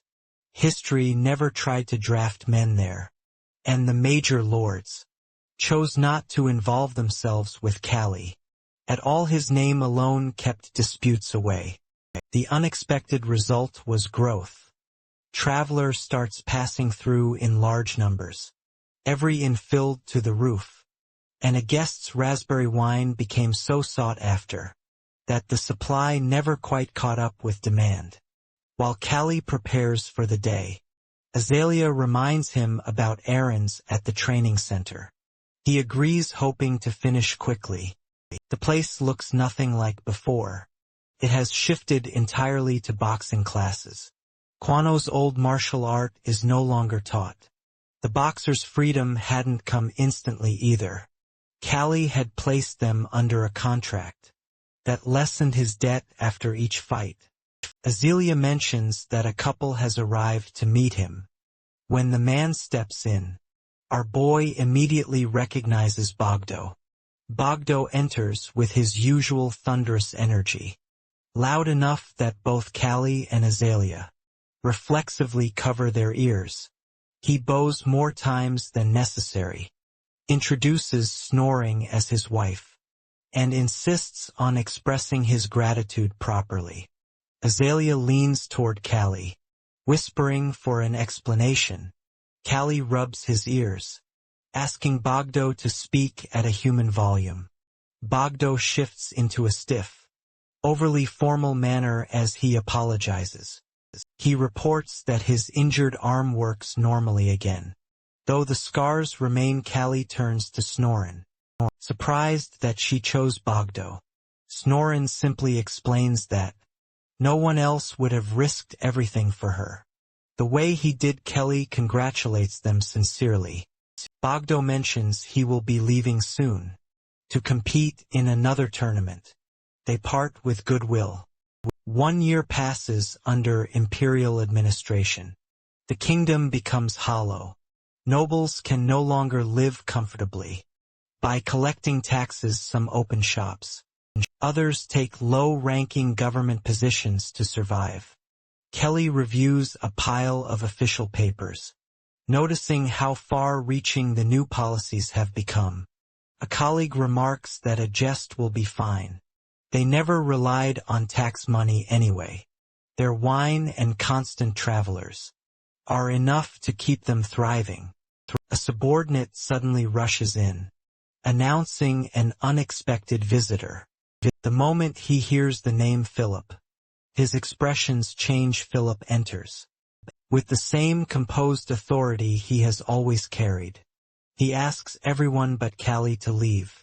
He starts with a light remark, teasing Kali for abandoning the empire to live quietly in the countryside. Kali tells him to save the mockery if he plans on staying long. Philip comments on a gesture's raspberry wine, and the two sample a few. Then Kali notices someone waiting behind him, the colonel who once supported him. Kali expresses his gratitude, but the man waves it off, explaining that he is now the chief colonel, and still can't believe the emperor himself visited him. Philip sends the NUM outside. When the room is quiet, he shares difficult news that Mr. Shinui passed away peacefully in his sleep. Kali stops breathing for a moment. He had known the old man was aging, yet the news still cuts unexpectedly deep.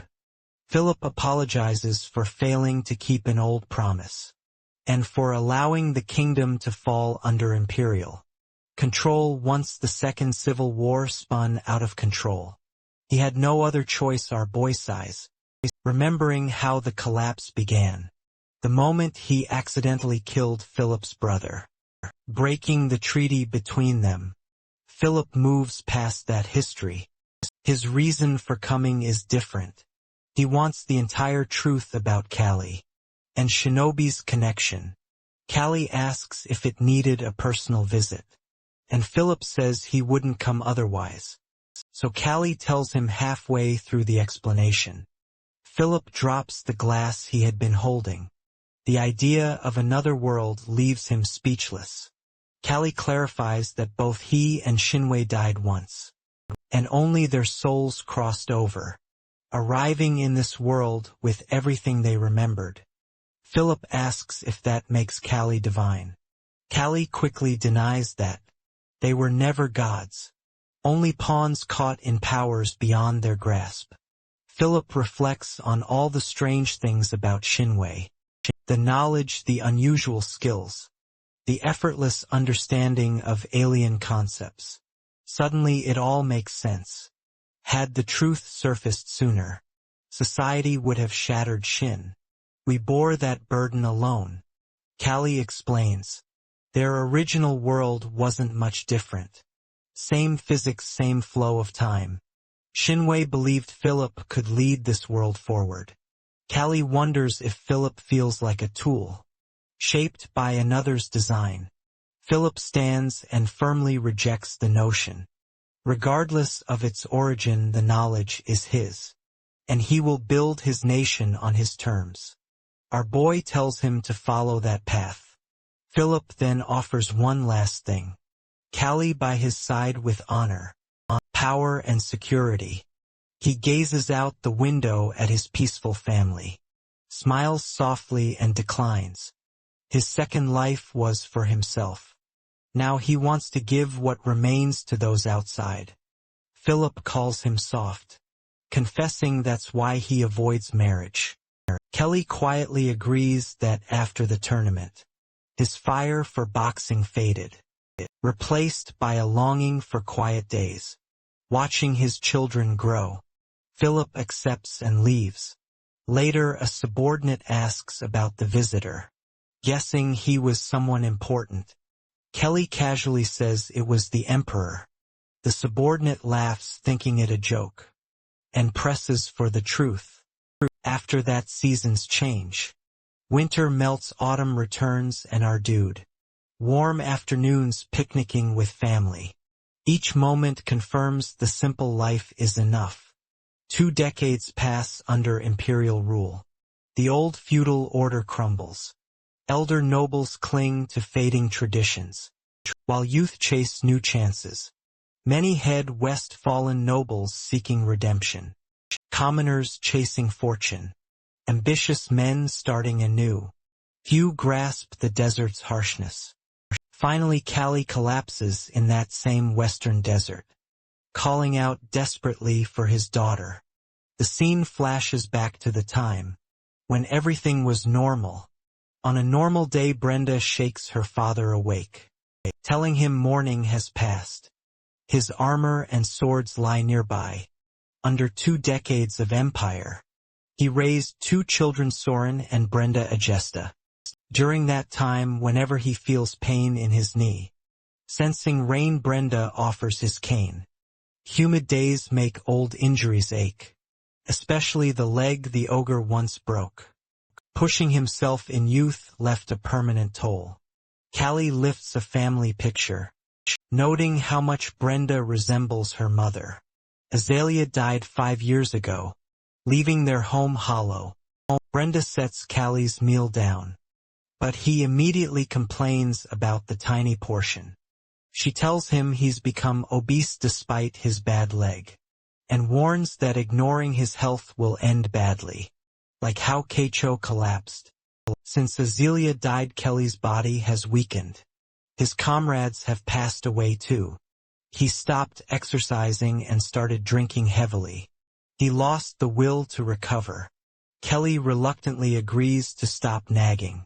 She can't help but think how different. He once was fierce boxer known across the land. Now he acts more like a stubborn child than the warrior he used to be. He mutters about raising children, who only fuss over his meals, and asks about Soren, puzzled by his restless energy. Soren has made a name for himself out west. After Azalea's funeral, he struck out to build a new life. founding the settlement of Augustina. His influence grew quickly, and he's now a leading candidate for mayor. Callie admires the boy's success, but feels the tangled weight of its consequences. He admits to himself that he was more companion than father. Azalea was the true matriarch, raising not 2, but 3 children with unmatched strength. A messenger arrives handing Callie a letter. As he reads, Brenda's face lights up. It's from Soren inviting them to visit the West. The promise of milder winters and warmer air excites her, and she insists they must go. Callie's mind flickers with worry that rumors say native tribes still roam those lands. Brenda brushes off his fears, assuring him Soren has guards along the borders. She jests that he's grown cautious with age. At 46, Callie prefers the familiar comfort of a jest. But Brenda warns that hesitation could cost him the chance to see Soren. Again, he refuses to accept that fate. She ends the debate, commanding preparations to begin. A week later they arrived. A man spots them and hurries over. Brenda watches silently from the carriage, while Callie comments on the comfort of official hospitality. With a chance to rest, Brenda teases him, suggesting he must have been quite the figure in his youth. Kelly recalls how crowds once hung on his every word. They move from town to town, journeying toward the western border. There a man approaches and asks if he is Baron. Kelly introducing himself as Jacob, sent by Soren. He unfolds a map and explains the route ahead. A direct path to Augustina once took 3 days, but safer carriage routes stretched the trip to a week. Callie admits ignorance of the way and defers to Jacob's guidance. Jacob speaks highly of Soren's importance. In the pioneer city of Delphia, Augustina flourishes, supported by the rich northern forests. When Callie asks if Soren will become mayor, Jacob confirms it, explaining the position lasts for life, unless one steps down. He adds that the land once belonged to native peoples, before settlers drove them out. Brenda's unease grows at this. Jacob dismisses her concerns, labeling the natives uncivilized, and insisting they should be grateful for the settlers' improvements.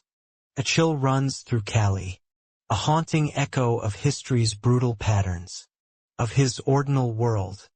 But something about this stirs discomfort, deep within him that night. As camp settles, Callie spots a small lizard nearby. He remembers how Brenda once reacted. Different now, she draws her dagger and strikes the creature down in one swift motion. Impressed, Callie asks if she's been training. She admits to having dislocated Soren's arm years ago, while practicing martial arts.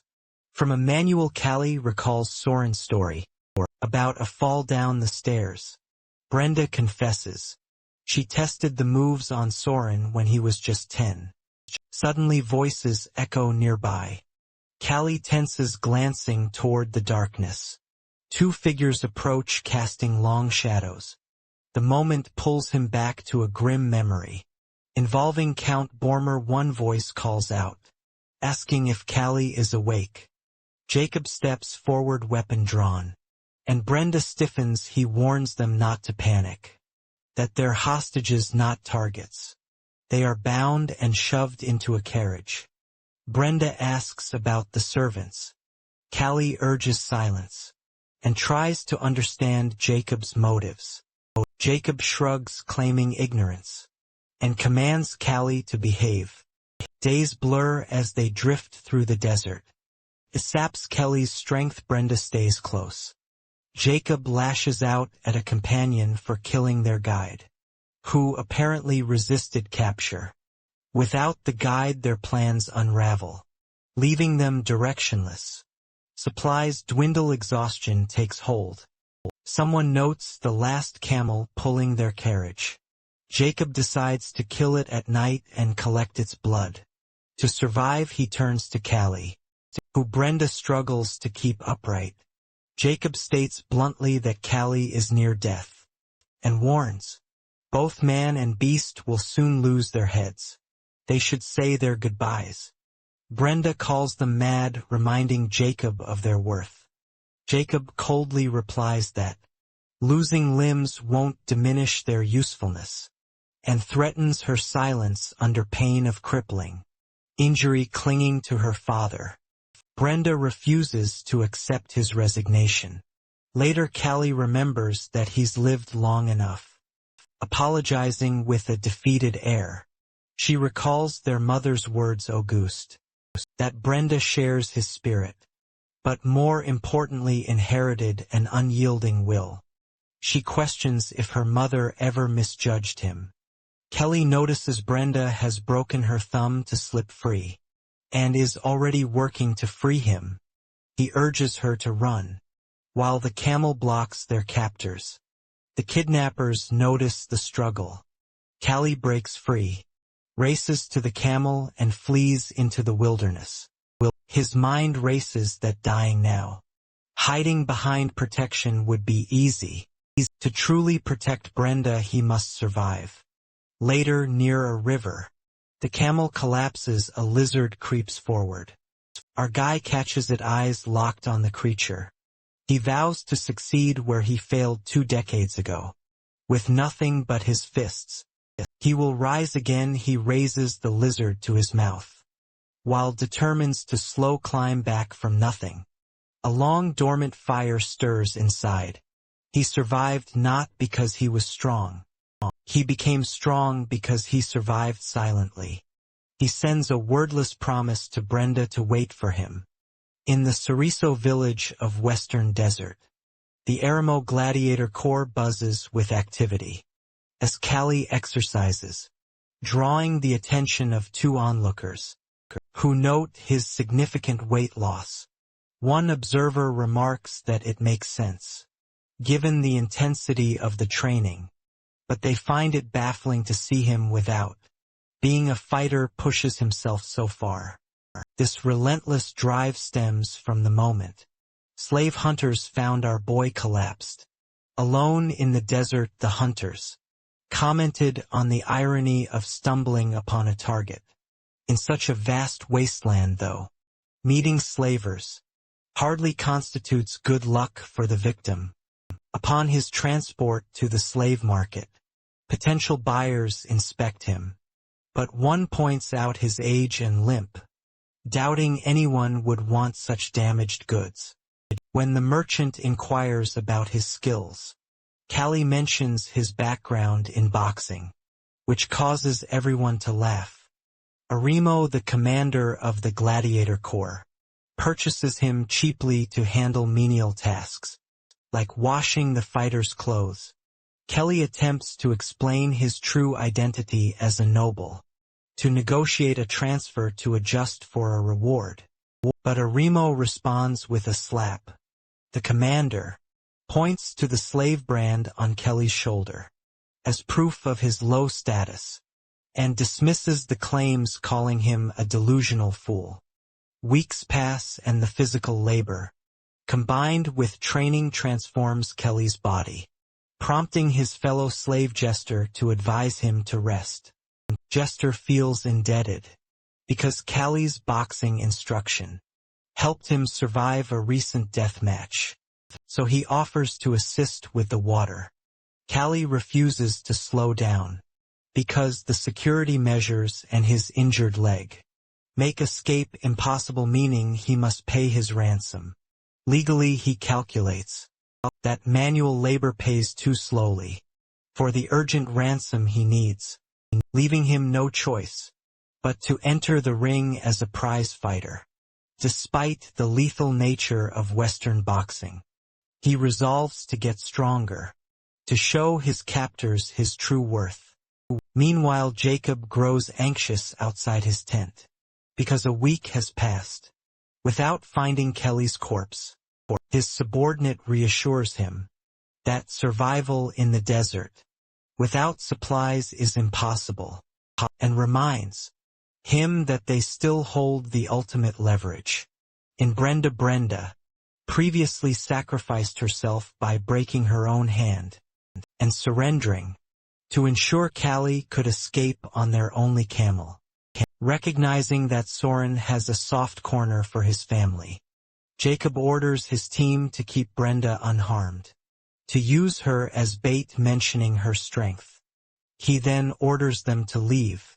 Back in the gladiator camp, Callie approaches Aramo and requests a match. Aramo laughs at the idea and doubts that a laborer could offer anything other than humiliation in the ring. Kelly points out that he trained Jester, who recently survived and even won a return fight. Harimo questions Jester and Jester confirms it. Even so, Harimo doubts that Kelly's age and condition suit him for the role of a fighter rather than a trainer. Kelly's thoughts reveal his urgency. Working as a trainer would take too long to gather enough money for his ransom. He needs to fight directly. He asks for 2 weeks to prepare and proposes a test match against Hwarin, their strongest fighter. Hwarin reacts with visible shock. Ari Montag hesitatis. Because losing a laborer would be a financial waste. Callie suggests using kingdom-style leather gloves to reduce the chance of death. Warren interprets the request as a reckless challenge. Arimo eventually agrees to the match and grants them 2 weeks during training. Jester questions his decision, and Callie redirects concern back toward Jester. Another slave comments that Callie is simply choosing his own method of early death. Callie keeps his focus and accepts his physical limitations, while committing to improve whatever he can. In the time available, the 2 weeks pass quickly. When the match begins, Callie immediately strikes Hwarin in the face. The unexpected attack forces Hwarin to raise both arms in defense. Surprising the crowd, Kelly follows with 2 more quick blows. Hwarin becomes frustrated, and Ariema watches with growing interest. The punches are not overwhelmingly strong, yet Hwarin continues to be pushed backward. Hwarin lands several hits of his own, but only he loses ground. When he attempts another strike, Callie dodges cleanly. Callie analyzes their difference in fighting styles. Western boxing relies on murder gloves, which kill easily and prevent any real development in technique. Fighters here depend on straightforward brutality, which limits the sport to bloodshed rather than skill. Leather gloves, however, force fighters to fight at close range, so Callie steps inside. The moment an opponent begins a punch, when he strikes, opponents instinctively retreat, a habit he learned from Torres. His dodging is imperfect, and his stamina no longer matches his younger years. But his experience and scale remain advantages. Hwarin prepares for the next hit. Kelly feints, making Hwarin commit to the wrong direction, and then delivers a solid strike to his face. The audience reacts as Warren drops to his knees and collapses on the ground. Warren struggles to understand his defeat. Kelly stands over him and clarifies that sharing the same name for their combat style does not make their systems equal. He also rejects being seen as an old man. Kelly tries to steady his breathing, but his body shakes. He becomes aware of how much his stamina and lung capacity have declined over the years. Even in this weakened state, he insists that Aramo schedule his match immediately. Aramo refuses and reminds him that he never promised anything firmly and only mentioned the possibility. He remains unconvinced that his boxing can work in the Western arena and wants certainty before taking any risk. The reply ignites Callie's frustration, and he steps forward in anger. But soldiers move instantly and block him with raised weapons. Harimo instructs him to stay patient and assures him, gives him a hope of freedom. Our dude stands there boiling with anger. Guards chain Callie again. He realizes Harimo never planned to let him fight.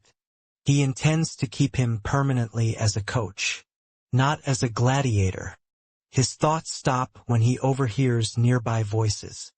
They mention the arrival of Khan, a dangerous monster who has been captured. The news snaps Callie's attention immediately.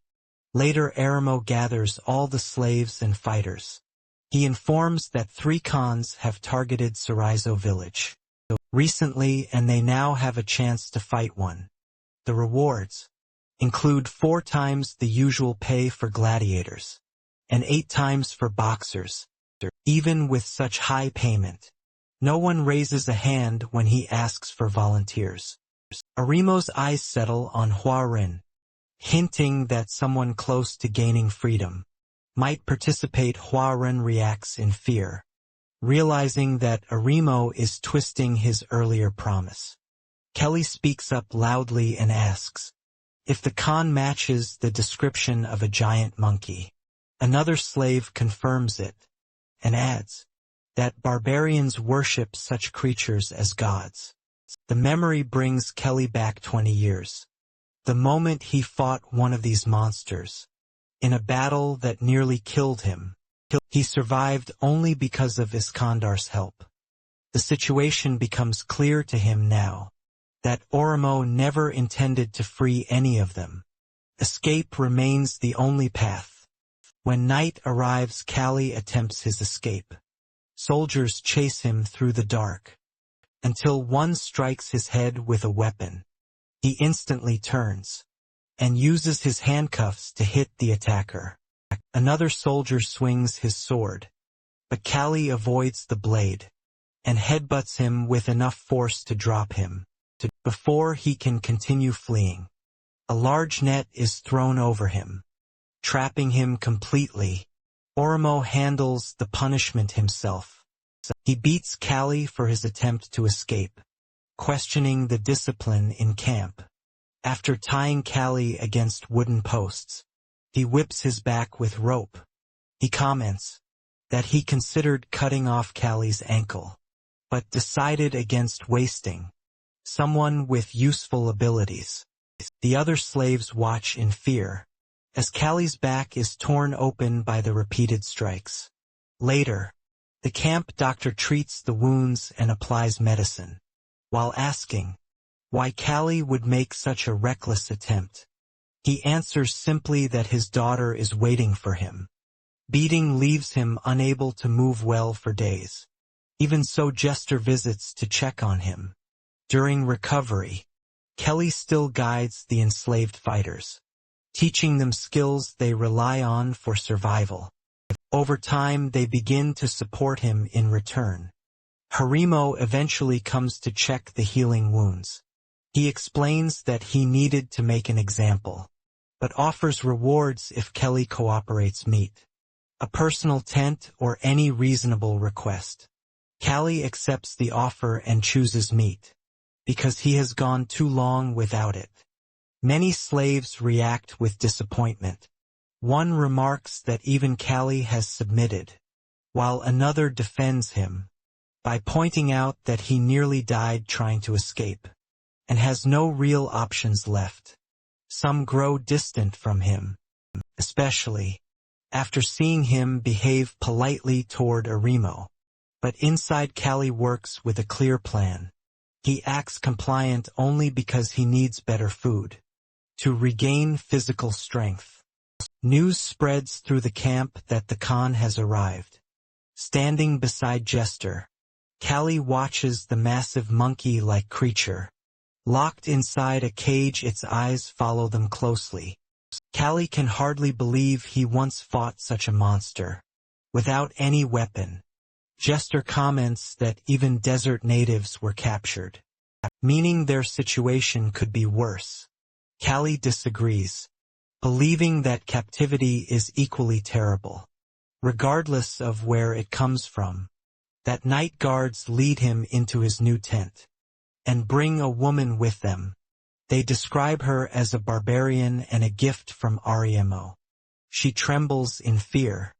Kelly feels disgust rise inside him and questions who the real barbarians are in this situation.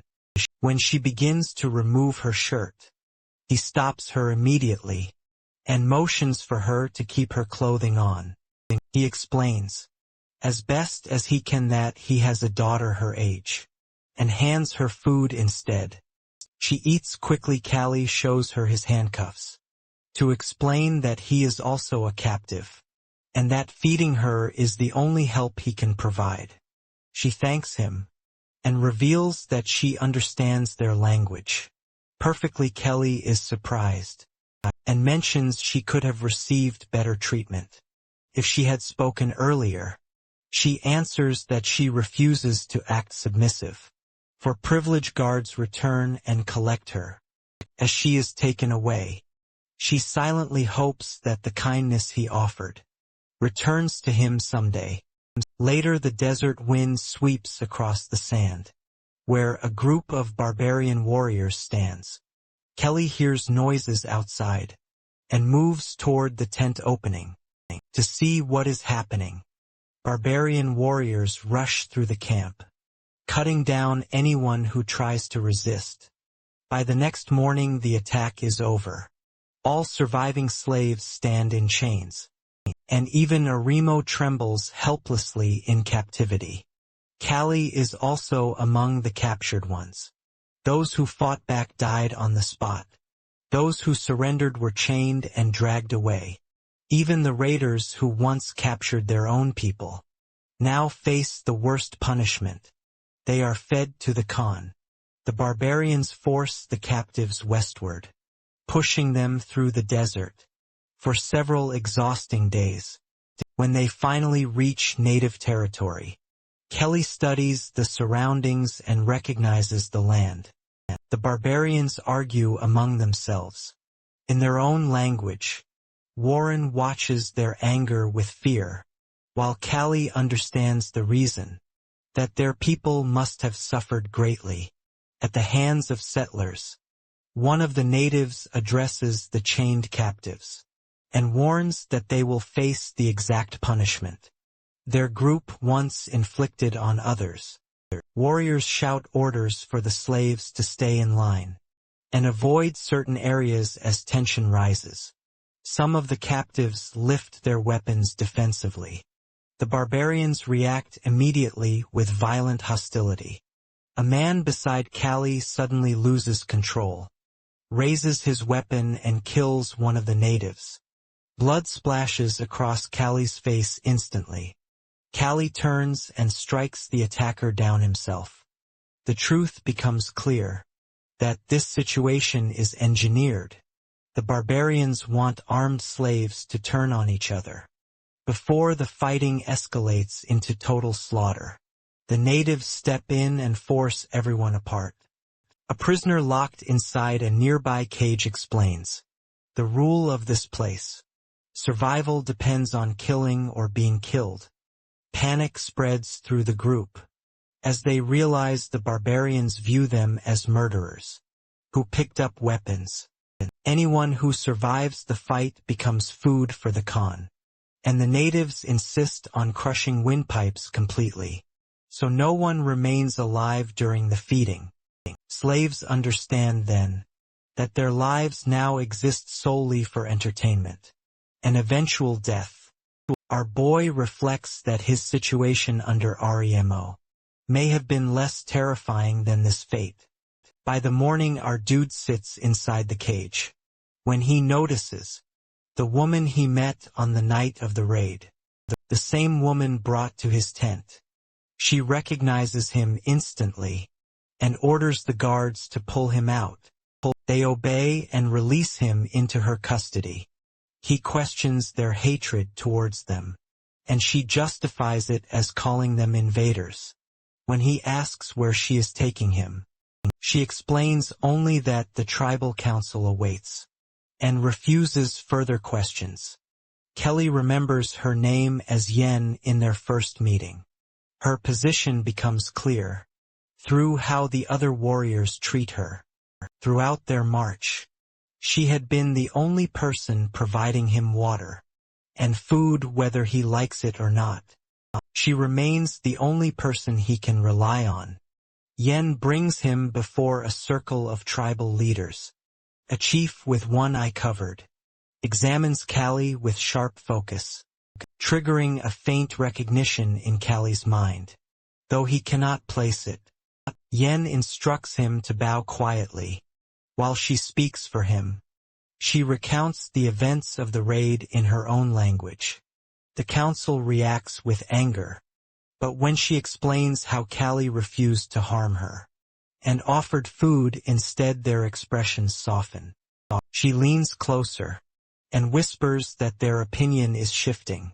They now view him as a slave caught between forces, not a settler who invaded their land. One member suggests taking a vote. Yen translates. While the council members raise their hands one by one, in support of letting him go. She begins to tell him to hold still, while she unties him, but the one-eyed chief rises. Suddenly he demands everyone's attention, and announces that he recognizes Callie. Our dude insists that he has never seen him before, but he declares our boy as Khan Kasajid. The revelation shocks everyone, including Yen. She asks if he means the man who killed the Khan. Years ago, the chief confirms it with certainty, and recalls the moment 20 years earlier, when he helped capture Kelly as a sacrifice. Instead of dying, Callie fought his way out. The council erupts in fury at the name Khan Kasajid. Yen tries to defend him again, but the chief ends the debate by declaring that Callie death that night. Callie faces the captured warrior in forced combat. The man admits he holds no personal hatred, but must fight to survive. As he steps forward, Callie reacts instantly. He breaks the man's weapon and drives one broken shard through the warrior's shoulder. He slams him to the ground and delivers fast, crushing blows before the man can recover. The warrior dies within moments. Callie kneels beside the body with regret, whispering an apology in his thoughts. He still has responsibilities left in the world, and he cannot allow himself to die. Yet each morning, the barbarians pull Kelly from his cage and throw him into another trial. The opponents change constantly, sometimes a lone fighter, sometimes a circle of men, and at times 3 attackers rushing him at once. No matter the setup, he survives every round and returns breathing. During one of these days, Jester and a few slaves push through a tight crowd. While carrying Hua Ren's body, they drop him on the hard ground, revealing a chest wound torn open again. Jester calls out for help, begging the natives for cloth or medicine, but the crowd stays silent. Our dude moves closer and asks if any tools for stitching remain. A slave lifts a small box that once belonged to the doctor. Kelly takes it and scolds them for bringing it only now. When he opens it, he finds almost nothing left. Just a few basic items. The supplies cannot fully close the wound, and the thread barely covers half of what is needed. If infection spreads, Hua Ren will die. Someone suggests letting him pass peacefully, instead of forcing him to suffer through a hopeless procedure. Kelly admits that option would be easier, but refuses to give up. He tells Huaren to breathe slowly, so the wound stays stable. When he finishes wrapping the bandage, the watching slaves exchange puzzled looks. Ari Mo, with bitterness gathering in his eyes, claims Huaren is dying because of Kelly, and he hurls blame for everything that happened. Our boy accepts part of the guilt while standing, soaked in sweat from the trials. Elsewhere, the chief reviews the past week of fights. He has never seen anyone move or strike like Callie. The thought that this same man once killed their Khan tightens something inside him. As he stands before a statue of the Khan, he questions whether that figure ever held true divinity. Memories surfaced from 20 years earlier, when the Empire captured him and forced him into their army. Since then he has learned how differently each land shapes its gods.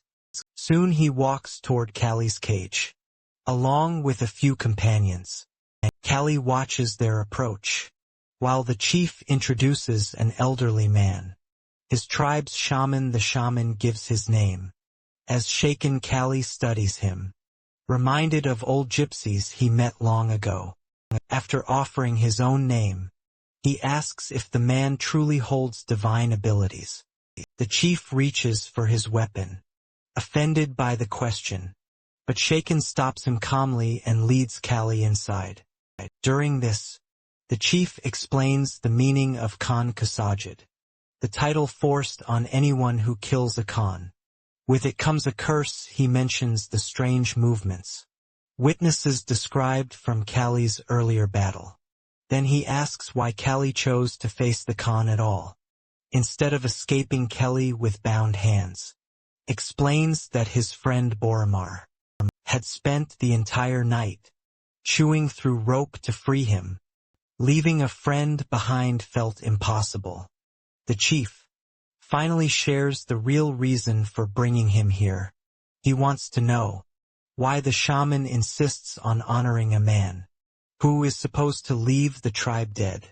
The story shifts to a conversation held earlier between the chief and Shaken. Shaken had pointed out how the existence of Khan Kasajid shook the chief's belief system. He explained that those who were captured by the Empire returned changed, unsure of which values still stand. He reminded the chief that the Khan acts only as a representative of God, not God itself. According to him, God chose to spare Callie's life during the old battle. The chief struggled with the idea of divine mercy towards someone viewed as an invader. Shaken asked whether Callie could truly be called an invader when he showed mercy to Yen, a rare act no settler had ever displayed. The chief accepted that, but still held to his duty toward the tribe, especially since their Khan died by Callie's hand. Shaken informed him then that he would meet Callie himself. Now back in the present, Shaken considers Callie a walking curse, and insists that only divine judgment can decide his fate. He explains that surviving the Khan 20 years ago meant God allowed his life to continue. They cannot block divine choice, but 2 decades have passed, and they do not know if that protection still reaches him. If it has ended, then death waits for him. Now our boy asks how they plan to settle this. Shaken answers that they will request God's decision by making him face the Khan once more, just like before. Kelly's confusion appears for a moment, before guards escort him away. He knows exactly what this test means. He must prepare for the strongest fighter they possess. One-Eyed rushes to Shaken and confronts him angrily, warning that forcing another Khan battle may destroy everything if their Khan somehow falls. After watching Callie fight all week, One-Eyed recognizes the danger. Shaken argues that if divine protection carried Callie through the first encounter and ended with their Khan's death, they cannot oppose the path God set. His certainty leaves One-Eyed speechless. Back at the cage's jester and the slaves react in shock when they hear about the upcoming fight. Kelly tries to calm them, reminding them he already defeated a Khan once. Yesterday suddenly understands the natives' hatred. Oromo steps forward with spite and claims Everyone would be safer if Kelly simply died. He blames Kelly for everything, and wishes this moment had come earlier. Kelly walks straight to him, and drives a punch into his chest. Dropping him instantly, Oromo cries out in disbelief. Kelly hits him again, forcing him to stop, spiraling into panic. He tells Oromo to accept the reality, that he holds no authority here anymore. Oromo screams that all the slaves belong to him, and that their lives fall under his ownership. Kelly grabs his hair and lowers him, stating that nobody agrees with his claim. If he wants to live, he must stop dragging others into danger, and wait quietly at that moment. Yen approaches. She apologizes for the way events turned. He brushes it aside, pointing out that both of them simply acted as circumstances allowed. She hands him the strap he asked for. Kelly wraps it firmly around his arm, and hands securing it for what comes next. Inside the arena, Kelly examines the strap, wrapped tightly around his arm, thinking about how the constant trials and combat have stripped away much of his body weight. He wonders if the change helps or hinders his performance. Guards drag Oromo and the other slaves to the sidelines to watch. One of them questions if winning truly guarantees Kelly's freedom. He assures him that victory over the Khan will earn his release, but the slave's mind dismisses the outcome as irrelevant to their own fate.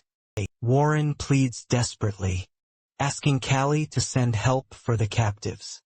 If he survives, Kelly swears on his name to do so. Warren taunts the legitimacy of Kelly. Adjust his identity. Our boy insists the name is real, leaving everyone watching surprised. Stepping forward, Kelly faces the roar of the barbarian crowd. He does not understand their words, but the anger in their tone is understandable. The Khan enters, its massive size dwarfing everything in the arena. Our boy forces himself to stay calm, refusing to be intimidated by the creature's sheer bulk. The chief taunts him, mocking Kelly, and ordering him to stop struggling and simply die. Drums thunder across the arena, signaling the start. Khan locks eyes with Kelly. Kelly meets its gaze without flinching. The creature roars violently, and he notices something strange. His leg pain is gone and his body feels light. A hint of madness brushes his thoughts. Without hesitation, he rushes forward and drives a punch into the Khan's stomach. Nothing happens. Khan swings back with a forceful blow that Kelly barely evades, immediately creating distance.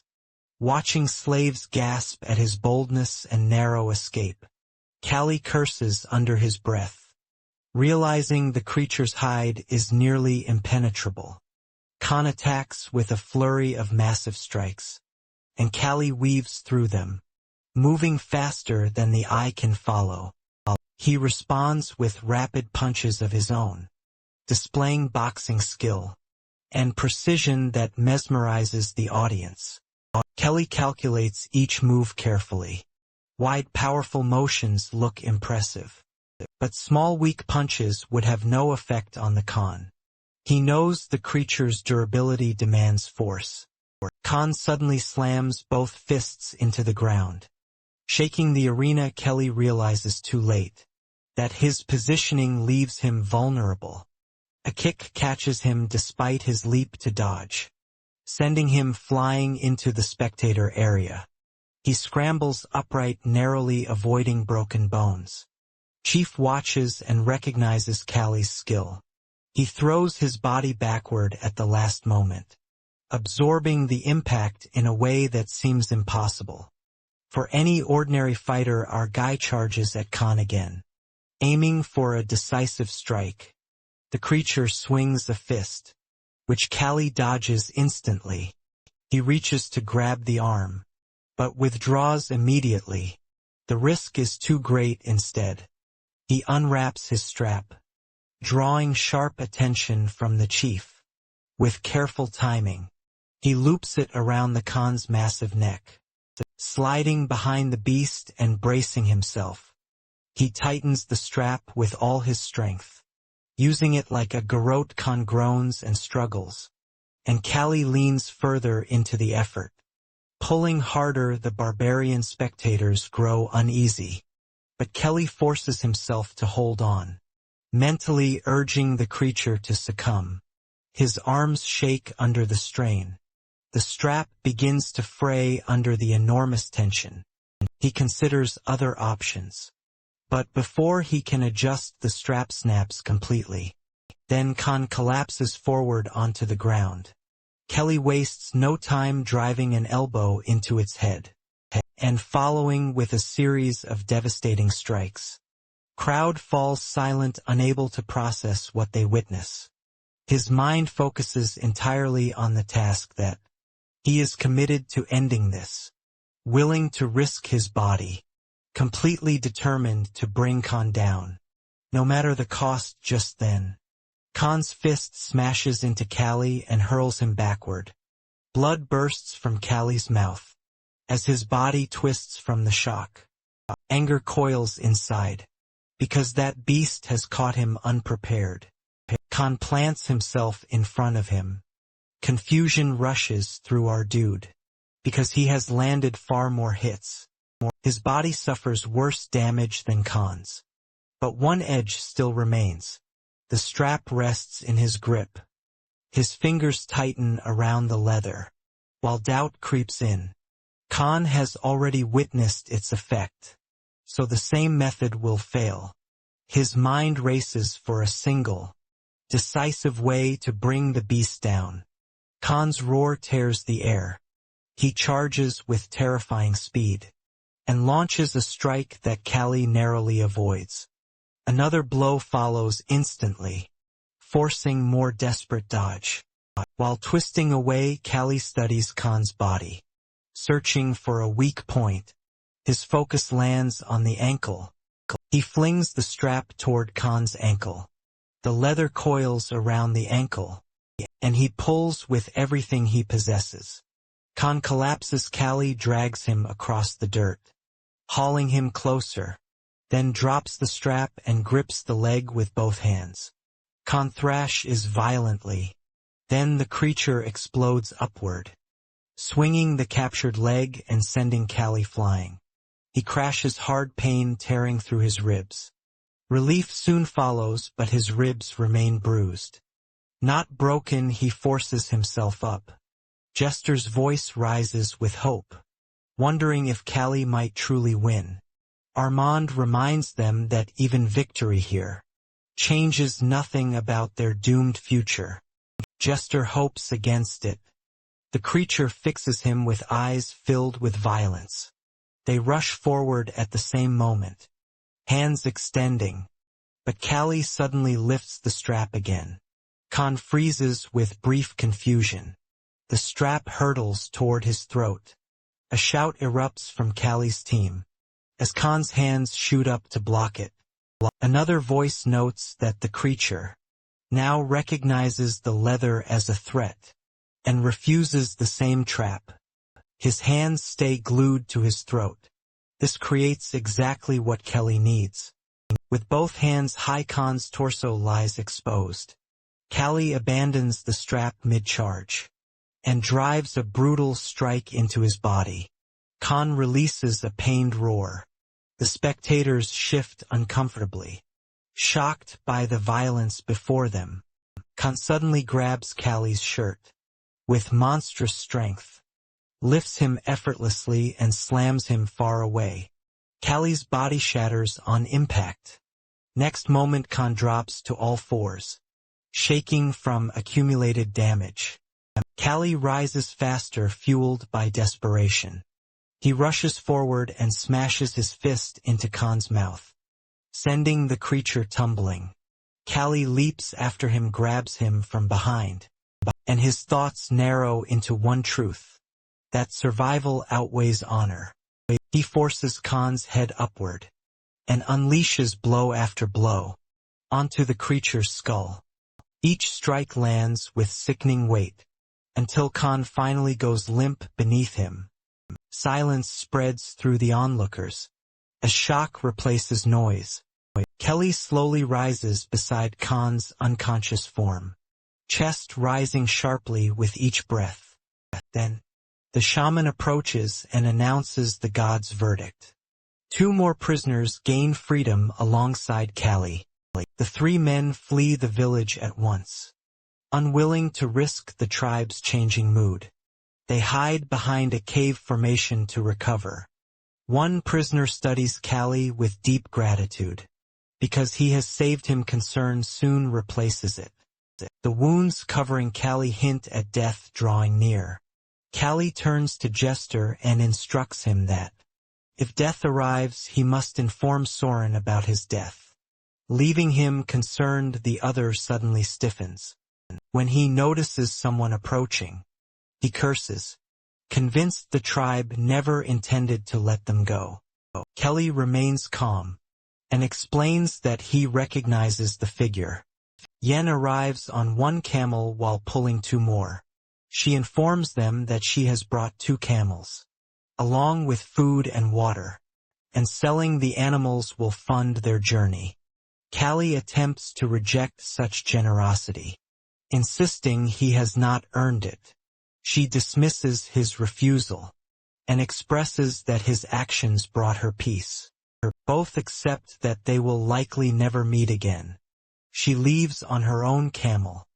Back at the tribe, the shaman confronts One Eye with rising anger. He questions whether One Eye has lost all reason, because Khan Kusajid, as he calls him, now walks free under the god's ruling. Yet One Eye forms a pursuit party. One Eye continues cleaning his sword, and admits he wants the man, regardless of divine judgment. The shaman reminds him that he cannot defy the gods. One Eye erupts with contempt, claiming the judgment was worthless, because the gods never truly chose Callie, defeated him and disgraced their deity. Since that god suffered defeat, One Eye intends to deliver punishment himself. The shaman warns that this path leads to exile. One Eye accepts without hesitation. The desert itself serves as his home, and no punishment can turn him from the pursuit he has chosen. Meanwhile, Jester reaches Augustina's gate, but the guards stop him instantly and demand identification. He keeps his face covered, while asking if Soren Aegis leads the town. He uncovers his face, and explains he brings information about Callie Aegis. Shock spreads through the guards. Inside the manor, Jester settles on a sofa while Soren sitting before him. He warns that false news about his father will cost him his head. Fear flashes across his face. Soren calms himself, and admits recent strain has eroded his patience. Jester introduces himself, and explains that Callie saved his life, creating a debt he must repay. Callie currently recovers from serious wounds. In a frontier village, Jester summarizes the events, and Soren's fists tremble with rage, as he mutters that Jacob has betrayed them all. Jester asks about Lady Brenda, but Soren reveals no message has arrived. Jester accepts that he has at least repaid a portion of what he owed. Soren orders his men to retrieve his father safely, and offers Jester rest inside. Soren wrestles with frustration, because upcoming elections trap him in Augustina. Duty binds him in place. He summons an army and addresses them with firm resolve, reminding them that Callie is a kingdom hero, and also his father. Helping him return serves both honor and family. Meanwhile, a physician finishes bandaging Callie, and studies him with disbelief. In all his years, he has never witnessed someone heal this fast. Callie responds casually and mentions, "This rate feels slow for him," though the doctor's skill deserves credit. The physician tests his arm and reveals he once served as an imperial military doctor. Recognition strikes Callie that he must have learned under old John. Even 2 decades after John's death, his influence still aids him. Before Callie leaves, the doctor warns him sharply about his left arm. A deep fracture runs through the bone, and one wrong motion could break it completely. Kelly assumes Jester has reached Augustina by now.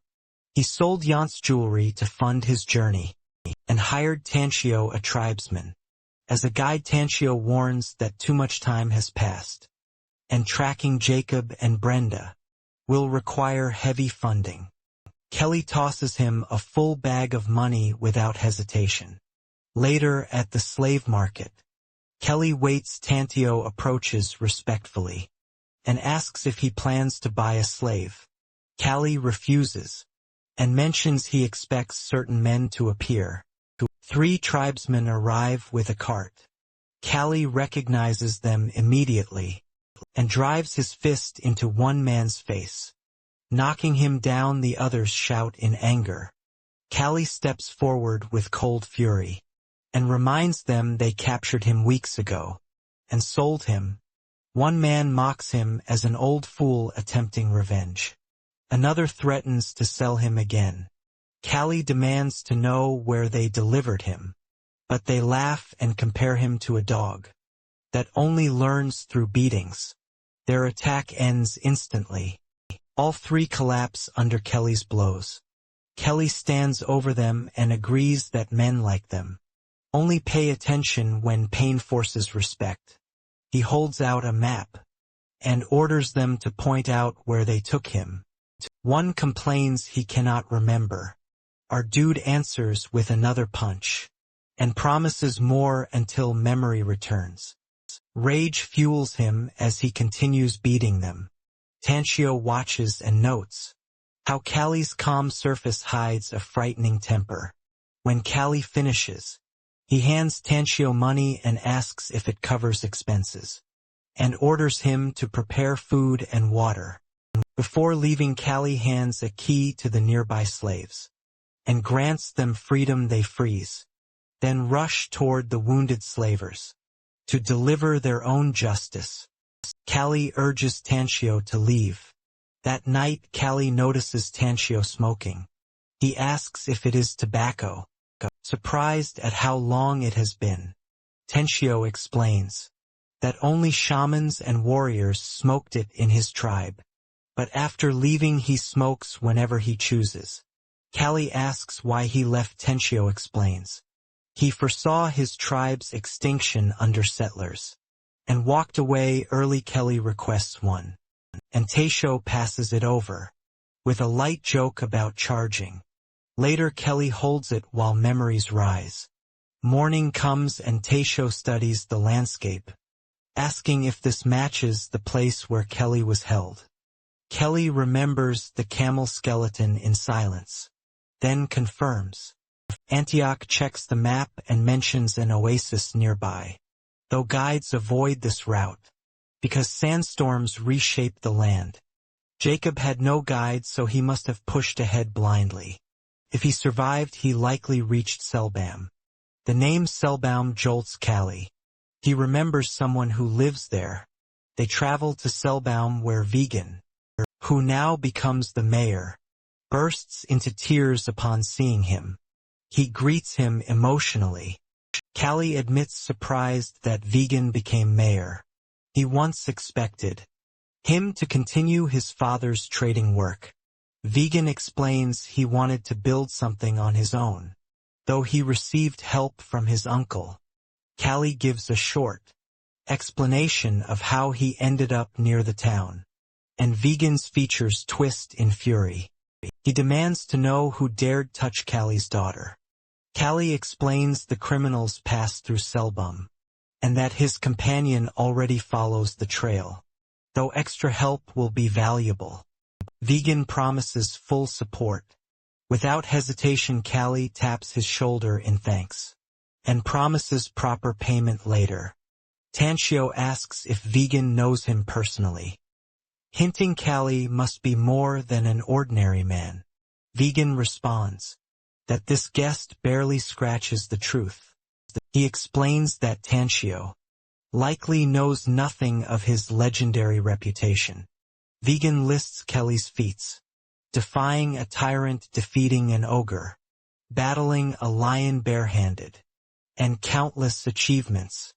Kelly dismisses them and claims he merely has strong, athletic ability, yet even that strength failed to protect his daughter. Concern grows on Vegan's face as he studies Kelly's exhaustion. Vegan urges him to rest and promises the search will continue. Kelly thanks him but refuses to slow down because too much time has vanished. Once they find Brenda's trail, they will move instantly, and every person involved will be crushed into dust. By his own hand, meanwhile, Jacob rests in his room and finally lets his body loosen. After everything he endured, every subordinate who followed him died on the road, yet he alone returned alive. However, he has their money now. He plans to rest first and slip away afterward. A simple plan he feels he deserves. Next moment, a sharp knock interrupts the quiet.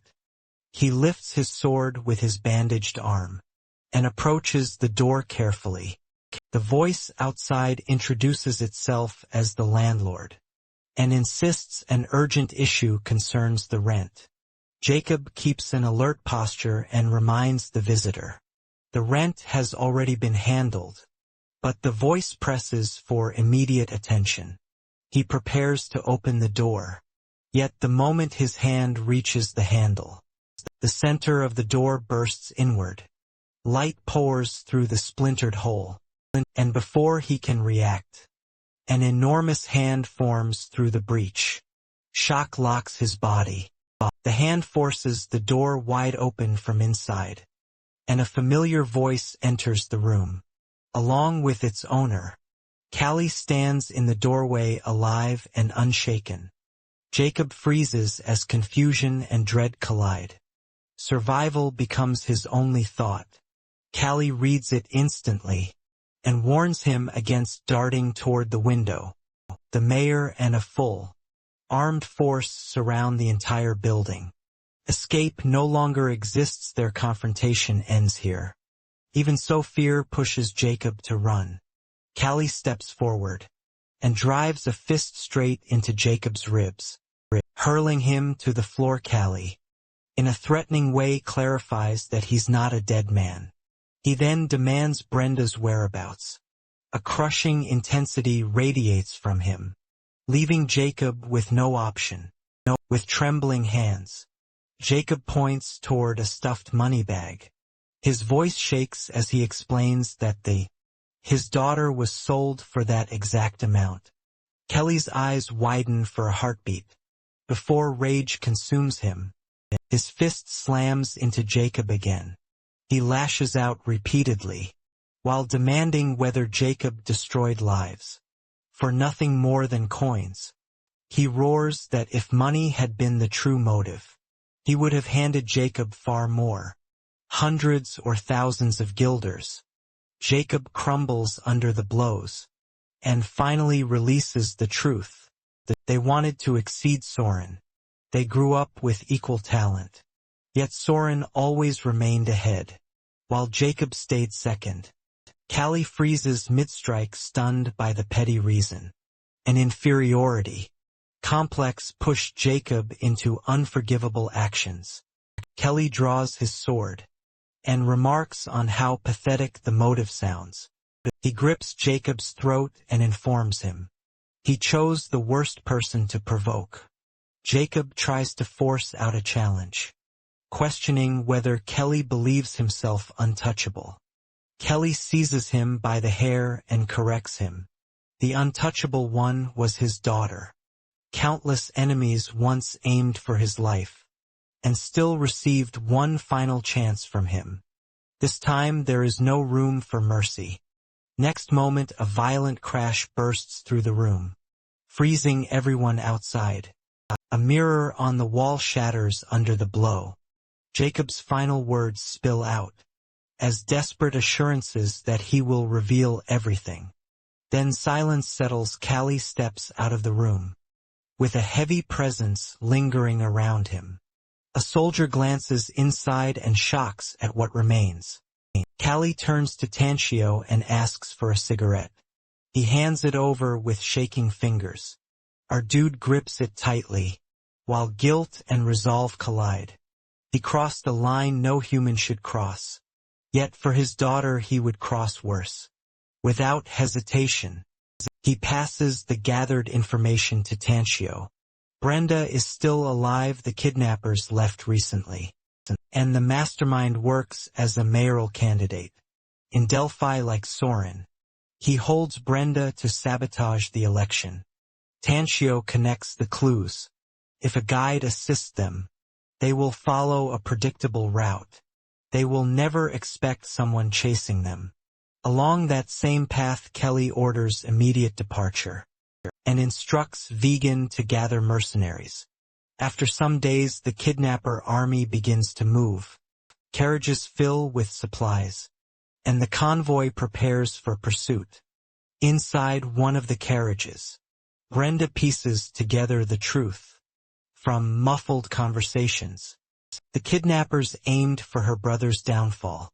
Not hers. Rope burns sting her wrists. They plan to hold her harmless until the election ends. Using her as a tool, a man steps in, hands her a piece of bread and instructs her to eat. She accepts, knowing she needs the strength. He leaves and tells the others. She shows stubborn resilience. Just like her father, another man responds bitterly, claiming the great Callie died pathetically in the desert. The first man agrees, and describes him as nothing but empty legend. The third man adds that boxing, no matter how skilled the fighter, remains only a slave sport. Two others turn grim expressions toward him, and question what he just implied. The Empire-born soldier falters, unsure why they react so intensely, and anxiety fills his voice. His foreign origin shows through his ignorance.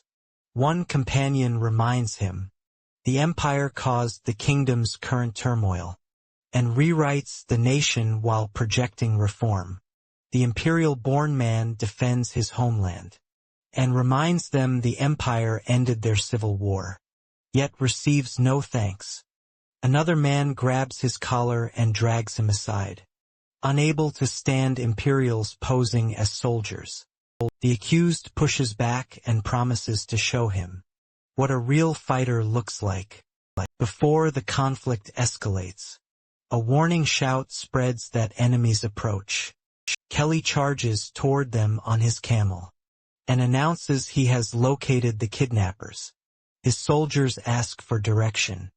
Kelly lifts his weapon and gives a clear command to save her and wipe out the rest. The army surges forward. Tanti oppresses himself behind a rock, and regretting the contract he signed. He only wanted to escort the girl and return home. Yet now he stands in the middle of a battlefield. A heavy dread he felt earlier finally makes sense. Clashes erupt around him, as Callie carves through enemy ranks, calling out his daughter's name with each strike. Inside the carriage, Brenda hears that voice. Tears reach her eyes instantly. She wonders whether the voice is real, then cries out for him with her remaining strength. Kelly hears her voice instantly, and charges toward the carriage. He runs forward with speed, internally telling her to wait for her father. The carriage shoots forward at full speed, forcing Callie to sprint after it. With fierce resolve, he refuses to let it escape. Not after reaching this point. Behind the cave, Tanchio keeps himself hidden, clinging to one urgent hope, that Callie reaches his daughter soon, so they can all leave this cursed place. Recognition hits him hard, and a wave of alarm runs through him.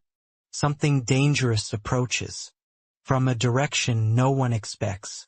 Callie needs that warning immediately. However, at that moment, a shadowed figure appears behind him. Callie drives his horse forward, while chasing the fleeing carriage, his commands cutting through the air. As he orders them to halt, one rider looks back and panic grips him. As recognition forms, they understand that Callie has survived. His partner mutters the unfolding problem, knowing Callie will reach them soon. If nothing changes, the rider makes a quick decision. He urges his partner to release the cargo. Tied to the roof, the straps loosen, and suitcases rain down across the dirt path. In scattered bursts freed from the heavy load, the carriage gains speed.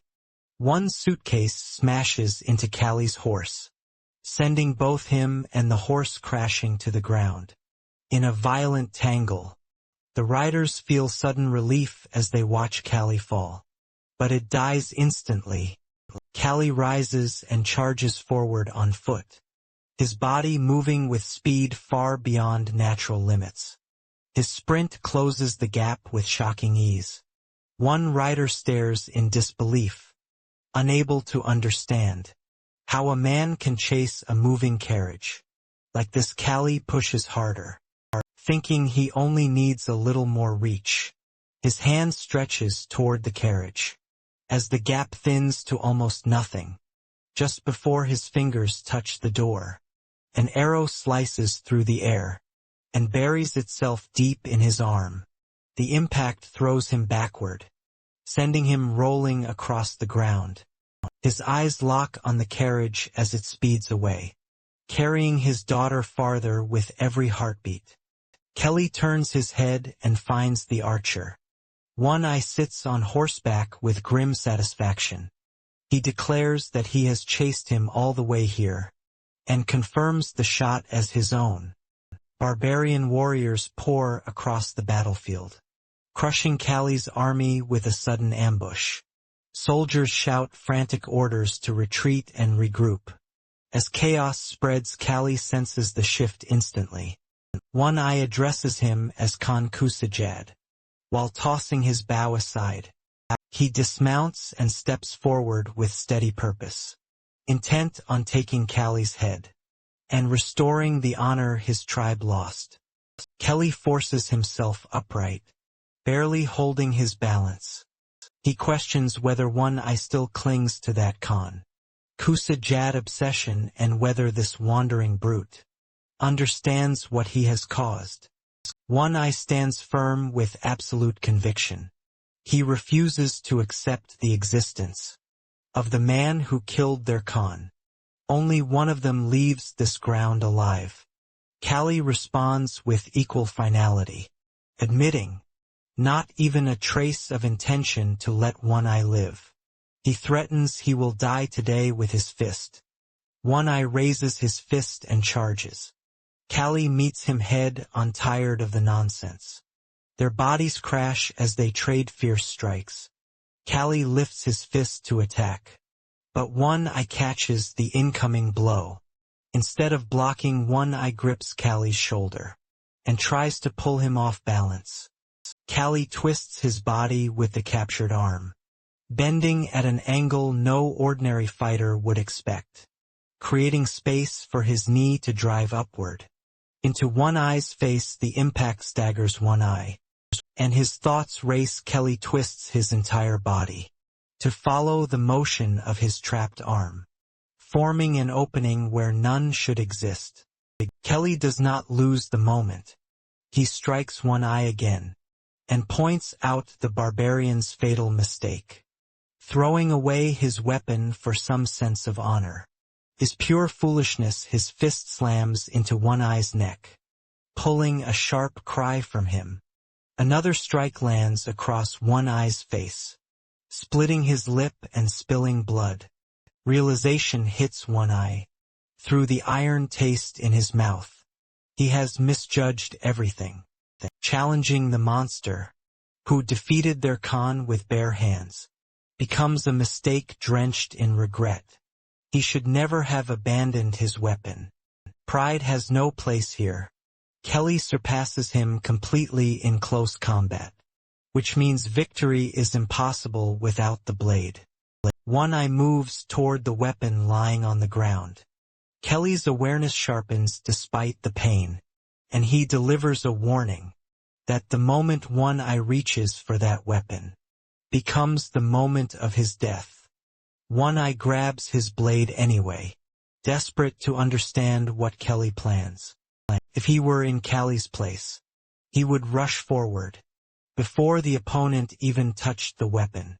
Kelly straightens himself while studying the scene. One Eye runs through possibilities. If he can react to Kelly's draw, then no matter where the attack comes from, victory belongs to him just as he prepares to strike. An arrow pierces straight into his forehead. The shaft stands firm between his eyes, and confusion fogs his dying thoughts. Understanding clicks in the last flicker of his life. From earlier, the arrow he fired at Kelly. Kelly memorized the exact place it fell, while One Eye focused only on the fight. Kelly never lost track of that fallen arrow. One Eye collapses backward, falling far from where he stood. Kelly watches him drop, while voicing the simple truth that now One Eye dies. His camel bolts away in panic. My final thoughts drown in regret. With only a little more time, he believes he could have reached his goal. Kelly remains alone on the battlefield, before dropping to his knees. As strength abandons him, his body trembles from wounds and exhaustion. He cries out for his daughter, his voice raw with despair. A sudden shout cuts through the chaos. Taisho rides toward him at full gallop, and extends his hand while urging Kelly to grab hold. Kelly struggles to understand Taisho's choice. As they ride together on the same horse, the man is only a guide yet. He throws himself into danger. For someone who hired him, Taisho gives the simplest reason he can. That Kelly cannot finish paying the full fee. If death claims him so, keeping him alive protects the contract. More than any sentiment, he adds that the mercenaries either died when the barbarians attacked, or abandoned everything to save themselves. He barely escaped because survival became the only goal for anyone left breathing. Those barbarians wear the marks of the highest warrior caste, which forces him to wonder how someone like Kelly became tangled with people who live by brutal traditions. Antio reminds Kelly that his own son manages a frontier village near Augustina. Reaching that place would give them shelter and medical help. Kelly refuses. Immediately he pushes for the chase, even though his injuries grow worse with every breath. Taisho counters that Kelly's body will collapse soon, and he himself cannot ride much farther either. Signaling to his injury, Kelly checks the man's back and notices the blood seeping from a wound. Anger and helplessness rise within him as he curses the situation, trapping them both far away. Soren receives a letter demanding he withdraw from the mayoral election if he wants Brenda returned alive. Thoughts that have haunted him for years return in a rush. The losses, the sacrifices, the countless people who fought for Augustina's future. Now the enemy wants Brenda's life as payment. The weight threatens to break him, but a subordinate interrupts with news that shakes him completely, that his father has arrived outside. Kelly's roar echoes across the area as he wrestles against the people restraining him. He demands freedom so he can rescue his daughter, but the doctor warns that stepping outside guarantees death. Soren approaches and takes in the sight of his father. Later, Kelly drinks, forcing himself to swallow another mouthful.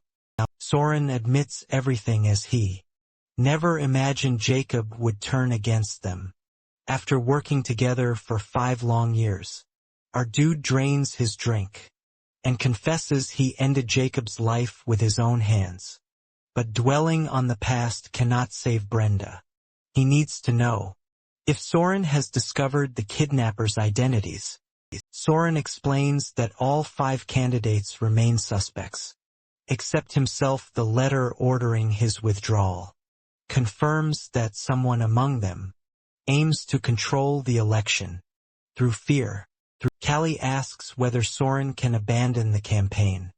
Soren hesitates, then admits he carries ambitions he refuses to bury so easily. Callie's expression hardens. He questions whether these ambitions weigh more than his own sister. Soren's restraint snaps as he vows that if Brenda does not return safely, once the election ends, I will personally hunt down every person responsible. Dark fury gathers around Callie as he warns him not to confuse vengeance with duty. Brenda's life should rise above every other concern. She has always given everything for both of them. Soren argues back that his dream does not belong to him alone. Many who believed in him have died for this cause. If he retreats because of fear, he betrays their trust. Callie studies him closely and asks whether he truly means this path. Soren turns the reasoning toward his father. He reminds him that entering the tournament years ago broke a promise made to Icelia. That choice almost left Soren and Brenda without a father yet. Time has shown him that his father carried responsibilities he could not escape, no matter the cost. Now he understands his father's determination. Realization hits Callie hard. He remembers Azalea's feelings back then.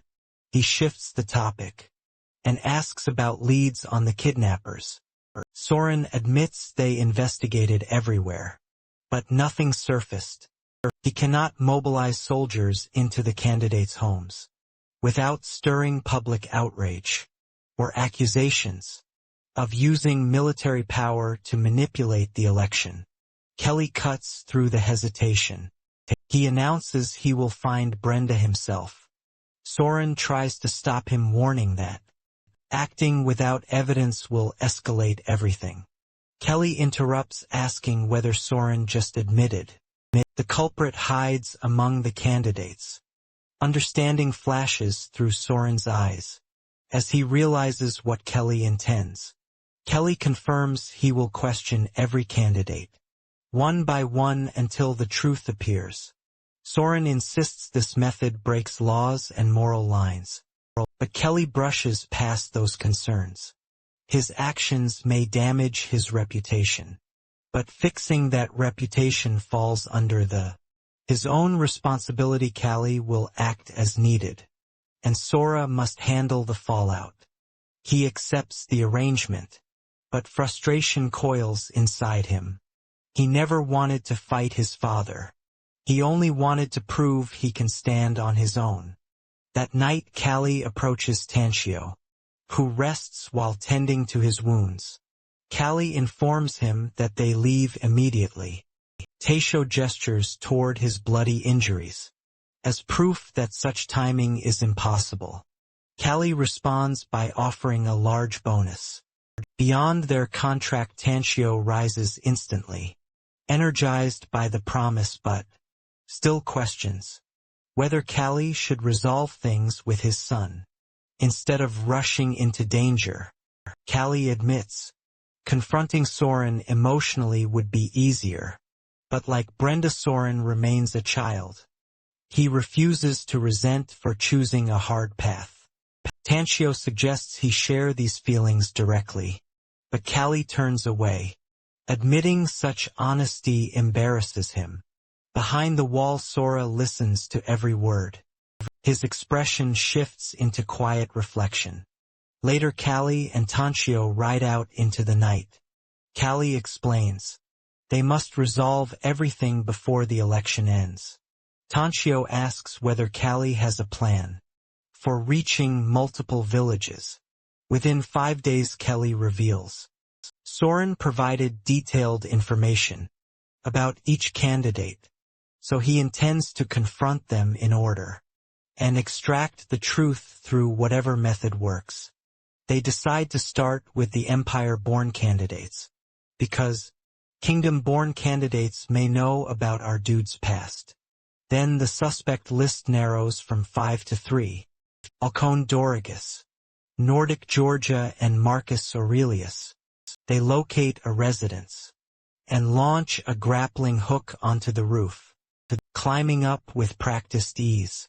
Memories from Callie's younger days return. Decades later, the same instincts guide him now. Callie drops down the other side, while guards yawn at their posts. I sense something but react too slowly. Callie slips through the shadows, reaches Alcone's room, and finds the candidate asleep in heavy slumber. He orders Alcone to rise. Alcone shifts lazily, insisting the sun has not appeared. Kelly responds by throwing cold water into his face. Forcing him into shock, Alcone opens his mouth to shout. But Kelly covers it, pressing a sword against his lips. He warns that any attempt to call for help guarantees death even if he screams. The guards lie unconscious and tied outside. Kelly gives the rules. Alcone will answer everything asked. He demands his daughter location. Alcone stares in confusion, unsure which girl he means. Callie grabs his little finger and tightens his grip. The bone bends and Alcone's cry bursts from his throat. Callie clamps his hand over the mouth to silence him. Alcone trembles with pain and fear. Callie reminds him this is not an answer. He repeats the question with full clarity. Callie accepts he crossed a line he never should have. The poor man clearly played no part in Brenda's kidnapping. If the man faked his panic, the acting was too good.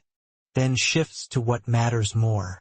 His guide wants to know whether Callie ensured the candidate will stay silent.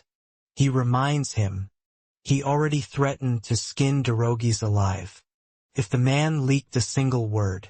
Now only 4 candidates remain. Tantio calculates the time they will waste traveling between the 2 Empire-born ones.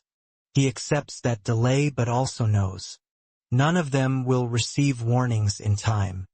Tantio grows more uneasy as he watches the mission drift from a simple escort job into something brutal, enough to erase any thought of payment. His wound burns, making him realize death could reach him any time. He asks how they plan to reach Delphia. Callie remembers that Soren campaigns there, and asks for the reason. Tantio lays out the danger. Whoever hired the kidnappers must already know. Callie survived the desert. If Callie walks into Delphia and hires mercenaries, openly messengers will notify their employer instantly. Callie cannot block every messenger. Nobles avoid mercenary guards during elections, so the guilty candidate will panic. The moment he hears Callie has begun recruiting, the one who hires mercenaries first exposes himself, because he needs replacements for the soldiers. He already lost. Kelly weighs the logic, but sees the risks. The deadline pressed hard. Not to mention desert storms might slow them. Slavers might appear and Tonto's injury might force him to abandon the mission. Traveling without a guide guarantees death. Thinking about all this, Callie accepts the plan. The next day, Callie enters a mercenary agency, and people recognize him. They link him to Soren's campaign, just as Tantio predicted. His appearance travels across Delphi within hours. Fame irritates him, but he needs exactly this attention. He approaches a worker and announces he wants mercenaries, refusing to explain why, and caring only about their skill with weapon. The information races through the city, faster than he expected. Father of a mayoral candidate has started recruiting fighters. Messengers run through every district. and by noon Kelly gathers more men than he imagined. He instructs them to return tomorrow and finally rests. But blood drips from his nose. After endless fights and harsh travel, even he feels the weight of exhaustion, pulling him towards sleep. A man approaches at that moment. The stranger appears delighted, calling it fortune to meet him in Delphi. Callie makes it clear. He intends to leave if there is no purpose. The man laughs and introduces himself as Nordic Georgia, one of the mayoral candidates. Kelly freezes in a heartbeat. 2 guards stand behind Nordic, revealing he came prepared. Our dude observes him keenly. Nordic looks around his mid-30s. Empire-born and wealthy from marina business. Kelly wonders why a rival candidate would approach him so casually. Nordic reaches out for a handshake, claiming he has admired Kelly since youth, and cannot ignore a legend standing in front of him. Kelly accepts while keeping his expression calm. Nordic comments on the hardness of Callie's calluses. Imagining the force behind them, Callie grows more irritated. Nordic suggests dinner before Callie leaves the city, insisting he would host longer if not for the campaign. Kelly studies every movement. The smile feels crafted, the admiration too polished. He senses a mask, worn by someone who knows how to manipulate nobles, and crowds dragging him somewhere isolated tempts him. But answers demand patience, not reckless violence. Later at Nordic Annex, Callie joins him for dinner. He notices the decor immediately, that the kingdom-style luxury contradicts typical empire taste. Nordic raises the topic of mercenaries, and asks why Callie hired them. Publicly Callie deflects, with ease, hinting age forces him to handle certain matters quietly. Nordic offers help and claims political rivalry with Soren does not change personal loyalty toward Callie. Callie dismisses these gestures. Internally they fit the same noble pattern. Obsession with appearance and empty courtesy. Staying here any longer wastes time. His hand slides toward the blade in his pocket, as he weighs the idea of ending this charade. Before he chooses, Tanchio enters abruptly. Our dude quickly introduces him as his attendant. Tanchio whispers urgent news, that Marcus Aurelius has moved fast, and hired mercenaries at an abnormal speed. Callie stands and excuses himself. Nautical lets him leave without resistance. Once they ride out, Taisho explains everything. Aurelius, once an engineering officer, surrounded by retired imperial soldiers, still reached for mercenaries despite his strong force. The move fits the pattern perfectly. Kelly agrees, the signs all point toward him. That night, they reach Aurelius's village under cover of darkness. Guards patrol the walls, but Kelly ambushes 2 at once, knocking them unconscious. He notes the cross pattern. Watch placement. No blind spots except the one he created. Inside the mansion silence hangs heavy. He approaches slowly and notices the details. Soren mentioned the beard, the scar, but something feels wrong. A faint warmth rises from the air, and then he sees blood. Aurelius lies dead with a fresh stab wound at his neck. The heat still rising from his body means the killer left only minutes ago. Just then he spots a letter beside the corpse. The message comes from Nordic Georgia, warning Orlis about the attack on Derogis, and urging him to hire more soldiers. A cold realization hits him.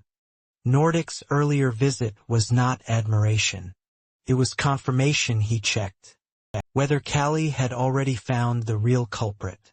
But Nordic could not have outrun them. He must have received updates. The moment Callie left Augustina, someone inside Augustina has fed him information. From the start, this entire mission has been a trap. Prepared long before Callie even entered the desert. Fear pushes through Callie as he heads for the window. When he looks outside, flames engulf the entire area. Flames spread rapidly across the village walls. And Callie instantly understands that the fire rose from the inside. Someone among town's own people must have started it, turning the entire area into a trap. Set long before he arrived, Tanshio appears through the smoke, pushing their exhausted camels toward him. Tanshio gestures urgently for Callie to look behind. When Callie glances back, he expects Aurelius's soldiers. But the sight tells him otherwise. A realist would never waste men chasing him across open sand. The riders belong to Nordic, which means the ambush forms only one part of a much larger plan. One archer takes position and releases an arrow that buries itself in Callie's camel. The animal collapses instantly. Taisho races up and grabs Callie by the head, pulling him onto his own camel before the enemy closes. And they push forward yet. Taisho knows his camel already neared its limit. From the last long march at this pace, both will be caught. Callie recognizes a harsh truth, that only one survives if one rides alone. He forms a decision without hesitation, and instructs Tanshio to deliver the truth to Soren, that the kidnapper is Nordic. Now Branda's and his own safety depends entirely on that warning reaching its target. Tanshio reacts with confusion, but Callie no longer gives him time. He throws himself off the camel deliberately. The fall draws the attention of the pursuing soldiers. Half urge each other to continue after the rider, while the rest swarm toward the man on the ground. One soldier charges ahead on his camel, but Callie steps forward and strikes the animal's neck with a single hit, dropping both camel and rider in the sand. Another soldier rushes in, only to receive a devastating kick to the throat. Callie moves through them with brutal speed, knocking down camel after camel, while riders fall beside their mounts. One by one he is facing each mercenary. The remaining warriors abandon their camels and rush in on foot. They spread out, attempting to overwhelm him from every angle. Callie answers their attempts with heavy blows that break through their defenses, dropping them one after another. A sudden strike from behind hits him with a stick-like weapon, but Callie pivots and sends the attacker flying. Another soldier tries reaching him from the blind side, yet Callie reacts instantly and takes him down. One soldier manages to throw a trap that tightens around Callie. Once the bindings catch him, all remaining men descend at once, striking him repeatedly until he can no longer break free. They finally overpower him and tie him securely. Time blurs as Callie lies bound half-conscious. A familiar voice eventually cuts through the haze. The man steps forward and scolds the soldiers for rough handling. Noting that Callie barely holds on to consciousness, Callie's mind clears, enough to match the voice to the face. His instinct had warned him earlier, during their first encounter, and now the truth stands before him. Nordic Georgia reveals himself openly. Callie's thoughts connect the pieces.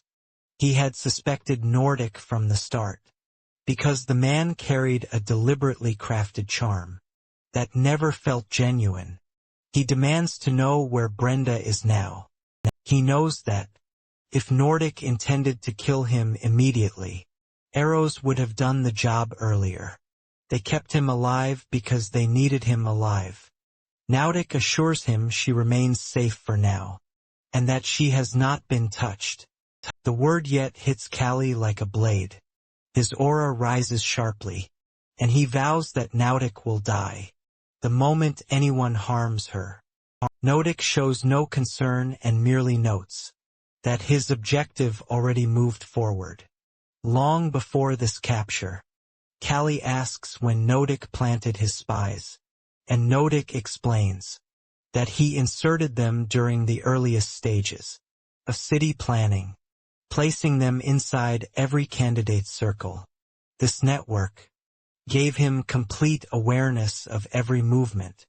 Callie made he knew Callie would head west, that he would confront every other candidate, and that his attacks would eventually create a perfect excuse to frame him for Aurelius's murder, to break Sora's campaign. Callie identifies the tactic as pure deception. Nodik admits that Sora never posed a real obstacle. Even without Callie's interference, Sora lacked the strength to win the election. Framing crimes on Callie simply helped tighten the plan. The true target had always been Callie himself. He even claims to kill his children after the end of election, which left him terrified. Callie pushes for clarity, unable to understand why Nodik targeted him. Specifically, Nodik answers with events buried nearly 20 years in the past. He fled the kingdom because someone destroyed his entire family, forcing him to endure humiliation during his escape. The empire offered no comfort either, since militarism dominated the land, and intelligence earned him nothing. He moved west to finally let his true ability shine. But Sora's presence became a constant irritation. Soren wiped out savage tribes, threatening the western border, and gained a hero's reputation. Everywhere Nodik looked, he saw the son of his enemy, receiving admiration that should have belonged to others. Every memory of that glory fed old hatred. Everything shifted when Nodik discovered that he himself was traveling west, bringing his daughter along. That moment produced the perfect plan. 1. Strike that could erase the father and both children. When Jacob left Callie in the desert, Nodik nearly lost his mind, fearing the clan would die. But fate restored the path exactly as he needed. Callie demands to know the reason. Nodik considers him his enemy. Nodik responds by revealing the truth. His entire life carried the weight of a cursed name, despised everywhere. As the descendant of a traitor family, he reveals his name as Nordic Rudfelling. Callie states clearly that the old man died because of his own choices. Nodik dismisses the old man completely. The true issue is Callie's involvement. Callie stood beside Eldrin and helped crush the Rudfelling family, and those actions ruined every part of Nordic's life. Nordic steps closer and declares that he will not allow him to stand in his way again. Callie addresses him directly and gives him one final path. If Nordic releases him and Brandon now, he will let him live.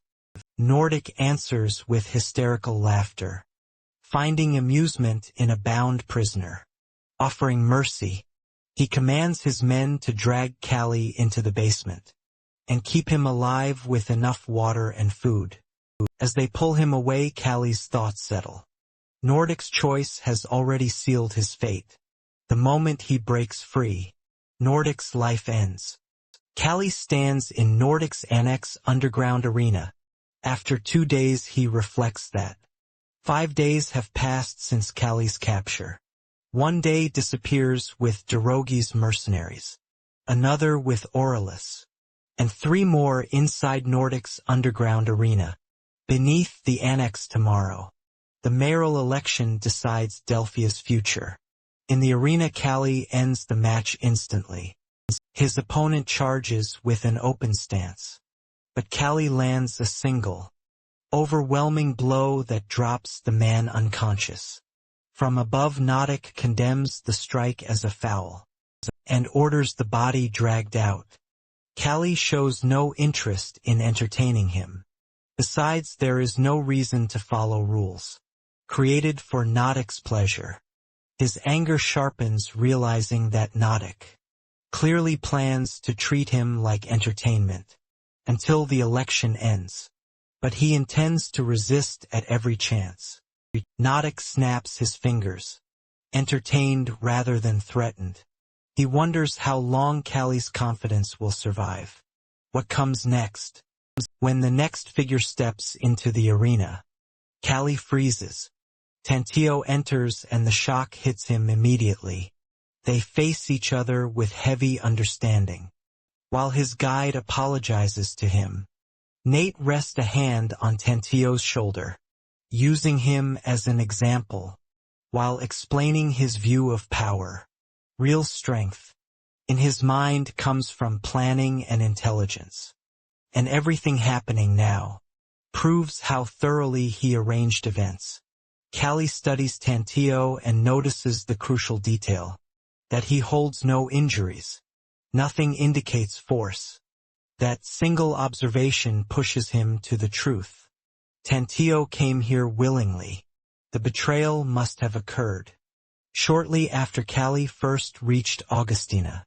Nordic confirms it without hesitation. His agents have been planted for a long time.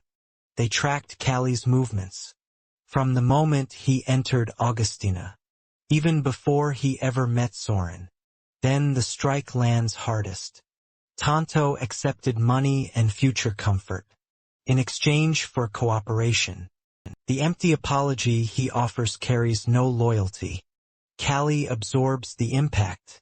Soren has no way of knowing where he is. Callie cannot send any warning before the election. Yet, something about Taisho's involvement still feels wrong, as if a missing piece hides behind the facade. Nordic interrupts by changing the rules of entertainment. If Callie refuses boxing, they will test him differently. A gladiator in full armor enters with sword and shield. Callie instantly recognizes the shift. This is a death match, not a sport. He understands that nets would trap him, but swords and shields create openings. That gives him a chance. The gladiator charges. Kelly ducks under the swing and judges the sword's range. Fighting from afar means death. Closing in becomes his only strategy. He rushes forward and lands a heavy punch, but the armor absorbs it, knocking Kelly backward. His opponent advances to kill. Kelly reacts fast and he grabs his ankle. Yanks hard. Kelly uses the knight's leg to pull himself close, and shifts behind him. Nodic watches, fascinated by Callie's deliberate choice to enter. Close range, the knight tries to defend, but our boy locks his arms around him. In a crushing hold, this fighter expected a boxer, not someone capable of armored grappling. Kelly applies hand-to-hand techniques built for this type of opponent. He strikes the neck, then the head. He follows with a rapid chain of blows, each aimed at weak points the armor cannot fully shield. The final hit shakes the gladiator violently. The gladiator collapses, bleeding beneath the helmet. His tremors fade and he goes still. Callie stands, breathing hard but victorious. Nartak applauds, impressed and amused. He ends the entertainment and orders the guards to let Callie rest. Tomorrow, after the election, the games will continue without hurry. As Callie is escorted out, Taisho looks back once more. Callie meets his eyes, sensing something unsaid. Election day arrives. Callie sits inside his underground jail. When Taisho appears again, Callie confronts him as a traitor. Taisho answers without shame. He abandoned his family and tribe long ago to gain citizenship. Betraying an employer means nothing compared to that. His path changed long before this moment. Callie never expected this kind of selfishness from him. But Tantio pushes back. He recalls every moment. He almost died because of Callie's missions. Selling information to Nordic felt easy. compared to following Callie into danger. Again Callie curses him. Tanshio ends the argument by tossing cigarettes toward him, suggesting he use them before dying. The gesture cuts deeper than any insult. Callie lifts the lighter Taisho dropped, but hurls it into Taisho's face. Taisho absorbs the impact and insists. The cigarettes reflect the last bit of their bond. He leaves and seals the door. Callie watches the door. The interaction feels off. Nobody stands behind it. Tanshio would not come here simply to hand over cigarettes. During their week of travel, Tanshio never acted like a man ruled purely by greed. The sudden shift still makes no sense. He tears open a cigarette and a hidden note drops out, telling not to act first, but to wait for the proper time. Relief cuts through him, knowing that betrayal was staged as he expected this. Meanwhile Tanshio walks with Nordic soldiers, outwardly composed, while nerves pulse beneath the surface. 3 days before the election, Tanshio informs Soren everything. Soren curses Nordic for twisting every person around him. Like tools, Soren studies him sharply and shifts his attention toward tied men nearby, who are the planted spies. Nordic hid among the mayoral candidates. Their presence threatens everything. His frustration becomes visible as he confronts the two agents directly. He already understood that Nordic placed spies with every candidate, even attempting to pull Tanshio into the same network. The entire trap would have snapped shut if Tanshio had not revealed the scheme in time. Tanshio still carries heavy guilt for leaving Callie trapped underground. But Soren shows unexpected courage by announcing that he will deal with the spies himself. He assigns Tanshio a far more dangerous task, returns to Nordic as a double agent, and creates a double agent operation to free Callie. Tanshio accepts the mission, even while the risk presses heavily on him. In the present, Tanshio walks away from Callie's cell, with 2 guards escorting him.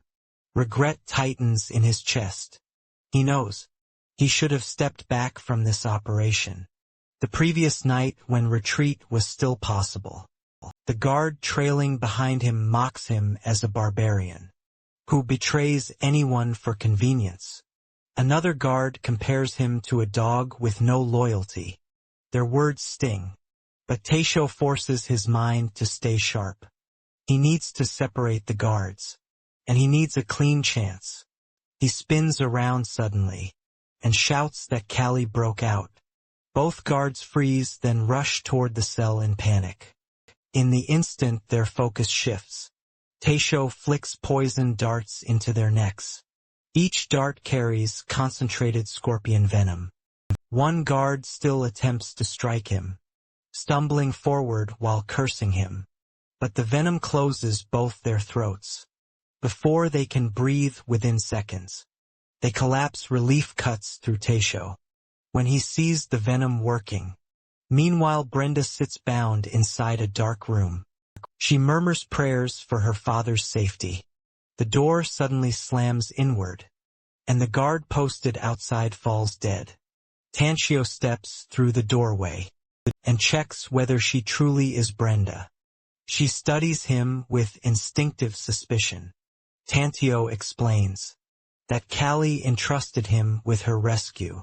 Her caution remains firm, and she questions whether trusting him would be a mistake. Tanshio understands her concern, but urgency pushes him forward. His hands tremble from pain and exhaustion. Brenda notices the state of his injury and insists he needs treatment. Tanshio insists they cannot waste a second, but he loosens her bindings and pulls her up, guiding her forward as he explains the timeline. The clock now approaches 5:40. Vote counting should have finished by this stage. Nordic is not expected to return until nightfall, giving them a narrow window. Ideally, they rescue Callie and escape together. If that fails, at least Brenda must leave alive. When Tanchio signals at night, Soren will bring soldiers to extract them. Brenda reacts with disbelief. When she hears Soren's name, she argues that he should be handling the election. Taisho then delivers the truth, that Soren will lose anyway. His expression shows no doubt. Brenda tries to question him further, but Taisho instantly covers her mouth. Through the window, Nordic appears outside, leading an entire battalion of soldiers. Shock races through Tanchio.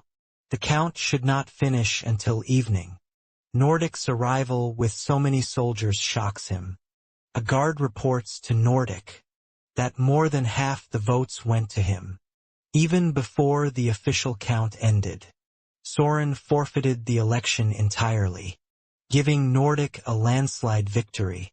Tanchio realizes their plan has collapsed. With soldiers surrounding the building, escape becomes nearly impossible. Brenda grabs his hand and refuses defeat. They are not captured yet, and she wants to know where her father is. Tanchio, still shaken, presses his hand to his wound and answers that Callie remains locked in the basement. Before he can add more, a soldier spots them and demands identification. Tanchio freezes, but Brenda steps forward and strikes the soldier directly in the chest. Another blow sends him collapsing unconscious. He notes that he carried no weapon. Tanchio stands stunned, realizing how much she resembles Callie. Noise erupts from downstairs. More soldiers are coming. Tanchio curses under his breath. Pain clouds his mind, and he decides they must change the plan immediately. Reaching Callie now is impossible. They must hold out until Soren arrives. With reinforcements, they sprint down a corridor, slide into a study and slam the door. They shove every piece of furniture they can find. Against it, the pounding begins immediately. Each blow shakes the barricade. Tonto studies the room and notes the shelves of documents and rare books. Soldiers might hesitate to destroy such materials, which buys them precious seconds. A voice outside orders them to surrender. The soldiers start breaking the door with hammers. The window shatters as an arrow shoots through the frame. Taisho realizes the house is surrounded. His mind sinks further. This double agent plan truly was reckless from the start. Brenda watches him struggle and questions why someone who clearly understood the danger still volunteered for it. Taisho's voice trembles as he admits he kept wanting to walk away. Every step made the risk worse, and he nearly abandoned the mission entirely. But Kelly changed the equation. Kelly never treated him as inferior, even though he came from barbarian native tribe and carried a reputation others looked down on. A memory surfaces during their escape. When the camel collapsed from exhaustion, only one rider could continue. Kelly stepped down without hesitation and stayed behind to block the soldiers, giving Taisho a chance to flee. That moment rooted itself deep inside Taisho's conscience. He understood that he owed a debt too heavy to run away from. He draws his blade slowly, admitting that living with that debt would feel worse than dying. In this hallway, Brenda counters by insisting that her father is no noble hero. She describes him eating secretly at night, gaining weight, ignoring injuries, and shouting for his late wife. When he drinks, her smile softens every flaw she lists. Tanchio recalls each small memory of Callie. With new clarity, more blows strike the door. Nordic himself approaches, arriving right outside the study.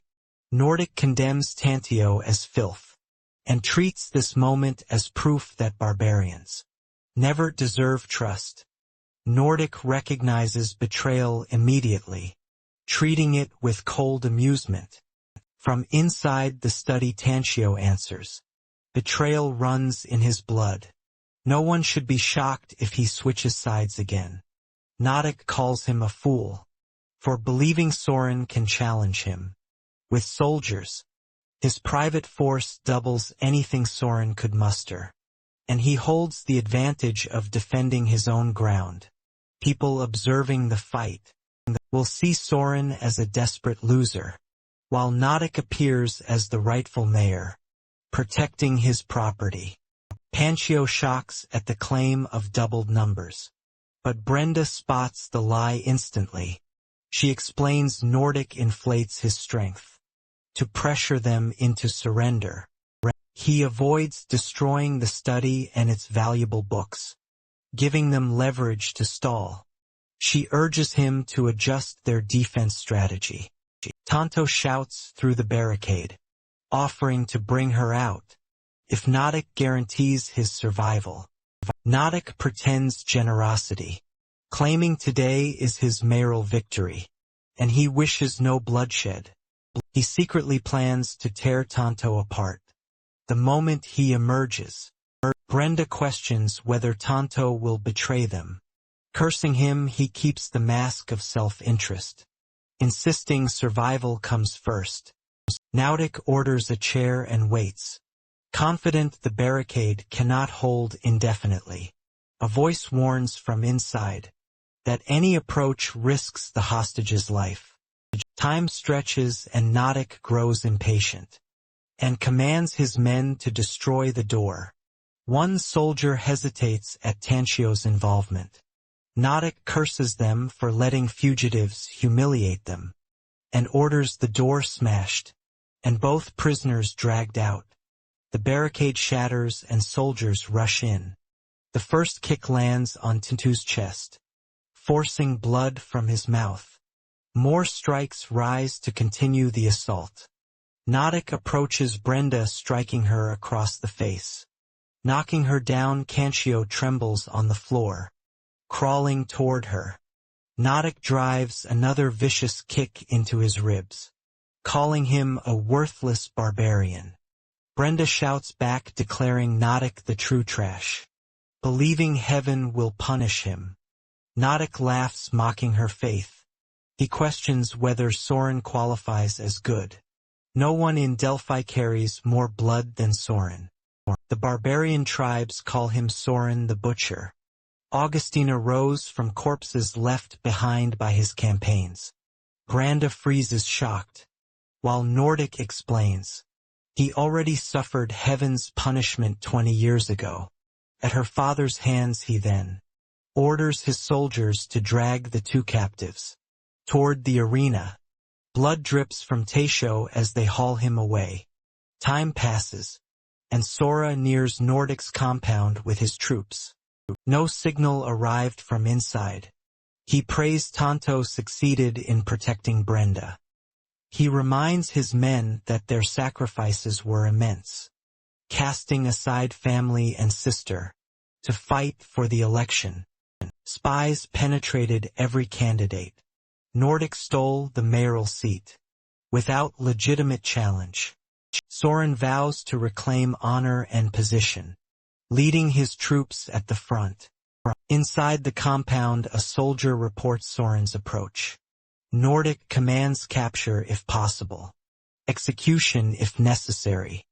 Raising his voice so Brenda hears her righteous brother, marches toward doom, giving Nodok the chance to wipe out the entire family. Tanto and Brenda remain battered and bruised. Nodok checks if Tanto is dead. He still breathes. Nodok plans to keep him alive as a training target. A soldier approaches Brenda with ill intent. She drives her knee into his groin. Collapsing him, she stands exhausted but defiant. Nordic orders another soldier forward. The guard beside him flinches, disturbed by the slow breaking of the woman. Nordic declares he will watch her drain all strength, before presenting her ruined state to her father, and burying the family beneath the desert sands. Another soldier approaches. Brenda attacks despite shaking limbs. Pain shoots through her arms.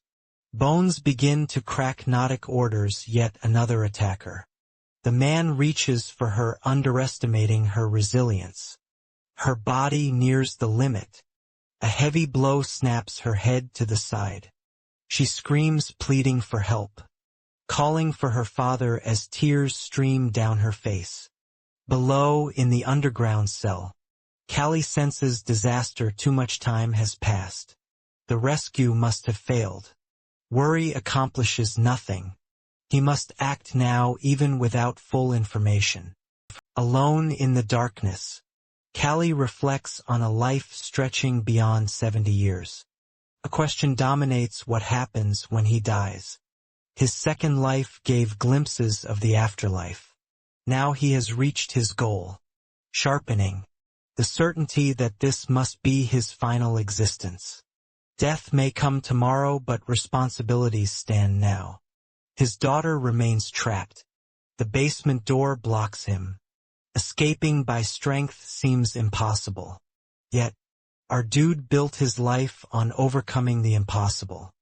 This is one more challenge.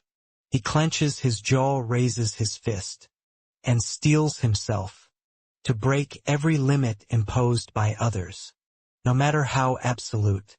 A thunderous crash shakes the study. Notic's head snaps toward the hallway, concerned, as he wonders how often these disruptions will erupt. He suspects Soren's unit again, and feels the need for caution, even with the advantage on his side. He orders one guard to check the corridor, and turns toward another.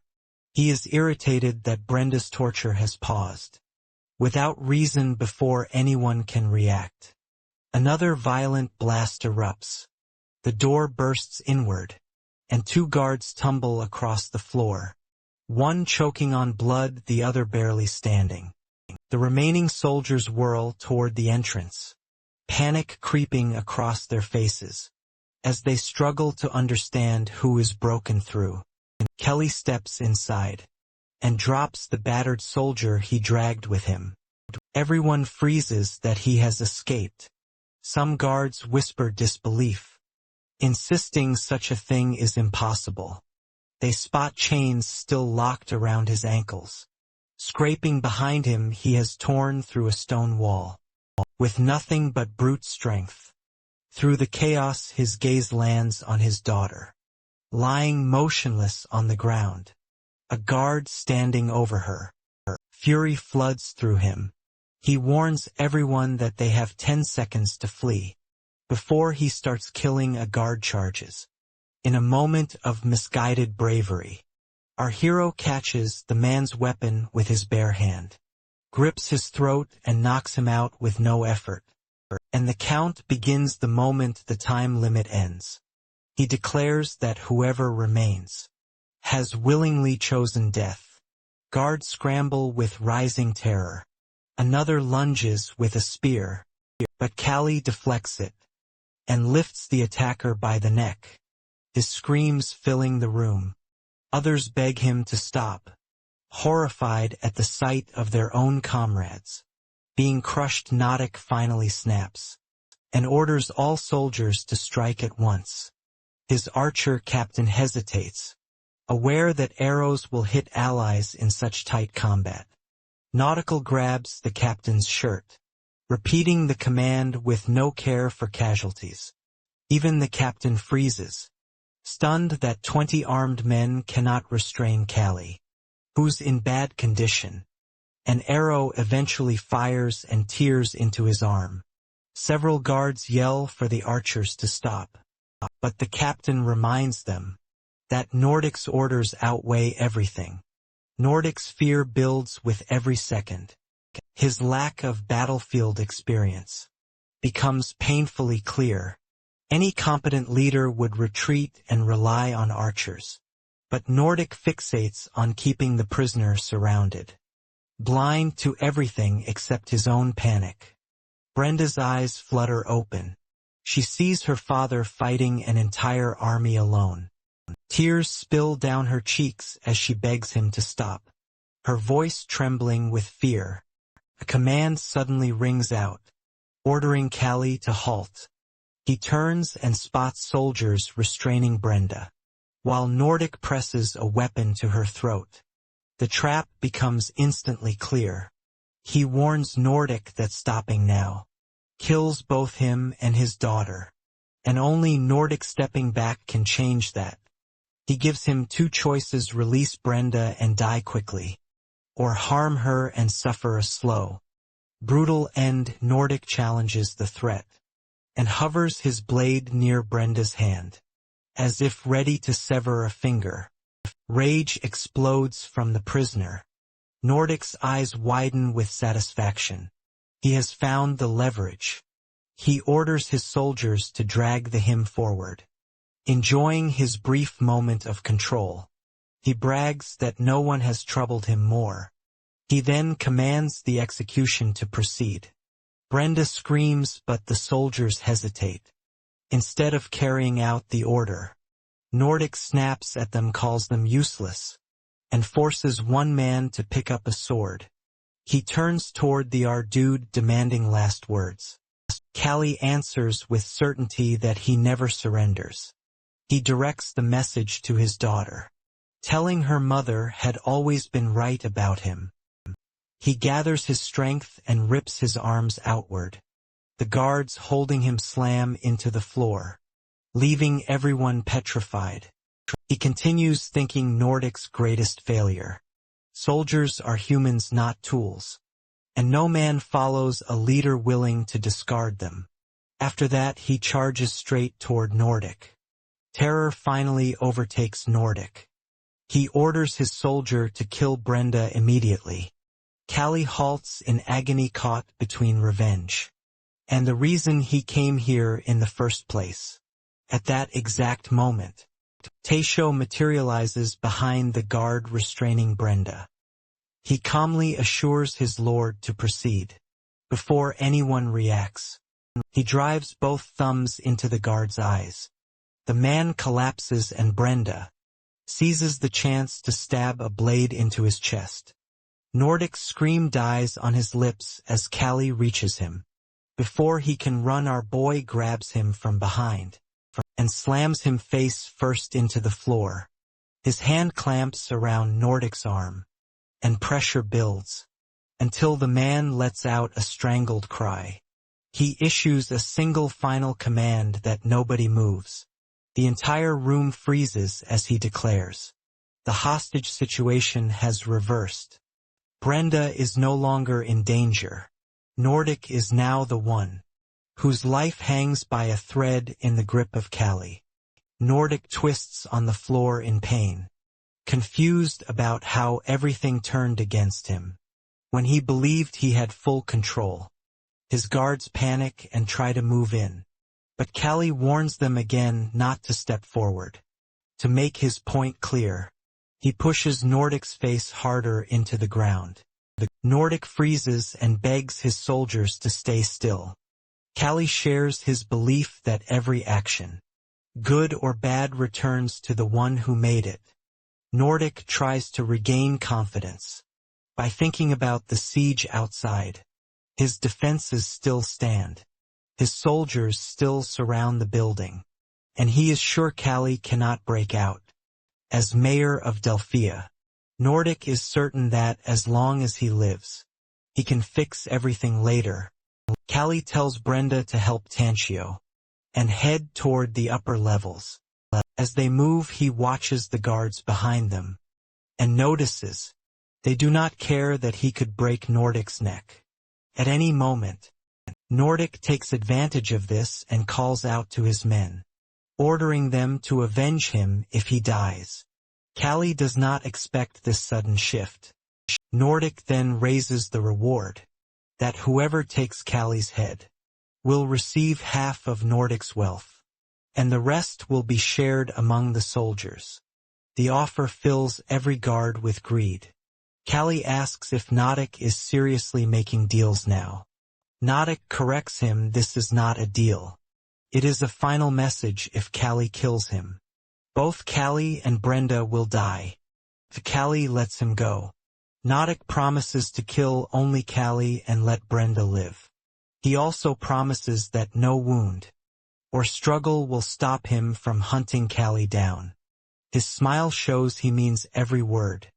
A loud noise cuts through the tension. Nordic believes this means the siege outside has ended, and that his reinforcements are close. He points out that his thin body cannot shield all of Callie from incoming attacks. Callie must choose quickly.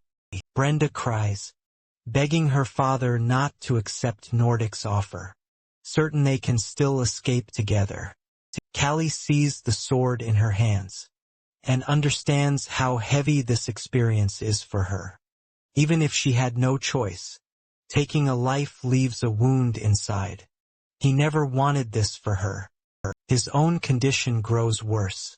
His arms and legs feel numb. His muscles stiffen and his body weakens fast. He once believed dying in battle would be an acceptable end. But now the fear returns. He wants to live. But he wants to meet his future grandchildren. He wants to explore everything Azalea still holds. Even if the desire is desperate. It is real, but fate seems ready to end his life here. The walls around them begin to crack. Nordic's face brightens with triumph as he prepares to welcome his reinforcements. The walls suddenly break apart. But before Nordic's troops can fully enter, an arrow strikes the soldier closest to Nordic. The man falls dead. Nordic freezes in shock. The incoming force is not his army. It is Soren. Soren leads the charge. And Brenda stares at the scene in disbelief. Bodies of Nordic soldiers already cover the ground. As Soren's troops clash with them, arrows rain down again. And Nordic's men scream in panic as they retreat. Nordic watches his army fall apart and cannot understand how this is happening. Soren steps forward and explains with calm certainty that Nordic made 3 fatal mistakes. He trusted numbers too much. He touched Soren's family and he awakened his anger. Nordic shouts that none of this makes sense, because Soren brought too few soldiers. But Soren only walks closer. He remembers how people claimed his earlier mission. Building a Justena was impossible. For someone from a just, the word impossible means nothing. He points his weapon toward Nordic, and the mayor's fear becomes complete. Next moment Callie twists Nordic's neck. With one sharp motion, Soren's body drops lifeless to the floor. Soren runs to Callie, calling out to him. Callie understands that if Soren reached this place, he must have already taken control. Outside he lifts his hand weakly toward his son and tries to apologize. Soren holds his father's face and thanks him for saving Brenda. With that, Callie's strength leaves him completely. He loses consciousness as Soren shouts for someone to bring a doctor at once. This is how Nordic only lives. A day after being mayor, and Delphia collapses into chaos. The investigation exposes how he kidnapped and threatened Sora's family. Yet the public focuses only on the fact that Sora attacked a legally elected mayor. No sympathy rises for him, and the election commission removes his right to compete in the next race. Several days later, Callie wakes and absorbs the heavy cost of his rescue. Bandages cover his left hand, and only 3 fingers remain. The doctors removed the other 2, after a shattered bone tore through his skin, and risked fatal infection. The damage in his legs runs even deeper. He smashed stone walls with his fists and knees. During the escape and even after healing, walking becomes impossible without permanent leg braces.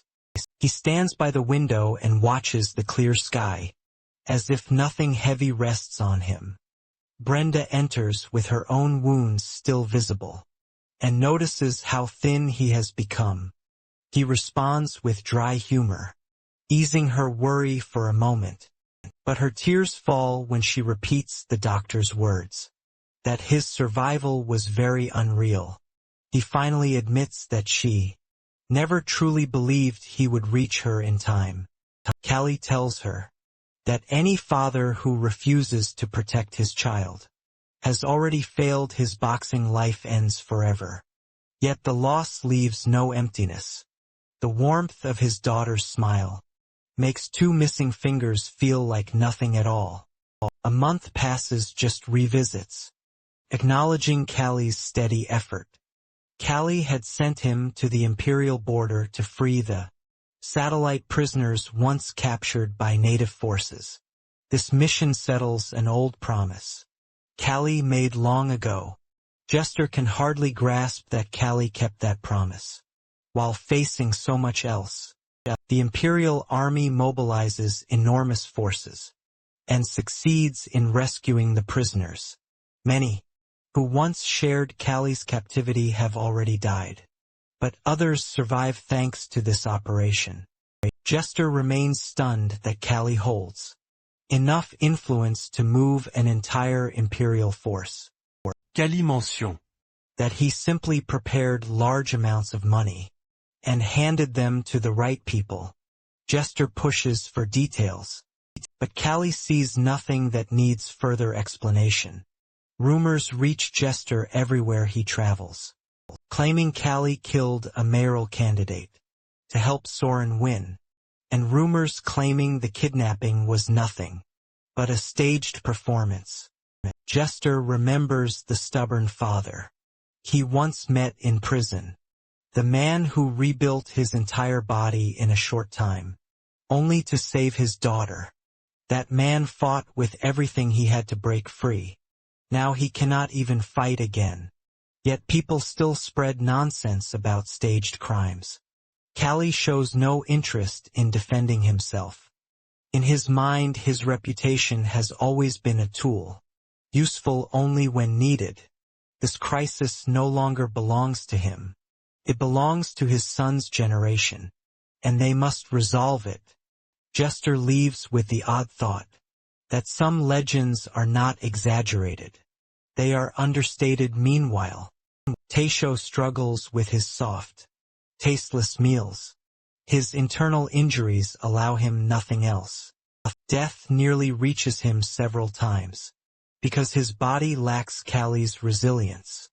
Even basic movement took a week to return, but his efforts earn him honored guest treatment. In Augustina, as he rests in bed, he accepts that things could be worse. Callie visits and checks his progress. Taisho complains about the pain in his stomach, points out how Callie still walks, despite his destroyed knee. Callie clarifies that he cannot truly use his knee or arms anymore. Taisho notes how strangely positive he remains. Callie asks if any cigars remain.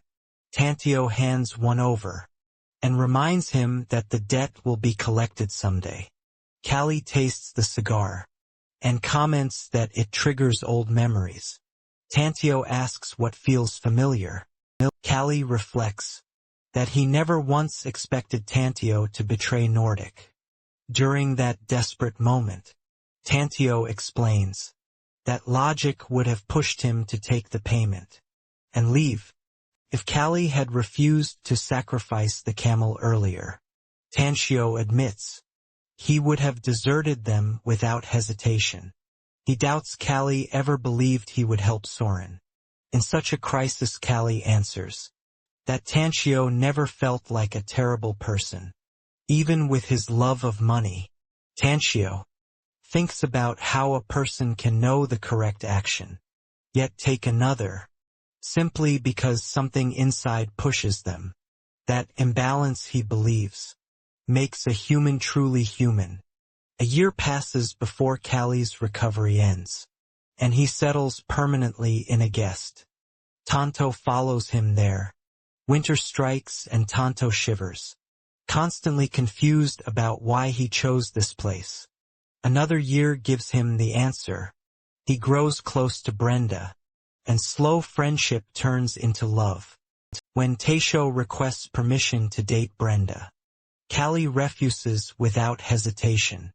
He beats Taisho with precise control, painful enough to make a point, never enough to kill, while Brenda screams for him to stop.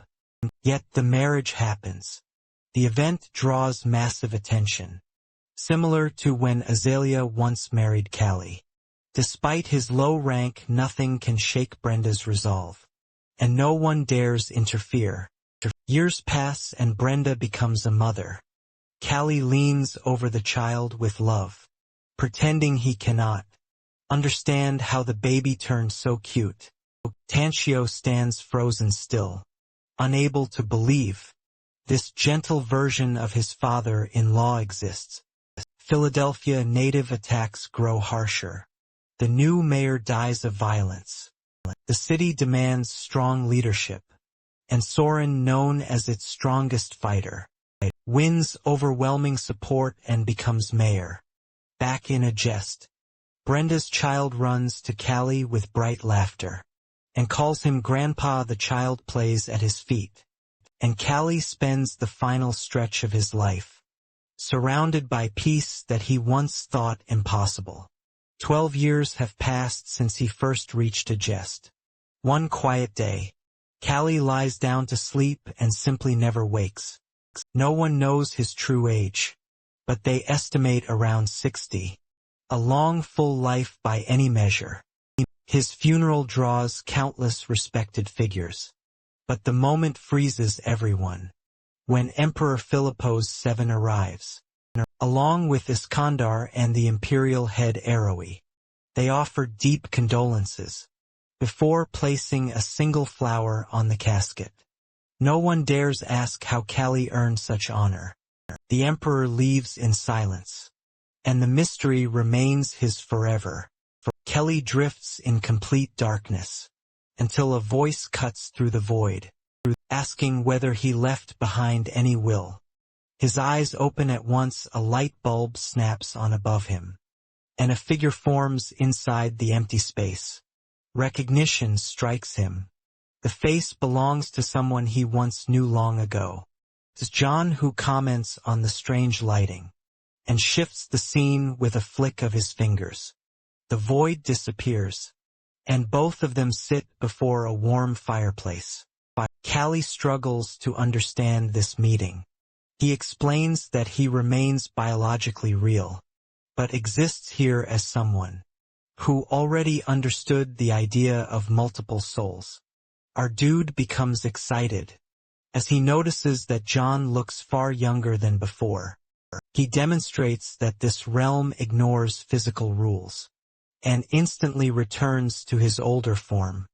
He explains that anything can appear possible here, because the entire space exists as an illusion.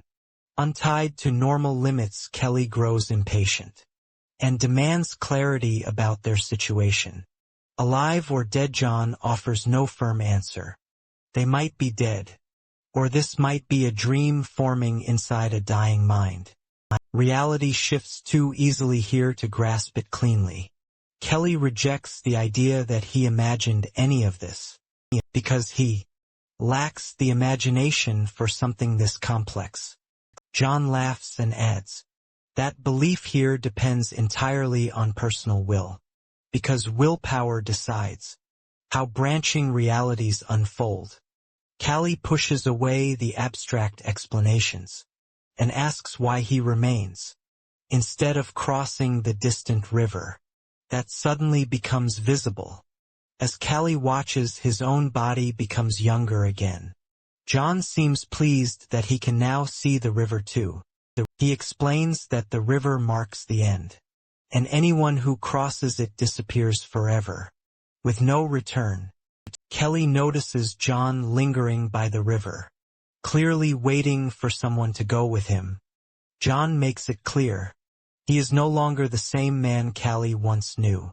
He remains John Bradley Clark from Earth, half of his soul already having crossed years ago. Together, their fates resemble two halves of a single whole. mirroring Callie's own strange existence. The space around them ripples violently. From inside Callie, another presence slides out. A fading shadow, weak but recognizable. John explains this is the original Callie, the true owner of the body. During the crossing of worlds, John's powerful consciousness had absorbed the original Callie. By force, Kelly himself had once done the same with his current body. Even so, the original owners never fully disappeared. They lingered quietly, guiding both men, subtly keeping memory and identity intact. A sharp memory surfaces that years ago, when snoring had insisted, Kelly carried a guardian angel beyond normal fate. At that moment he had only wished for strength. Now it becomes clear that the real Callie had reached toward him, then striving to grow stronger through him. John confirms the truth. The same unseen force had saved him. During his lowest moment, he urges Callie to release the trapped soul. Before it begins to break apart, Callie seizes the ethereal thread, connecting him to the fading soul, and severs it, whispering a quiet farewell. John warns that emptiness will follow, but adaptation will come. The original Callie drifts toward the river, and the life Callie has lived as the merged being begins to feel distant still.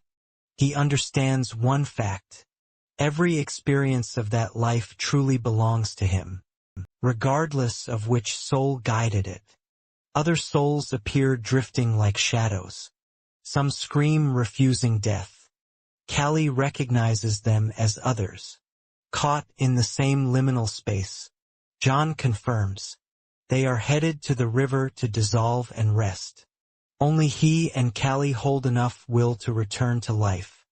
John recalls witnessing countless souls over the years, figures who had lived multiple lifetimes, leaving behind legendary legacies, even ascending to godlike status. Yet the river erases all of them in time. As they approach the riverbank, John moves forward with calm finality. He has completed everything he ever desired. Callie follows, feeling the weight of his own journey. They are ready to cross. The water surprises Callie with warmth. Not cold, peace flows through him, settling deep in his consciousness. Serenity starts to anchor him until a desperate, raw voice echoes from afar. Someone begging for power. Someone collapsing under helplessness. The cry grips Callie instantly. He moves away from the river, telling John to continue alone. His path back to the living is clear. He cannot rest yet. He races toward the voice, determined to guide whoever called for help. Far away in South Korea, inside a recycling and incineration plant, three men argue with panic.